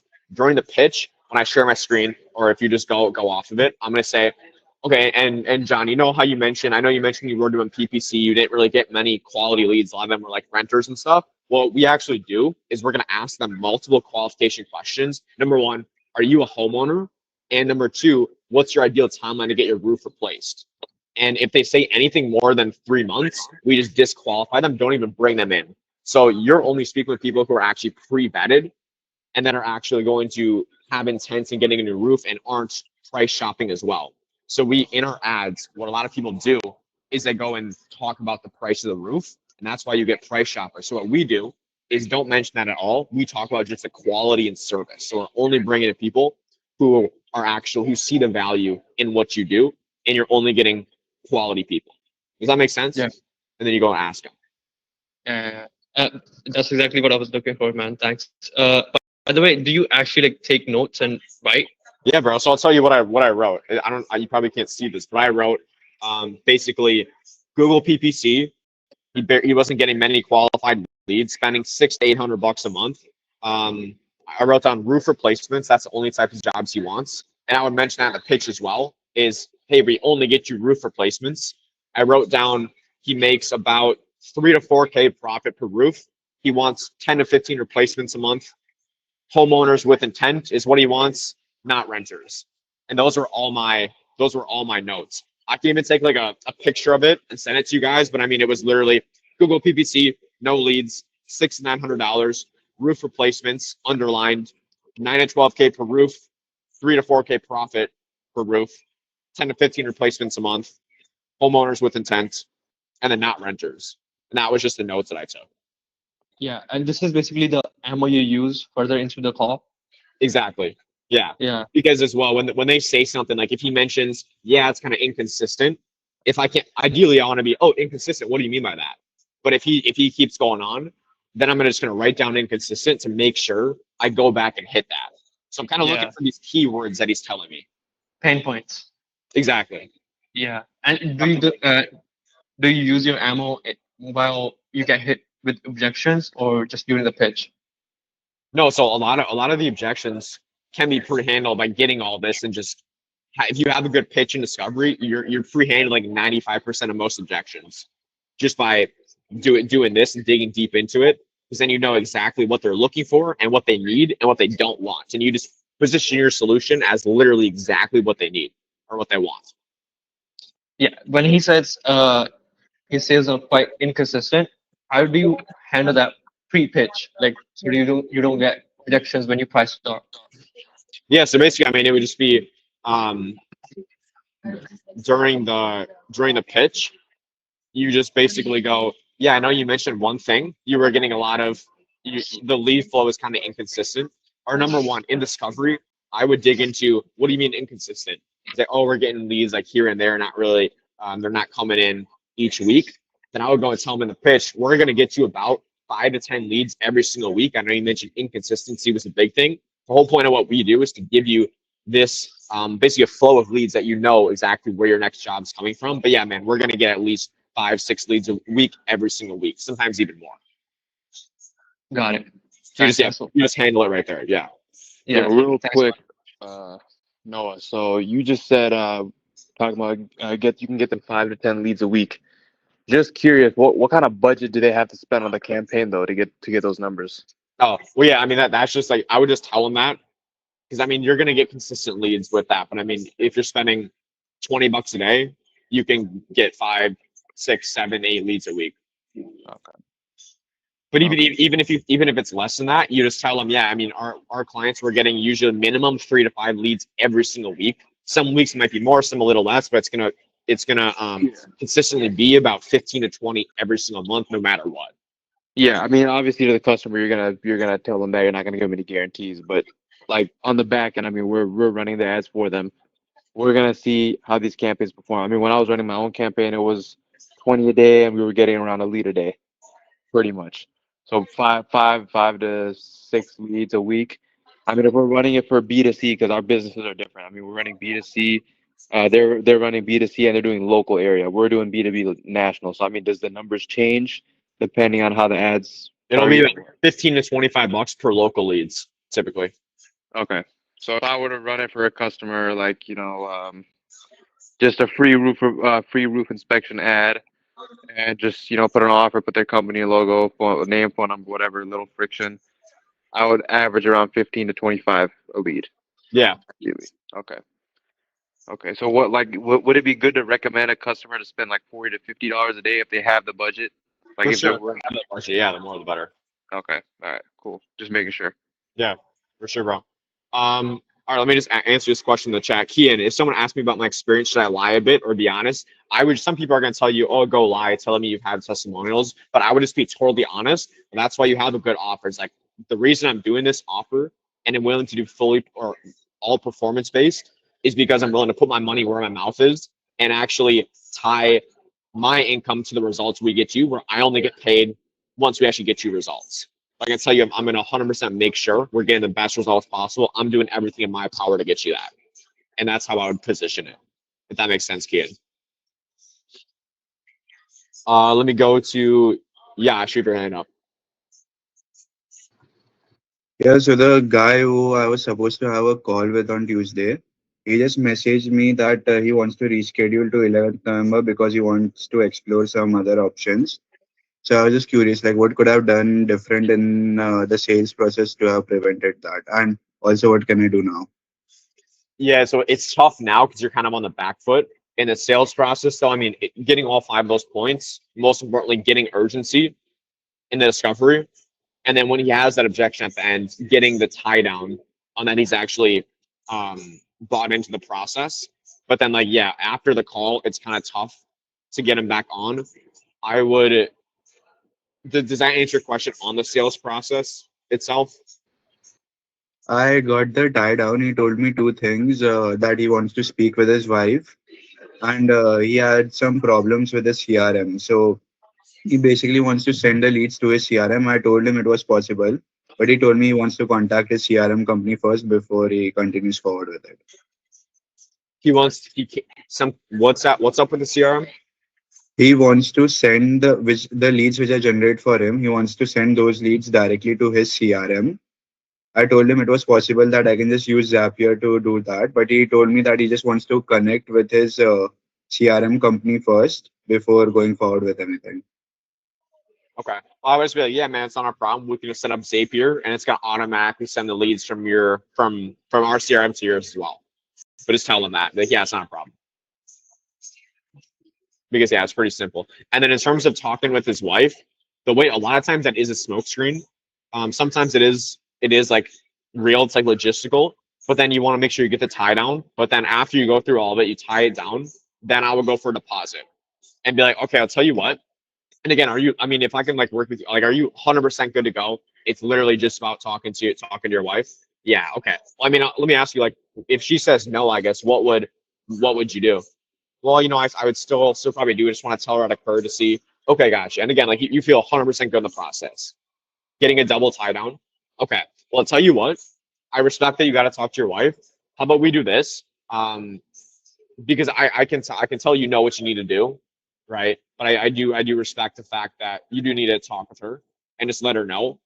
How about we do this? We'll just do, instead of the normal fee, we'll just do $300, kind of just as a commitment. And once you go talk to her, and if she's like, yeah, well, yeah, it's cool, then awesome. I'm gonna be able to start getting stuff set up right after this call. But if for whatever reason you go talk to her and she's like, no, you for sure shouldn't do this, and you decide, okay, it's not the right decision, then I'll just refund the 300. But just to get that commitment with you, and I can start working on your stuff in the meantime. How does that sound?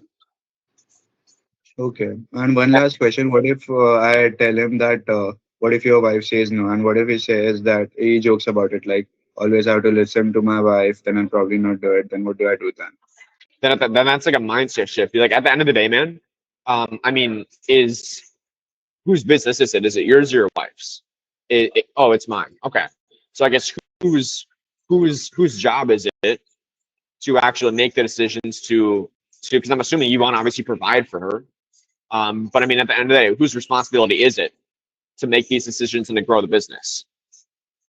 And you need to get him to tell you, oh, it's mine. So, but then be respectful. Yeah, I respect the fact you want to talk with your wife, but at the end of the day, man, you got to do what you got to do. You can't make decisions based on what your wife thinks, because again, she's not in control of it. Because again, at the end of the day, whose responsibility is it to grow the business and to make $50,000 a month to provide for your family? It's mine. Okay, so what do we got to do? Let's do it. You just got to make them internalize and take responsibility when they try to Yeah. put it on someone else. Yeah. And is there anything I can do now? It's tough now. I would just go in and send him a message, like pull back. Hey man, I get that. And you, by the way, if are, I'm not sure. Are you just not interested anymore, or are you still interested? You just really do want to talk to some other people. And then if he's and then once he tells you no, I am interested. I just want to talk to some other people. I would ask, okay, um, I would just you just really need to get on the phone with them. That's what I would try to do because then you can get the tie down. Okay, is it the pricing or is it something in the process? If he says, oh, it's the pricing, I'd be like, okay, if I could work with you on that, would you be open to having a quick chat right now? And then you go and figure out the price and maybe split it up, do a payment plan or something like that. Okay, so should I just now call him and then Yeah, I would give him a call. okay, call him and just say, hey, are you just not interested right now, or is it more of the pricing? What is it? Yeah, for sure. Okay, sure. Okay. Let me just answer this question in the chat, then I'll get to hit times. So what if they say they need to think about it? You try to dig into it and they say there's nothing specific, you just need to think about all of it. So that's just a straight up smoke screen right there. Sometimes it can be logistical, but you just want to make sure you get the tie down. So I mean, is this something you 100% want to do? Gotcha. What specifically do you like about it? I like X, Y, and Z. Okay, I gotcha. So I mean, when you say you do need to think about it, is it really you're 100% good in the process? Okay. So I mean, is it literally just the investment then? Gotcha. And then it's not a think about it, it's the investment. And then you go handle that. And if you do solve that, they say, oh, I need to think about it. Sometimes you might just need to, okay, I respect that. You can try to get a deposit, but otherwise you say, okay. So I guess when you go to think about it, what's the main stuff you're going to be like considering? And a lot of times they're going to go tell you, oh, this specifically. If they say, oh, I just need time to think about it, then what you want to do is ask them, okay, well, once you go and think about it, you sleep on it, or you take a few hours to think about it. If we go and connect in 3 or 4 hours and you feel the same way you do now, are you 100% good to go? Yeah, I am. Okay, so you really just need a bit of time to have some of that clarity. Gotcha. How about we do this then? Let's touch base in 3 hours, and we'll kind of just go from there once you have a couple hours. And that sometimes you just can't. Some people are. I'm not going to make a decision on the call no matter what. It's not. I've closed a lot of calls from doing like touch and base in like 3 hours or something. But you just make sure if it actually is a real objection and they really do need to think about it, that you're not giving them a week to do it. You're saying, okay, when we touch base in 3 or 4 hours, do you feel the same way you do now? Are you 100% good to go? And then you're implying you're taking it off the table. Yeah, let's touch base in a week, right? You're saying 3 or 4 hours, or when we touch base tomorrow at the same time, or something like that. So they're not taking a week to do it, if that makes sense. Okay, Hitansh, what's up, bro? Man, like when you said like in sales role play, like what's your dream outcome basically? He said 15, 10 to 15 jobs basically. But when you are like just a beginner, our offer like my offer like $15 a day, and we have an idea like we can get them 3 to 5 ceramics basically.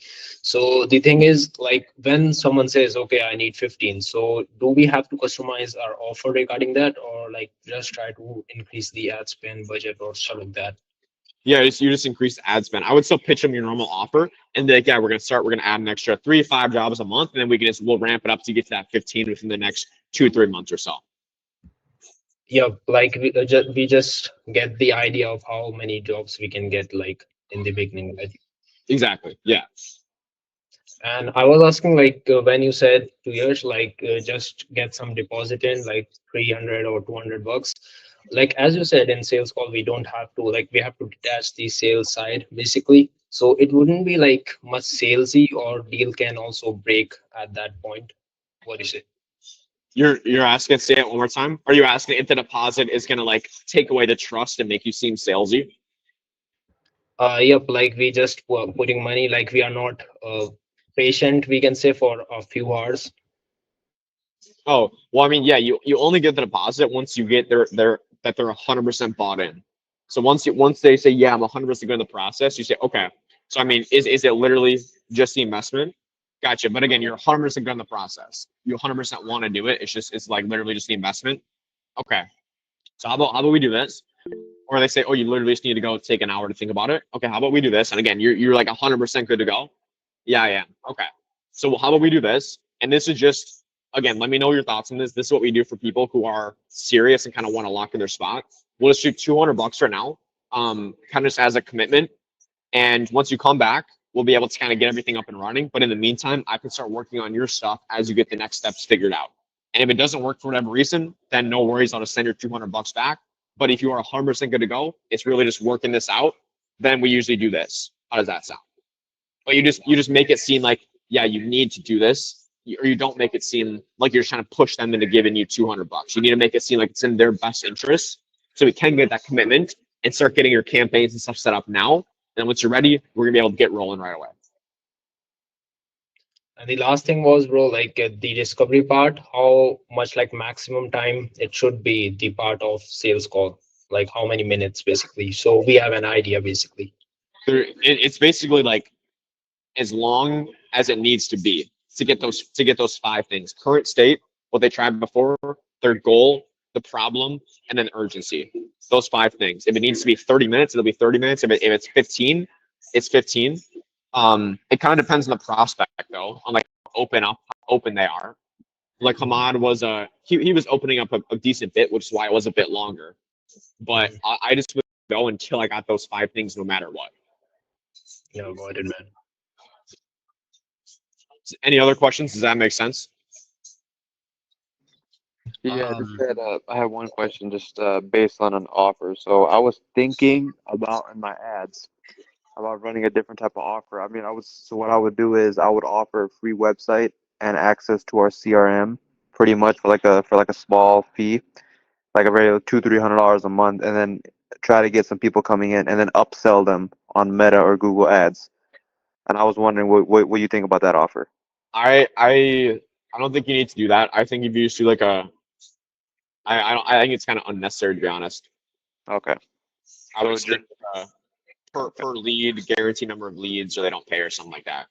Okay. All right. Just getting an idea because that was one of the offers I was looking at. I mean, I'm seeing different types of people do some similar stuff where they like kind of just do so. There's some people doing just website only, and they kind of just make it with Lovable, and they just kind of and they optimize it for lead capture, and they just run Google Ads for them, so they can kind of just they can fill up that funnel on their end. But yeah, no, I was just getting an idea. I mean, because I for sure want to upsell on something, ideally. But I mean, maybe if I'm offering a pay per lead situation, I could upsell them to a retainer if they're getting good, if they're getting good results, or I could upsell them to access to our CRM, stuff like that. Oh yeah, because dude, the paper lead is already really solid.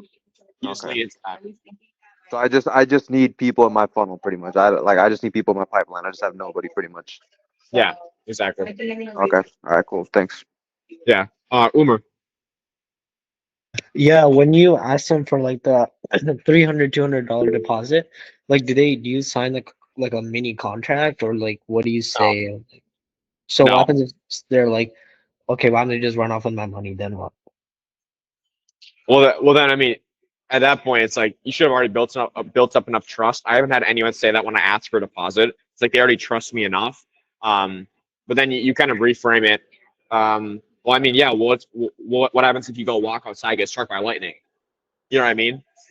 Like worst case scenario, you go, I go take the 200, book a plane ticket, go put the other $20 I've left on black, lose it all. That's worst case scenario, right? But I mean, Okay. you have my word. I'll tell you what. I'll give you my address as well. So if you don't hear back from me, you can go burn my house down and say that as like a joke. I've literally said that before. They laugh and I know I got you. I trust you. It's just yeah, and then you should be good to go. I like humor though. That always diffuses it.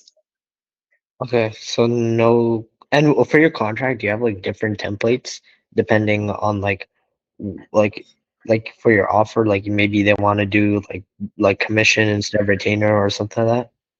Yeah, I literally I have the template. I put it in the group as well, and then I literally just go put it in ChatGPT. Say, hey, for this person, we're doing 10% per deal, $300 setup. Please customize it based on that, and then it just goes and does that. But it's use a template in the group on the under onboarding. Okay. Yash, what's good? Yeah, I just want to make sure I call him correctly. So if he says to me that I am interested, but I just want to look at other options in the market. Then, do you have any advice of what I should do then? Yeah, it's kind of the same thing you would do on the call. You want to get the tie down. Okay, and just so we're on the same page, man. I mean, the process I showed you with the ads and all that stuff, is this something like you 100% like are confident in? You literally just want to see other options? Yeah, I do. Okay. I mean, what specifically are you looking for that mine was maybe missing? Oh, nothing in specific. I just kind of wanted to see. Okay. Is it fair to say like, is it literally just the investment then that you're kind of looking around for mainly? And then you still tie down what it is, and then you go handle that. Okay, so I mean, just if it is the investment, I guess, is it a case of, just so I know, that you just don't have the money, or is it more of it's just like you want to make sure, like it's just a bit of like, because it's like a big amount or not a tiny amount? Oh, yeah, I mean, it's just I just want to make sure it's the right thing to do. Okay, and again, like, do you feel 100% good in the process, or how do you feel about it? And then again, you're looking for any possible objections. Oh no, I feel pretty good about it. Oh, it didn't sound too confident. I guess, what are you mainly unsure about? What questions do you have about it? And then you go and get those, Mhm. and then tie it down specifically to the price. And then, okay, man, well, I'll tell you what, if I can work with you on this, because I know, like, at the end of the day, there's a million things out there. You're never going to find that perfect solution. There's nothing out there like it. Um, the biggest thing is, like, you're never going to know until you try it. But again, like, you feel really confident in what I showed you, right? Okay, so if I can work with you on the pricing and make it more digestible for you, is this something you're 100% good to go with? If we can make something work, get them to tell you yeah, and then you go do, okay, I'll tell you what, we'll split up 50-50. You pay 2 grand up front, and we'll do 2 grand after 60 days. Once you can kind of see the results coming in, you get your first deal, you can just reinvest it back into it. How does that sound? Okay. And I've tried to handle objections over a phone call like 2 or 3 times before. A lot of the times they just tell me, "Hey, I'm busy. I'll just give you a call next week. I'm out right now." So, do you have any advice on that?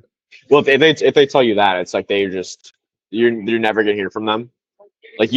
you just gotta take the frame and be like, um, you just like can't let that happen. Really, I mean, it's if it does happen, then you're not gonna hear from them anyways. To be honest. Okay. So, anything I should do there, or I should just cut the phone? Yeah, I would just go call him and just make sure you keep the authority, keep the frame, that he needs you, you don't need him, and then just go find the real objection. Okay. Yeah, good luck, bro. Okay, Kian, regarding payments, I know my client covers ad spend, but not sure if you guys have heard about this platform called Arc Ads. It's a paid platform for AI actors. This is something I feel would work really well. Skeptical. They telling the client they should pay 150 a month to use the tool. Maybe I should try to tell them as a potential option to try to scale in the future. Yeah, I don't think you need to do this in the start. I would just start with simple image ads, but you would always have the ideally, like, if the client is a $300 setup fee, you just say, okay, and I don't see I don't touch a dollar of this. It all just goes into the ads, into making the ads for you. So I mean, that's the two ways you can do it. But I would just, yeah, I don't think you need it in the start. I think you can just rip image ads to start. Yeah, is what I would do. Just keep it simple. But then you can also ask your client, hey, if you want to do like video ads, it'll just be 150 bucks, and I can get you set up with some AI ads or something like that. So you can just ask them, hey, if you want to do that, we can do it for sure. Just 150 bucks is how I do that. Yeah, I got you. Okay, sick. Well, any other questions right now? Otherwise, I have to jump on a call in like 2 minutes. So we'll do one more question. And you guys can obviously ask questions in the group or message me.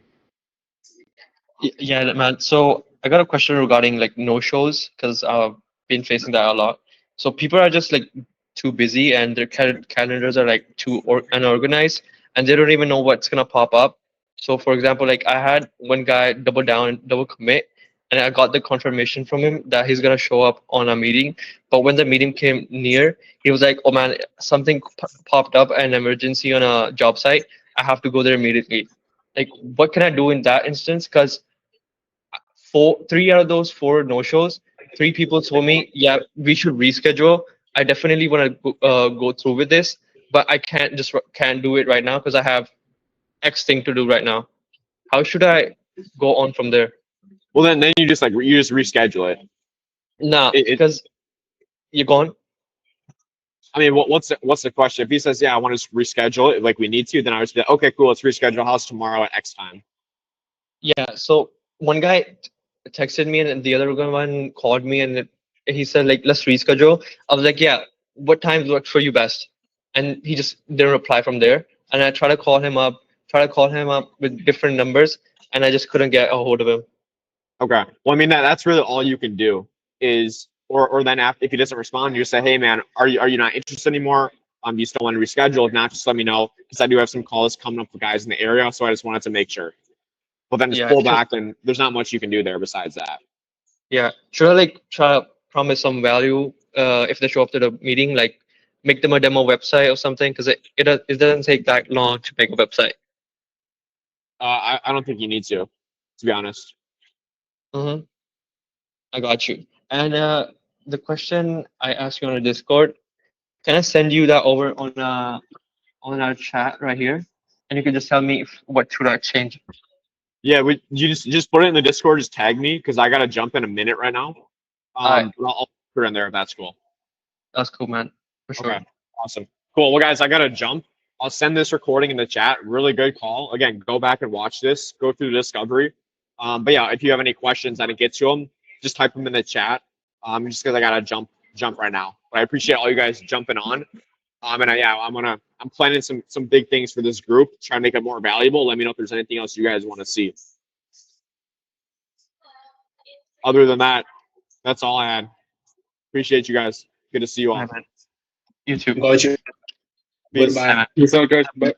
Bye, You guys. There you go. So you saw it in action as a practice. Now I'm actually reviewing a live agency owner's sales call and breaking it down step by step using the framework that I've showed you previously. So let's dive in. Okay, so let's crack on with this call review. We're going to start out with the discovery, which this is the most important part of the call. So I'm going to have a huge emphasis on the discovery. And this is basically going to dictate any objections you get, but also how strong we can make the pitch. Because the goal of discovery is to get ammunition from the prospect so that when they tell us something, we know exactly what they're in, what situation they're in, but also what they're looking for. So when we pitch them, we can go tell them exactly what they want to hear, what they need to hear, based on what they've tried before, what they haven't had results with. So the goal of discovery is getting as much ammunition as possible from the prospect. So let's dig into it.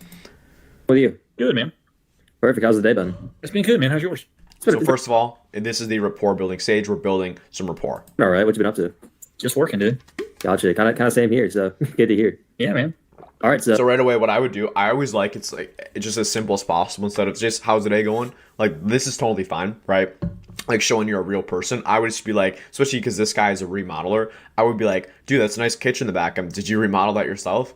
And he's probably like, yeah, I did, because he is a remodeler. But just I always like commenting on their background, or like, oh, cool thing in the back. What's that in the back? It's like a plate or something, right? It's just something super simple like that. But rapport should be no longer than 25, 40 seconds a minute at the absolute max. perfect. So just how this call is going to go is just I'm going to go get a bit of context on the Heritage Kitchens and then go over how everything that I do works, and then from there we'll determine whether or not it's a good fit. Sound good?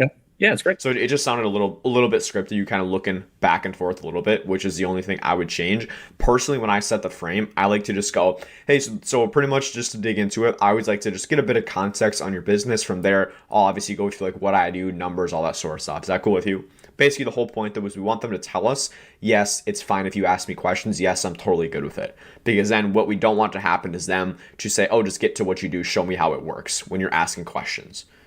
But this was still solid. Okay. All right, perfect. And so just quick little question. I've heard from a lot of people, and probably even you getting hammered with calls like these from agencies. So kind of besides being curious, what actually are you looking to get out the call, and then why'd you hop on it? Yeah, I mean, so right away we're getting the motivation. Good question right there. We want to find out, hey, what's the reason you're even on the call, right? Besides just being curious. And you did a good job of framing it here where we're saying, hey, besides just being curious, what are you looking to get out of the call? Exploring avenues right now for what we're going to do in 26 when it comes to like lead generation. This year it's been strictly, I'm really pleased with the folks doing our. So something I'm writing down is exploring avenues. So that leads me to believe he's looking at other alternatives as well, which we're going to need to dig into. Google, SEO marketing stuff. But we're not, that's really the only avenue I've been pushing this year. We did some Angie stuff, but I'm not doing that again. So looking at what are some alternatives and what can we do? Gotcha. So how long? So one thing I would note down is he said the Google has been working really well. I would dig into, So I mean, if the Google is working well, I guess why are you looking for alternatives instead of just doubling down on that? And then we get him to tell us that, or that's something we just note down, but we get him to tell us, oh, it's because there's only so much we can get from it. Okay, so you feel like you're kind of maxed out. But this is stuff I'm just noting down to be able to go into later. How long have you been working with Google SEO? Since January. So now we're in current state, so getting what he's currently doing. Gotcha. How much business are you getting with that right now? I would say it started, this year will probably be 20-ish% of our business, 15%, but it's been a lot. Like today we had 2 people walk in because they found us online, which for the first 6 months that never happened. So, I mean, it's working. And I look at like when people Google, kitchen remodel in our area and we're ranking. So I'm pretty pleased with that. Yeah. So it's like kind of starting to build up a little bit. Mm-hmm. Gotcha. That took like 6 months to build up then. Yep. Yeah. How much are you spending on that right now? That's like $700 a month. $700 a month. Okay. Gotcha. So if it's finally just starting to get business, hopefully that investment will pay off soon. But well, I would just ask him. I wouldn't assume the investment's not paying off because he sounds like he's getting a decent number of business from it. So I would ask him, okay, how many deals have you actually got from that? How many jobs have you got from that? And then once he goes and tells you, yeah, we got 20% of our business, we got X amount of jobs. Okay, what's been the ROI on that? Maybe the ROI is not even that good, to be honest, if he's been doing it for 6 months, right? But we need to ask him that so we know. It's definitely hefty. And then it's that also just doing stuff with Angie's didn't like it. Yeah, I mean the amount that we've gotten enough to pay for it this year, but it's not. I won't do that again. Yeah. Why not? I would be like, why wouldn't you do it again? How much business have you got with Angie's, if any at all? 2 jobs. 2 jobs this year. Mm-hmm, yeah, and they were larger, so it certainly has paid for it. Like the ROI is there, it just hasn't been. Yeah, I don't think I'll do it again. So I would ask right there, if the ROI is there, I guess what's the reason you'd stop? Like, why not just put more money into it? And then he'll tell you, oh, it's because we're getting a lot of leads, but there's just like too many low quality leads. And okay, noted, low quality leads. And when we go pitch him, then we remember this guy hates low quality leads. He wants quality, as an example. But we need to dig into that. It's like too much time, a little too much money per lead. Yeah. Do you remember So I wouldn't assume this stuff. I would keep it open ended. Ask him like, what's the reason you don't want to stick with it if it is profitable? I mean, most people, when someone's making them money, they just put more money into it. Typical cost per lead for that, or that one's also about $700 a month. So on an annual basis, you're talking $8,000. But if we close $100,000 of business off of it, is that terrible? I mean, it's not great, but it's something, right? There's definitely better avenues, but I mean, a lot of the things you'll see in ROI, but Angie can be really inconsistent. Well, dude, I would just ask him. I'm genuinely curious if there's an ROI. If this dude just made $100,000 from Angie, spent $8,000, and Angie is a lead platform for those of you who don't know. If he spent $8,000 and made $100,000, that's a pretty sick ROI. Like, dude, why would you not just go put $100,000 into that and make $1 million back? Right? I would, like, literally go and ask him that. Like, pull away. Be genuinely curious. Why not just put more money into this? That doesn't make sense. Mm-hmm. And then, so sounds like you're doing SEO. Do Angie's time to time, and then I'm guessing the rest of your business is just word of mouth referral. So we don't know what if there's anything he doesn't like about the SEO. Like, you're doing SEO. I mean, is there anything you don't like? Because why not just do more of that? Right? Because it's obviously working for him. That's called bridges. If what you're doing right now is currently working, why not just double down on that? And then we'll get him to tell us the reason he's even on this call instead of just doing more of that or doing more Angie's. But we need to figure out what he doesn't like about those. Why not just do more? Correct. Gotcha. So that'd be roughly like 80% of your business then? Mm-hmm. Gotcha. How many jobs is that turned into per month, would you say? So and just be specific with it. So how many jobs did you guys do last month, let's say? Right? And just act like, I know what I'm going to say, but I'm still saying, so how many jobs did you guys do, like, let's say, like last month? Instead of just saying, so how many jobs do you guys do in a month? Right? Because I asked a realtor the other day, hey, so how many deals are you doing on average? I made the mistake of asking on average. They're saying, oh, I'm doing about 5 a month. Okay, gotcha. How many did you do last month? Oh, I did like 1 last month. What about the month before that? 2. Okay, so I mean, is it really 5 a month, or is it more like 1 or 2? Yeah, it's more probably like 1 or 2, right? And that's a massive difference right there. So always get the more specific, the better. I think total we're doing, I would say 2 to 3 a month. So yeah. So if you're doing about 25 a year, then I would estimate 6 of those or less are coming off of not word of mouth. All right, gotcha. And so word of mouth is definitely really strong for you guys. And then also like the 2 to 3 jobs a month. Was that like an October thing? Has that been pretty consistent throughout this year? Since I would say March. Since March? Okay, so the better way to ask this is just, okay, so how many jobs have you guys done this month so far? What about last month? Instead of just asking him, hey, is that about how many you've done? Ask him specific numbers. And then what I want to dig into as well is what types of jobs is he doing? What's the job size he's doing? How much is he making from those? Because if we can figure out, oh, he makes $5,000 a job, he's making like $15,000 a month, and we kind of get a better idea of his numbers. Pretty consistently at that 2 to 3 level since March. So you've been so the business has been a little bit stagnant for around half a year. I wouldn't say so. I mean, the first half of the year, we probably signed 20% of what we'll sign for the year. So it's been pretty busy the last 6 months. It's been strong. Then right there, this is when you pull back. Awesome, man. We'll do. That's awesome to hear that has been strong. Because and like you don't want to put them in a bucket. That's one thing I would change. You don't want to say, oh, so the business has been stagnant, right? I would say, I would kind of pull back a bit more and be like, okay, I mean, has the business been slowing down a bit, or are you kind of happy with the growth? Then you'd be like, no, we're actually pretty happy with the growth. Then I'd be like, okay, man, that's awesome. That's been going well this last year. I guess then what even is the reason you are looking for other avenues instead of just kind of doing more of what you're currently doing, right? And then get him to tell you what he's looking for, or why he's not totally happy with where he's currently at, because he's on the call for a reason. And remember, in the beginning, he said he was exploring other avenues. So like, why though, right? If what you're doing is already working. Gotcha. But then you just say like you've been pretty consistently like 2 to 3 a month. So like that's more what I mean, like the job count itself. Sure. And then I mean on the call, definitely looking to grow. I mean, do you have a goal in mind for how much work you'd like to be doing each month? Yeah. I mean, and it's not a huge jump. I think if we did So we need to get an idea of how many jobs or what types of jobs he's actually doing. Because if he says, oh, I'm doing 1 big job a month, 2 smaller jobs, but maybe he just wants 3 big jobs a month, we don't know what a big job is. We don't know what he means by that. So we need to get an idea what types of jobs he's currently doing, what he's actually looking for. another project a month. Cool. Another project a month. So just like looking to add on one more. That would be, based on average ticket, that would be about where we want to be. Yeah, because you just do kitchens pretty much. Correct. So definitely takes a bit longer, a lot more work. Yep. So I got you. And so I guess with that, what's your average ticket size with a kitchen job? 63. So 63. And then what are your profit margins looking like? They vary. Very, like, I know like 30%-ish is the standard. Would that? Yeah, you can run it. Around 30. So what would that be? Like, that'd be around 20 to 21K. Sure. Like that sound right to you? Yeah. Gotcha. So basically looking at. So this, you can see this guy is like, he's not really, he didn't like talking about the numbers and stuff. So what you can do to get a better answer from him, like you didn't get a realistic number because he's like, yeah, sure. Right. So he's not actually telling you. So then I would be like, a more tactful way to ask that is, hey, how many team members do you have? Okay, gotcha. And then the way you can kind of ask it is, okay, so your average ticket size is like 60, 63. I guess, yeah, how many team members do you have? Got it. Is that what about materials and stuff? And you can kind of reverse engineer how much he's making, but also it's like you haven't really gone deep enough to go ask that, so he feels a bit uncomfortable because it still is relatively surface level. But the other way you can do it is like you can just tell him why you're asking that question. So then the reason I ask this as well, or you can be like, do you mind if I ask a little bit more of a personal question? Well, the reason I ask this just because so I know an idea of where you're at and what types of jobs that we can actually send you. So like, what's your actual like margins with the jobs, like just on average, like when you do these kitchen jobs, and that will kind of lower the blow a bit, and he'll be more likely to open up and tell you. To add on like an extra 20K in profit a year, or not a year per month. Per month, so with yeah. revenue, that'd be like 80 to 85,000 per month. So do the math.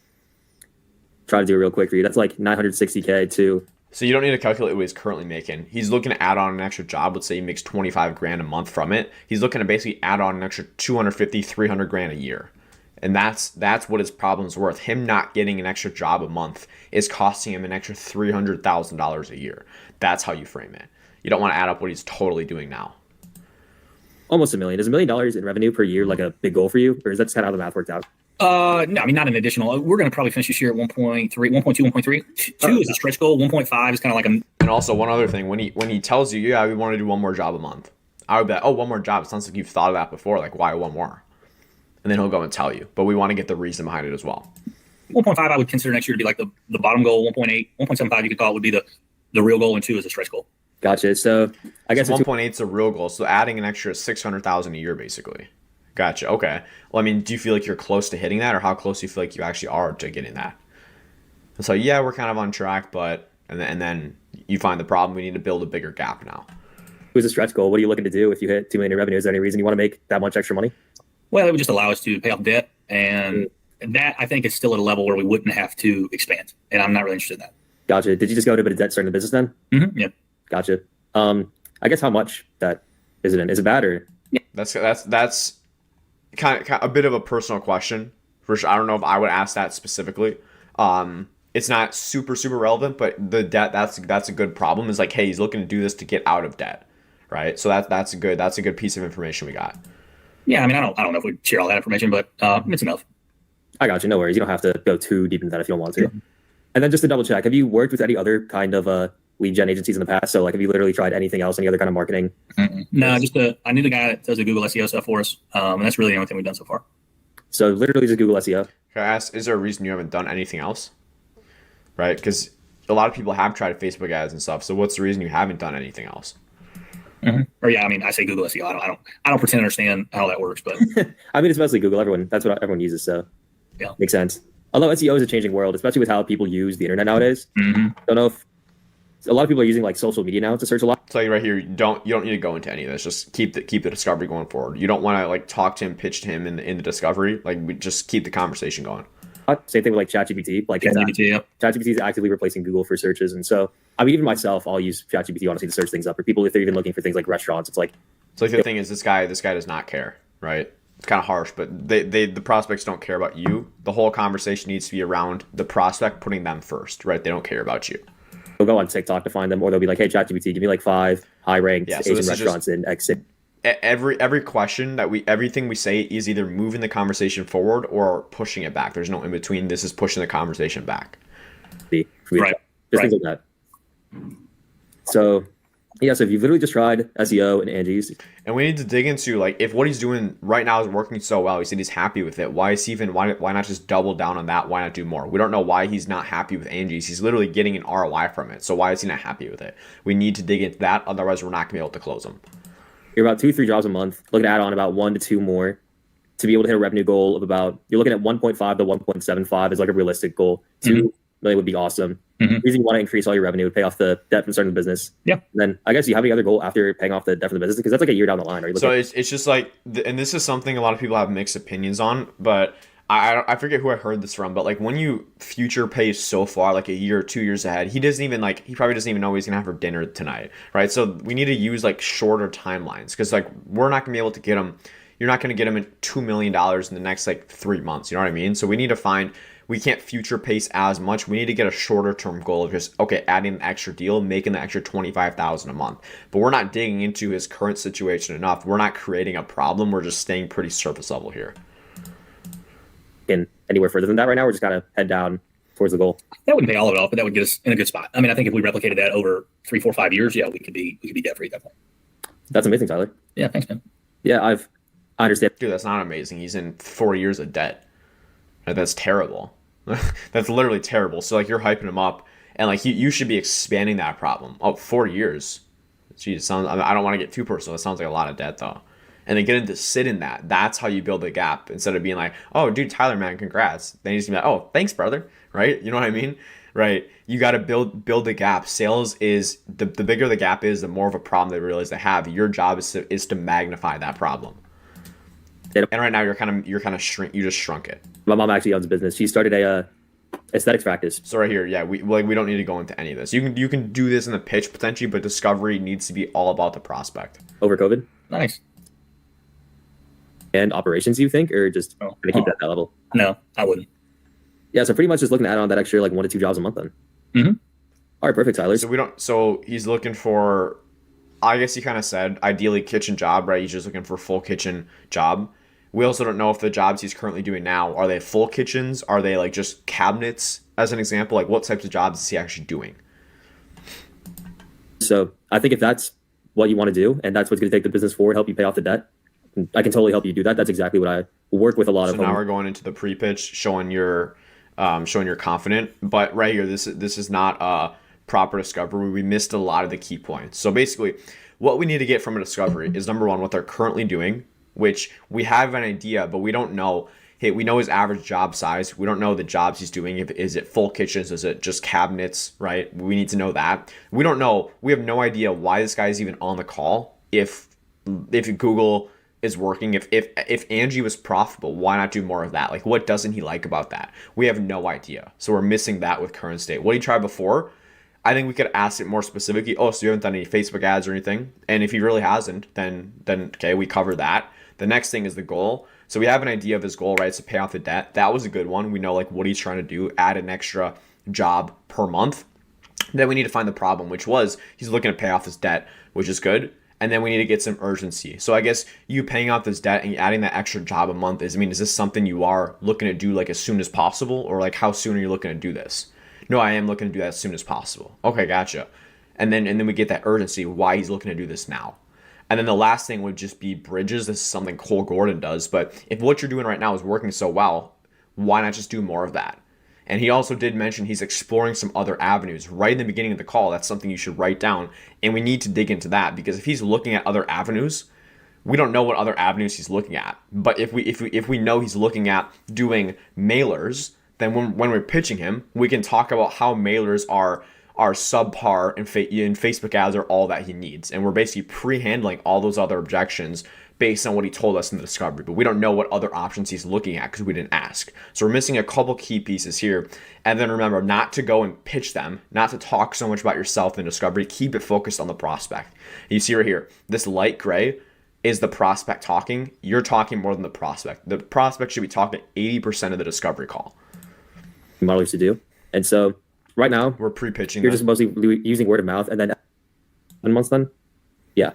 Do you think there's any other reason for that, or are you just like not actively working as much to pick up more work? I mean, I don't know if it's a long enough of an area because we didn't take it over till January, so I don't know if I have enough of a timeline to really give you a great answer on what that looks like. I think if we over the next 9 months, another 6 months, 7 months, we're at the same spot, then I would, yeah, I don't think we'd be growing at the pace I'd want, but yeah. Okay, let me go back. Modelers to do, and so right now, you're just mostly using word of mouth, and then SEO is kind of picking up a little bit.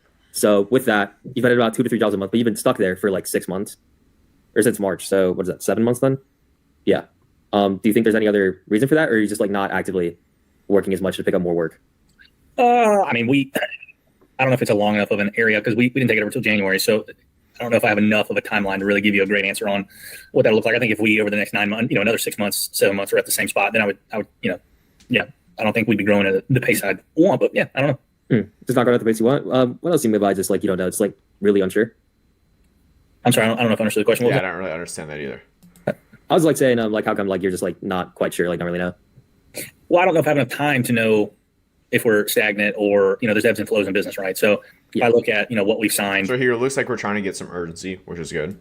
Per month in contract value. But I would just make it a lot more clear. So you're looking at that extra job a month. I guess how soon are you looking to do that? Is that something you are looking to do as soon as possible, or what's the timeline on that? Just ask him simple as that. I mean, yeah, it fluctuates. It's been fluctuating every month back and forth since I think October was our biggest month of the year, but it fluctuates every month. So yeah, sure. The trajectory where we're at. I mean, I can only look at when we started signing stuff in March to now. So I don't know if I have enough data to know yet if we're flat, trending up, trending down. I got you. I mean, sounds like still trending pretty steadily, at least. Yeah. Definitely not going down. Yeah. Which is good. But still, you're just looking for that little something where you're like maybe moving like this, and then you just like need that like one up, essentially.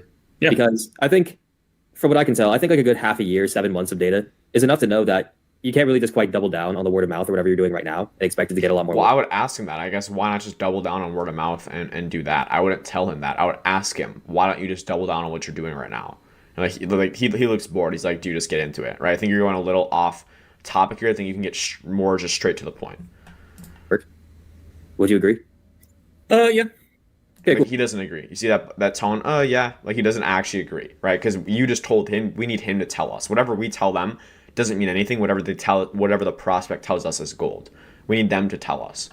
Cool. So I think with all that in mind, I know it for a fact I can totally help you. And then just like when I say that, I mean it. It seemed like okay. So this does seem you don't seem super confident just because you're looking kind of back and forth. It looks like you're looking between a script. That's one thing I would change and try to take out as well, right? It just try to make it more confident. Make sure when you say this, you need to really hit home the delivery.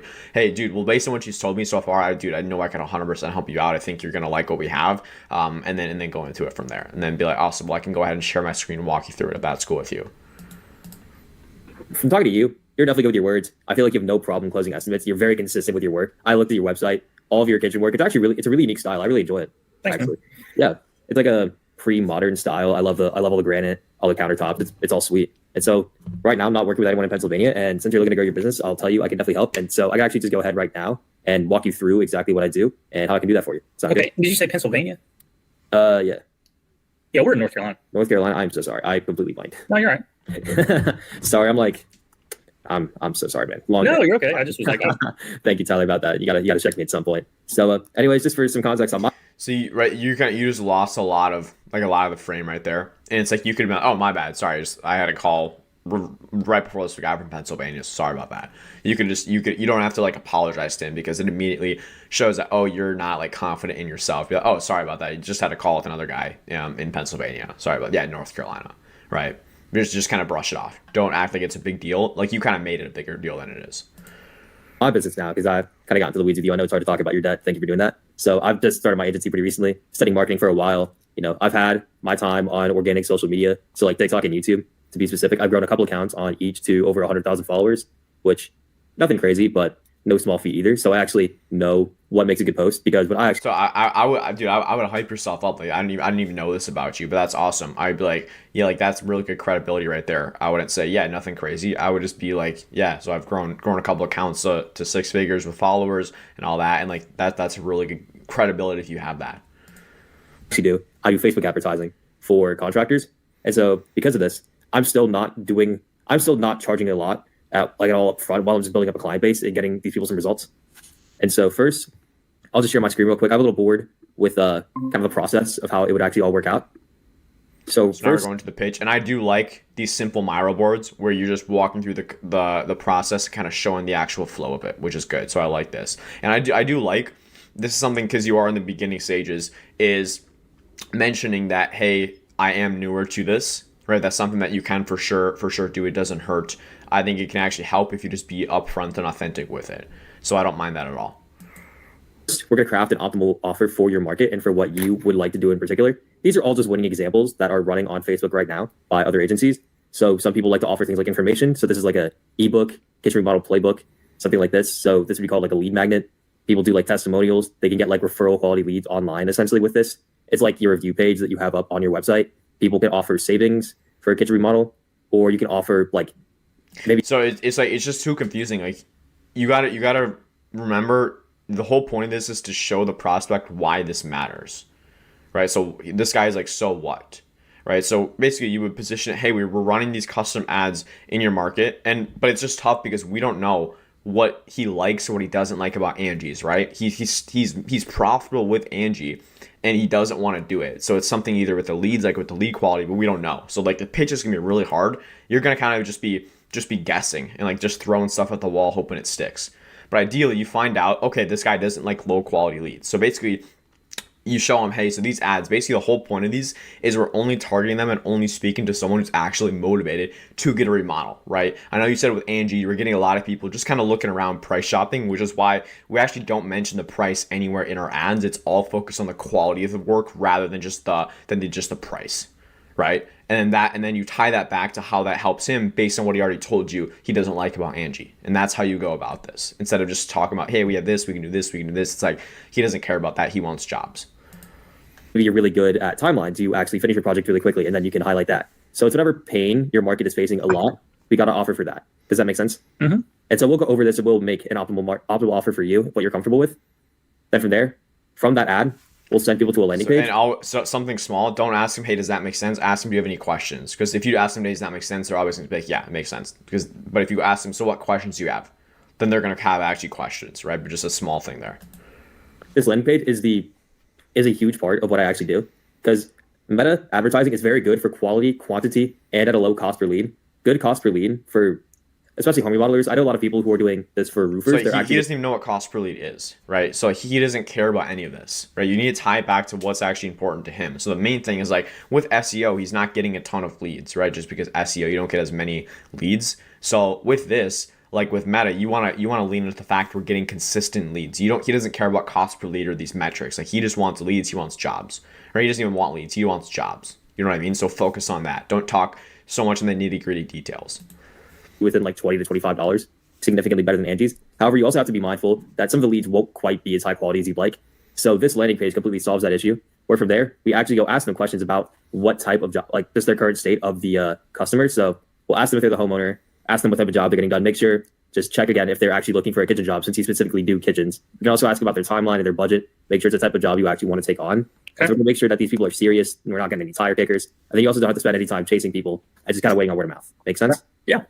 All right, cool. And then from the landing page, we have an AI qualification system. So if they answer the form all correctly. So they're looking for a kitchen job, looking for a good timeline, have a good So book. again, like the pitch is quote unquote, like it looks good, it feels good, but we don't know if it actually resonates with him, because we don't know what he's tried before, what he's actually looking for, or what he doesn't like, what he likes about lead generation, right? We don't know any of this. So when we're pitching him this, it's like we're kind of just guessing, when we could just have him tell us what he doesn't like, what he likes, and pitch him exactly what he wants to hear. Budget, it will qualify and be sent to a scheduling page right here, where they'll be able to actually just book an estimate directly based on whatever your availability is. Sound good? Yeah, no, that's cool. Yeah, and then there. So I don't like that the sound good makes sense. Ask him, like, do you have any questions on that? Right? It just sounds a little too scripted. Page. Also make a video sales letter. Feel like this would be good for you. Pretty good on camera. Really confident. Again, just Yeah, make question on the calendar page. Exactly. You said, does that make sense? He said, sure. And then you didn't actually ask him if he has any questions. If you ask him, hey, any questions on that? And then he goes and flushes out this question. That's exactly the reason you asked him that. Because we're pretty small and not as techy as I'd like to be. Do they have to pick a date, or could they just say, is there an option there to say, like I would like an appointment, or something where we're going to reach out to them to set that appointment? Is that possible or no? You could do that. Because also with this, I would just, to be honest, when they ask questions like that, I'd be like, yeah, it's not our problem. We can do that easily. Right? Because obviously it's better if they pick a time and a date, right? And we're just going to set that up. Just like, yeah, it's not a problem. We can easily do that. He's like, okay, sweet. we can put like tags to So like right now you're getting too into the depth to just be like, yeah, we can do that. track leads on the process. Yeah. So if they fill out the form, they're qualified. I could put a tag on that lead that says that they're a qualified person. And then I can have an automation to send you a notification to your phone with that lead's information. Yeah. And so like their phone number, their address, what type of job they're looking for, their timeline, and then just get everything that they need, like everything that you need to be able to contact them and book an appointment. Or we can just have the calendar page. I like the calendar page because then you can actually, it saves you a lot of time. And truthfully, if the calendar was always like, well, yeah, I just, we don't run electronic calendar right now. I know we should, but stuff is so, we just haven't done that. But no, I mean, we could probably do it and then just reach out to them and, put a different time if need be. Sure, we can figure that out. You just want to make it seem like, yeah, it's not a problem. It's super simple. We can easily do that. Problem. And then again, just a little thank you page, video sales letter, kind of just the cherry on top of the cake. And there's also another thing where if they fill out the form, however, they don't directly book, what we'll actually do, we have a nurturing campaign, mainly through text and email, because they will opt in their information. If they are qualified, we'll just send them, we'll have a short-term campaign and a long-term campaign where we'll just remind each of the people that opted in their information about your business. We'll provide them a little bit of value. Maybe it's like, hey, this is like a cool little fact that you should know when getting your kitchen remodeling job, like getting a kitchen remodel done, et cetera. And then spend that over first like week or two. It'll be like every day, every other day, and then 2 so days. Again, like he doesn't care about this. He cares about getting jobs. How's this going to benefit him? So basically, when these leads come in case you do miss them, or I know you're always out on jobs, so we actually had this AI that does the follow up for you and is actually going to help you book appointments without you actually having to be there. All you need to do, you see that they respond to the text that our AI engages them in, and you just give them a call. But we're basically, the leads who slip through the crack, who you can't speak with right away, we had this basically AI assistant who messages them for you.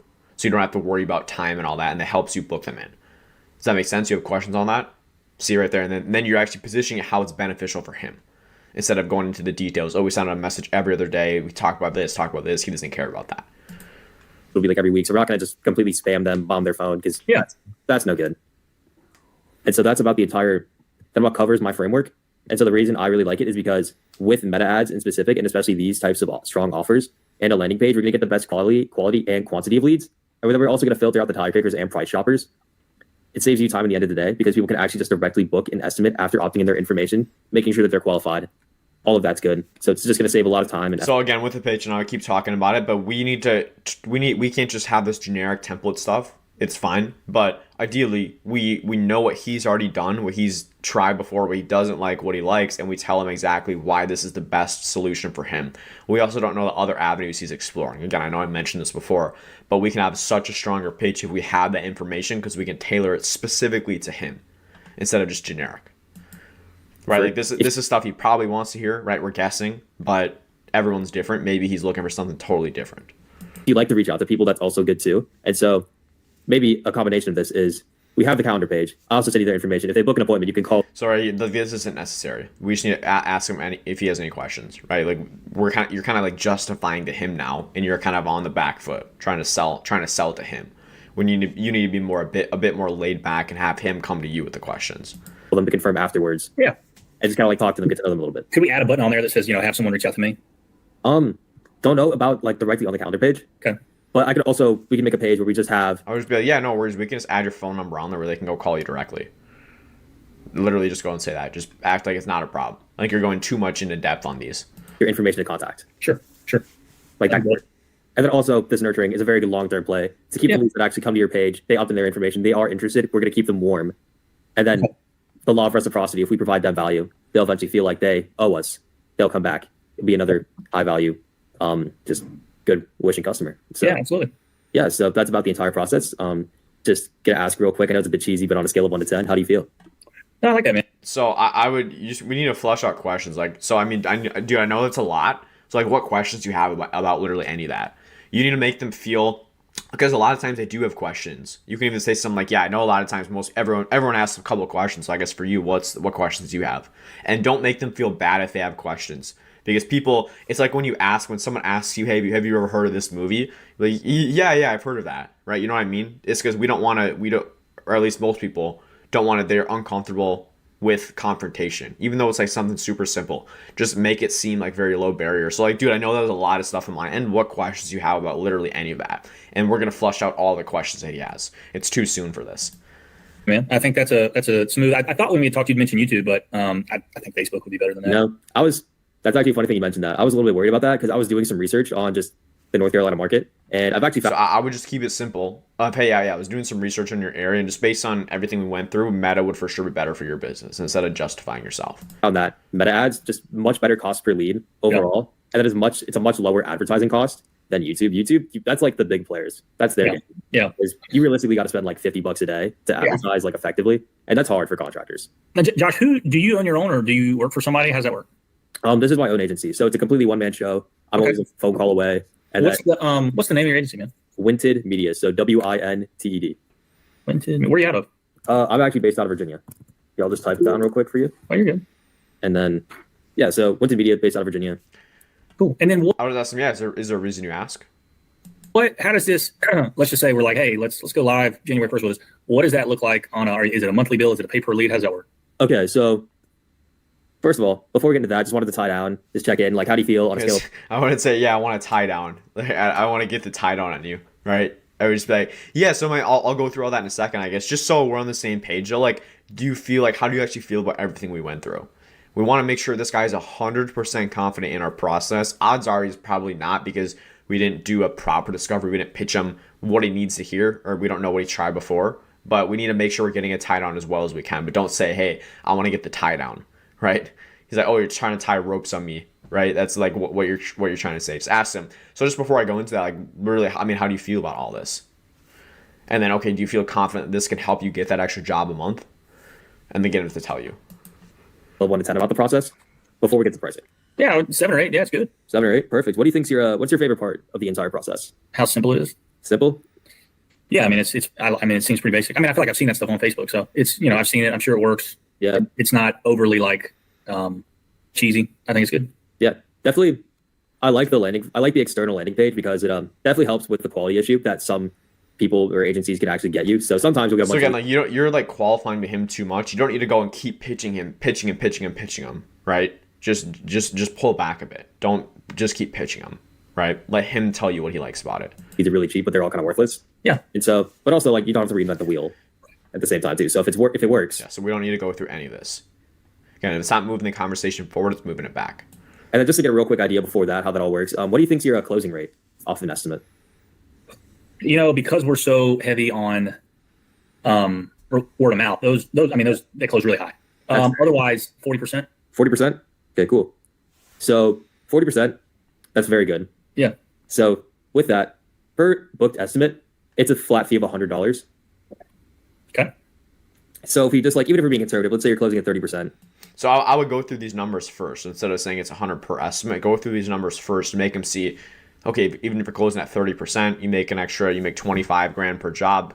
We get you 10 estimates. That's an extra 2 jobs, 3 jobs right there, right? Do that before you go into numbers. The numbers should be the last thing you go through. I guess also I should go a bit into the ad spend, and then I also just have a... Yeah, you need to go through ad spend first as well, but you want to go through this before you actually go through numbers. Small commitment fee up front. So the commitment fee is just like a small $200. $200 isn't a life-changing money for me or you. I just want you to have some skin in the game, if that makes sense. Because think of it like you're paying for a fitness coach versus just like having one for free. You're way more like I wanted to ask, a booked estimate, is that considered when somebody? Yeah, and you're making the 200 seem like a bigger deal. Like just be like, yeah, it's just $200 just to get some sort of commitment, right? You don't over justify it because it's not a big deal unless you make it one. That's a small thing. Chooses a time on the calendar. Yeah, when someone chooses a time on the calendar. And then, do we know, like, is there a percentage of those that, like, can we guarantee all those are people and not bots? Yeah, we can have a captcha on the form to make sure that people like bots can't get there. And then, is there a way to? I know this is may seem like a dumb question. Is there a way to limit, like, because if we had 10 leads a month, that's a ton for us. So, if we had more than that, like, dude, we're not going to have the bandwidth or the personnel to manage more than that. I got you. That's not a problem. And so with that would just be a question of the ad spend that you have or that you use per day. So for Facebook, you'll have a small daily ad spend that goes directly to Meta just to run the ads. So I would recommend. So right there, something you could do is be like, oh, okay, man, yeah, I mean, we could for sure get you more than that if you do want to talk about that. I know you said you didn't want to build a team, but we can for sure limit it because, yeah, we can get 10 leads a month really, really easily. So we can talk about that. But yeah, we can limit it for sure. For most people, $25 a day. But if you're honestly looking to not grow as much, we can scale that back. So typically I would use about $5 per ad creative at the start to test. So if you're looking for like a little, I would just tell them, don't, you're making it too complicated. Just tell them, hey, I would recommend in your case to get about an extra job a month, $20 a day, and just go ahead and tell them flat. You don't need to justify all this stuff. Boost. We could use like $15 a day, but test 3 ad creatives instead of like the typical. Right. He doesn't care about this. He just wants to know how much does he need to spend to get his extra job a month. For standard 5 ad creatives with $25. Sure. And so yeah, there will be the ad spend, just like a small upfront fee to get everything running, make sure you have some skin in the game, and then 100 per booked estimate. Mm-hmm. Okay. So let's say we have 10 estimates over the span of. So we need to ask them like how does this sound? Like you need to be going through this. You're trying to justify. I get what you're doing. So let's say we have 10 estimates. You close 30%. That's an extra 3. You're making 25 grand. Add up the numbers, but do this before you get into the numbers, right? We need to ask him how he feels about the price and just be quiet. After you drop the price, don't say anything. Let him digest it and ask you questions. He's going to take the conversation where he wants it to. Hey, let's say we have 10 estimates over the span of some time. So we have the $200 fee. Oh, I mean, I don't want to make you do all the math. The ROI would be there 1,000%. Yeah, I mean, just wanted to make sure. That's what I'm saying. Like, if 10 a month would be a lot, even if we close 2 of them, yeah, well worth the spend. I would be more like, dude, you got us 30 minutes. I can't. Shut down the ads. Yeah, like I can't. You know what I mean? Like I can't do anything with that. If we got 5 to 10 a month, that would be a lot. Because the thing is, like, the leads are that's one piece of the business. Building a kitchen takes forever. That's so true. Like we don't need a lot of leads. We just need that's why I say like 1 a month. Because dude, I mean, we're in somebody's house for 8 weeks, doing their job. So it's not something this business is harder to scale quickly because there's a lot of manpower and a lot of moving parts and design. So I say adding 1 a month would be a lot. So if we had 10 leads a month, if we closed 3 or 4, it's more work than we could manage on a 12-month basis. In addition to what we've got going. Yeah, that's really fair. And so, like, sounds like you're really confident, like, really on board with everything, but just like at a smaller scale. I wouldn't tell him that. I'd be like, so how do you feel about all that? If we can just getting you a limit to start, get you that extra 1 a month, potentially we can scale up. But I guess how do you feel about that? Right? Make sure we're asking him and he's telling us. And we're not just telling him. Just like give your business that little 1 up. Dude, I mean, yeah, like right now the pace we've been on since June would be as much as we could manage. I'm just trying to look at what does 26 look like and can we bump that a little more? So yeah, I mean, okay. So when you say you're looking at 26, if we were to start working, would we start working right now, or would you want to only start? So, and this is something you should get in the discovery, right? We need to get urgency in the discovery. We need to get this beforehand, not after you drop the price. At the new year. I would want to start till the new year. Oh, okay. Because I've got to wrap up. I've got a contract through the end of the year with Angie, so I just need to pay them out, finish that. And then I want to see, I don't know. I mean, I have to decide I want to do this. And if I want to do it, yeah, I do it. And do you do a 6 month, a 12 month? What do you do? I do. Honestly, since I'm starting out, I just do 30 days with people because I don't want to trap people for a long time. Also, I don't charge like a monthly fee. It's like literally the $200 up front and then whatever per estimate. And then after the 30 days, if you feel like, hey, this isn't working, we can just shut it off from there and then go on our separate ways. Do you have like a contract you could send me just so I can read through it? Yeah, I can get you a contract sent in a few. Okay. Yeah, I'd like to take a look at it. But yeah, what are you looking for specifically? Oh, I wanted to see the terms and all that. Okay, yeah, what terms? We can just go through that really quick. I mean, I like what you had to offer. I think it'd be really good for me to look at, man. I'll tell you up front, like I'm transparent and I'll be honest. And then, I think it looks good. I'd like to read through it and make a decision. All right, cool. And so, I mean, pretty much just like on board with everything. Is there anything else you have questions about? Anything that's making you doubt at all? No, I just want to read through the contract. Yeah. So again, we just didn't get. This is a case of number one. We didn't create a big enough gap with where he's currently at. Right. He feels like he's on track to get his goal. and he doesn't feel that urgency, and that's going to be something in discovery that we can pre-handle all this, because you're on the back foot now. He just doesn't have urgency. He doesn't realize he has a problem because we kind of downplayed it. You know what I mean? So now he doesn't have the urgency. Yeah, just send it over. Let me just read through it. There's not really much you can do here. All right, that's fair. All right, totally. Where can I send that to then? Same email you sent us to, Tyler. We just want to ask, what do you want to see specifically? Even though, like, when you send this over, odds are you hear back from this guy really, really slim. But this comes down to just the discovery. We need to have a more in-depth discovery, build more of a gap. So yeah, that's great. All right, cool. And then after you read that, would you just want to make another time for us to talk, and then what you can do as well. So I mean, be like, I get some sort of tie down, some sort of commitment. So man, I know you said you are looking to start this in 2026. I mean, can I ask, like, just stay organized on my end? Like, I mean, if you feel the exact same way you do right now, in like a month or so when you're ready to get going, is it something you 100% want to do if everything in the agreement looks good? Get him to tell you, yeah, I 100% want to do it. Or no, yeah, no, I might do. I'm still considering. Okay, what are you considering? And then you find the real objection. But again, you're kind of on the back foot after you drop the price and you haven't flushed out all his objections. Absolutely. Yeah, let's circle back up. You send that to me, I'll read it, and then if you want to follow up with me toward the end of the week or early next week, let's chat again. All right, perfect. We can work that out. All right. Appreciate your time today, Josh. So always book a call from a call as well. If they say, yeah, we'll just follow up, touch base in a week. Okay, let's get something on the calendar. Always book a meeting from a meeting. It's Hormozy, what he says. Bam, fam, book a meeting from a meeting. This is where I get a decent number of my closes, is I literally just go, if following up with them the next day, and then we just close them there. But always get it on the calendar. Otherwise, this guy's going to totally forget, right? But this might be a smoke screen as well, most likely, because we didn't do a proper discovery. We didn't go deep enough. But that's basically the call right there. Again, discovery, we need to go deeper. We need to build a bigger gap from where he is and not downplay his problem. We need to expand his problem. And then we need to have a better idea of what he's actually currently doing and what he likes about it, what he doesn't like about it, because in our pitch, it was just a bit generic. So when we have all this information, we can tailor the pitch specifically to him and his situation. And then at the end, we can just do a better job of making sure we're flushing out questions, getting that tie down, and making sure that the discovery honestly will pre-handle a lot of that, getting that urgency from him. Because in this case, if he says, yeah, I'm looking to do this in 2026, we're like, all right, man, no worries. Well, I'll tell you what, how about we just touch base in a couple of weeks when it's closer to that time? Right, that's what I do. If they're not looking to do it now, I don't want to waste my time on a call with them. But you would figure that out in the discovery, not after you drop the price. Now, best for last, what would it be without a live sales call for myself? I'm showing you a full live close sales call, $4,800, I believe, that I closed them for over 6 months. So let's break down this call, and you can see a full live sales call, what it looks like in action. Awesome. I like the chair. It looks comfortable. Thank you so much. That's a gaming chair. What was that? Yeah, it's a gaming chair, right? Yeah. Do you play games? I used to. Okay, what games? I like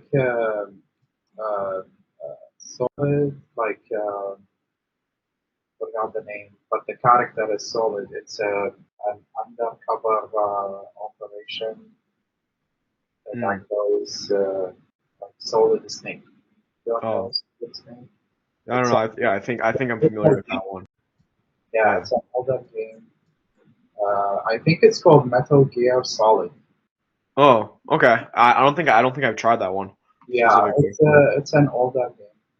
Okay, cool. The other one is the one I like.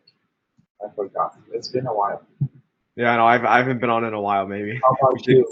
We gotta log on sometime.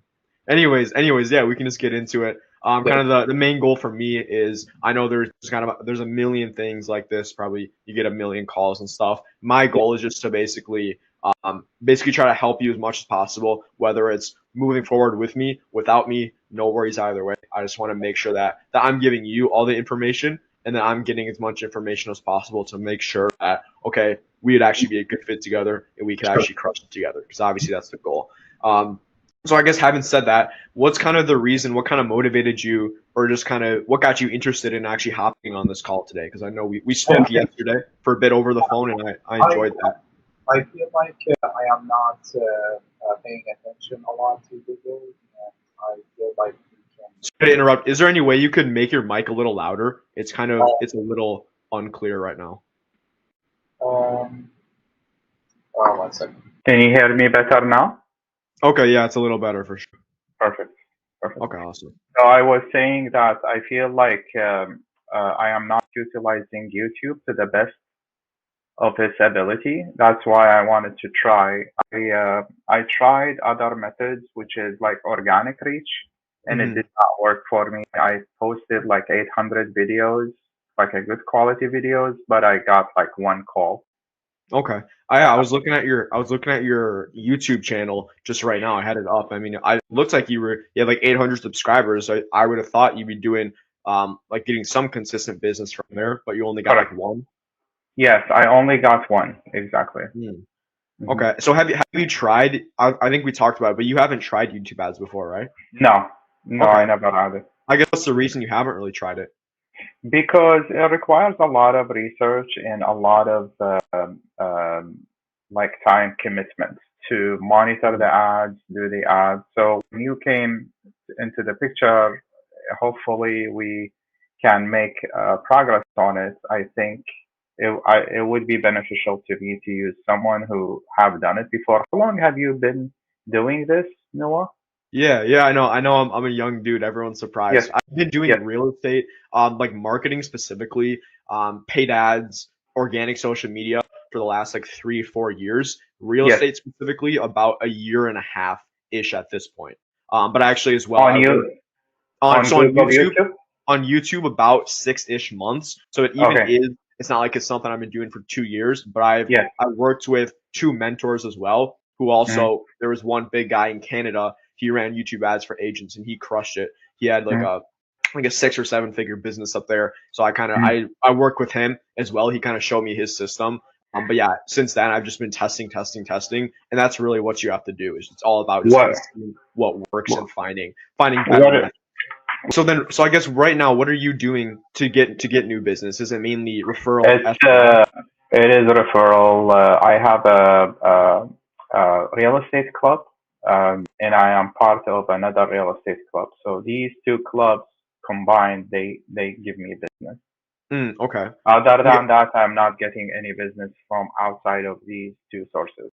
Okay. A little bit of sphere, like my own sphere, but not a lot. What do you mean fear? Oh, you said Sphere, sphere. sphere, yes. Oh, okay, Sphere, gotcha. like my friends and Yeah, for family. sure. Yeah, like your Yeah, yeah, yeah. network, all that stuff. Okay. Exactly. So I guess why are you looking to do like YouTube specifically instead of kind of just doubling down on like the networking and the referrals type stuff? Because YouTube is, I am not utilizing YouTube enough to its potential, and I want to Hmm. try it. Okay.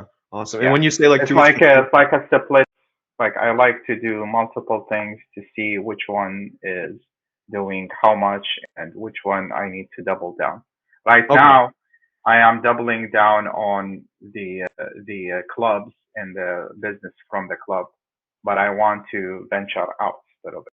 I Is don't that want not to. giving you enough business or as much as you'd It like? does. It does. It does give me business, but not as enough as like I could do like maybe 2, 3 times more. Okay. So that's why I want to do some other things. Gotcha. Well, I guess what's the reason you're not able to do more with what you're currently doing? I'm just kind of curious, like, It's because you mentioned you're doubling down on that. so it's a market condition. It takes long time. It's a Mm, few people. Like we have my real estate club is like 7,500, and okay. not all of them they want to buy right now. So right now Yeah. I'm helping one person to buy a multifamily unit. So that's it.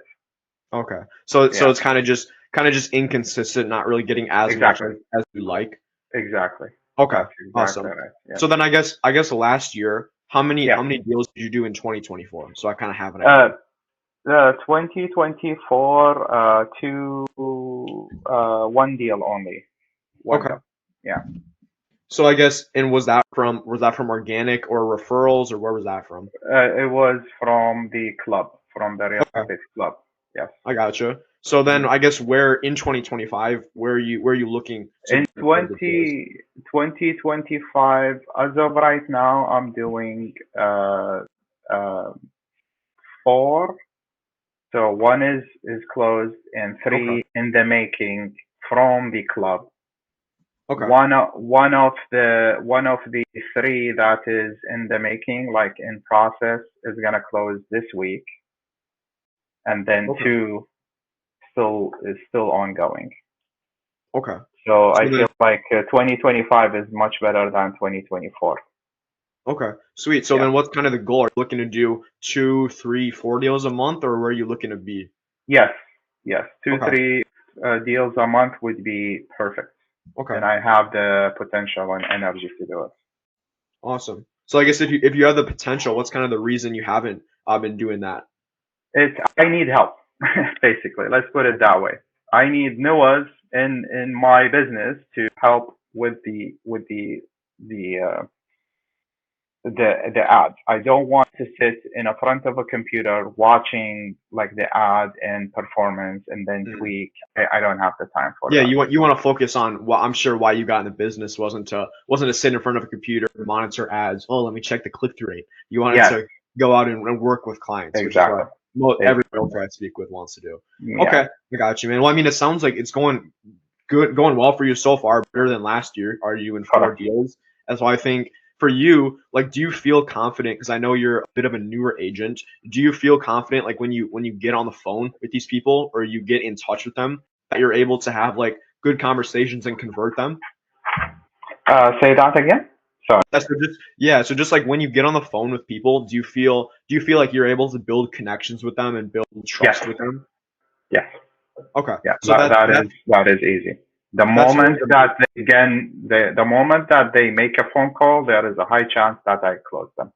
Okay. Well, then I have no doubt that you crush it with this. What I've seen is the realtors who are good on the phones and build those kind of that relationship with the clients. After that, it's pretty much just making sure everything goes to plan. But once you get on the phone with them, what I found is because these people have intent, that's the whole goal. I want to send you those conversations that you can just do your thing and just do what you're best at and just close the deals from there after having those conversations. So that's the main thing. I'm glad to hear that you're confident on the phone. I know some realtors they say, oh, I'm not. I don't know. I'll maybe close like 20% on the phone, and then right there I'll just tell them, okay, it's probably not the best fit.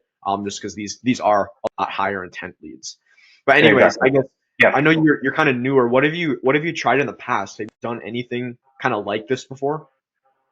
Kind of like this? No. It's just YouTube posting, Instagram posting. I'm more active on Instagram than YouTube these days.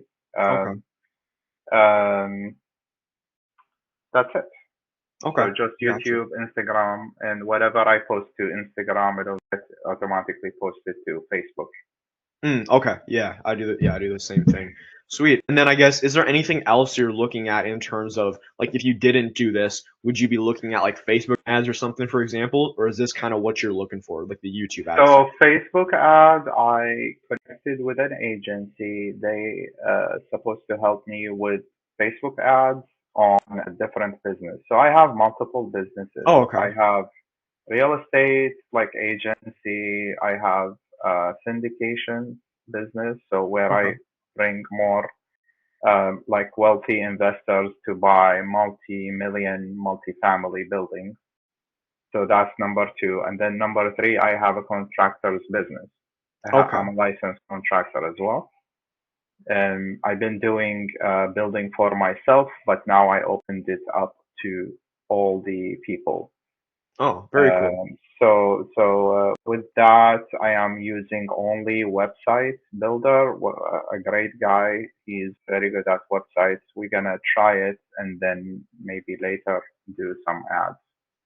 Okay. I guess Yeah. what's the reason? What's kind of the goal with like real estate? Why are you even like looking into this, and why not just with those other businesses? I think real estate is I spent so much time and I have so much momentum that I don't want to leave it. Plus, all of the three things that I mentioned, I have passion to those, and they are related, very related. So that's why I could do all of them, and they complement each other. So when I talk to many investors, like they want to buy or sell, when they see that I have a licensed contractor and I have been doing projects, immediately they gravitate towards talking to me because Hmm. they know when they buy a property, they know that I'm gonna analyze it like an investor, not like a normal real estate agent who just pays attention to his check and that's it. Yeah. Okay, So I I got have a you. background. When it comes to creative financing, a deal that cannot be made because of the financing or because of the deal structure, Yeah, they all complement each other. that's when my syndication background comes in and Okay. help with the making something impossible possible. Gotcha. Yeah, that is cool Yeah. because even like if you get a listing like and they need help with a renovation, like I'm not Correct. sure the type of contracting you do, but then you could go Like ahead and remodeling yeah. from the Okay, ground cool. up, everything Sweet. you think of, yeah. Awesome. Well, yeah, so I guess I know you haven't done something like this before. I know you mentioned you want to use YouTube to its full potential. In terms Correct. of YouTube ads, I guess like do you know what you're looking for specifically at this point, or you're not I really think what you not really mentioned, yesterday, if I could get like 4 deals a month, that would be that would be great. okay. I know it's not gonna happen next week. That's okay. I'm patient. But within a month, I'm looking for if we could get a deal like from next month this day, I would be happy. Yeah, Yeah. yeah, I know. So 4 deals a month, that's a little tough, especially in the beginning. That's Yes. definitely No, down the no, line. no. Eventually, eventually. Yeah, when we have yeah. I should rephrase myself. Eventually. I Okay. know it's a long process. We have to measure things. We have to keep track. We have to see what is working, what is not working. Yeah. And I know for sure LA is a very competitive market. So For hopefully with sure. your help, we could conquer that. Yeah, and we'll go over all the areas as well that you want to target to make sure we're checking all those boxes and making sure we're getting you as much reach as possible. But then in terms of like closing deals, like the first deal is always the hardest. Sometimes it comes in a month, sometimes 3 months. But once you get that, you get the ROI. We can just keep investing in the ads and just keep scaling it up, which is kind of the way to do it. But it's all about getting that momentum, finding what works, and then just go full force on that. So you're closing 2 or 3 deals a month from there. So that's kind of the strategy or the vision you could say. And So then in your opinion, Noah, what is the goal? What is the time period required to do 3 to 4? Let's say three okay, deals. three How deals. I long? would go Yeah, 3 deals. I would go 6 months. I would say 6 months. I would say 3 or 4 deals in that time is what we would do in 6 months. Okay. With my 6 month one as well, I guarantee at least 2 deals in there. But that's Okay. obviously the bare minimum. I would shoot for 3, 4 deals. But I guess I think we talked about this yesterday. What's the average home price in your area, or how much are you taking home in Like commission? 700. Okay. 700 is and then 2% of that 700. So 14,000, between 10 and 14. Sometimes Okay. you have to reduce a little bit to like To please them. help. So yeah, it's like 10,000 is a good Okay. margin. Well, Yeah. yeah. So I mean, even if you close 2 deals, like you're making 20 grand, it'll tell you Then my it's first okay. isn't anywhere near 20 grand.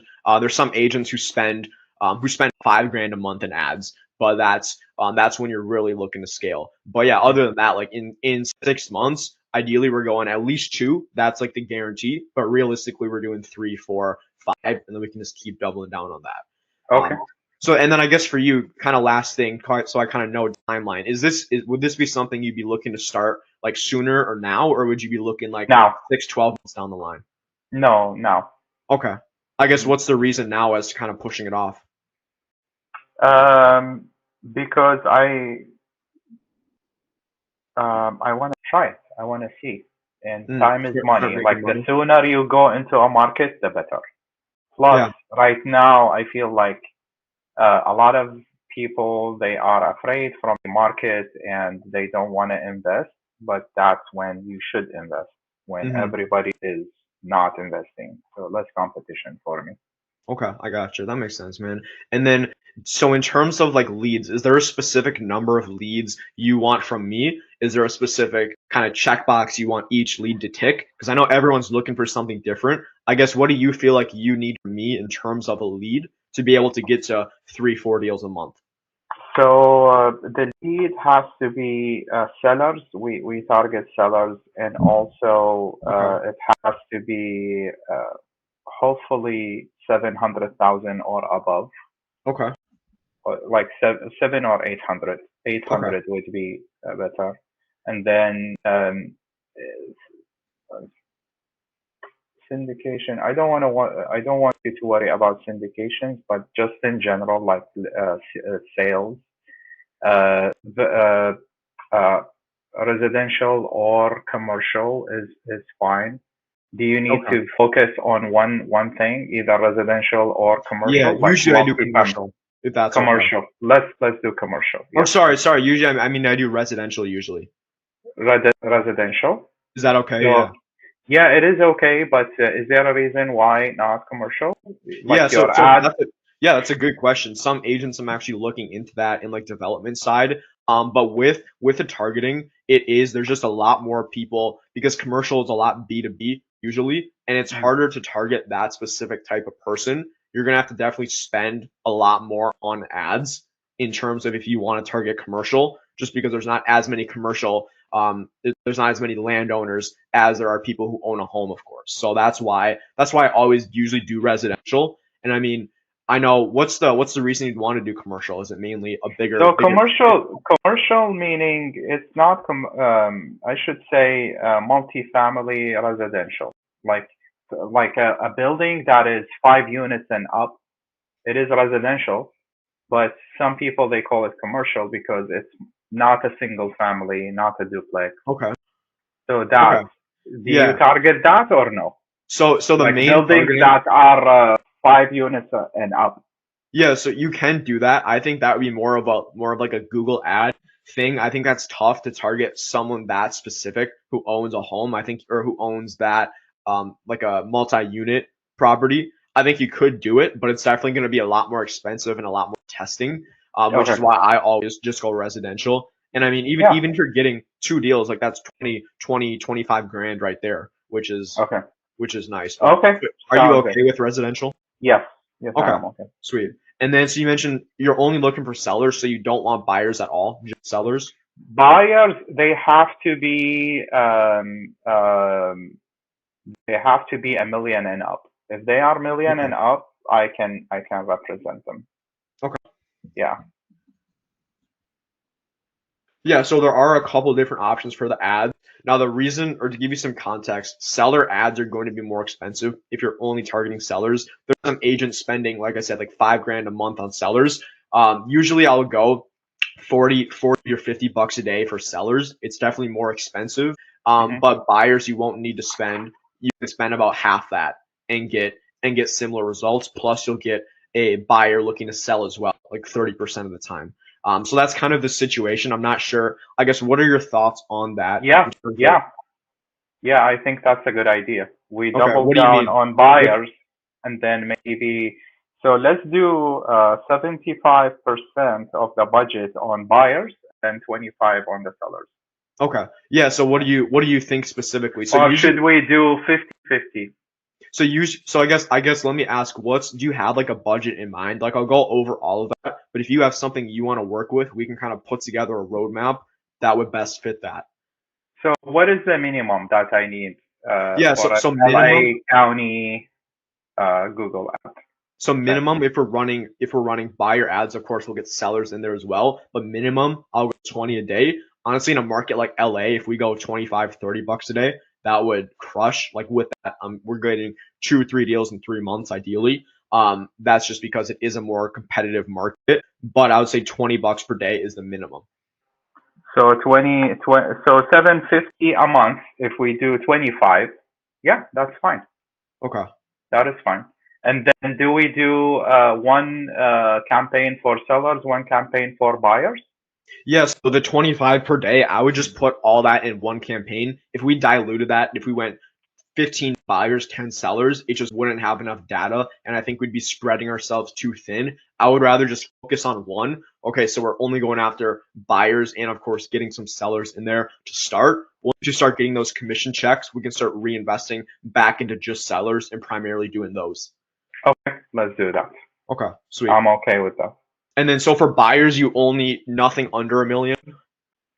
Buyers, no, let's keep it 800. That's okay. Okay, 800. Yeah, 800. Awesome. Yeah, I mean, even from that, like, what do you make in 800? That's like 12 grand in commission or something like that. 12 grand, yes. Yeah. Okay. Sweet. So then you mentioned 800K and above for buyers. We'll go 25 a day on ad spend. Is there any other like requirements you're looking for in terms of like a buyer lead that I would send you?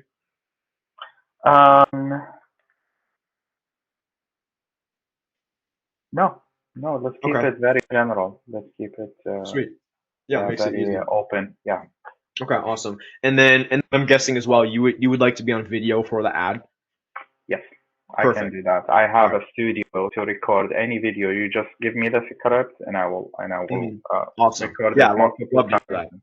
Yeah. Especially working with in a more competitive market where we're trying to reach 800,000 and above people. I think it's definitely better. You need to build that trust on the front end so they can already know, okay, I know who Dolph is. I saw him on video. Now, when you do call them, when you do speak with them, they're going to be a lot more receptive to actually trusting you because they already feel like they kind of know you, which is why I do like the video.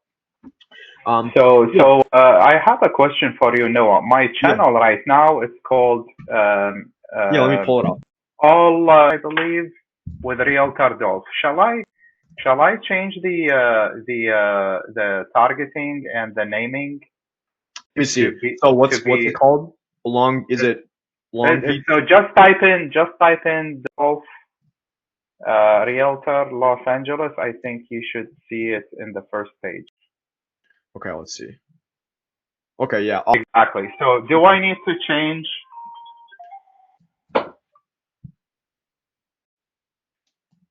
Do I need to change it to something like Los Angeles or Long Beach is okay? Yeah, I think it just depends. I think there's probably a lot of search volume for Los Angeles. So I think Long Beach, if you're looking at target there, I think that could be better because it seems like it's more tailored towards the area. Obviously, Long Beach is smaller than LA. So I think that could work. I think it could honestly work better. So I think it looks fine. Okay. But yeah, so do I need to change it or no? No, I think it's all good because what we'll do. So the way the ads are, like, you don't even need the stuff on your channel doesn't necessarily matter because the way we put the ads is we're putting it in front of people who've searched up terms around buying a home or selling a home in the area, and we're gonna target specific cities, zip codes, neighborhoods that you want, and it's just gonna automatically show it to them. So we don't need to do like specific keywords and hope they see it. That's what we're paying Google and YouTube to do, is put it in front of these people. So it doesn't matter with paid ads. That's more of an organic thing. So are you going to send me a list of cities, or do I need to provide you with a list of cities within Los Angeles? Yeah, so I want to make sure we're targeting the exact areas that you want. So the next step, we would have an onboarding call. We're going to figure out what areas we want to target, what cities, neighborhoods, zip codes, and we're going to make sure we have that exact area. So we're only reaching people in there. Got it. Perfect. Sweet. Well, yeah. So I mean, what I can do, I know we would crush it, especially in a market like LA. I think we're set, honestly. And targeting those higher budget buyers as well. Like, what I can do is if we're running the ads and we see people under that are coming in, what I'll do is just add a qualification on the front end, basically saying, hey, what's your kind of price range? If they say it's under 800K, then I'll just disqualify them and just not let them through because that's just not worth it for you. So we'd only bring in those people. So I guess, is there a specific number of like conversations per month you're looking to have? I think the funnel has to start with 30 conversations to get like one or two like deals signed. Okay. Yeah, I mean, what I've seen, so you can get like 30 leads, but I would say realistically, the conversations, it fully depends on the realtor. Some realtors get one conversation and they close it. But like realistically, 3 solid conversations, even if you can close one of them at 33% close rate, that's already a deal right there from just 3 conversations. So that's Correct. really, that's kind of what I'm shooting for is, but it does depend on how you are on the phone. So I guess, do you know like your average conversion rate over the phone, or do you have an idea what it might be? Say that again. What is the question? Yeah, I was just curious if you know your conversion rate on the phone. Like if you get on the phone with 4 people, you would close one of them, you close 2 of them, just if you have an idea. So for people, I would say probably I would close two. Okay. Two Yeah, or so one. okay, sweet. Minimum So one. yeah, it's like around like 40% ish. So that's like Correct. if you get 10 good conversations, even in 2 months, that's 2 or 3 deals right Correct. there. So it's just about getting those conversations, and that's what I'm here to do is make sure Okay. that I'm putting you in front of the right people. Mhm. So yeah, I guess I can kind of show you the process. I'll be honest. If you have any like specific questions, I honestly don't think we need to go through it. I think we're already Sure. gonna crush it. I think. Do you have a good idea of how it works? Is there anything you want to see, or are we pretty much? I think I know. Like we shoot a video according to a specific script that you're gonna provide me. Then Mhm. we upload it. We run the campaign, put some money into it, and then just let it collect the data, and Mhm. hopefully we will have phone numbers. Yeah, Sorry, exactly. Yeah, phone calls. and not hopefully. I mean, I guarantee you're going to get Yeah, conversations because I mean, that's what I'm here for is making sure I'm doing everything to send you the yeah, conversations to make sure the ads are all good, and then from there we just grow. But yeah, got it. I mean, Got it. I know for a fact we'll So, crush it. can we speak about your fee? Like, is it a monthly Yeah. fee Okay. or it's For a sure. one time? I prefer like monthly if that's Okay. possible. Yeah. Yeah. Okay. Yeah, I'll be honest. So I Then we usually try do. ourselves like 6 months and then we see. Or did you say like to give you 3 months and we should have So at least I'll a deal? say if you because I know you mentioned like how long would it take to get 3 or 4 deals. If you want Sure. like 3 or 4, Yes. I would say 6 months. I'd say 6 months. 6 months. I would say Okay. at least 2 in there. That's my guarantee. But Okay. realistically, we'll get 3 or 4 or 5 during that time. So that's what I would Okay. recommend. So then So for the 6 months, what I usually do, I usually don't do monthly. I usually bundle it up so then it's I can have a discount in there. But yeah. there is options you can split it up if that'd be easier. But for Okay. 6 months, basically, so there's Yeah. a 25 per day ad spend. But then basically my service fee is just 4,800 as a one time for the 6 months. And again, you can split it up if it's easier. 48, and then you said if I don't get the deal within how many months? Yeah, so if you don't get at least 2 deals during that time, I would just refund that 4,800 and just send it back. The 6 months. Yeah, so that's for 6 months. Within 6 months. Mhm. Okay. So you're gonna monitor the ads, you do like a full time kind of on the Of course. campaign. Yeah. Okay. My thing is I want to do everything on the back end, so pretty much your only job is just speaking with the people. That's really Okay. all you would And do. then are we gonna put my number and then they will call me? So I will Yeah, have so phone the way calls. it works, we get them in a funnel. We always get their name and number, but then after that as well, they have the option to book right on your calendar. But Mhm. otherwise we would be doing so I actually make the initial phone call to them when they come in to Mhm. make sure that they're qualified, and then I'll send them to you, if that kind of makes sense. Okay. Sounds good. Sounds good. So, so 6 months, it's kind of like we do like 3 payments in the 6 months? So Yeah, every 2 months we we can could split do, it up into 3. That would and be, what is and that? then can we do like 1,500 per payment? So this should give you like 45. Yeah, it would just be I think 1,600 per payment if that works. 16. Okay. Because 16. that would be We can do 4,800. 60. Okay. Sounds good. Okay. Sweet. 1,600. And then, yeah, I would love to. I would love to. And then how long, like, let's say we sign up today, how long before we could start the first ad? Yeah, 7 days. I mean, it's just 7 up days? to how Okay. long That's good. once you send them to me, like realistically, we'll get them up in 7 days. If you get them to me in enough time, I'll edit them, do all that stuff, and in 7 days we're good to go. Oh, so you're gonna edit the video? Yeah, I'm so you're not gonna. having to do any of that. You just Okay. record it and you send it in. I do everything else. And then, are you gonna send me a script Yeah, to so I speak in? have all the scripts that I use that work best. So I'm gonna send all those over. You're not having to think about a script, go to ChatGPT and write it out. I just send it all over to you. So how many scripts you're gonna send me, and how many videos? I Yeah, guess it's the yeah. same So as the script.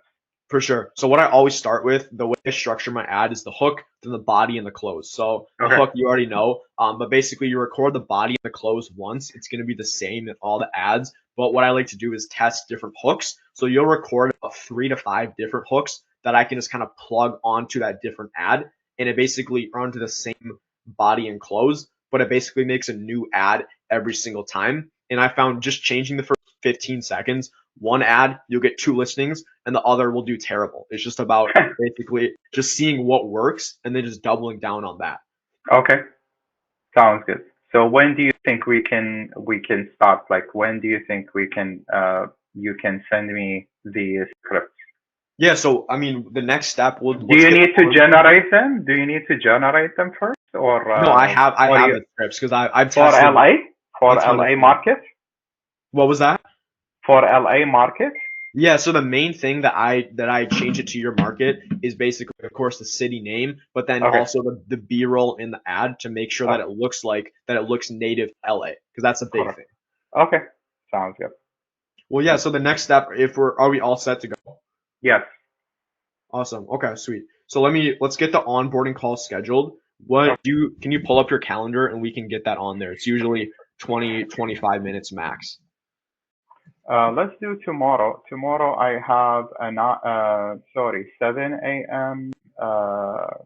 Call. So maybe 8. I think 8 a.m. tomorrow 8 a.m. should be good. Your time. Yeah. Okay. Yeah. 8 a.m. tomorrow. And then Pacific time, 8 a.m. tomorrow. Pacific, yes. Okay, perfect.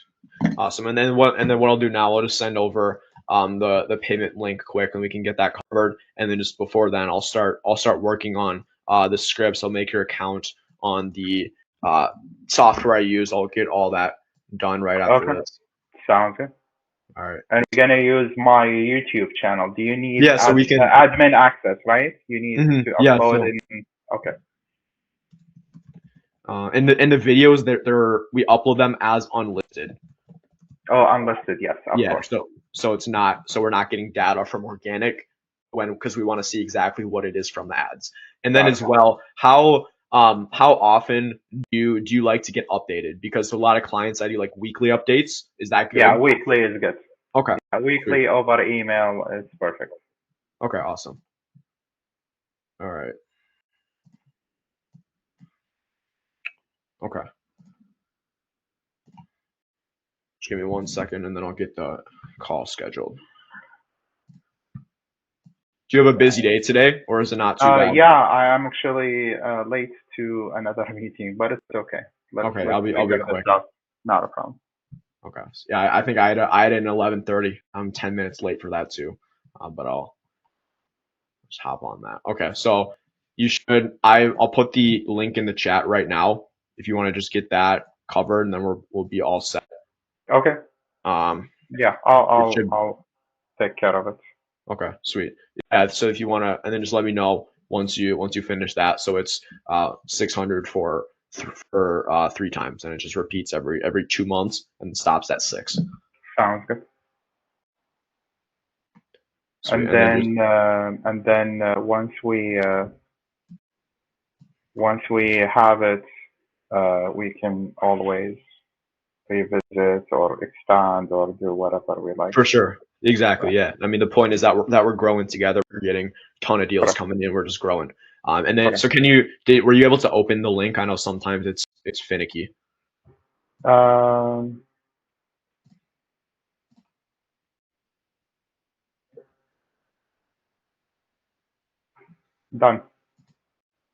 What was that? Done. Okay. Let me just make sure. Okay, sweet. Just got it on my end, man. Well, yeah, I'm looking forward to it. I'll get us booked tomorrow at 8. that works perfect. And then I'll send over the agreement as well that you can sign for the 6 months. I'll have the guarantee in there, everything. But other than that, man, I'm excited. Let's close some deals. Yes, let's do that. Awesome. Thank you And then so you have much. my number as well. So if you have Yes. any questions, anything, I feel- saved it. Yes, I Okay. saved your number. Perfect.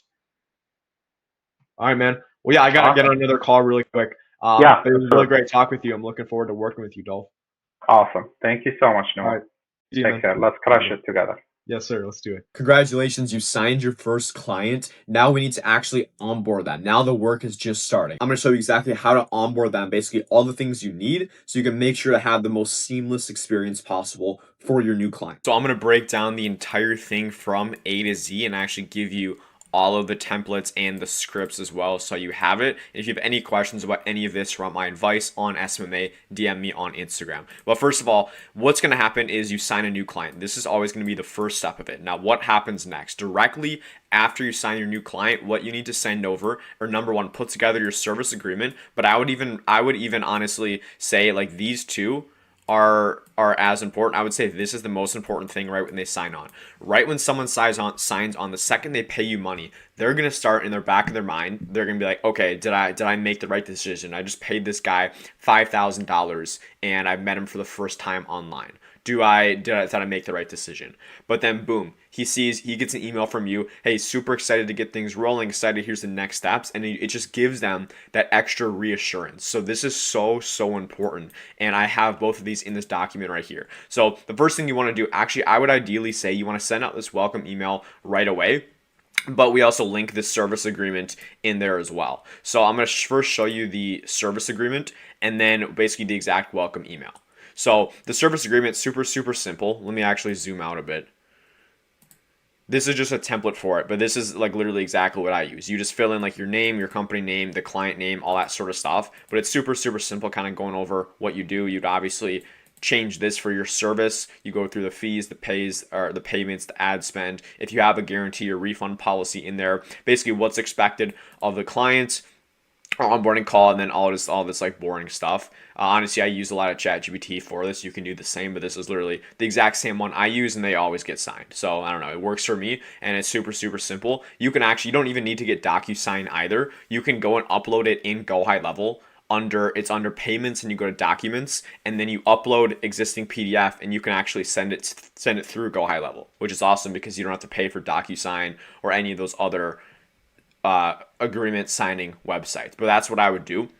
This literally just copy this exact one, put it in Go High Level, and then add your client, and then make sure they put their signature and then date right here. That's all they need to fill out. You just put your signature and then the client, or then the date right there. Now that's the service agreement, and you're going to put a link to that in this welcome email right here. That's at least what I do. So basically we say, the whole point of this is we want to reaffirm them that they made the right decision and that we're like pumped to get going with them. What you don't want to do is say, oh, thank you so much for signing on and stuff like that, because then it automatically lowers you and shows that, oh, this person's like begging. So you want to keep the frame, make it seem like it's not a big deal. So just something super simple, like, hey John, excited to get this rolling, make some serious moves together, or make some serious money, whatever you want to say. And then you want to go over the next steps and outline it clearly, so at any point they're not wondering, okay, what is this guy actually doing? Like, what are they doing? Like, what's actually going on? What's happening? You never want the client to be wondering, what are you doing on the back end, especially after they just paid you. So basically, next steps, hey, sign the service agreement. The onboarding call, you should already have booked that right after the initial sales call. Just make sure you're on a computer so we can get everything set up smoothly. And then as well, I put this in here. I don't send out an onboarding survey to my clients just because I prefer to just do it all on one call. You 100% can do that. It really doesn't make a big deal. I personally don't, but it's kind of whatever works for you. I used to do it a lot, but honestly now I prefer to just have the face-to-face and do it all over the call, because usually there's questions and it usually goes a lot quicker. What I would also add in here, what I like adding is, here if we put a break in the line, is like, hey, so in the meantime, I'm going to be working on all of your automations, getting your back end, the funnel set up, and all that sort of stuff. So we'll be able to hit the ground running within the next 7 days to get everything up and launched. So just to show them, hey, once we, like, right now, I'm going to start working on all of your stuff.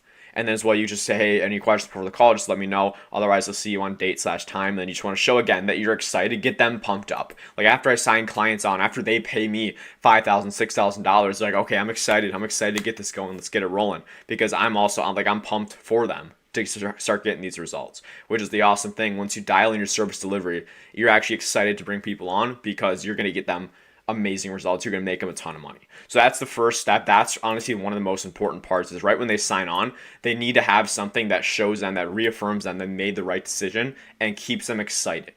Now, after that, you're going to set up their Go High Level sub account. I usually do this on by myself, but you're going to need some of their details as well. So what you're going to do is, ideally, then you're going to want to send out the you're going to send out a survey to them. So ideally you're going to send out, so this is why it's nice to send out the survey beforehand, because then you can set up their Go High Level sub account. If you don't, you can just set this up on the onboarding call. But if you have the survey, you send that out, you can also basically create it then. Where basically you create the sub account using your snapshot, so it's all just a template. You're not having to remake every single thing individually. You're also adding the client's company details, and then you're registering the local number for A2P. And that you can do that on the onboarding call as well if you'd like. But here is the entire onboarding call checklist as well for you guys.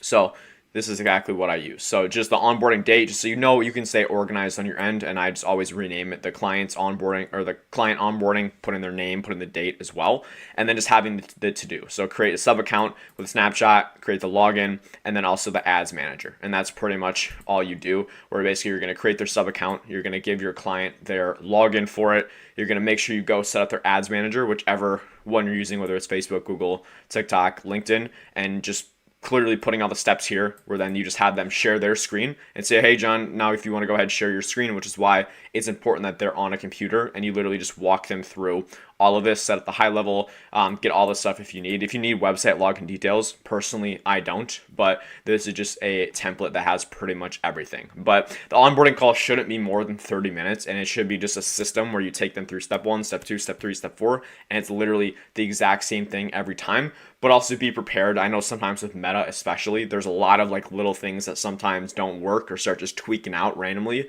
that you need to go sometimes ask for support. But I would just make sure you're prepared for these scenarios, but also don't overcomplicate it. Don't over prepare. And then for every worst possible scenario, sometimes you just need to jump on another call. I've done that once or twice with Facebook ads, because something wasn't working for whatever reason. They need to make a new account or something. But yeah, that's worst case scenario. I wouldn't prep for that. Just know that it is normal if that happens, but just make sure you have a process in place. Just having this, you're going to be extremely confident, because it literally tells you step 1, step 2, step 3, step 4. Especially if it's your first client, you want to make sure, I would do a practice onboarding before. I would practice onboarding your friend or a parent or a sibling or something, just so you know and get a feel for how it works. So then by the time you're on the call, you're okay, this is simple. I've done this before. Let's get it. Now that's pretty much the whole onboarding process there. That's the main part, but this part is even more important. This is this is all the tactical stuff of what to send, but this is probably the most important part, and this is actually what I've seen a huge indicator on when you have amazing clients versus garbage clients, even if you get them the exact same results. I've seen agency owners get their clients amazing results. I'm talking making them $10, $20, $30,000 within a week or two and profit. And then the client's still mad because they were expecting some crazy result. I know I had a client who I literally just refunded after a week. I started working with him. He's in LA. He was expecting some ridiculous. He was expecting a new job, a new deal every single week, which is just not realistic in the niche that I'm in, because it is so high ticket. And after a week, we were getting a ton of leads coming in. They were pretty decent quality as well. And I started adding more friction on the landing pages and stuff. I'm not going to go too much into that now. But then he was just hey, this. Let's change this, and this. I need to get some deals coming in. I was okay, man, I'll be honest, that's not realistic. And I just ended up refunding him his money, which that's the right thing to do. You don't want to bring on clients like that. But a huge part on my end, I probably didn't set the right expectations for that call going into it, or for the onboarding call. So you need to make sure at the end of the onboarding call, you're setting the right expectations on exactly what to expect. And you always want to under promise and over deliver. So instead of saying, yeah, so I think we're going to get probably 3 to 5 deals this month, and from there, an extra 3 or 4 deals per month consistently. Now, if you can do that, and you can do that, that's awesome. But I always say, yeah, so the first couple weeks in terms of leads, lead quality is going to be a bit lower, and that's totally normal. But the first couple weeks is the learning phase, is what we call it, which basically means we're going to get data on your campaigns, on your market, on your area, and we're going to be able to optimize and kind of double down on what's working and eliminate what's not working. So by the time we get to month 2 to 3, we're going to be up and rolling and get all of this and get all of these results coming in consistently. So, and just let them know it's totally normal the first couple weeks for it to be slower, because then if for whatever reason you do have a slower couple weeks, which I've had with some clients before, like it's just the way it happens with all these different markets across the US and Canada and stuff. Just some markets aren't as quick as others. But then you let them know that, and in their back of their mind, they're like, okay, Noah said, or John said this was totally normal. I'm not going to worry about it. So this is a huge part. This is going to dictate your churn rate. This is going to dictate your client experience, which is, I would say, is arguably more important than the results you actually get them, is setting the right expectations. And when you set such low expectations, then when they get great results, they're going to be like, wow, this is amazing. Or even if they get mediocre results, they're going to be like, wow, this is more than he said. This is awesome. Even if they only get like a 2 or 3 times ROI. If you make it seem like you just underpromise so much, you obviously don't want to say, oh, I would expect to lose $20,000 this month, right? Then that kind of sucks. They're like, why did I just pay this guy? But set super low expectations, not too low, but just so you know you can 100% over deliver whatever you're setting. That's what I would do. So take what you know you can do. So this is your baseline right here. And you want, let's say your baseline's like a 5, set expectations at like a 3.5 or something. So there is some room for error, and you're able to kind of mitigate this gap, and that's a pretty decent jump when you get 5 results, but you're only promising a 3.5. Whatever, those are just like random examples, monetary numbers to make it simple, but that's exactly how you should do it. And the last thing is you need to update your client every single 1 to 2 days while setting up.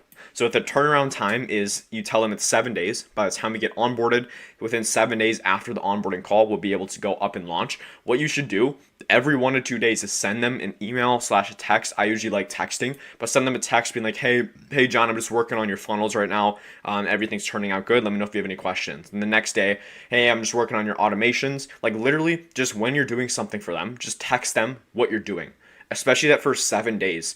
After they pay and before you launch, they want to know that you're actually doing stuff and working on the back end. So make sure you're telling them exactly what you're doing. A lot of people think it's like so simple stuff, like, oh, they already know what I'm doing. A lot of them don't. A lot of them have gotten burned before, and that's why they're so skeptical.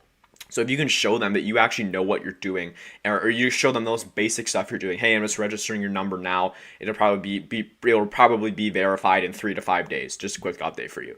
A lot of them are like, oh my God, okay, thank you so much. Excited to get it going. And you're going to get them even more excited. Then you say, when you're working on their landing pages, you just send them a message. Hey, I'm just working on your landing pages now, customizing it for your market and your brand. Everything will be good soon. The next step is just getting the automation set up. When you're getting that set up, you're saying, hey, just kind of configuring the automations, getting all the custom values and stuff in there, and say however you want, but just tell them exactly what you're doing. It's really that simple. And this is an ongoing thing as well. After you onboard your clients, every week, you should, number one, be having a check-in call, but also, two, if you don't have a check-in call every week, when you go in their ad manager, you make changes, you split test something, go and tell them what you're doing, because they appreciate that so much. I had a client, this is my first one ever. She didn't get a lead for the first like 2.5 weeks, which is ridiculous, but I kept her updated the entire time. I told her exactly what I was doing. And then 2 days ago, we got 2 leads come in, which is awesome. We started to finally get it rolling, and she was excited. She was happy with that because I set the expectations and I updated her on absolutely everything I was doing. So she was like, hey, no, I really appreciate all the work you're putting in. I'm excited. These leads have been coming in. I got on the phone with one of them, booked an appointment, which is awesome, but it all comes from setting expectations and communicating. So this is an ongoing thing, but this is honestly more important than the service. Like I have my clients telling me, you are the best and most communicative agency or marketing guy I've ever worked with in my life, which is amazing. And that's how you basically never churn clients. It's that simple. But again, the whole process, to recap, you sign the client on right away. You send them this welcome email and a service agreement. You set up their sub account on the onboarding call. You onboard them, go through that checklist. You set clear expectations, and you update the client every 1 to 2 days while setting this up. Your new client's onboarded. Now we need to actually run the ads for them. So I'm going to give you a full service delivery masterclass from A to Z, so you know exactly which ads to run, how to set up the campaign, doing all of that, the funnel to use, so you can get them the best results possible, and they're going to give you a killer testimonial, and you're going to make some good money as well. So starting out with the offer, and this is arguably the most important part, because you can have the best ad in the world, but if you're offering something completely wrong, it's not going to mean anything. So the first thing you want to do is find proven offers in your niche specifically. Now there's two ways that you can look at it. You can either go in the Facebook ad library or the Google Transparency Center. I highly recommend the Facebook ad library. Obviously, if you're running Facebook ads, you go and just straight up copy these, because there's legit no point in reinventing the wheel when people are already spending money on ads and they're already working. You might as well go look what they're doing. So basically, you're going to go to the Facebook ad library, and it's in the link in this Miro board. And by the way, if you have any questions on any of this or want me to send you this entire Miro board, just DM me on Instagram and I can send it over. But you're going to go to Facebook ad library, and let's say we do real estate as an example. So we're going to look up list of homes. Like, you're going to look up just the most common offers that these industries have. If you're in roofing, you might do 50% off your next roof or something like that, but you want to look up keywords. What you're going to do then is go to filters, and you're going to filter it, make sure you have active ads, but you want ads that have been running for at least like 2 to 3 weeks at this point. Because again, if they're spending money on these ads for a couple of weeks and they're not like brain dead, the ads are probably doing well. So you can see right here, all of these ads right here are ones that have been running for weeks. You can see the exact ad creative. You can click on it, see ad details, and you can go and actually see like their lead form and all that sort of stuff. If you go additional assets, you can see all their stuff, their landing page, like you can literally see all of it. So basically, that's what you want to do is you want to go look at what offers these people are offering. So these people are all going to be doing list of homes because that's a proven one, but you just want to get an idea of what kind of ads are these people running. Now you can see there's like terrible ones like this that obviously aren't doing well, but you'll have an idea is like, what would I click on? And if you see like a trend, like a lot of these ones that are just like pictures of homes are always doing well. And in real estate, those ones always do well. So you go and just do something super simple like that. And then you can do the same thing as well on the Google Transparency Center. You basically look up an advertiser and you can go and see, it'll show you all their ads. So that's the first part of it, is literally going out, finding what's already working and going and just copying it. And I would recommend making like a Google Doc where you have pictures / the copy of all the winning ads. So anytime you need a new ad creative, you go in and literally just go through this entire doc and you have basically a library of winning ads. Now the top 3 proven offers though that I've seen pretty standard across all the industries is either, hey, let's say save $5,000 on your next roof, save 25% off, just saving money, right? That's a good offer in like med spas, remodelers, roofing. The other one is gonna be like a free strategy session / free consult / free estimate. That can be real estate, lawyers, again, roofing, remodelers. They're applicable to all of them.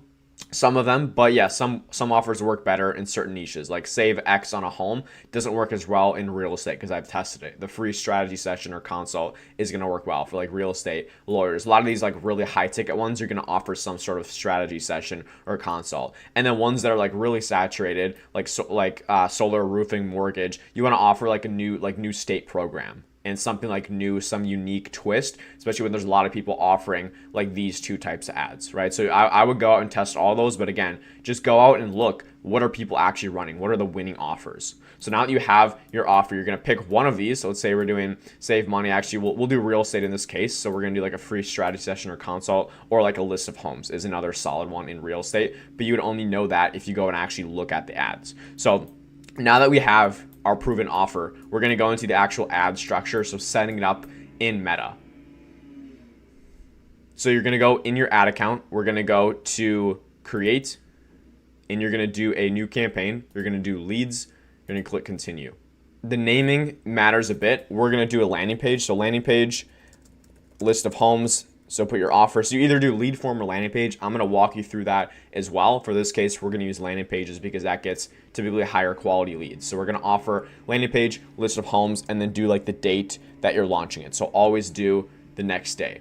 You're going to set your daily budget. So let's say we're spending $20 per day. And now one thing I will say, the more that you can get from your clients on ad spend, the better. So always try to get as much from your clients as possible on ads, because that's the easiest thing you can do to increase the results you get, is literally just going out and spending more. So you're always going to do, and you can just keep a campaign budget if you're only spending $20 a day as well. And then because we're doing real estate ads for this case, make sure you select the special housing category, which real estate is basically the only one you need to do that. So you're going to click next, and this is the campaign level. So now this is the ad set level. To some of you guys, this might be super confusing, but it's honestly pretty simple. All we're going to do is name the ad set level the the targeting. So for the targeting, Facebook, you can just go broad and let your creative, let your ad do the targeting. Because if your creative is saying, hey, attention, if you're looking to buy a home in Minnesota, right, that calls out exactly who it's for. And Facebook, the algorithm isn't going to show it to someone who's looking for teddy bears in Florida, as an example, right? That doesn't make sense. So basically, you're just going to always, let's just go broad to start. Conversion location, we want to do website and instant forms. We want to send them to our website, to our landing page. So you're going to need to create a pixel and stuff, which is basically a little piece of tracking code that you put on your landing page. So when someone goes through onto your landing page, because it's outside of Facebook, the pixel is going to send data back to Facebook saying, hey, this person clicked on the page, this person submitted the lead form, as an example. But yeah, there's videos on that. I'm not going to go through that in this video because honestly, it's just kind of boring. But it is pretty simple, pretty straightforward. Start date, you always want to do the next day, and then we'll do 12 a.m. It's lagging a bit. 12 a.m. Always start fresh the next day, because if you start it the same day, your ad's just going to start spending and it's just going to push it out to random people because Facebook just wants to get you to spend the full daily amount. So you're not going to touch this at all. Although if you are doing like a local, the only thing you're going to change is because most of you guys are doing local lead gen, you're going to go over here and we're going to go look up a location. So let's say we're targeting St. Paul specifically. St. Paul, Minnesota. And we're just going to target that. And then you can choose however big of a radius you want around it. So usually like 15, 20 miles is good. But obviously talk with your clients about this. This is something you should go over with them on the onboarding call. But for local lead gen, make sure you do not forget to do this. I remember my first free trial client, it was a local guy in Minnesota, and he basically, I accidentally targeted nationwide. So we were getting leads from literally all over the country, and I felt so bad. I was like, oh my gosh. And obviously, if you can guess, he didn't end up signing on, but you live and you learn. I never made that mistake again. So always make sure you do that. And you can also do demographics and stuff. Real estate, you can't do that specifically though because of the housing agreement. But just you can honestly leave it pretty broad. You're going to go over to show more settings. We're going to change the placements, and the only placements that you want to show it on are Facebook and Instagram and the stories and in feed.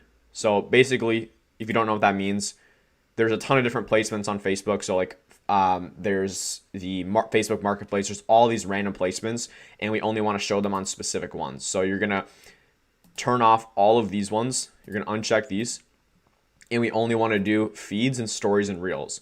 And then we're going to take out, actually we can keep that in. And then we'll go to feeds. We're going to take out all of these. And we just want to keep like the profile feeds. Take out the video feed, explore home, business explore. It's lagging a lot, so bear with me.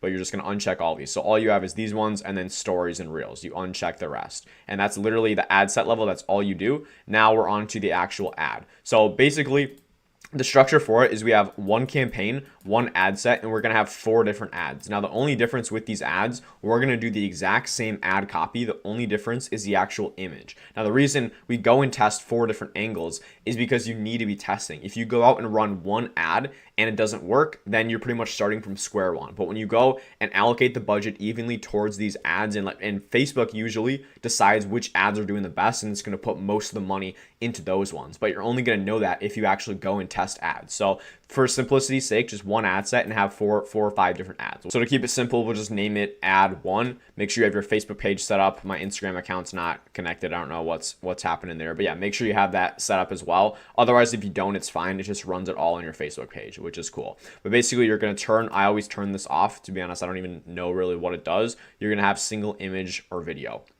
From here, you're going to put in your landing page URL. This is basically when you're in high level, and this is if you're doing landing page versus lead form. So let me go back. Basically, with your ads, you have 2 options. You can either do a landing page or you can do a lead form. Now, the difference is a landing page is you make it, it's not through Facebook. So you make it in Go High Level or another platform, but Go High Level ideally just because it's super simple, and you're going to get higher quality leads with it, because on a landing page, you take them off Facebook and it's a separate page. Whereas like a Facebook lead form, it's just automatically on Facebook and people just put in their name, email, number. And a lot of it's auto-filled. So with lead forms, you're going to get a lot more leads, but landing pages, you're going to get higher quality, but less leads. Honestly, to start, lead forms can be pretty good.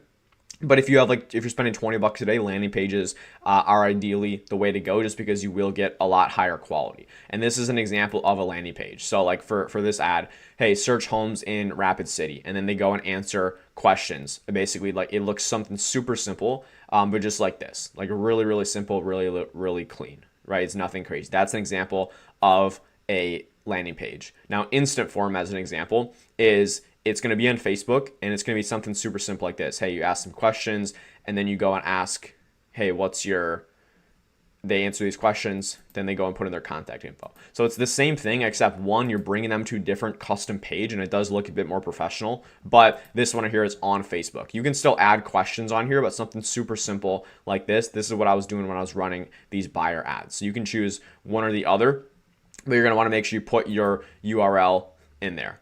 Now, in terms of the creative, now we're going to actually put in the ad. So you're going to click Setup Creative. We're going to do image ads. I would recommend keeping it super simple with just image ads until you get to spending $50, $100 a day or whatever. So I have some proven ads in here. So I'm going to just go ahead with these ones, and I might skip ahead towards this. Well, now we have the primary text, the headline, and the description. So basically what you can do for this is you go back, look at these proven ads, and for the sake of this, I'm just going to, let's get a new one. First time buyers, this one right here. You're going to literally just go get a proven primary text, move closer to town, something super simple. Move closer to St. Paul, so it's tweaked and it calls out the audience, but something super simple like this. You're gonna go look what headline they're doing. The headline is right here, so list of downsized homes in Somerset County, New Jersey. So we can just do list of in St. If it loads, list of homes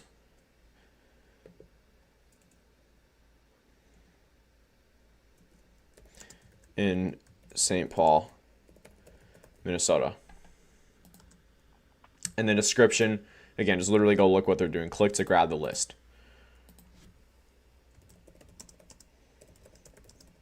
And then maybe you can add emoji or something in there, right? Something simple, but then you always want to just do learn more. But basically that's all you're going to do. Just go look what other people are doing, and we're going to have the same primary text, headline, and description for each ad. The only difference is the image. So we're going to click done, and now we have our image in there. And it's really that simple. All you're going to do now is click right here, these three dots on ad one, and you're going to quick duplicate it 3 or 4 times depending on how many ads you're testing. In this case, we're testing 4 different ads, so we're going to duplicate it 3 separate times, right? 1 plus 3 is 4. Quick duplicate. It's taking a little while. But I hate editing, so I'm going to keep this in here. You know, I like keeping it really just straight up authentic with you guys.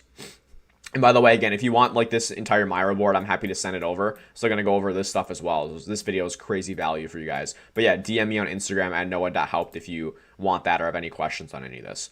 And then we'll duplicate it one more time. And again, the only difference in the ad, in each ad, is just going to be the actual image. So this ad right here, this is ad number 2. Ad 2. You're going to scroll down. You're going to remove media, and we're going to add our other one in there. So we'll add this in there. Next, since it saves all that, we're not going to touch that. We're only going to tweak the image. We're going to go to this one. This one's going to be ad number 3.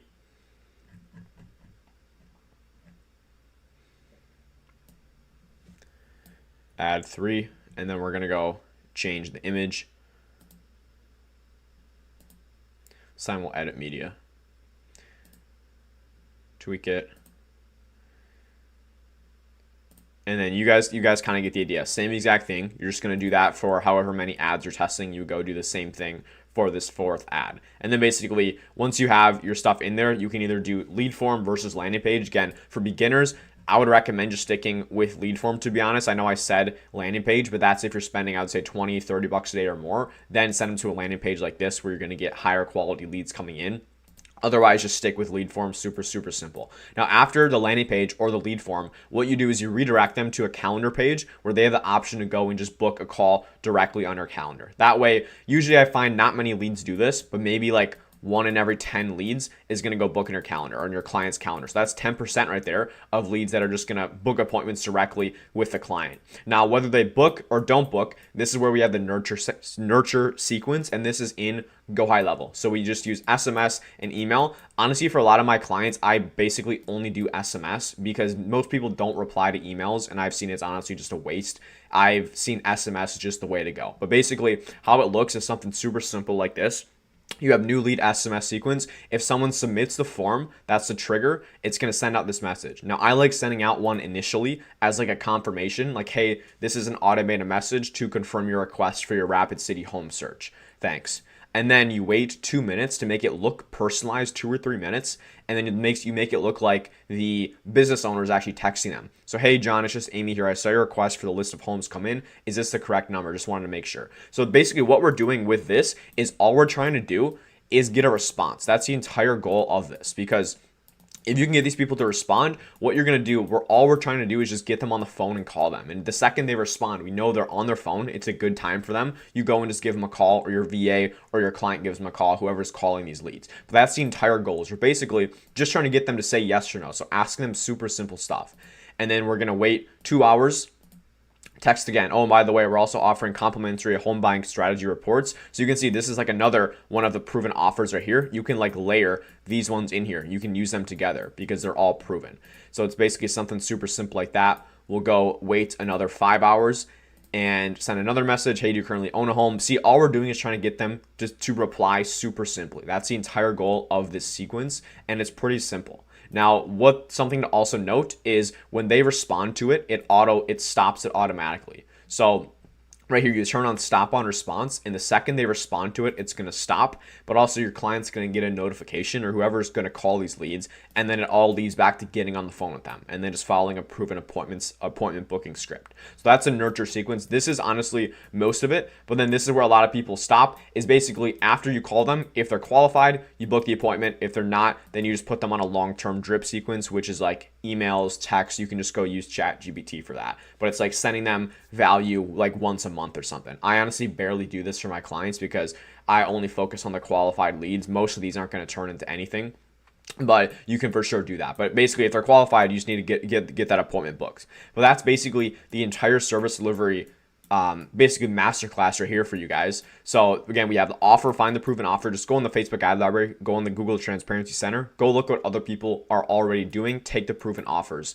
Then you have the exact ad structure. So 1 campaign, 1 ad set, 4 different ads. Only difference is the image in the ad. And then you send them to either landing page, lead form, calendar. Then we have the nurture to make sure we're actually staying in touch with them, automating it, and then appointment booking. Now, as well for nurture, you don't need this for your first 2 to 3 clients, but I would say when you get your first paying client, even when you get your first client, I would get a free trial of Go High Level, because then it's going to make your results be so much better. It's not going to like triple your results, but it might increase them by like 50% or something, which is still maybe the difference between you not signing someone on as a paid client versus signing them on after the free trial. So I would just bite the bullet on that because it is really something that you do need. Well, that's the process and the framework. Now what I want to do is open it up, go a little broader, and show you a full masterclass I did with about 15, 20 other agency owners on service delivery and answering all of their common questions that they have, because you probably have some similar questions. So let's dive in. And basically the first thing you want to do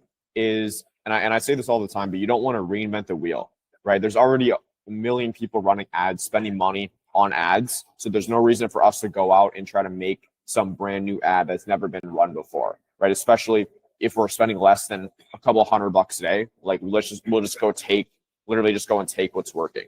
So that's the first part of it, is we're going to go find ads. So basically what we're going to do is, and I can actually like walk you guys through this if you want, like finding ads. I'll go and do it. Basically, we're going to Facebook ad library. We're going to search something relevant to our niche. So as an example, like, hey, new roof, plumbing, sell your home, solar, something like that. And then we're basically going to go and find these ads. So I actually want to go walk you guys through this and do it live so you can actually just see how I do it. And then I'll also do it. I'll give you guys some of the ads as well. So what niche, who needs some ads for their niche. I'm gonna walk you guys through this part, and then find some ads for you. Contractor. Contractor? Okay. And when you say contractor, are we talking like what type specifically? Remodel. Okay, sweet. And then yeah, someone just commented. Also, Web Accurate. Who is that again? Because I forget. Doesn't have your name on there. So what I'll do, let's go get this, and I'll show you exactly how I do them. Entire screen. Oh, Mo, what's up, bro? All right, sick. So basically, what we're gonna do is we're gonna go. The way to do it is we're gonna create a Google Doc and basically just create a sheet where we funnel hack literally everyone, or where you have the exact ads. So we'll do proven Facebook ads, and then I can even go help you guys get some other ones as well. This one will be remodelers. So we're gonna go to the ad library, United States, all ads, and we're gonna do bathroom remodel.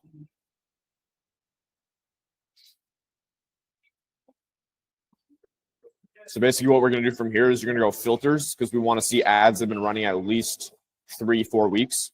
So we're going to go over here because we want to make sure, again, if they just started the ads, we don't know if those are working or not. So ideally, like running on or before October 15th, which was 3.5, 4 weeks ago, which is perfect. Now, basically what I'm looking for is, and I want to get video ads and image ads as well. I would recommend, if you're a beginner and starting out, that you go with image ads, just to keep it simple. Basically what I'm looking for is I just want to see any ads that kind of catch my eye, like catch my attention. Like this right here. This looks like a pretty decent ad. I don't think you guys can hear this, but like I'm just going to look for ads that catch my eye, and I'm going to go and literally just copy them. So like this one right here, I'm going to go and, okay, this one looks decent. So we're going to go right click, copy image, go over here, and literally just go paste it in here. And this is just for inspiration as well. We're not going to go run, copy, and paste these, but you literally just go, and so we get an idea of exactly ads that are already proven. So we'll go put the ad copy in here as well. And then you can add like a horizontal line to break it. And then we literally just go and just get ads that catch our eye in there.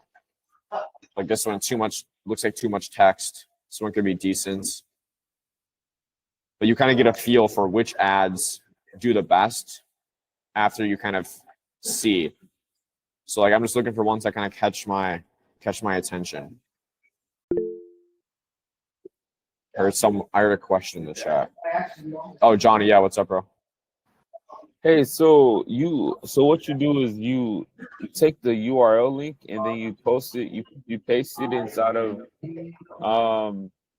Google Docs. So you don't need you literally just go, you right click on the image, and then you just literally copy the image, and then you can go put it just right into Google Doc, and then copy the ad copy as well. But yeah, you can literally just go copy it. So let's get like this one right here. This one looks decent. You go literally just copy image, boom, put it in here. And again, we're not just going to go run these exact ads verbatim, but when you go in Canva, you're going to have an idea and you're going to have a like baseline to go from. And then you put the ad copy in here as well. And it's that simple. Like I just want to get 5 to 10 ads in here of just these proven ads. That way I know anytime we need to get a new ad or test a new ad, we already have all of these ads. So and like you can see, like these like before and afters typically work well. So like I'm just looking for ones that catch my eye. But again, we just go put it in here. Boom. Get the ad copy. And we just create an entire library of these ads. Sid, why can't we start with video ads? You 100% can. I just recommend for guys in the beginning stages, especially for your first like couple clients. Image ads, you're just going to get more leads coming in typically from what I've seen. And they're of course easier to go and set up. But now I actually want to show you how to go and funnel hack video ads as well.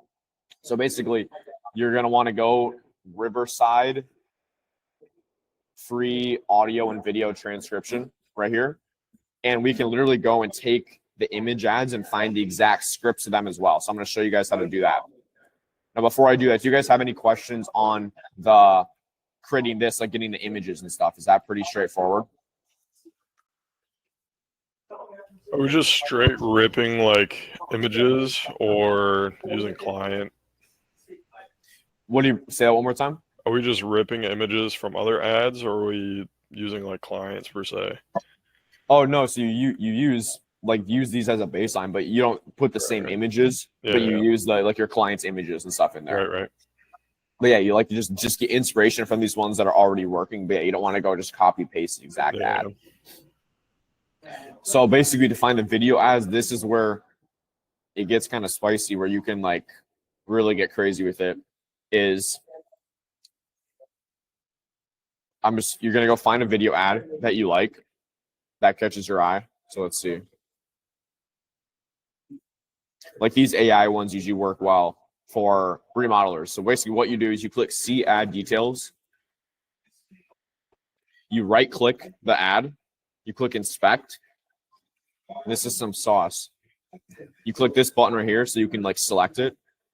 You're able to like select different things. You click the actual ad itself, and then you're gonna see this link right here. And this is actually a link to the exact ad. So let me right here. This link. Copy this link, open a new tab, literally just look the link up, and you literally have the entire ad right here. Basically what you go do is you can go and download it. You download the entire ad, and I would go and make a Google Drive folder as well, where you have all these proven video ads.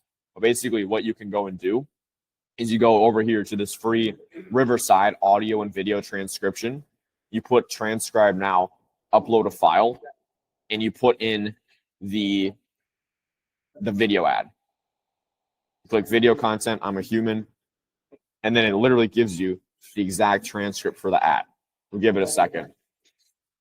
And then in the meantime as well, we can go and get the ad copy from it as well. So you go and just do this. We can have one for video ads. Put this in here. And then you see we have the entire transcript for the ad. So, hey, we're looking for 5 outdated bathrooms that we can remodel at a special discounted rate. And there you go. You have the exact ad right there. And then you do the same thing. You go and just do that for a bunch of them, where then you have the exact ad. And then what I would do is insert link to video right here. That way you have the video link as well. So you can just show your editor, or when you're editing it, you have the exact video as well. But that's what you do for video ads and for image ads as well. But this way you have a library. You start out just by testing proven ads. And again, we're not ripping these off word for word, even these like ad copies as well. We want to make them even better, but it should give you guys a really good idea on what's already working.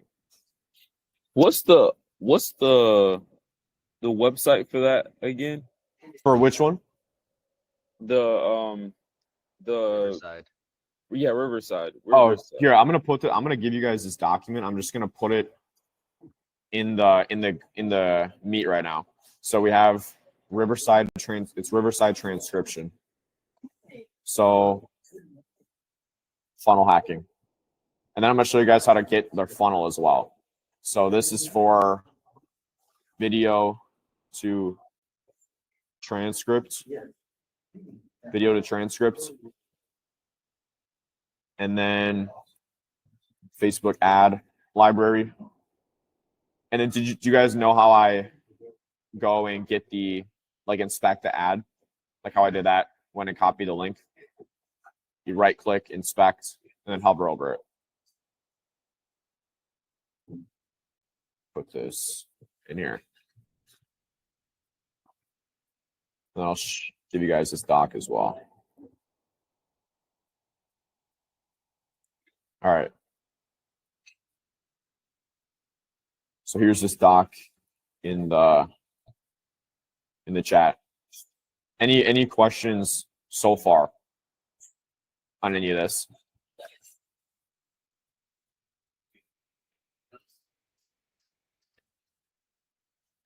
Any questions so far? Nobody? Makes sense?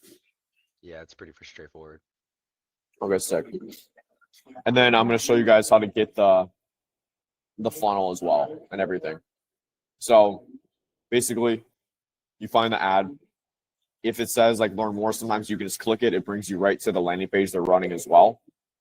And then you can go and copy and paste that as well, or copy it. And then you can make a library of winning landing pages. This one's terrible. It's just a website. But for seeing lead forms, it's something you guys ask questions on sometimes. You go to see ad details. Let someone in.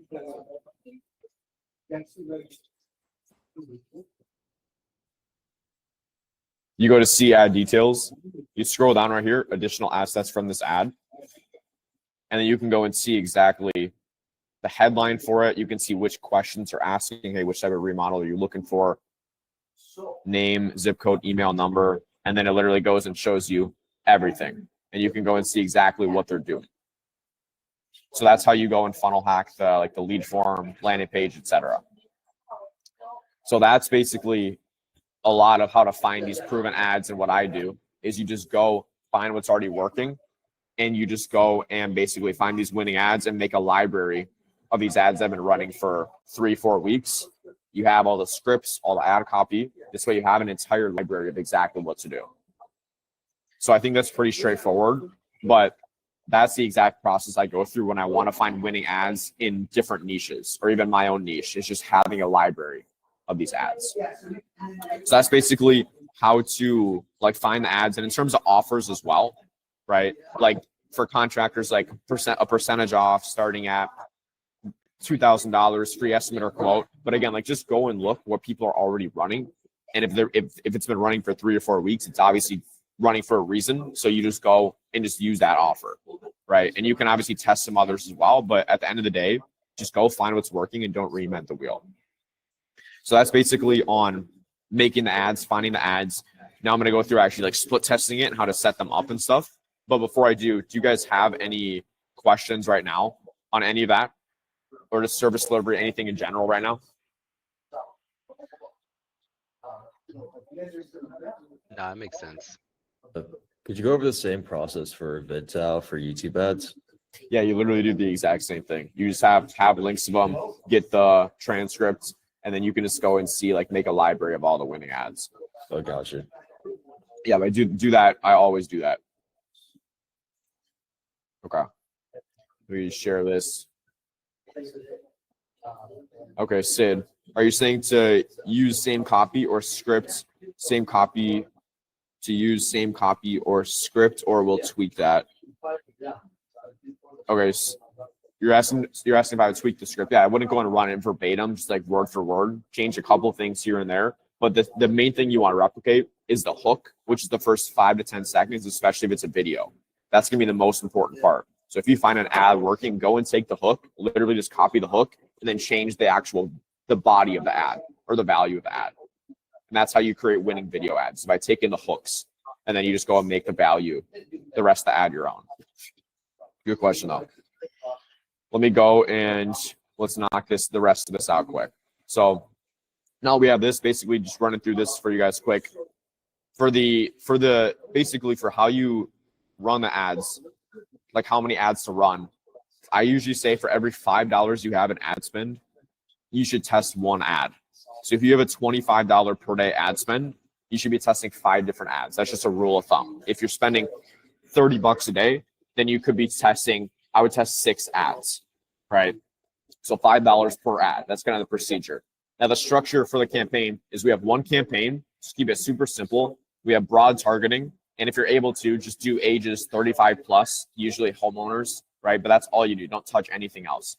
And basically you're going to have all the ads just under that one ad set. So just add 1, add 2, add 3, add 4. Do you mind going back? It just was going too fast. Yeah. Right up here? Yes, sir. Okay. Yeah. So what questions do you have on that? I used to test like $10 an ad. It'll give me like one person for like my last client that I used to have. I never did $5 an ad because I think it depends on like the biggest how much your total ad budget is.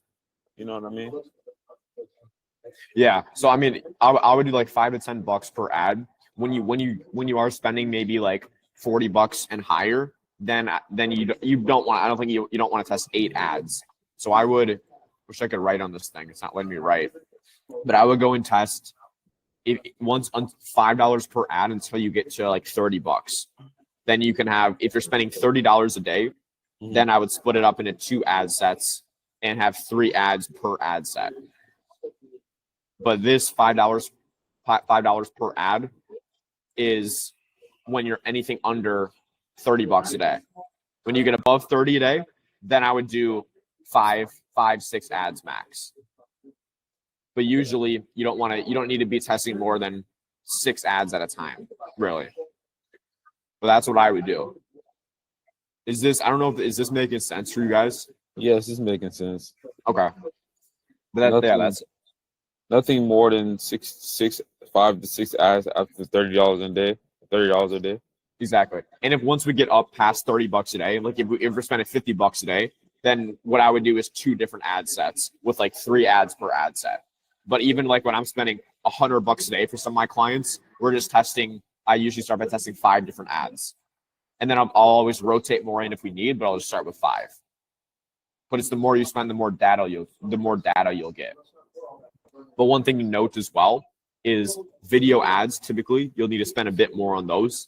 So when you are spending above $20-$30 a day, then video ads can work better. But honestly, anything under that, I would just go and rip image ads, to be honest. But of course, it's something you can split test as well. Or maybe if you have a $20 a day budget, you can test 2 images and 2 videos. But again, if you're a complete beginner, I would just start with images. Just keep it simple. So assuming there's no questions on this, and then again, 1 campaign, 1 ad set, broad targeting, and we just have 4 different ads. The only difference in the ad is the actual creative, so the image or the video. The ad copy in all of them, like the headline and stuff like that, is going to be identical because we only want to change 1 variable, right? Because if we change multiple things, we don't know if it's the ad, if it's the audience, if it's the targeting, right? We don't know what's actually winning, what's the variable. So we only want to change just the actual creative itself. Umar, what's up? Do you use DCT, by the way? My bad. What was that? Do you use DCT? I think it's called DCT. It's like when they like the Facebook is like this, the algorithm of Facebook tests different ads and see whatever is working and only budget the money for the ones that's working. Like campaign like you're talking like campaign budget optimization, like CBO, or what? I haven't heard of DCT. Yeah, CBO. I believe.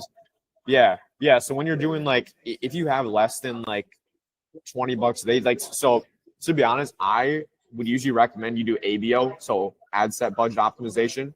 What you can do if you do want to get really specific is you can do 1 ad set per ad, or just so you know, each ad set's going to spend the exact same amounts. But like if you have a budget under 20 a day, or like 25 to 20 a day, you can just do CBO.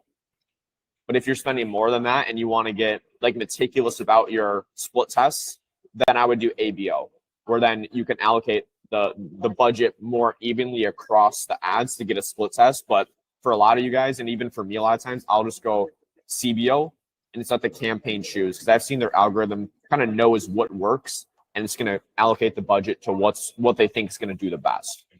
Okay. So does that help out? So Yes, I would just usually stick with that. And once you get more advanced, you can move to ABO. But I would just start with CBO. Okay. Umar, what's up, man?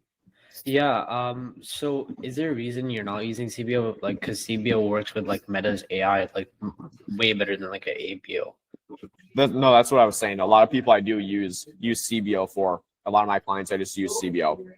I said you can do ABO, like if you really want to make sure each ad is spending a really similar amount. But that's why I think CBO works for in most cases. Okay.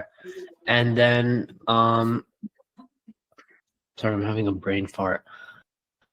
Oh yeah, do you use dynamic creative testing? Like for example, you have an image ad and then you want to test like variants of it, and you use dynamic creative testing. Would you count that as a whole new ad, or would you just count that as one ad? Like the Facebook like AI dynamic creative testing. Yeah, just to see like which Yeah. variant of the image ad would be better.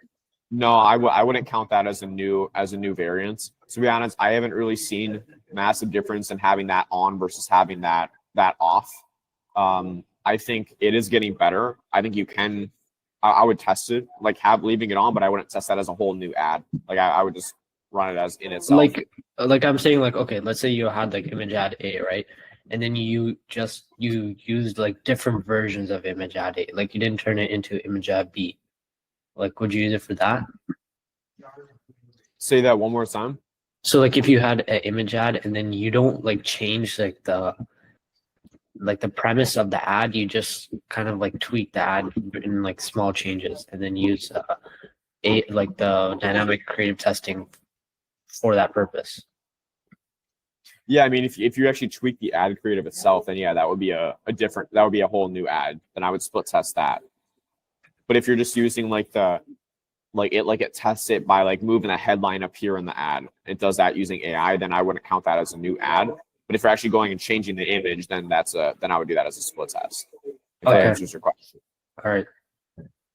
Does that help? I don't know if I answered your question. Yeah, I mean, it's just about spamming ads at the end of the day. So Yeah, and again, it's not going to hurt to split test. Like the more you split test, the more data you're going to get. So it doesn't hurt. All right. Anyone else have any other questions before we go further?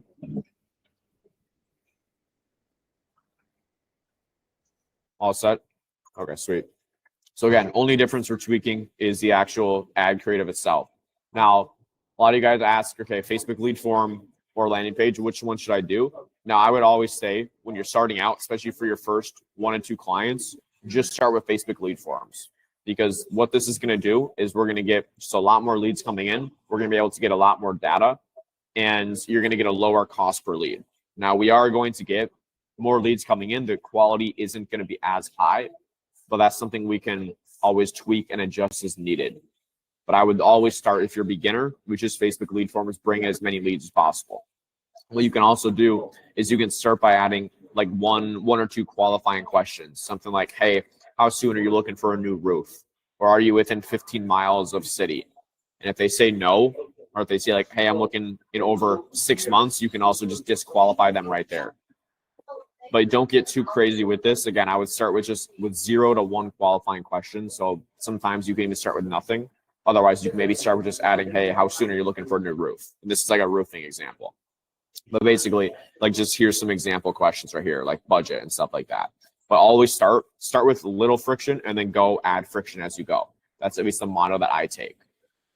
And you're going to know this by communicating with your clients as well and getting their feedback on how the leads are, how the conversations are going. Because if they're telling you, hey, the leads are great, and you're only asking one qualification question, we don't need to ask anymore. Or they tell you, hey, the leads, a lot of them are kind of price shopping, they're not really serious, then we go and ask them in the lead form, hey, what's your budget for this project? If they say under 5K, as an example, then we could disqualify them right there. But it's just about continuing to get data from your clients and getting their feedback. And then we can go and adjust that as needed and choose which questions to ask. But all in all, start with little friction and add friction as we go. So that's the Facebook lead form. And again, I would just recommend this for a lot of guys, especially starting out. This is going to get you more lead volume. Now, the other side of it is using a landing page. This is if you are a bit more experienced or want higher quality leads. Where with this right here, we're going to start with the same thing, 0 to 1 qualifying questions, start with lower friction and add more friction as you go, right? Because if your cost per lead is $5 with the landing page, then it might make sense to go and add more qualification questions because that's already really low and it will improve the quality. But landing pages, you will get higher quality leads. And then here's some examples as well that I just found in the Facebook ad library to show you guys like an example of a decent landing pages. So like this right here, basically all you want to look at is making sure the actual form is above the fold, meaning you don't have to scroll down to go and find it. But also you want to make sure on mobile, it looks good as well. So the form's above the fold on mobile. So you can see this is this one's super, super simple. I've seen better landing pages, but like you can keep it this simple and I guarantee this is a pretty decent converting landing page. I'll show you guys another example. Right here. See, super, super simple. It's just I don't know what this ad is. Oh, this is like a B2B ad. But basically right here, you see, we just have the form above the fold. We'll check it on mobile. This is all you want to make sure, just the form is above the fold. And it's basically that simple. And I have all of these landing pages examples in here as well. But basically, like it's lead form, landing page, they both work. Lead form, you're going to get more leads coming in at cheaper, but lower quality. Landing page, you're going to get higher quality leads coming in. So that's basically the funnel for them. And again, on the Facebook ad library, you can go and just see what landing pages other people are running with. So what questions do you guys have on that? Kind of went through that kind of quick. What questions or thoughts you guys have on that?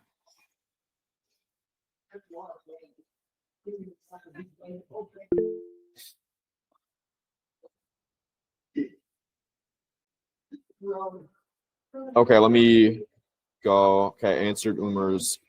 Mo, what do you do when you find a winning ad? So when you are you talking in the Facebook ad library? You want to just have a document and you go and just paste them all in there. So you basically have a library of all these winning ads. And that way you're just going to have them and you can go back and look whenever. That way when you need to test new ads, you already have this document that has all these winning ads. So that's what if that was your question. Oh, and I'm like when you're testing. Okay. That'll be I'll go through that next. My testing strategy. And then Paulson, would you recommend just running image ads for first client? He's doing $30 a day. Yeah, if it's first client, I would just always start images. I don't think there's a need to overcomplicate it. And then I would start testing videos as you go. But I just started with images, and that's what I would start with. And then if you guys don't have any other questions now, then I'll go through. Oh, Umer. Oh yeah, like how do you if you find the winner, how do you scale it? I'm going to go through that right now. That's the last part of it. Oh, okay. So, and there's a lot of different ways people test these ads, but this is kind of the method I use. So basically, here's my exact split testing formula. So the first thing you're going to want to do is find your target cost per lead. Now, for those of you who don't know how to find this, it is kind of tricky. There are ways you can kind of calculate it, but I would say usually most local service businesses cost per leads are going to be around 10 to 25 bucks. So that's going to be your target cost per lead on what you should expect, around 10 to 25 dollars, right? So just to kind of give you guys a expectation if you haven't run the ads before. Now, if you have run the ads before, then you know, okay, here my average cost per lead is between 25 and 30 bucks. Then you know that's kind of your target. But around 10 to 25 bucks is pretty solid, right? Or average. Now, what you're going to do, the way to split test is I always let each individual ad spend 1.5 to 2 times your target cost per lead. This is what we found in the previous step. So let me get a new Miro board for you guys as well so I can actually draw on it. This one's not letting me write on it.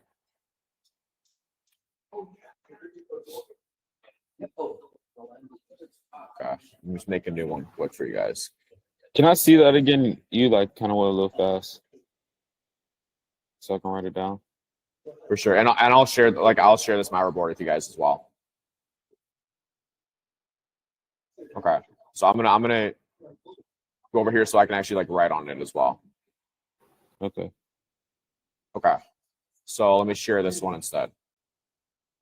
So basically, the first thing we're gonna do is we find our cost per lead, and again, cost per lead usually it's gonna be, I would say, 10 to $25, right? That's like our average cost per lead. Now, once we have that, this is our target cost per lead here, 10 to 25. We have our campaign. we have our ad set, and then we have our sorry for this amazing drawing.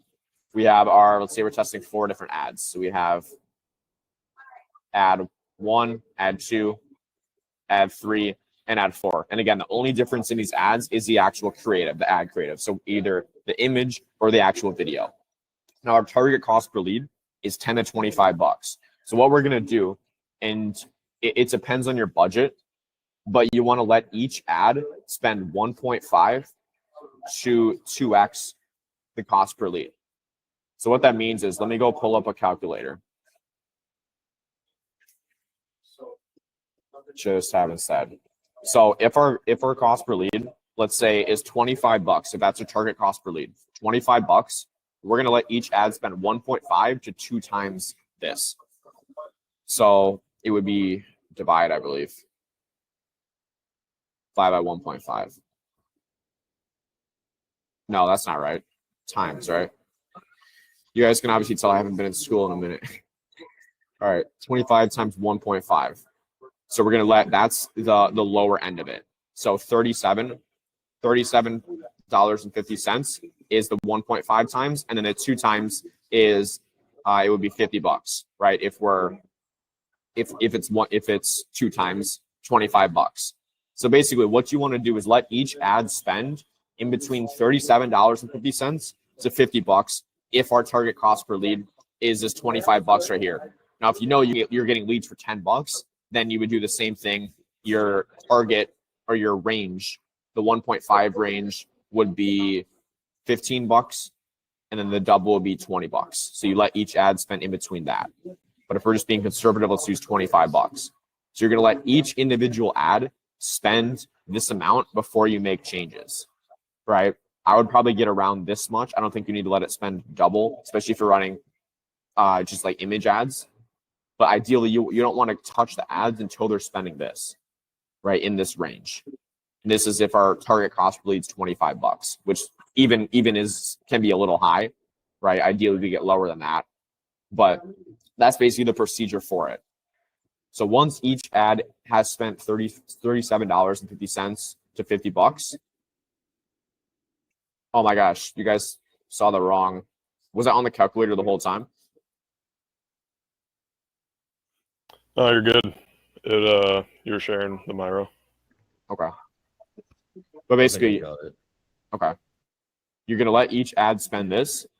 And after the individual ad spends 1.5 to 2 times your target cost per lead, here's basically the following scenarios. There's 3 different scenarios that's going to happen. 1, the ad has leads and it's within your target cost per lead. So it spends, let's say ad 1 has spent, let's say, $40. It has 2 leads. So our cost per lead with this ad is $20. Then obviously that ad's in our target. So this is a winning ad right here. We don't touch this. We just keep this one running, right? If it's in your target, you just keep it running, right? We're not going to increase the budget on it yet. So that's basically the first scenario, which is pretty straightforward, pretty simple. If it's within your target cost per lead, just keep it running. Don't touch it, right? Second scenario is the ad has maybe 1 lead and is maybe a little above your target cost per lead. So basically what that would look like is, let's say ad number 2 right here. Say ad 2 spent, let's say this one also spent $40, but it has, let's say, 1 lead, right? So we're above our target cost per lead range, but we still got 1 lead come in. So there is a little bit proof of concept, but it is ideally a little higher than we'd like. What I usually do is I'm going to let this ad run for 2 to 3 more days, 2 to 3 more days.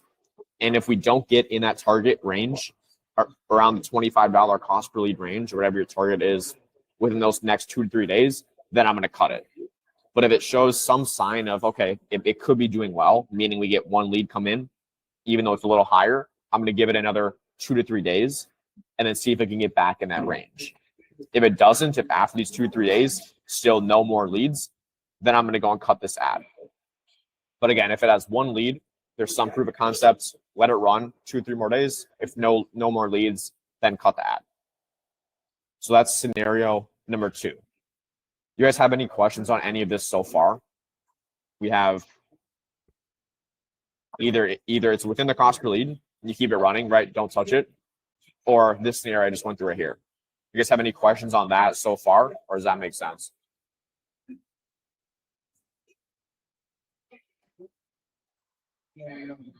Yeah, is this like realistic? Like a realistic like example, you know? What do you mean? Like if let's say we do run an ad for like $25 per day. Oh, is it per day or per cost per lead? And then we only go up to $37. Is that like a realistic like example? Well, yeah, of course, Rob. I'm showing you literally stuff that like as realistic as possible. Like like Okay. 25 bucks, that's a normal ad spend per day. And like this is exactly what you do. You want each ad to spend that much. But I mean, yeah, Okay. this is exactly how you would do it. Got it. Just for clarification, the winning ad, then let's say your third ad, right? Would you just want to kind of copy the winning ad? It's kind of straightforward. Then copy that setup of that ad. Say that one more time. What do you mean specifically? Let's say your third ad set's doing bad, right? And your number one is winning. Would you then just kind of mirror ad set number 1 to 3? You mean like make a small variation of winning ad 1? Right. Yeah, so I'll show you basically how it's good question. Here, and I saw Bauer in the chat. I've been meeting today, and the guy's roofing business is closing for the season. How would you approach the meeting? I don't even know why he would hop on. Well, my question would just be, what's the reason he wanted to book it in the first place, Bauer? Right? Like if he was closing, why would he want to book with you to get more leads and appointments? Like that's my first question. So it's like maybe it's quote unquote slowing down, but it seems like he still is looking for more business, because why would he book a call with you in the first place? You know what I mean? Like that'd be my question. If it is really closing, I have no clue why he would book with you in the first place, but I would still hop on with him and just like clarify. But that's strange. Guys still do roofs during the winter. It's just not as, or some of them do. It's just not as much as in the summer. But I would for sure just like still jump on the call with him and just see his thoughts, because he booked the call for a reason. You know what I mean? So I hope that helps. Now, basically, the last scenario is obviously if the ad has 0 leads and is 1.5 to 2x above the cost per lead. Let me share this tab. So let's say ad 3, let's say we spend 37 bucks, 0 leads. We just go and just cut this thing because it spent 1.5x target, still 0 leads, no proof of concept. We're just going to cut that. And basically what this is going to do is, so we cut ad 3, ad 2 is running a bit, but once you cut an ad, it's going to start allocating the budget to these other winning ads, right? So we don't need to make more variations yet. We just want to cut the losing ads so we can put more of the budget into the winning ads, right? And you're just going to go through that process, and you're just going to keep cutting those losing ads and dialing down on the winners, right? So let's say ad 1 and 2 are our winners. We end up cutting these, and then now these 2 are getting the full budget. And Caden, you just had a question on like, would you create like variations of it? You for sure can, but if they're within the target cost per lead, I'm just going to let them keep running, right? If I do see them though starting to creep up, like the cost per lead is getting like 30, 35 bucks, and it used to be a winning ad, then we can start making some variations to that. But really, like, to keep it simple is you just cut the ads that are outside the target and let Facebook allocate the rest of the budget into the winning ads you already have, if that makes sense. So and that's basically all. Pumping those more than actually creating another set. Exactly. You just let Facebook start spending on these more because they're working for a reason. Same as Google then. Exactly. Yeah. But yeah, what questions do you guys have on this? I know some of this stuff can kind of be complicated, but really after about 1 or 2 weeks, you should have your winning ads right there. If your budget is higher, what would be the goal percentage of ad spend then like the 1.5 to 2x, what would you say would be the goal of like that in a way? Yeah. So I what I would do is the higher your ad spend is, if you're spending more on ads per day, I would let each ad spend around 2 times the cost per lead or the target cost per lead.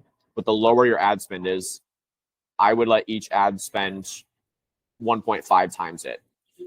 Just because you have less ad spend, so you need to be able to make decisions quicker with the data. Because this one, it's going to be able to spend that quicker. You're going to get data quicker. So I would let this one, if you're spending more on ads, let it spend 2 times the target cost per lead. If you're spending less, I would let it do like 1.5 times. If that answers your question. Yeah, it's just like a general rule of 1.5 to 2x. Yeah, exactly. Right. But the more you spend, I would let it spend 2 times. But if you're spending like very limited budget, just let it spend 1.5x. You'll still get a decent idea. Right. But yeah, that's what I would do. You guys have any other questions on this? Otherwise, kind of go through this last part, the ongoing process. But does all this make sense of, okay, split testing the ads, we find our range, and we're letting each individual ad spend 1.5 to 2 times this, and we make decisions based on these 3 scenarios right here.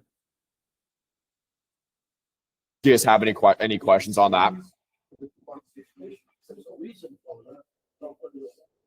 No? Okay. Let's go through the last part. So the goal with it is after about 1 to 2 weeks, and we should have the winning ads after 1 to 2 weeks or so. Now with that, basically the ongoing management is you don't need to be in the ads manager every single day for hours every day. This is what happens to a lot of guys is they're like in the ads manager every day and they're like stressing about it. But really, like, you can go in there 2 or 3 times a week and you're good. Just make sure you're checking every 2 to 3 days. What you want to track is seeing if the cost per lead jumps. So like if the cost per lead does go up a bit, this is after you have your winning ads, by the way, right? So the winning ads are still running. We're allocating a lot of the budget towards those. If the cost per lead goes up, like, don't worry right away. Give it, again, 2, 3, 4 more days. But if it just keeps steadily going up, then that might be a little issue. What you can do though is if you have a winning ad that's already proven, and in 1 week the cost per lead goes up a lot, the simple thing you can do is just go and duplicate the actual ad, and that way it will kind of reset it. That's the first thing I would do. But after you duplicate, if it still goes up out of your target, then I would cut it. But just don't make a decision to cut the ad right on the spot if it goes a little beyond your target cost per lead, if it's already a winning ad. So that's the first scenario. And then obviously, or then this is the other scenario, or obviously then if the cost per lead is the same, right? It's still within your target. Obviously, you don't cut it. You just let it run. Now, the other scenario is if the cost per lead skyrockets. This is kind of like what I said over here. You can just try duplicating the entire campaign, which basically refreshes the entire thing. But if you are in this scenario as well, just reach out to me and ask me, hey, here's my metrics. What should I do based on this? Right. But basically what we want to do, this is all a way of saying we don't want to make rash decisions to cut a winning ad if the cost per lead just shoots up like 1 or 2 days. Right. That's basically what I'm trying to say here, is we want to just make data-driven decisions, not based off emotion. But that's basically the whole process there on split testing. Again, this is after you have all these winning ads and everything. Hitansh. Man, like I was asking, like some people say that we don't have to touch the ad after launching it for at least 7 days. What do you say about that? You say that one more time. Like many people say that we don't have to touch the ads after we launched it for at least 7 days. What do you say about that? Yeah, it's pretty much the same principle right here. Is we're not touching each ad until it spends 1.5 to 2 times the target, which is typically going to be about seven days or so anyways. So that's kind of the same principle there. But yeah, you just don't want to cut it after 2 days because it hasn't gotten a lead, if it's barely spent money. Sid.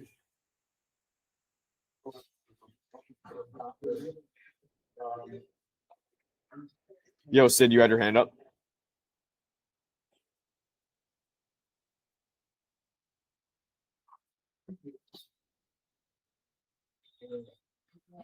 Or not? And the other thing I want you guys to do as well is with your clients, and this is in the chat as well, or in the group. But go every week, go week by week, and I want you guys to track each client individually. So you track each week at a time. You go put in the ad spend. So we spent $134. We got 5,000 impressions, 116 clicks, and we got 8 leads. It calculates all this for you, but this way we can also see how it's fluctuating over time on a week by week basis. Because again, if it shoots up 1 week but it's been steady, then we know, okay, we might just duplicate it. But I would get in the habit of doing this for all your clients, is tracking it on a sheet manually as well. And that way you can also easily calculate your client's ROI and all that stuff as well.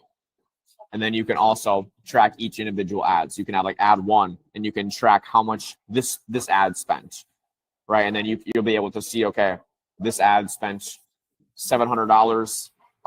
Our cost per lead is $35. So I want to keep it running if that's your target, as an example. But I will go and track this, make a copy of this for all your clients. And I'll put this in the chat for you guys as well, but it's in the group as well. But this is something that I would do. Kian, yeah, the meeting, yeah, this always will be in the chat. These are all recorded. Sid, how do I know my cost per lead? So you really don't know it until you actually run the ads. But again, for local businesses, the target is we're going to get around 10 to 25 bucks. That's pretty typical. So that's what I would use as a framework, is just 10 to 25 bucks. But then after you get your first client, then you're going to know, okay, this is like a realistic target. Maybe it's $5 or something, right? But like usually 10 to 25 is pretty standard. And then video ads, yeah, video ads, it might go up a little bit. I would do for video ads maybe 20 to 30, 35 bucks or so. So it'll be a little higher, but it will be around there.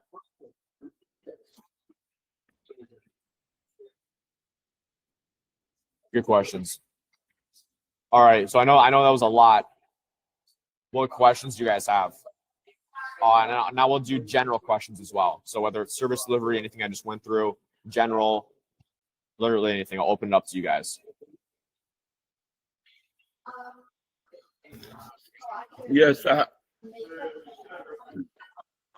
right, I have a few questions. Yeah. I wrote them down. 1 minute.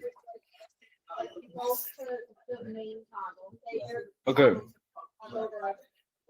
So I was asking, so like right now, like my problem in the business and everything is I feel like I just don't have the right information yet. So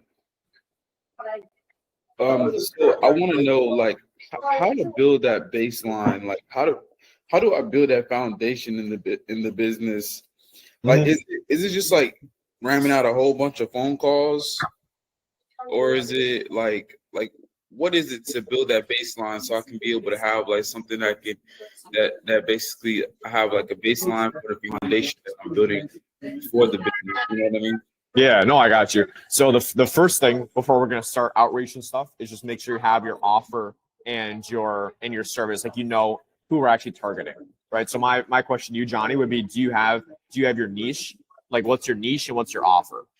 Yeah, like my niche is luxury real estate, and my offer, I don't know my offer yet. I'm only giving out like free services for like a free trial. Yeah, but I don't know how to do like prepaid, like how to do like the prepaid, like pay per client, per client that I get the person. What do you not know how to do specifically with that? Like how do I get paid if I send it out? Do I send them over like a Stripe information or like a PayPal information? Just like every time that I give them a client, they just pay me. Like what if the client doesn't pay me? You know? Yeah, so that's something you have. That's why I usually don't recommend doing pay per deal forever. It's good for getting your first couple clients that it can be good, but The way you do it, yeah, you just send a Stripe link. But ideally, you just get their card on file. So when they do get a client from you, you can go and just auto charge them, is what I would do when you're doing performance based. If that makes sense, just through Stripe. Yeah. Okay. Okay. Got it. Got it. All right. All right. And then to answer your question, man, like, yeah, once you have your offer in your niche, it's not sexy to talk about, but it comes down to the end. Really, we need to book appointments, we need to close appointments, and we need to deliver the service. You can't deliver a service without a client.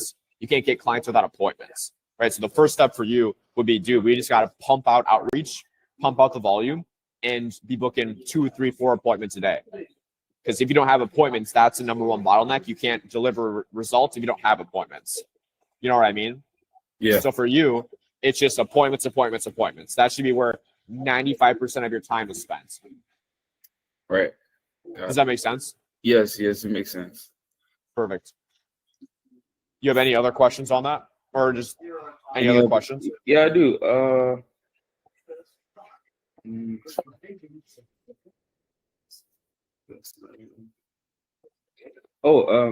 If they have like a gatekeeper when I call the phone, like if they have like a gatekeeper or voice recording, like how do I get to the owner? Yeah. Yeah. I mean, the biggest thing is just confidence. You just act like you know the person. So if you don't have their name, you basically be like, they're gonna say, hey, is this actually it was just role play. How about you be the gatekeeper? I'll pretend I'm calling you. All right, ring. Hello. I'll be the gatekeeper. Okay. Hello. Hey, how's it going? Is this the owner of XYZ Real Estate? Yes. Oh no. I'll be the owner? No, this is the gatekeeper. This is the this is the XYZ Real Estate. No, it's no. So you'd be like, so usually they're like, no, this isn't, but can I take a message for you? Right. So you'll be the receptionist. But usually they don't refer to themselves as a gatekeeper. Right. All right, This is here XYZ, but can I take a message for you? Yeah, I actually was speaking with the owner the last week. Told me to give him a call back around this time. It'd just be super quick if he has a second. What would they say? Oh, do you mind if I can like give you a call back or email or you can send us something to our email? We have an email. Oh no, it's fine. I mean, he told me to just give him a call. Like it'd just be like a second or two quick. So I mean, I can just give a call back if that works better, unless if he's not in now. Right. Okay.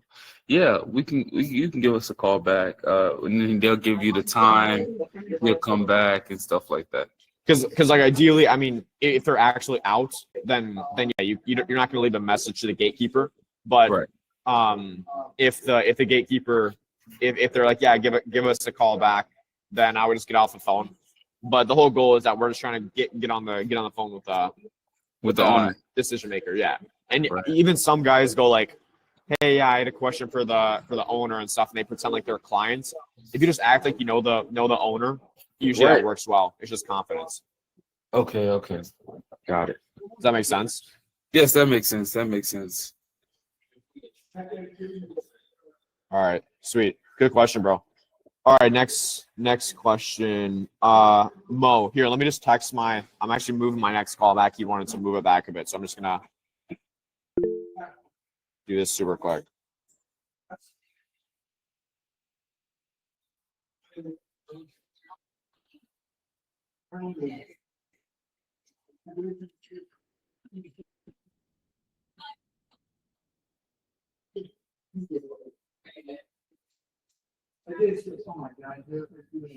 Okay. Mo, what do you think of having one ad set with 4 new ads in it? When you find a winning ad, you turn off all the losers, keep one in that ad set, and test new ads in an ad set. Yeah, so that's basically the procedure. You have your ad set, you're testing the new ads, you cut all the losers, and honestly, if you have a winning ad that's in your target cost per lead and it's performing well, I would honestly just keep it running. There's no reason to go and test anything, right? Especially if you're not spending thousands of dollars a day, then you would. But I would just keep it running until the cost per lead like drops or goes up. Then I would test some variations. But like to keep it simple, if it works, like just don't mess with it and just let Facebook spend all the budget on that winning ad. So hopefully that answers your question, Mo.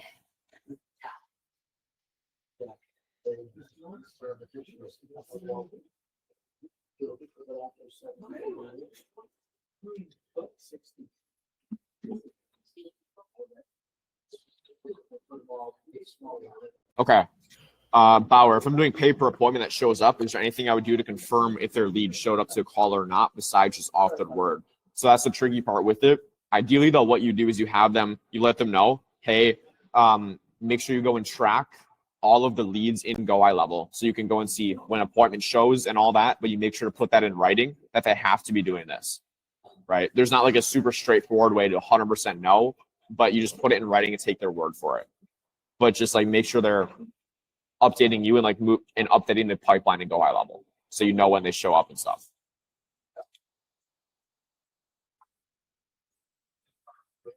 Okay, Sid, the gatekeeper asked what you. I'm not sure what you mean by that, Sid. If you could just reword that. Also, Bauer, if the gatekeeper asks what you want to talk about, I was like, oh yeah, he told me to give him a call. It's about some email stuff. I would say email stuff. He told me we're emailing back and forth. Told me to give him a call. I would just say something like that. Or I would say, or a potential partnership is another way you could say it. And then Bauer, when the gatekeeper asked who you spoke with, I would say, oh, it was last week. It was the owner. I forget. I don't remember his name. To be honest, I speak with a lot of guys, but they did tell him to give me a call back. And you just act like you know the person. Okay, let me see your hands up. Alexis. Hey, do you have like a tutorial on like how to set up like managing a Facebook ad account? Because my agency mainly does like organic content, so I've never really done anything with Facebook. Okay, like a tutorial for how to like set up the ads and all that. Yeah, and like getting their login info, like where to log into and how to set up their account or being an administrator for their account or something like that. Okay, yeah. So that's kind of I don't have a video on that. I can go and shoot something for sure though. Okay. Would that be helpful? Yes, definitely. So like basically like onboarding them, like getting access to their ad account and stuff. Yeah, exactly. Okay, sick. Here, let me write that down. I'll get you a video on that. Appreciate that. For sure. And then my second question is, earlier you said that videos don't perform as well. Video ads don't perform as well. Is that because that's the way the Facebook algorithm is, or is it that not a lot of people are skillful to know how to make a winning video ad? Oh, I think video ads can. I think they can for sure. The potential is higher on them. Like they can perform better than image ads, but it's just the skill barrier is higher. They're harder to run or just to make, but I think they are better than image ads if you can do them right. Yeah, because what I had in mind is like using like the best videos of the month and using those as ads, because like organically, some of my clients have gone like over 1 million views, and I feel like using a video like that as an ad could definitely perform well. I would do that for sure, especially if you have a video. Yeah, I would just run that as an ad, 100%. All right, cool. Just make sure you have a call to action at the end. Like that's what like Hermosi does and stuff. Is they have these viral posts, and then you just go and add a call to action at the end. Okay. Appreciate you. For sure, bro. Caden. So to go to the whole CPL thing, when they ask, let's say you're in a sales call, right? And they ask something along the line of like, what's your return on it, your ROI? Mm-hmm. You just explain to them, don't have it yet. You need to run, a week of ads to actually understand it. I would say, yeah. So and you can use me as like a case study as well. I'd be like, yeah, my business partner, we run ads in other industries. I run them for my detailing shop as well. Typically, we're seeing around a 10 to 12 times ROI. Basically, so we're putting in a dollar, getting 10, 12 bucks out is what we're going to shoot for. Right. And then for, let's say we're onboarding, close sales call, and you want to like streamline the process. You want to send them like a Loom video, right? Do you have one pre-recorded so I don't have to like go in? I can just send them yours and kind of guide them through it, for example. Yeah, the only thing is mine is for real estate. Yeah, but I have one. I have one about just explaining the process about like a presentation explaining what social media marketing is. And then like, you know, it has like examples and stuff like that. It's a video. It's a 9-minute video if you want it. I'm talking about actually signing the client and teaching them how to use the tools and what's available to them. Oh, you're talking about like on the back end? Yeah. Oh, okay. Gotcha. Well, I would do that all in the onboarding call with them.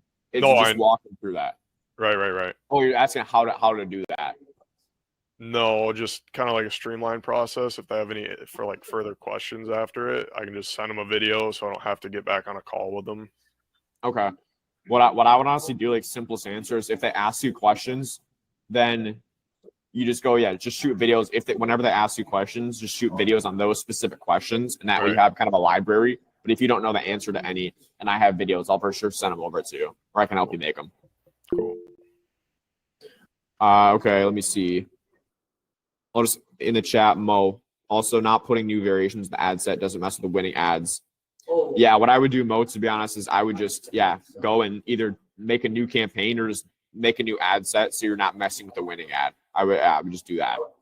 Bauer, max amount of SMS sending I'd recommend a day. So I mean, I send probably like 1,000, 1,500 a day from one number, and I haven't had any issues with it. How much was your friend sending, by the way, Bauer? You want to put that in the chat? I'm curious. Hitansh.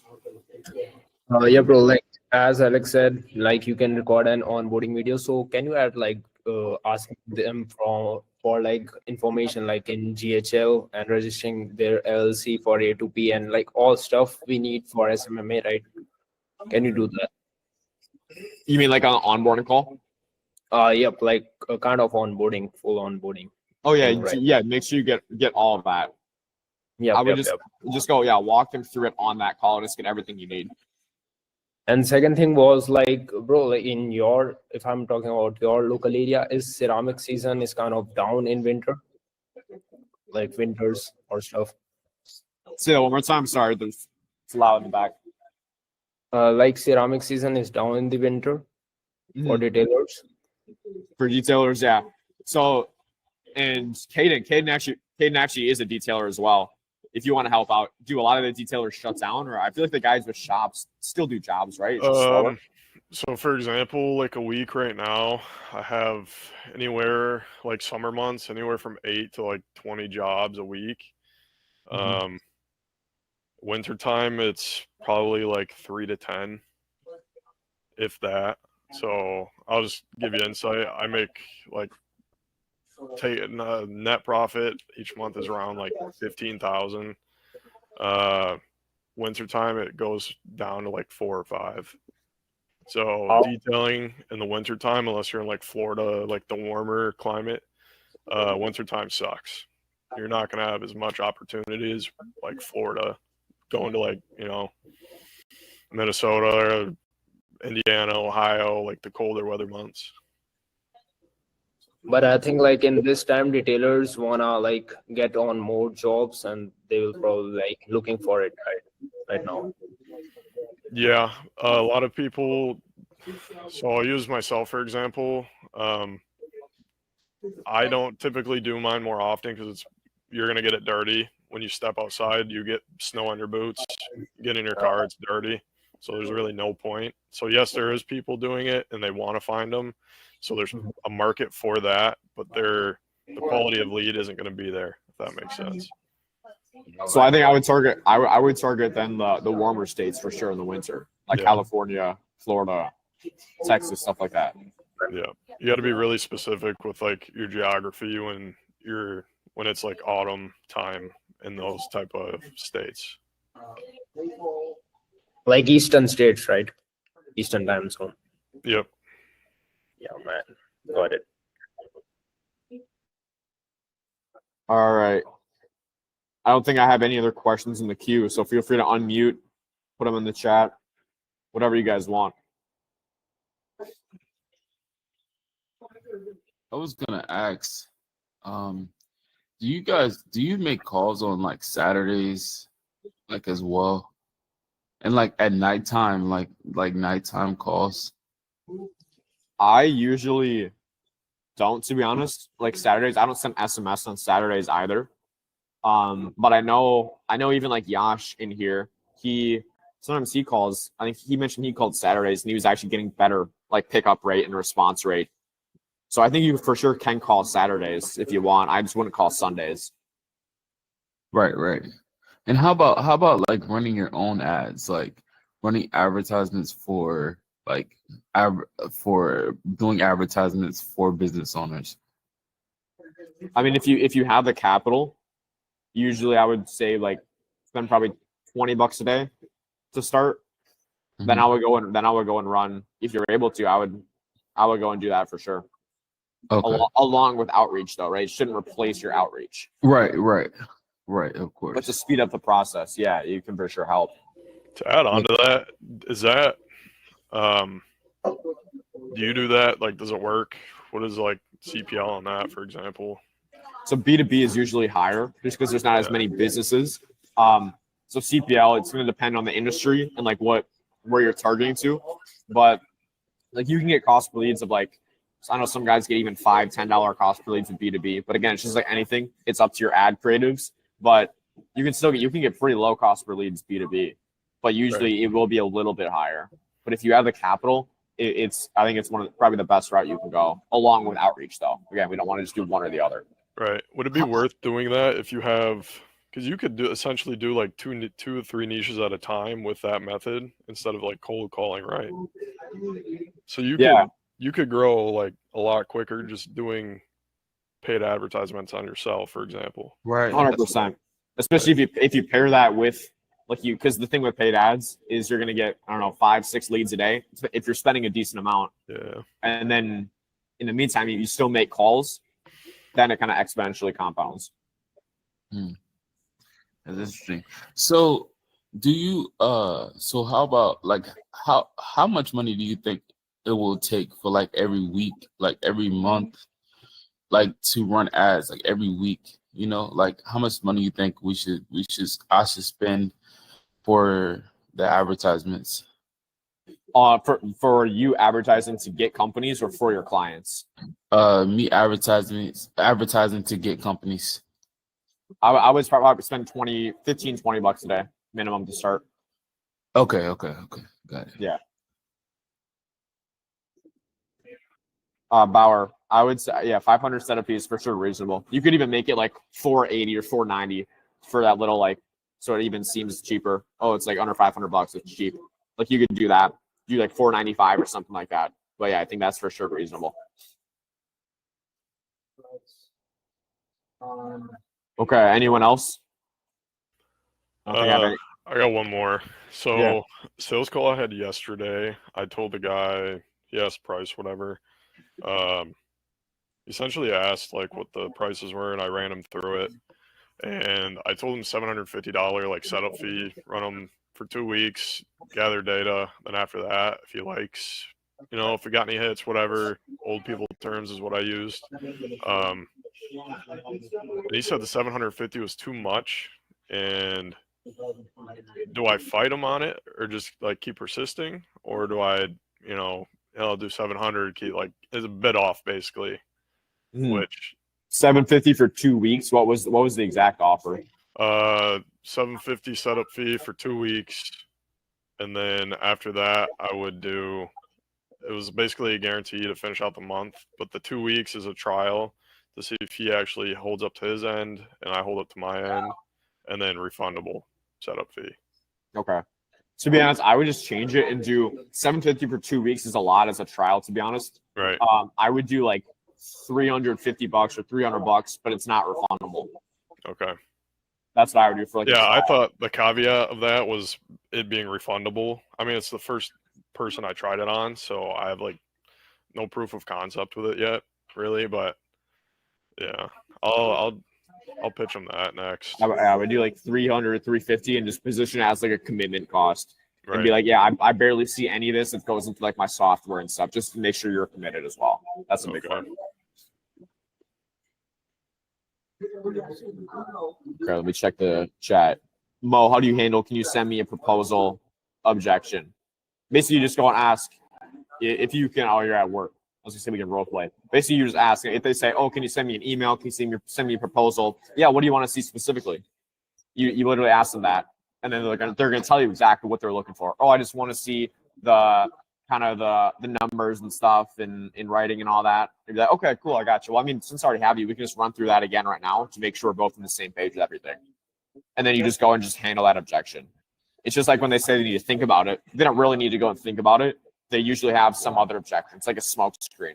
So we go and find what they actually want to see in the proposal, what they want to see in the email, and then just handle that on the spot, if that makes sense. It's all about finding the real objection. Johnny. Yeah, I was gonna ask. So let's say I charged them like $500 for the setup fee, right? And then like but how does that work with the Facebook ads though? Yeah, so they pay for the Facebook ads themselves as well. So like the Facebook ad spend, they always cover that. And the setup fee is gonna just be that's on top of that. But the ad spend's always there. That's the minimum they do. The setup fee is how you get paid. Okay, got it. Yeah. So do I explain that to them? Like, do I explain like, oh, you have to set up, you have to sign up with Facebook and have the Facebook ads. You have to pay Facebook for, like, how would I communicate that?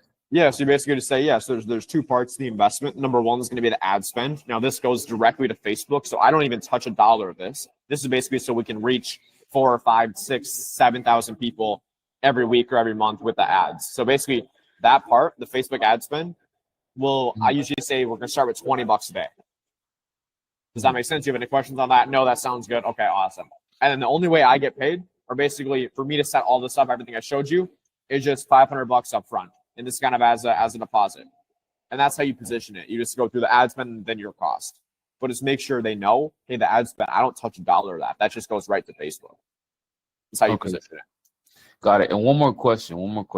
Yeah. So I saw your video on getting the leads or scraping the leads. So I reached out. I'm gonna start reaching out to like the Philippines and the virtual assistants. Mm-hmm. So like, do you have like the script for them and the video that you made? Do you have that video so they can like do it, like do the work like exactly how like I want it, or should I just make my own video? Yeah, so the easiest way to do it is just whatever you want them to do, just record your screen and just go through it yourself. Show them 2 or 3 examples of exactly what you're looking for, and then you just show them exactly what to do. Okay. And they will do the calls too, is like they will do the calls as well? Well, that's a separate thing. Like if you're talking about someone to scrape the leads, that's usually one person. If they want to make calls, that's another person. Right. Okay. Got it. Sorry about that. Thank you. Yeah, no worries, bro. And you can even, Johnny, I would start out with the free way to scrape leads is just using Instant Data Scraper or Outscraper, and you can go to scrape them off of Google Maps, and that's free as well. Okay, got it. I used to just use like Fiverr. Like I just got some leads off Fiverr, like 100, like 200 leads off Fiverr. So I don't know if that's like good or. Yeah. I think you can go and just scrape them for free and get like 10,000 in like 10 minutes just by using Instant Data Scraper. Okay. Do you want me, I made a video on that as well. Do you want me to send that over? It's on my channel.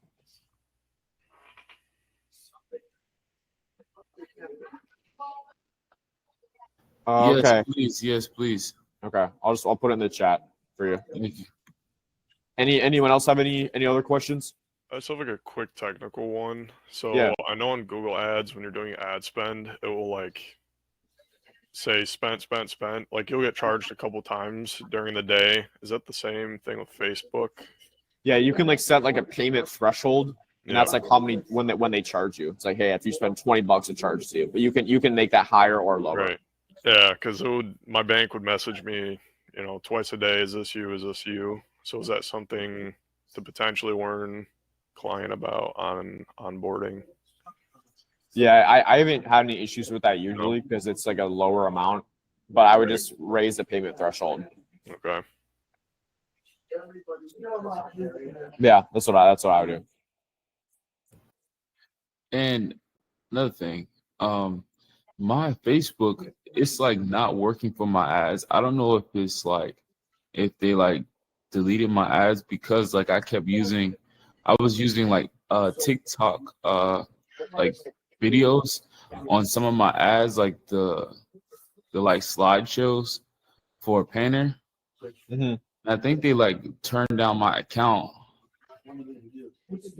So like, can I just use? I can just use like the business's like ad manager. Yeah, use theirs. Yeah, you just Right. have them give you access to it, and then you do it from theirs. Right. Okay. Okay. Got it. All right. Any other? Who else has questions? Just Johnny, if your Facebook account is new, not like broken in, they will delete everything on it if you did make a new one.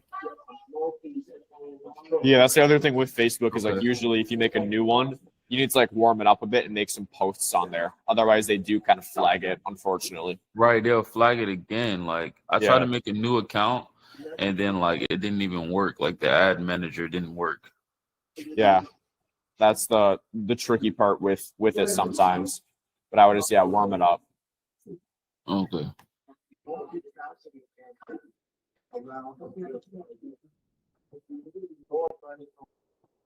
All right. Anyone else have any other questions? Otherwise, we'll wrap it up in a bit.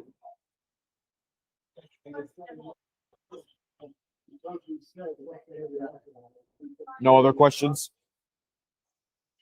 We all set so far? And obviously, if you guys have questions, just put them in the chat or DM me.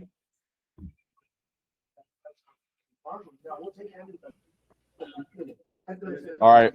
Well, if we're past time now, so guys, feel free to jump off if you want. Otherwise, if you want to stay on, I'll be on here for another few minutes if you want to chat. But I appreciate all you guys jumping on. Good questions today. And as always, the recording is going to be in the chat as well. So we'll have this. So now you know all the foundations. Now you're doing about $2,000 to $3,000 a month.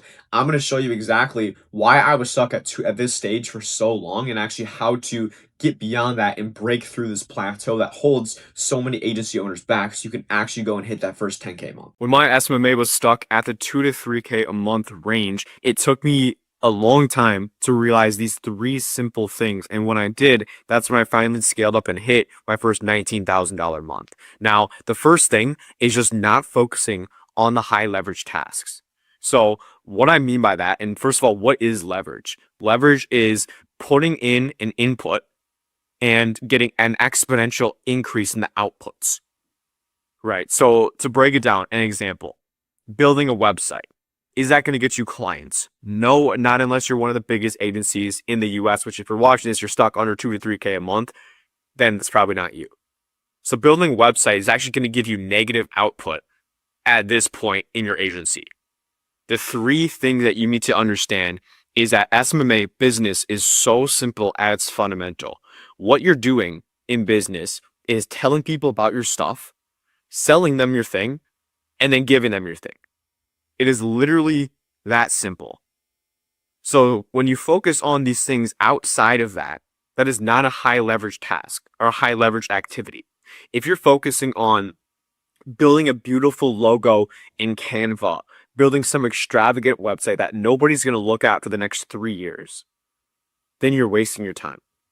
And I was guilty of this as well. So I'm talking from my experience, but I want you to be able to avoid these mistakes and get out of that rut as quick as possible and scale up to that 10K a month mark. Because when you realize this is all it takes, then you're going to consistently do that and realize, okay, this is not hard at all.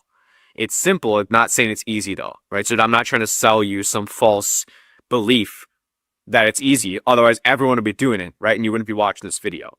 But what you need to do, if you're stuck under 2 or 3, under 5K a month, you just literally need to tell more people about your stuff. If you're focusing on anything else, that's fluff.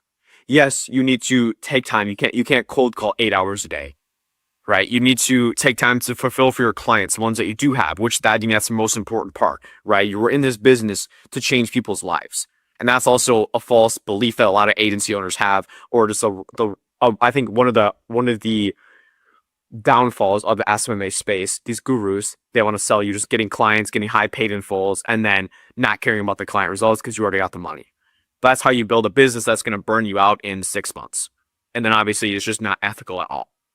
So that's like the first part. That's a side note. But really all you need to do is focus on what's going to move the business forward. So spend, if you're working 8 hours a day, let's say, spend 4 to 5 hours, at least half your day should be spent telling people about your stuff, letting people know that you exist. And with it as well, you're only going to get better. So once you start focusing on this, let's say 5 hours a day, you're cold calling. Let's say you do 100 calls every 2 hours, which is roughly how long it takes. So that's, what is that? 200, 300 calls a day. Right? Now that is tough for some of you. I was doing maybe 150, 200 calls a day at the peak when I was still cold calling. But let's say you're doing cold calling 5 hours a day. You can also replace it with sending DMs, sending emails, any of that stuff. But if you're cold calling 500 dials a day, or 300 dials a day, sorry, and let's say your average booking rate's 1%. So for every 100 dials, you're booking 1 appointment, which is pretty typical from cold calls.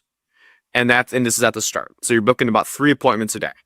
Now, the thing is, after you just keep doing that, 300 cold calls a day for 2 weeks, for 3 weeks, for 4 weeks, you're going to also get better, right? You're going to improve, you're going to optimize, you're going to maximize what you're already doing. So you're going to put in the same amount of work, but you're going to learn, okay, this opener isn't working. This isn't responding well. People aren't responding well to this. I need to change my tonality here. I need to tweak this. And all of a sudden you're booking at 2%. Now you do the same volume of calls, you do 300 calls a day, but you literally double your output. So you're not only doing the highest leverage task at this point in your business, which is telling people about your stuff, but you're also creating more leverage for yourself by booking double the appointments in the same amount of time, simply because you stuck with that one thing and just did more of it. And it's that simple. That's the number one thing you need to do, is focus on those high leverage tasks. If you're not telling people about your stuff, getting on sales calls and selling people, or fulfilling clients, then you're not growing the business. And it's that simple. There's a time and a place for everyone. But I also want to say, if you have 3 clients, right, you're not going to master service delivery with 3 clients. Part of mastering service delivery is by having a big pool of people to test it with. So stop focusing so much on service delivery when you only have 2 clients, because you're going to get good at it by having a big enough sample size. The only way you get more clients, get a bigger sample size, is by selling people. And the way you sell people is if they know you exist. So that's the first thing I want to go over. And I got as always, my notebook. So if you're looking down, that's why. And by the way, if you have any questions on any of this, go check below and DM me on Instagram. Otherwise, feel free to book a call, see if I can scale your agency like I'm doing with a couple guys one-on-one. But the other part of it is that I've seen, and I was guilty of this, is you have something that works even now. A quick story. So my outbound system, I am getting roughly a 9 to 10 times ROI with it. Now, for whatever reason, I saw someone who was doing paid ads. And he was like, dude, no, these ads are crushing. They're super profitable, getting high quality leads. And I started thinking, hey, if he's doing paid ads, like paid ads are cool. Should I go and switch? Now, some of you might be like, dude, just do more of of what's already working. Other you guys might be like, oh yeah, go try the ads as well. But I went to my mentor who was making, I think he's making 70, 80K a month at his peak. And even I have mentors as well. So I'm not even saying I do all this myself, because I see the value in investing myself. I'm always going to have mentors. But I go to my mentor, I ask him, and he says, dude, just do more of your outbound. And that was the clarity I needed. Oh, so just do more. And granted, since last month, I think I did like 19.9. I didn't break that 20K, but I did like 19.9 last month. And I still need someone to go and tell me when something's working, just do more of it. And I made the same mistake at the beginning in the starting stages. Is all of a sudden I'm cold calling. I'm booking 2 to 3 appointments for 100 calls, and then I see some guru on YouTube make a video about some new AI SMS appointment booking system that's getting me 10 appointments a day. And then all of a sudden I'm like, okay, well, what's this? Let me go try this. And then the thing is, you go do this, you spend a week getting it set up, and then it doesn't work, and or you realize you literally booked the same amount of calls as you did with this other system. So basically what you just did is you wasted a week of your time, and now you have to go learn this entire system from the beginning.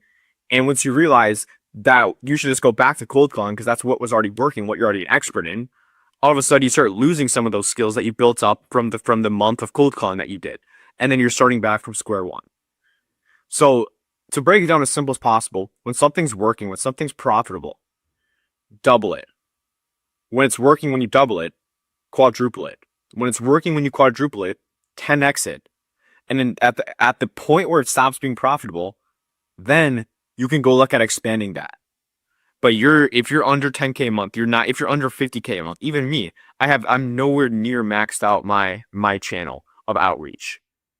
Because there's just so many people to reach out to. So if you're watching this, you have something that's working, you are in a great position because all you need to do is do more of it. And that leads me to the third point is now that people reach out to me and I get questions, and I did this as well with my agency, it's just overcomplicating it. It kind of goes back to what I was saying in the start. People always ask, and I remember I was asking my mentors at the time, what do you actually do in your agency all day? It's like I have in front of my computer 12 hours a day, but like I feel like I don't know what to actually do.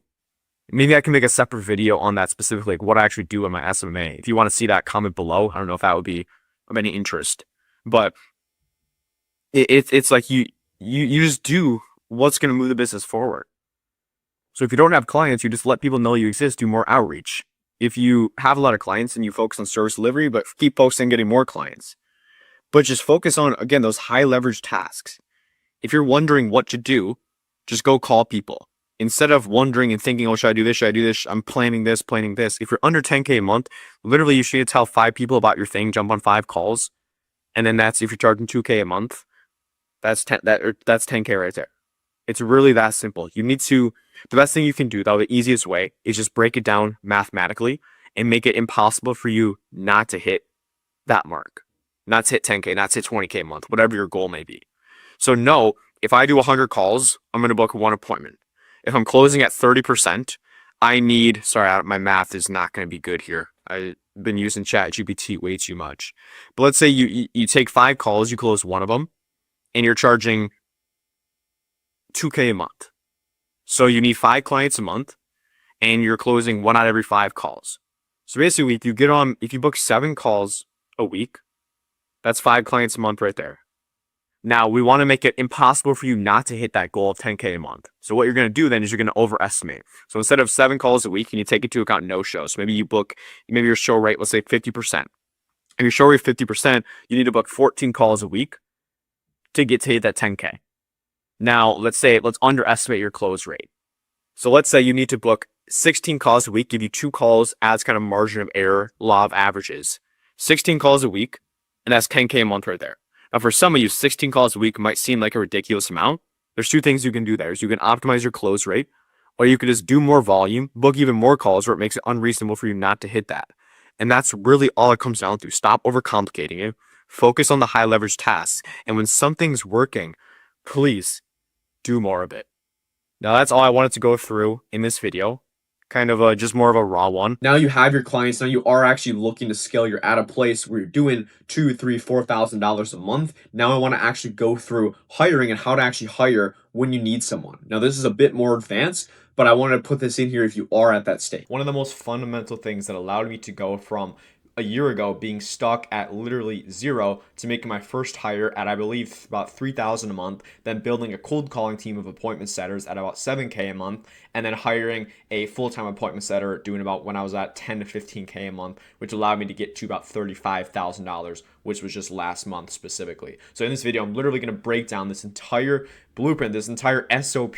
This is literally crazy. I should not be giving this to you guys for free, but I'm going to go over basically before you hire, when to hire, what to hire, where to hire, hiring process, training SOP, management SOP, culture fit, final principle, literally everything, including these documents like time audits, all this sort of stuff. And so by the end, you know exactly based on whatever stage you're at, even if you're a complete beginner, you're doing 10K a month, looking to scale beyond that. Maybe you're doing 20 or 30, looking to scale beyond that as well. There's gonna be something for you for everyone in this video. So first of all, what is this? It's a hands-on hiring, training, and management SOP for SMMA agency owners. If you have a short attention span or you're looking for some dopamine hit, go click off this video right now. I'm going to tell you that much. Now, this is not motivational stuff, not here's some ideas. This is literally a to-do checklist. Follow this step by step. Now, if the goal is if a 10-year-old followed this document, they would still know exactly what to do next. Because I know some of you watching this, that's what your IQ is of a 10-year-old. I'm just messing with you. I love you guys. But basically, so quick definition, so nothing's confusing. Obviously, we know agency is hire. So contractor is a freelance help, so it's not someone that you're hiring full-time. Just so when I say these terms throughout the SOP, you know what they are. Employee is a full-time staff member, role, job someone does. SOP, by the way, standard operating procedure. Basically, exact steps to do. Now let's get into the meat and potatoes, the fun stuff. So before you hire, this is what you need to do first. The one sentence rule with actually hiring is never hire to feel bigger. Never hire for an ego boost. You want to hire to remove friction and buy back time. And this is the mistake a lot of agency owners make, is you feel like, oh, I have one client, let me go get a media buyer so I can tell everyone I run an agency, I'm not a glorified freelancer. Yeah, you can do that, but I think if you hire from that perspective of you're literally just trying to show other people that, oh, I have employees, I have a team, then that's not a good use of a hire. That's not a good time to hire. Now, the time glitch mental model is basically hiring is a time glitch, right? I say the only two time glitches are hiring and then also investing in yourself and mentors, right? So here's the hiring is a time glitch because you delegate a low value task. As an example, lead scraping. You get hours back and you use those hours for high value tasks, which is closing, improving offer, content, systems, etc. Right? We all have the same 24 hours in a day, so we need to maximize the amount of input we're putting in for our time. Get the max amount of return on the time we're putting in. Now, when I started my agency, I was scraping leads 3 to 4 hours a day. Not a week, a day. 3 to 4 hours a day. That's like half my day, which is ridiculous. And immediately I was like, okay, this is not sustainable. I was getting stressed out and I hired that out for $3 an hour. And I realized I was valuing my time at $3 an hour by scraping leads when I can go bring someone from the Philippines to do it for $3 or $4 an hour. And that's what I did. And it bought back 4 hours of my time. All of a sudden I have more brain power. I can think better. I perform better on sales calls. And just because I went and hired that very low leverage task, that's just for me, like my first hire that I made. Now, the first thing to do is create your founder time audit, which you should do this before every hire. So make a time audit Google Sheet, which I already have the template in here. What we're going to do though, basically, is for the next 7 days, you're going to track absolutely everything you do in 30-minute chunks. So set up a timer every 30 minutes, go track where you're actually spending your time. At the end of day 7, we're going to sort this by minutes spent, and we're going to basically use this to identify where you're spending most of your time, and those low to mid leverage tasks are going to be where you should hire out. So here is the template that I have. You can see, let's say, and obviously adjust this if you wake up at 3 a.m. or you wake up at 10 a.m., which I hope you wake up earlier than that if you're watching this. But basically, you adjust it for your day in 30-minute increments, Monday through Tuesday. What we're going to do, though, is you're literally going to put in what you did. So 6 a.m., maybe I woke up, got ready for the day. Maybe then went to gym. Maybe after that, you're still at the gym. You're still at the gym about an hour. Showered. From there, started working. And then actually, what are you working on? So maybe you started communicating with clients. But basically what you're going to do, and you're going to go through every single day, you're going to go chunk this down, and you're going to basically have this legend right here of low leverage, low to mid leverage, mid to high leverage, and high leverage tasks. And you're going to basically have a legend for each one. What you're going to go and do is, like, red stuff is low leverage, right? So like, this isn't really like, this is not business related. So like the gym and stuff, I would say that's still like a mid leverage, like it's something you have to do, right? So you can even put that as like a green. But basically what you're doing is you're going through your day and you're auditing where you're spending your time. So like, as an example, communicating with clients, I would say it's a mid to high leverage thing. So what you would go and do is you would go and mark it with the, so it correlates to the legend. Right? And basically what you're doing is then you're going to look, after you have a full week of data, you're going to go compare it to actually where you're spending your time. Maybe right here you had like scrolling on social media. And again, just be very brutally honest with yourself. Don't change your schedule just because you're auditing it. Like that's obviously a red. But as you're going to see, like throughout the week, you're going to see a lot of trends. Maybe you have a lot of green stuff, which is awesome. But then those red things and these orange and yellow things, those are things that we can delegate. That's what we're looking to do. And that's basically the point of this is you're auditing your time, finding out where you're spending your tasks. And you can also make a legend as well. So if you have repeating tasks like sales calls, every sales call is high leverage. Sales call role play, I'd say that's mid to high leverage. But like scrolling on a phone, scraping leads, that stuff, this orange and red is stuff you should delegate. And if you see there's a theme with these low or mid leverage tasks, those are things that you should be looking to delegate. And again, you just go and make a copy of this. Now, section 1 is actually when to hire, which is basically, I want to make this like a readiness checklist. Now, you're not ready to hire, if any of these are true. You cannot explain your service delivery process in 3 to 5 steps. Your acquisition is random, so you don't have a predictable lead source. You don't know what a good week looks like, right? You don't have data, you don't have KPIs, and you're broke, and hiring would just create panic for you. Now, it obviously depends on the role you're hiring for. Basically, though, it's like you want to have a system for something before you hire. So a lot of people do is they go out and bring on a media buyer, and just because they don't have any experience. I'm a huge believer that you should have an idea, have a baseline of what you're going to hire out for before you go and hire it. Because how do you know if they're doing a good job, right? Good compared to what? You should have KPIs and all that, right? When you hire an appointment setter, you should know what their average booking rate should be. Because if they fall below that, maybe someone on the outside would be like, oh, that looks decent. That looks like it's going pretty well. But then you know, because you did it before, no, that's not. We can easily double or triple that. And you should hold them to that higher standard. Now, you are ready to hire if most of these are true. You have a repeatable way to get leads. You can describe your offer clearly in 1 to 2 sentences. You have at least 3 to 5 active clients, or you have at least consistent lead volume. You're spending 20 more minutes a day on low leverage tasks, especially 6 an hour or more a day. You need to hire now on these low leverage tasks, and you can train someone with the Loom and a short SOP.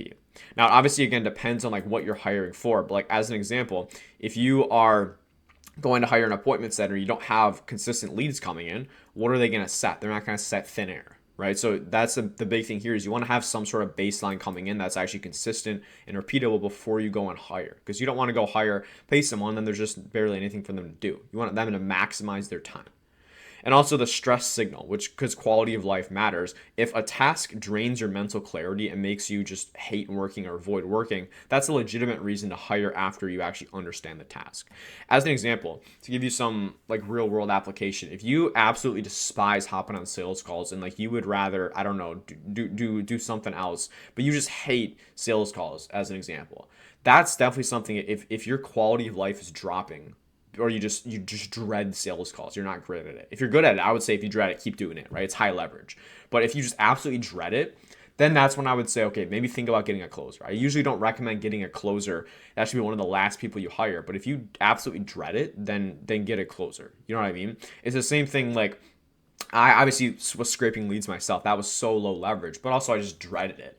And it was actually not even the fact that I saw it was low leverage. It was the fact that I was just so stressed out about it. I hated it that I went and hired. I was like, I can't do this anymore. Then I realized how low leverage it was after the fact.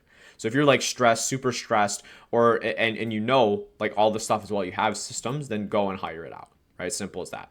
Now, what to hire first? This is the leverage decision tree. So your first hire shouldn't be a fixed role. It's a highest friction task in your business right now. So use this decision tree right here. You want to answer these in order. What's consuming the most time, right? So if it's admin or repetitive work, hire a VA. If it's scraping leads, hire a lead source or VA. Following up with leads, hire a setter. If it's client delivery and you're just drowning, hire delivery support like a media buyer. And again, you're going to see where you're spending a lot of your time, and you're going to be able to make decisions based off of this founder time audit.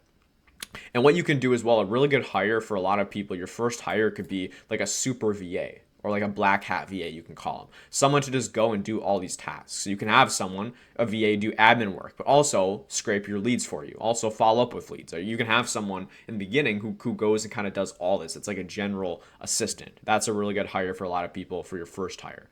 Also, second question is, what do you hate doing? And it hurts quality. So if you avoid it, it must be delegated after you document it. So what I mean is if it's something high leverage, but again, you hate it, maybe it's sales calls, then probably think about getting a closer. Again, and this is after you document it and you see where you're spending your time. Question C is, what are you bad at? If you're consistently weak at a task after trying to learn the basics, then hiring is high leverage, right? So if you're not performing to the level you could or should be, then that's something where you can go and hire out, and immediately is going to drive more revenue and multiply your business. Now, this next section is time saving versus revenue multiplying hires, which is kind of what I just mentioned. So time saving, which is usually going to come first, is hiring like a VA for admin, lead scraping, like simple builds in the back end, or an appointment setter if lead volume is high. A revenue multiplying hire is a media buyer when your delivery is stable, or a closer. Right, some of these, I mean, they pretty much go hand in hand, to be honest. But like a VA, someone for lead scraping, isn't going to multiply, isn't directly correlated to multiplying your revenue. An appointment setter, a lot of that is it's time saving. It can be revenue multiplying as well. So you could really put these under both buckets as well. But you just get the idea of like, am I hiring because it's just not a good use of my time, or because I could multiply my revenue with it, right? As an example, maybe you have clients, maybe you're getting terrible results for them. It's not necessarily a time thing. Maybe it's just the results you're getting from them are terrible. So hiring a media buyer would be to multiply your revenue, right? To get your clients better results. But maybe you're already getting good results, but you're spending 4 hours a day on media buying. Then that would be a hire and it's already going well. That would be a hire then for freeing up time. So like identifying which is it, right? And if it's a time saving one, and you already have systems, then those ones are easier because you already have a proven system. You just SOP the whole thing, which I'm going to show you how to do. But if it's revenue multiplying, you're usually hiring outside of your area of expertise. So you can either work with a mentor, have someone help you out, but you just need to make sure you go follow all the steps in here to make sure you're hiring the right people in the right way. But a rule is basically you want to free time first, and then you want to scale second, because usually scaling comes if you just free up your time. Now here's some guidelines as well of where you're at, so you can self-diagnose with where you're at, who your hire should be. Now 0 to 3K a month, usually no hires. An exception is like a lead scraping VA if that's something you're doing and it's going to free hours of your time right away. If you're between 3 to 7,000 a month, an optional hire is doing. If you're between 3 to 7,000 a month, it is optional. Hire only if you're stuck doing replaceable tasks daily. Again, you're going to find that in your time audit. 7 to 15K a month is likely like a setter and or a super VA. Again, virtual assistant basically does everything like an admin VA, depending on the amount of leads you have and what your team looks, or what your how many clients you have. And then 15K plus is when you start building usually delivery team, contractors, systems. We can get into that. Usually 30K plus is like CSMs and stuff like that. I'm not going to get into that a ton because I know a lot of you guys watching this are under that 10, 20K a month mark. Now, section 3 is where to hire and how to build a bench. Now, by the way, I'm going to continue going through this. If you have any questions on this, or just an agency in general, scaling it up, go DM me on Instagram, and I'm happy to connect with you guys. I always love connecting with you guys, helping you guys out. But yeah, back to the video. Just if you want to do that, it's in the description below. Basically, section 3, where to hire and how to actually build a bench, right? So we have, when you start hiring, you're gonna start getting a lot of people reaching out who maybe aren't a good fit now, but maybe in the future will be. So you're gonna go to sources like Facebook groups, your network, your audience, Discord communities, school, or community boards. Let me change this. And yes, I had ChatGPT help me out with this as well. I did not write all this word for word. Didn't get the gist of what school was.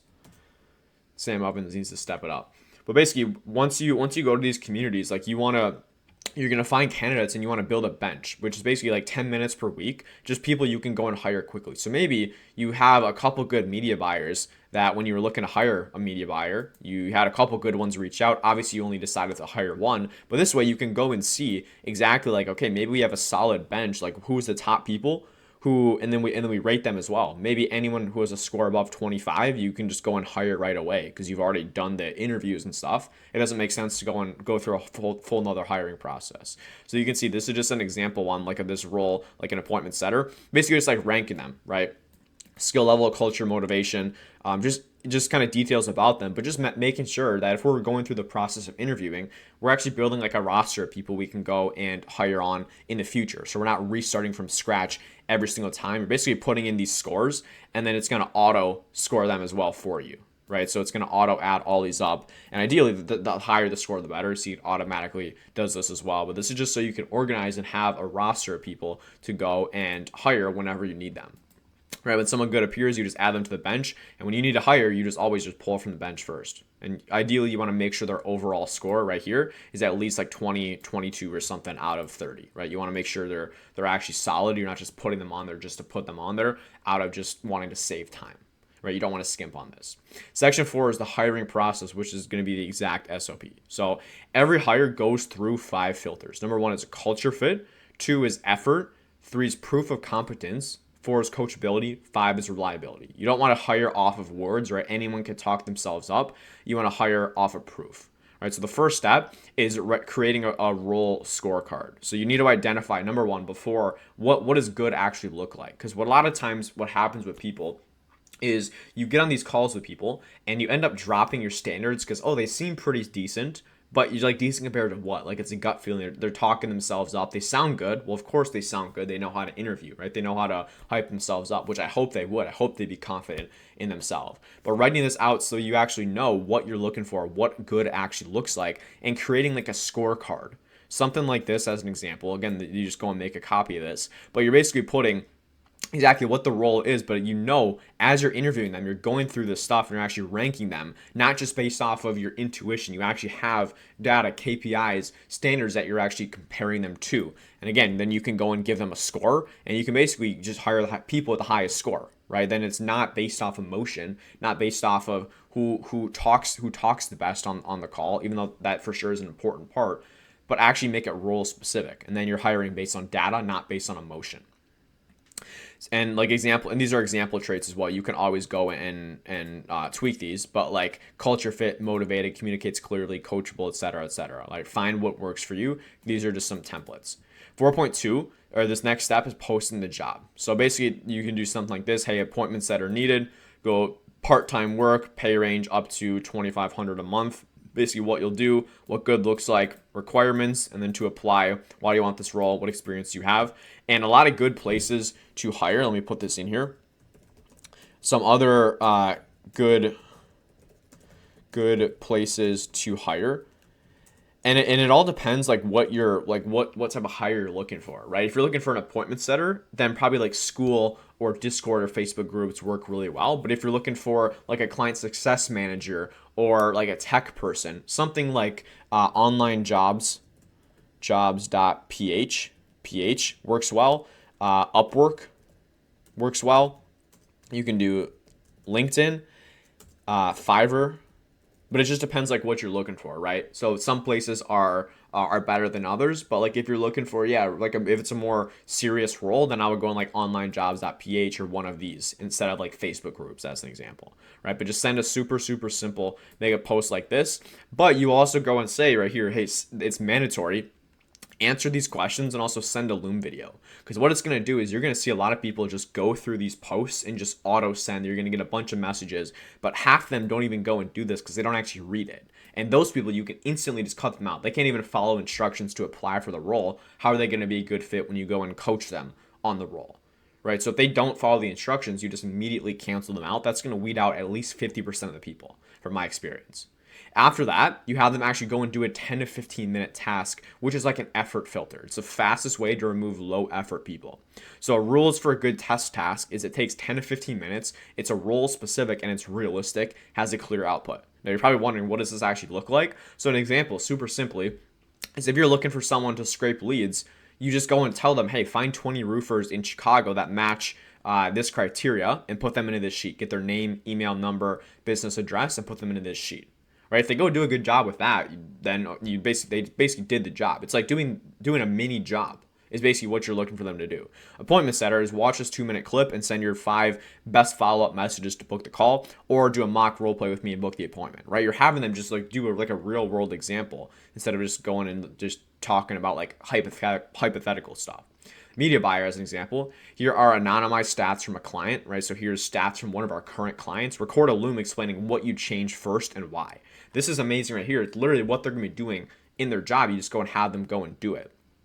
And cold caller, do 2 demo calls with me and handle these 3 objections, right? Just have them do it live. And if they can't do the task, they don't do it, then they're out. It's as simple as that, because it's literally what they're going to be doing. Step 4 is proof review. What you want to look for is basically, do they follow instructions exactly? Is their thinking clear? Do they communicate well? Do they understand outcomes, right to left thinking? Basically what that means, this is kind of confusing to some people. You just want to make sure, like, if you ask them to send over something about media buying, they're not talking about super like random stuff that doesn't make sense. They're talking about like the highest leverage adjustments they can make. Maybe duplicating the campaign instead of going and tweaking one word in the ad copy, right? That's not a high leverage thing. So that's kind of what we're looking for. This one's not as important, but these other things, you want to make sure that they're actually, it's what you're looking for.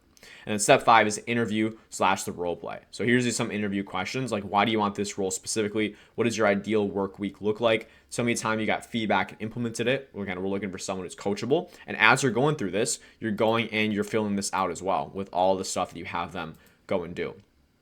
What are you trying to accomplish in the next 6 to 12 months? What will make you quit this role, right? Just stuff like that. And then the coachability test. This is something that you can go and do, but basically you give them a small correction during their test task. Again, what we talked about up here, but you're just seeing is this person actually coachable? Do they go and implement the feedback I gave them? And if they do, chances are they're probably someone who is coachable, who you probably want on your team. Again, you're still scoring them, so you want to make sure everything lines up. But if they're not coachability, they don't make feedback based on what you give them on the interview, what do you think they're going to do when you hire them, right? It's going to be even worse. And then just see if they adjust immediately. If they resist feedback, just don't hire them. It's not worth it. Step six is making the offer, right? Simple, bringing them on. So go through the role, the pay, the KPIs, which is basically targets. Put this in here, targets. Like, what should they hit? Maybe their KPI is, for an appointment setter, booking 3% of the calls you make, as an example for a cold caller, right? Communication expectations, and then having a trial period as well. Hey, we're going to bring you on for a month, for 30 days, see how you do. And then from there, it's going to be a 6 month. So you can do something like, it depends on the role. Like for a VA, like 3 to 7 days, a setter or a caller, 2 or 3 weeks or something, media buyer, like a month or so. So again, so you're not locked in for a long-term agreement, but then you can also, there's enough time to actually get results, have them actually get into the role, into the mix of things. Section 5 is a training SOP. So once you bring them on, how do you actually train them? And this is so important. I know for me, when I brought on my first hires, my commission-based cold call team, I brought these people on and I just barely wasn't training them. I did like 1 call a week with them. And then I realized, okay, it's a whole nother skill going and hiring a team and building a team. So I went and started doing daily calls then. But I basically churned all of them because I wasn't training them properly. The onboarding process was terrible. That's a mistake a lot of people make when they first hire, is I think it's so much easier than it is. And you can even go have the best hiring process up until this point. But if you can't keep them, you can't train them, number 1, they're going to churn. But 2, even if they don't, they're going to be terrible at what they do because they don't know what they're doing, or you're just not giving them enough information. And one thing as well is I talk with a lot of guys who talk about hiring. They say, oh, my cold callers suck, my appointment setters suck, my media buyer sucks. Well, no, you suck because you're the person managing them. You're the person who literally shows them what to do. It's all on you. Even if it seems like it might be on them, you always take full responsibility for it. That's just what being a leader is. Now, the training role, though, is you want to front load training so you're not repeating yourself forever. So basically what you want to do is, what I mean by this is when you bring someone on, you want to basically, instead of making a full onboarding course in advance, just go walk them through the stuff on live calls, go record those calls and use that as your training course for future candidates. And then second, I would recommend creating like an onboarding packet for people you hire. And it's basically going to be, you're going to fill this out. Basically, hey, welcome to the team, an overview of the company, summary of your offer, who you actually service, like who's our ideal client, right? Just give them an idea of exactly what's going on in the agency. Go through like scripts, SOPs, training videos if you have any, and it's like notes on exactly what you're looking for, right? But just so they feel like they're a part of the team, but they know the business inside out. A way to that you want to think about this is if you bring on a 5-year-old, you want them to be able to go in and do this role. That's how you know you have a good training process. So training for simple roles, here's an example. As a VA, like you record a Loom video doing a task, maybe it's scraping leads, then you go and actually just scrape leads for 3 to 5 examples. Then you want to create like an SOP document. So you have an SOP and you have a Loom video on how to actually do it, and basically give them a small assignment and then review it that same day, right? Don't have them go out and scrape 100 leads, then look at them. Let them do like 5 to 10, then look at them, right? If they're doing it wrong, you want to let them know. Now for higher impact roles like a setter, media buyer, or closer, stuff that's higher leverage, the closer it is to clients, the higher the higher leverage it is, the higher impact the role is. So you need to train it a bit differently. So day one, you want to make sure you're explaining the company plus the vision, explain the offer plus the ICP, the KPIs, the communication cadence, just basically what to expect. From there, you see we're doing daily calls though. So daily calls, review works, role plays, correct mistakes immediately. One thing that's big here is you need to really sell. I want to emphasize this is you need to really sell the company vision, right? They need to feel like they play an integral part in the business, where if their role didn't exist, the business wouldn't be thriving. And once you make them feel like they're an integral part in the business, because they are, that's how you get the highest performing people possible, where they feel like you actually need them, right? They're not just working for some random person, you actually need them, right? So this is huge, is actually telling them about the vision, like where you want to take the company, where you see it going, and let people get bought in on the vision. That's a huge part.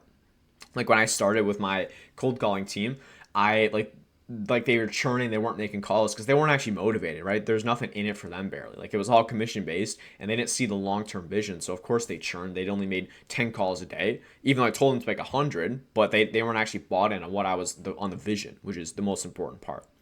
Days 8 to 14 is ownership. So they run the role. You review results plus KPIs. You're basically just kind of reducing the hand holding as you go over time. And make sure as well, again, you're recording all of your training calls. These recordings become your onboarding process. Now, the mistake to avoid though is do not assume motivation. You need to set expectations and actually create the buy-in, right? You need to create motivation. People perform better when they feel like they are a real leg of the stool. Again, what I mentioned is your business is a stool. If they feel like they're a leg of the stool, what happens when one leg breaks? The whole stool falls down. And you can actually give them that responsibility, show them that you need them, and they feel that responsibility. They're gonna feel like, okay, I'm a part of this company. If I don't do my job, the whole company's gonna fall as a result of it, right? Even if it's something super simple like scraping leads. If you don't scrape the leads, then we can't send our messages. We can't send our messages. We don't book appointments. If we don't book appointments, we don't close clients, and then we don't make money, right? Tie it back to that. I'm like, hey, this stems from everything. And obviously, if it's like a closer, literally, hey, if you don't close the people, we don't get paid, right? We don't make any money. Simple as that. Section 6 is management SOP, which is daily, weekly, monthly. How are we actually manage them after we get them onboarded and trained? So the daily cadence though is just run short, consistent calls instead of like long, inconsistent ones. So what I do every single day for me right now is like a 15-minute check-in call with my setters and stuff, right? 15 minutes every single day. A lot of days it's like, oh, we don't even need a call. Like it doesn't even, we probably don't even need the call, but just like it's good for accountability, staying on top of stuff. And it's like just again building that company culture, showing them like you're a real person. So like building rapport, going through numbers, reviewing stuff, so feedback and corrections, and then kind of going through today's focus, making improvements, and then every single day getting better, right? Just Monday through Friday, daily check-in calls. If it's a closer, right, you could do like 30 to 60 minutes, especially if it's in the early stages. Like appointment setters, I usually like 15, 30 minutes around there. And you're going to do this every single day, Monday through Friday, especially in the beginning.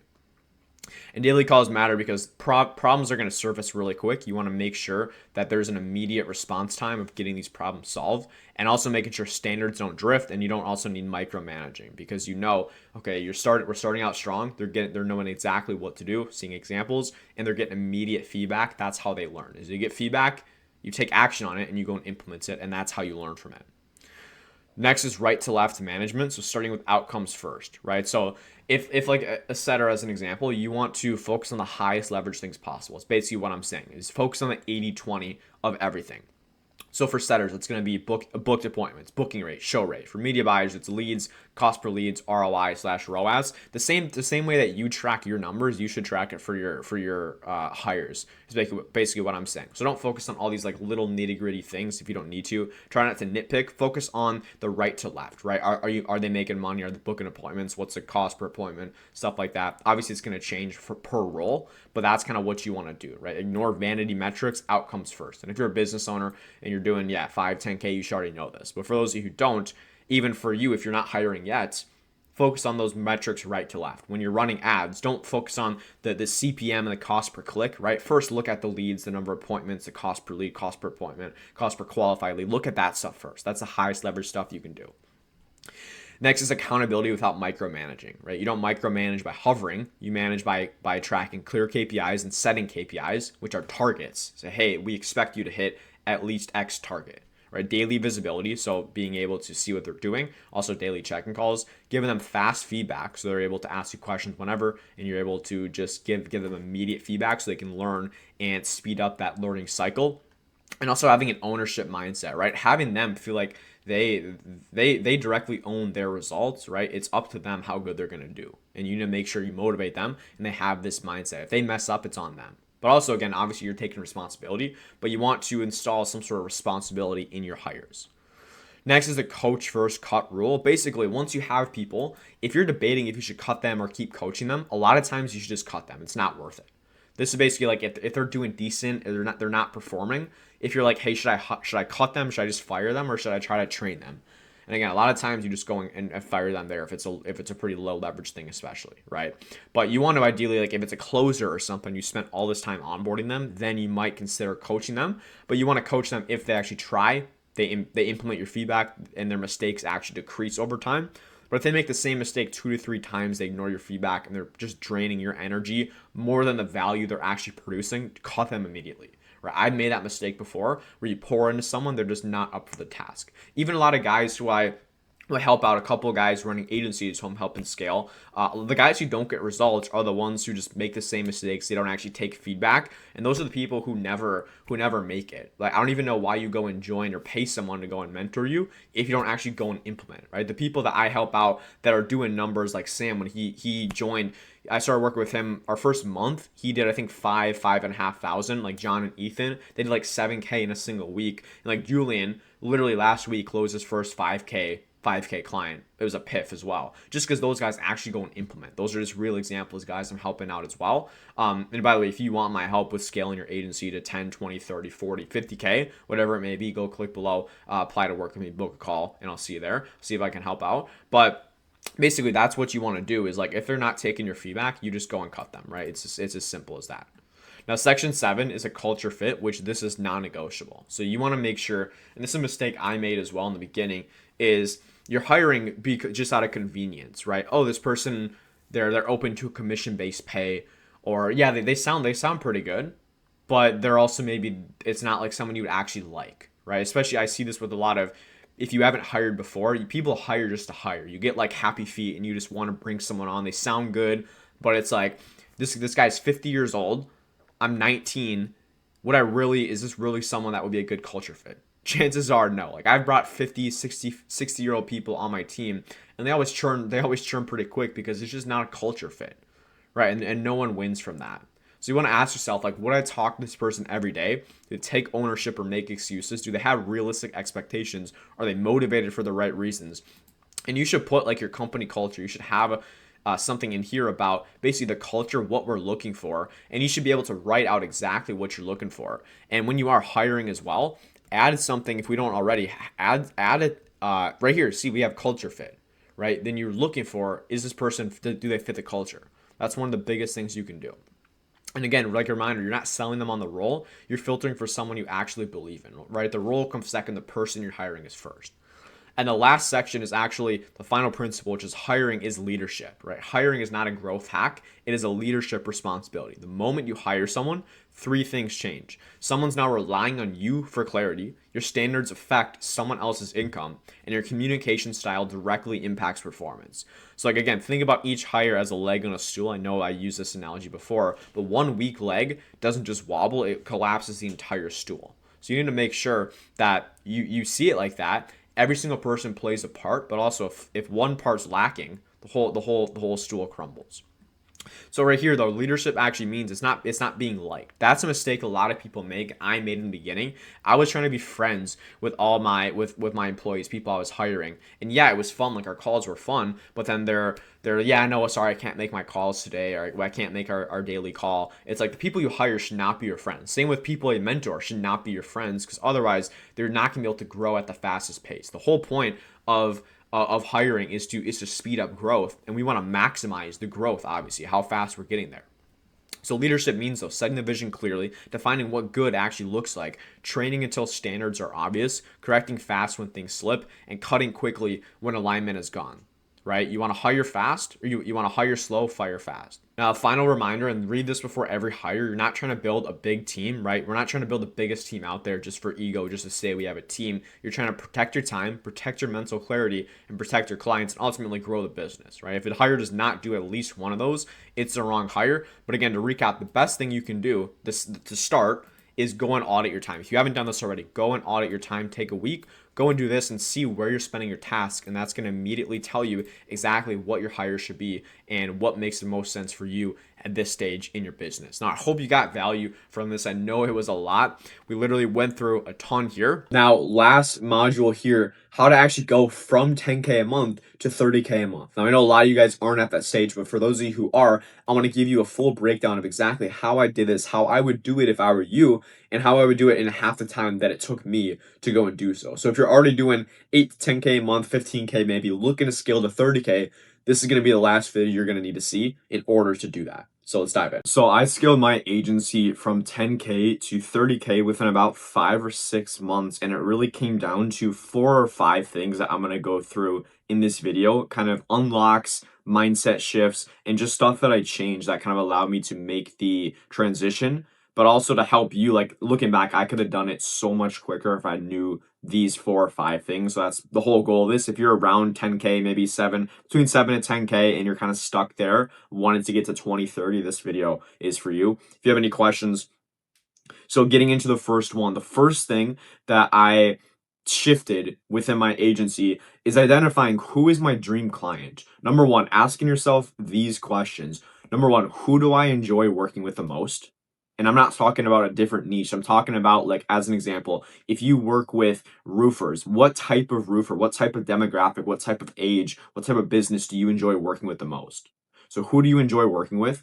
2, who do you get the best results for? So now at this point, you should have some solid client results coming in. So you can go back and just look at, okay, who am I getting the best results for? And when you go pick these 2 things on who you get the best results for and who you enjoy working with the most, you're going to find it's pretty similar. There's a lot of overlap between your best clients. And like for me, as an example, it's not working with realtors doing less than 6 deals a year. It's someone who's more established doing bigger figures, like at least $100,000 a year. That's like my best client. So making that shift and not trying to speak to everyone, not trying to speak to every single roofer, every single realtor, every single med spa, but focusing on, usually it's going to be the top 5 to 1% of your specific niche. But you need to find and ask yourself those questions to find who is your dream client within your niche. And the other good part about this is when you start focusing on this specific subset of businesses, these are usually the ones who have more money. So as a result of that, the second thing I did was I just charged more. I added an extra $2,000-$3,000 to my price just because. And I wasn't adding in some new software, some new deliverable. If anything, I was taking out less, I was simplifying it. But I'm not charging based on the time I put in. I'm charging based on the value I know I can provide to these businesses. And once you have some proven results, you know the results you can get. You just go reverse engineer it. Okay, if I make this business $30,000 within 2 months, I can go charge them $5,000 or $6,000. Right. So that was the first 2 shifts, is finding my dream client, focusing on a specific subset within my niche, and then just charging more to my prices. And again, I didn't add anything else. I just simply charged more.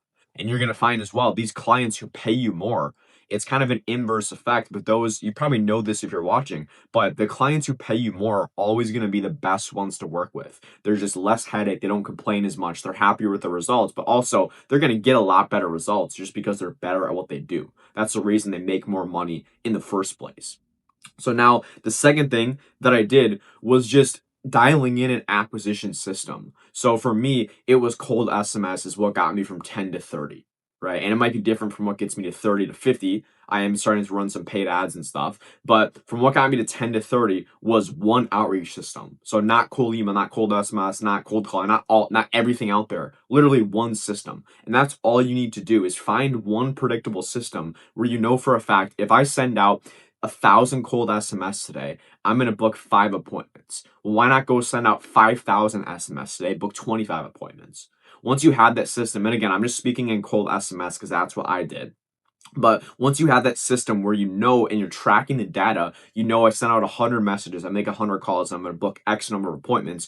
All you do is scale the volume of that. And you're in such a great place when you have that luxury of just knowing, okay, if I send out this many of whatever, this many calls, this many messages, I'm going to book this many appointments. All you do is literally just do more of it.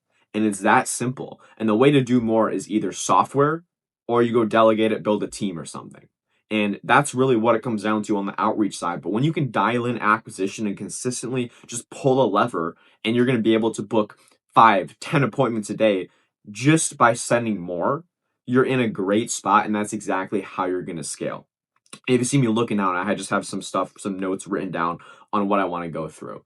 Now that we have the acquisition in place and we're actually charging more to our dream client, that's going to solve a lot of your problems right there. Stop working with broke people, stop charging $500 a month, right? We need to go way higher ticket. And then the third thing is focusing on the discovery portion of my sales calls. This was a huge unlock for me because when you break it down, I found sales was one of my bottlenecks before because I was maybe closing at 15% or something. But you got to think, if you can double your close rate, even take it from 15 to 30%, you just double the entire business without having to book more appointments, without having to jump on more calls, literally just by maximizing the amount of time you're putting in. So I've recently especially been putting a lot of effort into the discovery portion of my calls because that's the most important part of your call. So I'll go through my discovery process here, but one thing that helped me was just shifting my mindset. And I don't know if it was because now I'm making more money than a lot of the business owners I speak with, but it kind of just gives you, I'm taking the frame of, hey, I'm the authority on the call. I don't need you. You need to be the one qualifying to me. I don't need to qualify anything to you. And that's kind of how I used to felt earlier because I'm younger, and a lot of you guys can relate to that as well. Is like you're younger, you speak with people who are 45, 50 years old, been running the business longer than you've been alive, and they're not afraid to voice that either. They'll go and just straight up tell you that stuff. But once you take the frame of, hey, I don't need this person, like this person doesn't mean anything to me. Obviously not in like a, I'm not trying to say it like that, but just like coming from a place of detachment of, hey, I don't need this sale is really the biggest thing. But also having the confidence to actually want to dig deep in these people's problems and pain points. Because the only way we're going to be able to help this person out is if we show them, if we uncover their current situation, show them how bad it really is. And again, not in an unethical or unmoral way, but really just showing them exactly their current situation, being the person who actually shows them what they're going through, 100% transparency for the first time. Because a lot of time people just sugarcoat stuff. I want to be the person that shows them their current situation, their exact situation from the perspective they've never seen it. And at that point, when you can do that, when you can show someone something they haven't been able to see ever before, you're the first person to do it, they're going to buy literally whatever you're selling. And even recently, now I've been getting objectionless closes or prospects literally wanting to buy before I tell them the price. And it's not every single call, don't get me wrong, but it for sure does happen sometimes now just by having a good discovery. So the different pillars I go through in discovery is number one, I'll kind of just walk through it quick, run through it actually.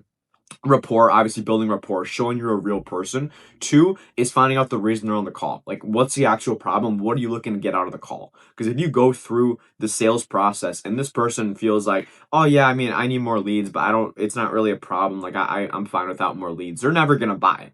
If any part of them is decently comfortable with where they're at, they're never going to buy anything. There's no reason for them to change. All right, camera just died, but now we're back. But what I was saying, there's no reason for them to change. They feel comfortable where they're at. So we need to show them how bad their problem really is. So, oh, I need more leads. Gotcha. What do you mean by more leads? Well, I obviously just want more people coming through. Okay, I mean, how many leads are you getting right now? And then we dig into their current state, but just to make sure we're expanding that problem. Gotcha. Well, how long has it been since you've only been getting 20 leads a month and you feel like you've been missing out on an extra couple of deals a month? Well, it's been like that for 2 years. Okay.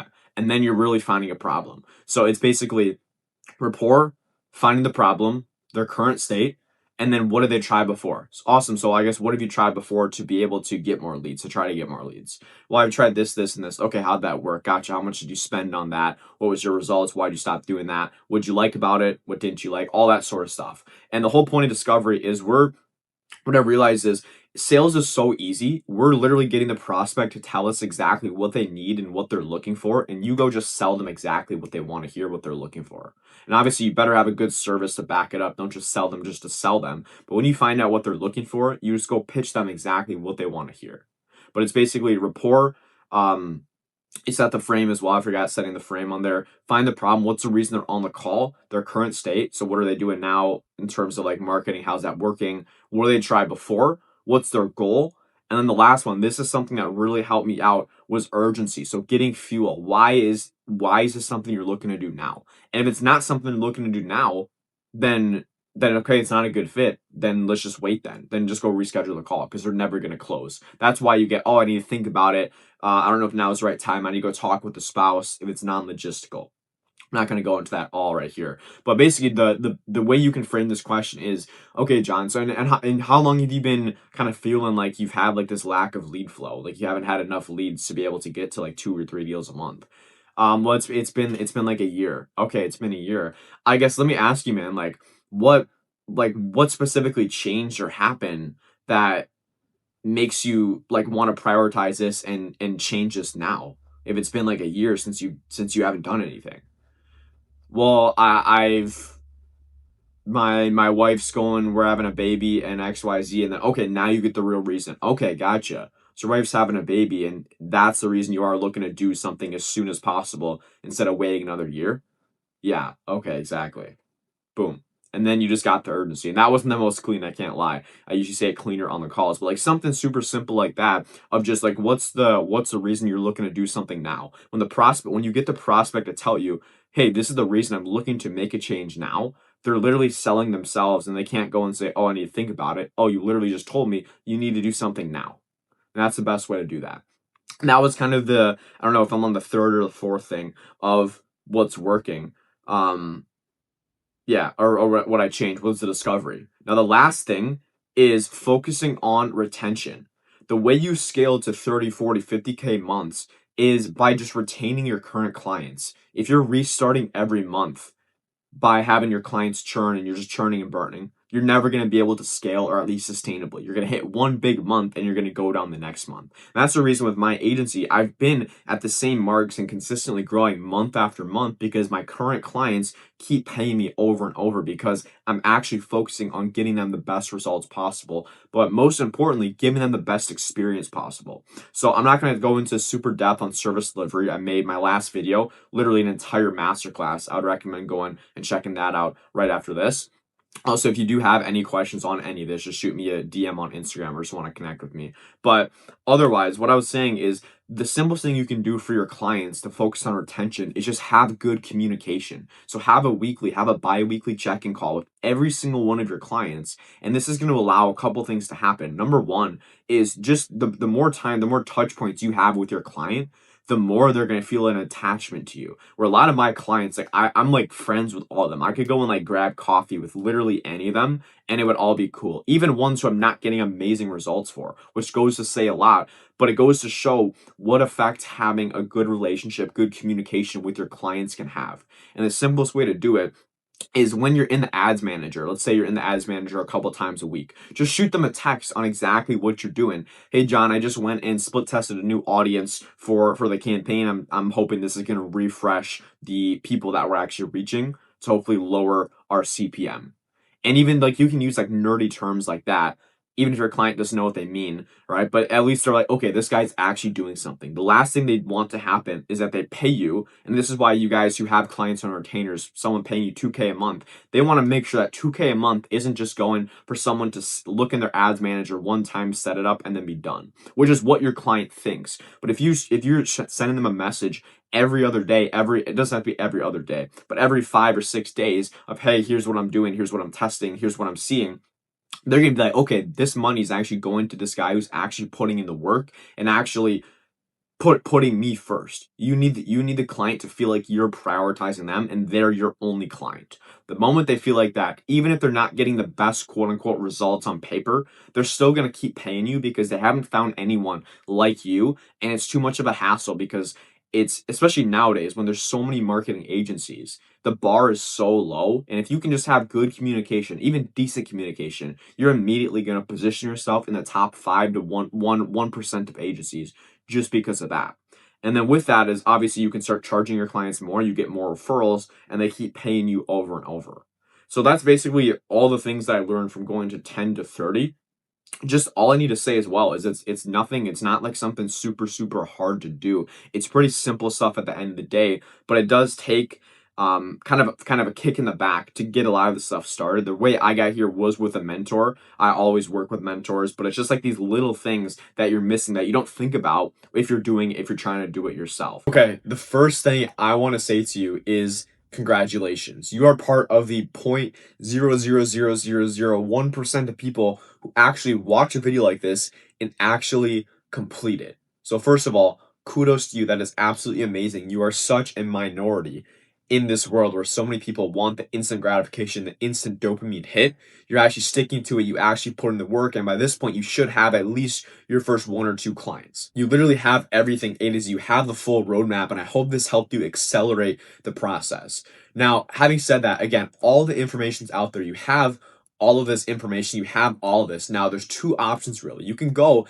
and implement all of this yourself, which you have absolutely everything. But I know there's still maybe some lingering questions you have even after seeing this 7-8 hour full free course.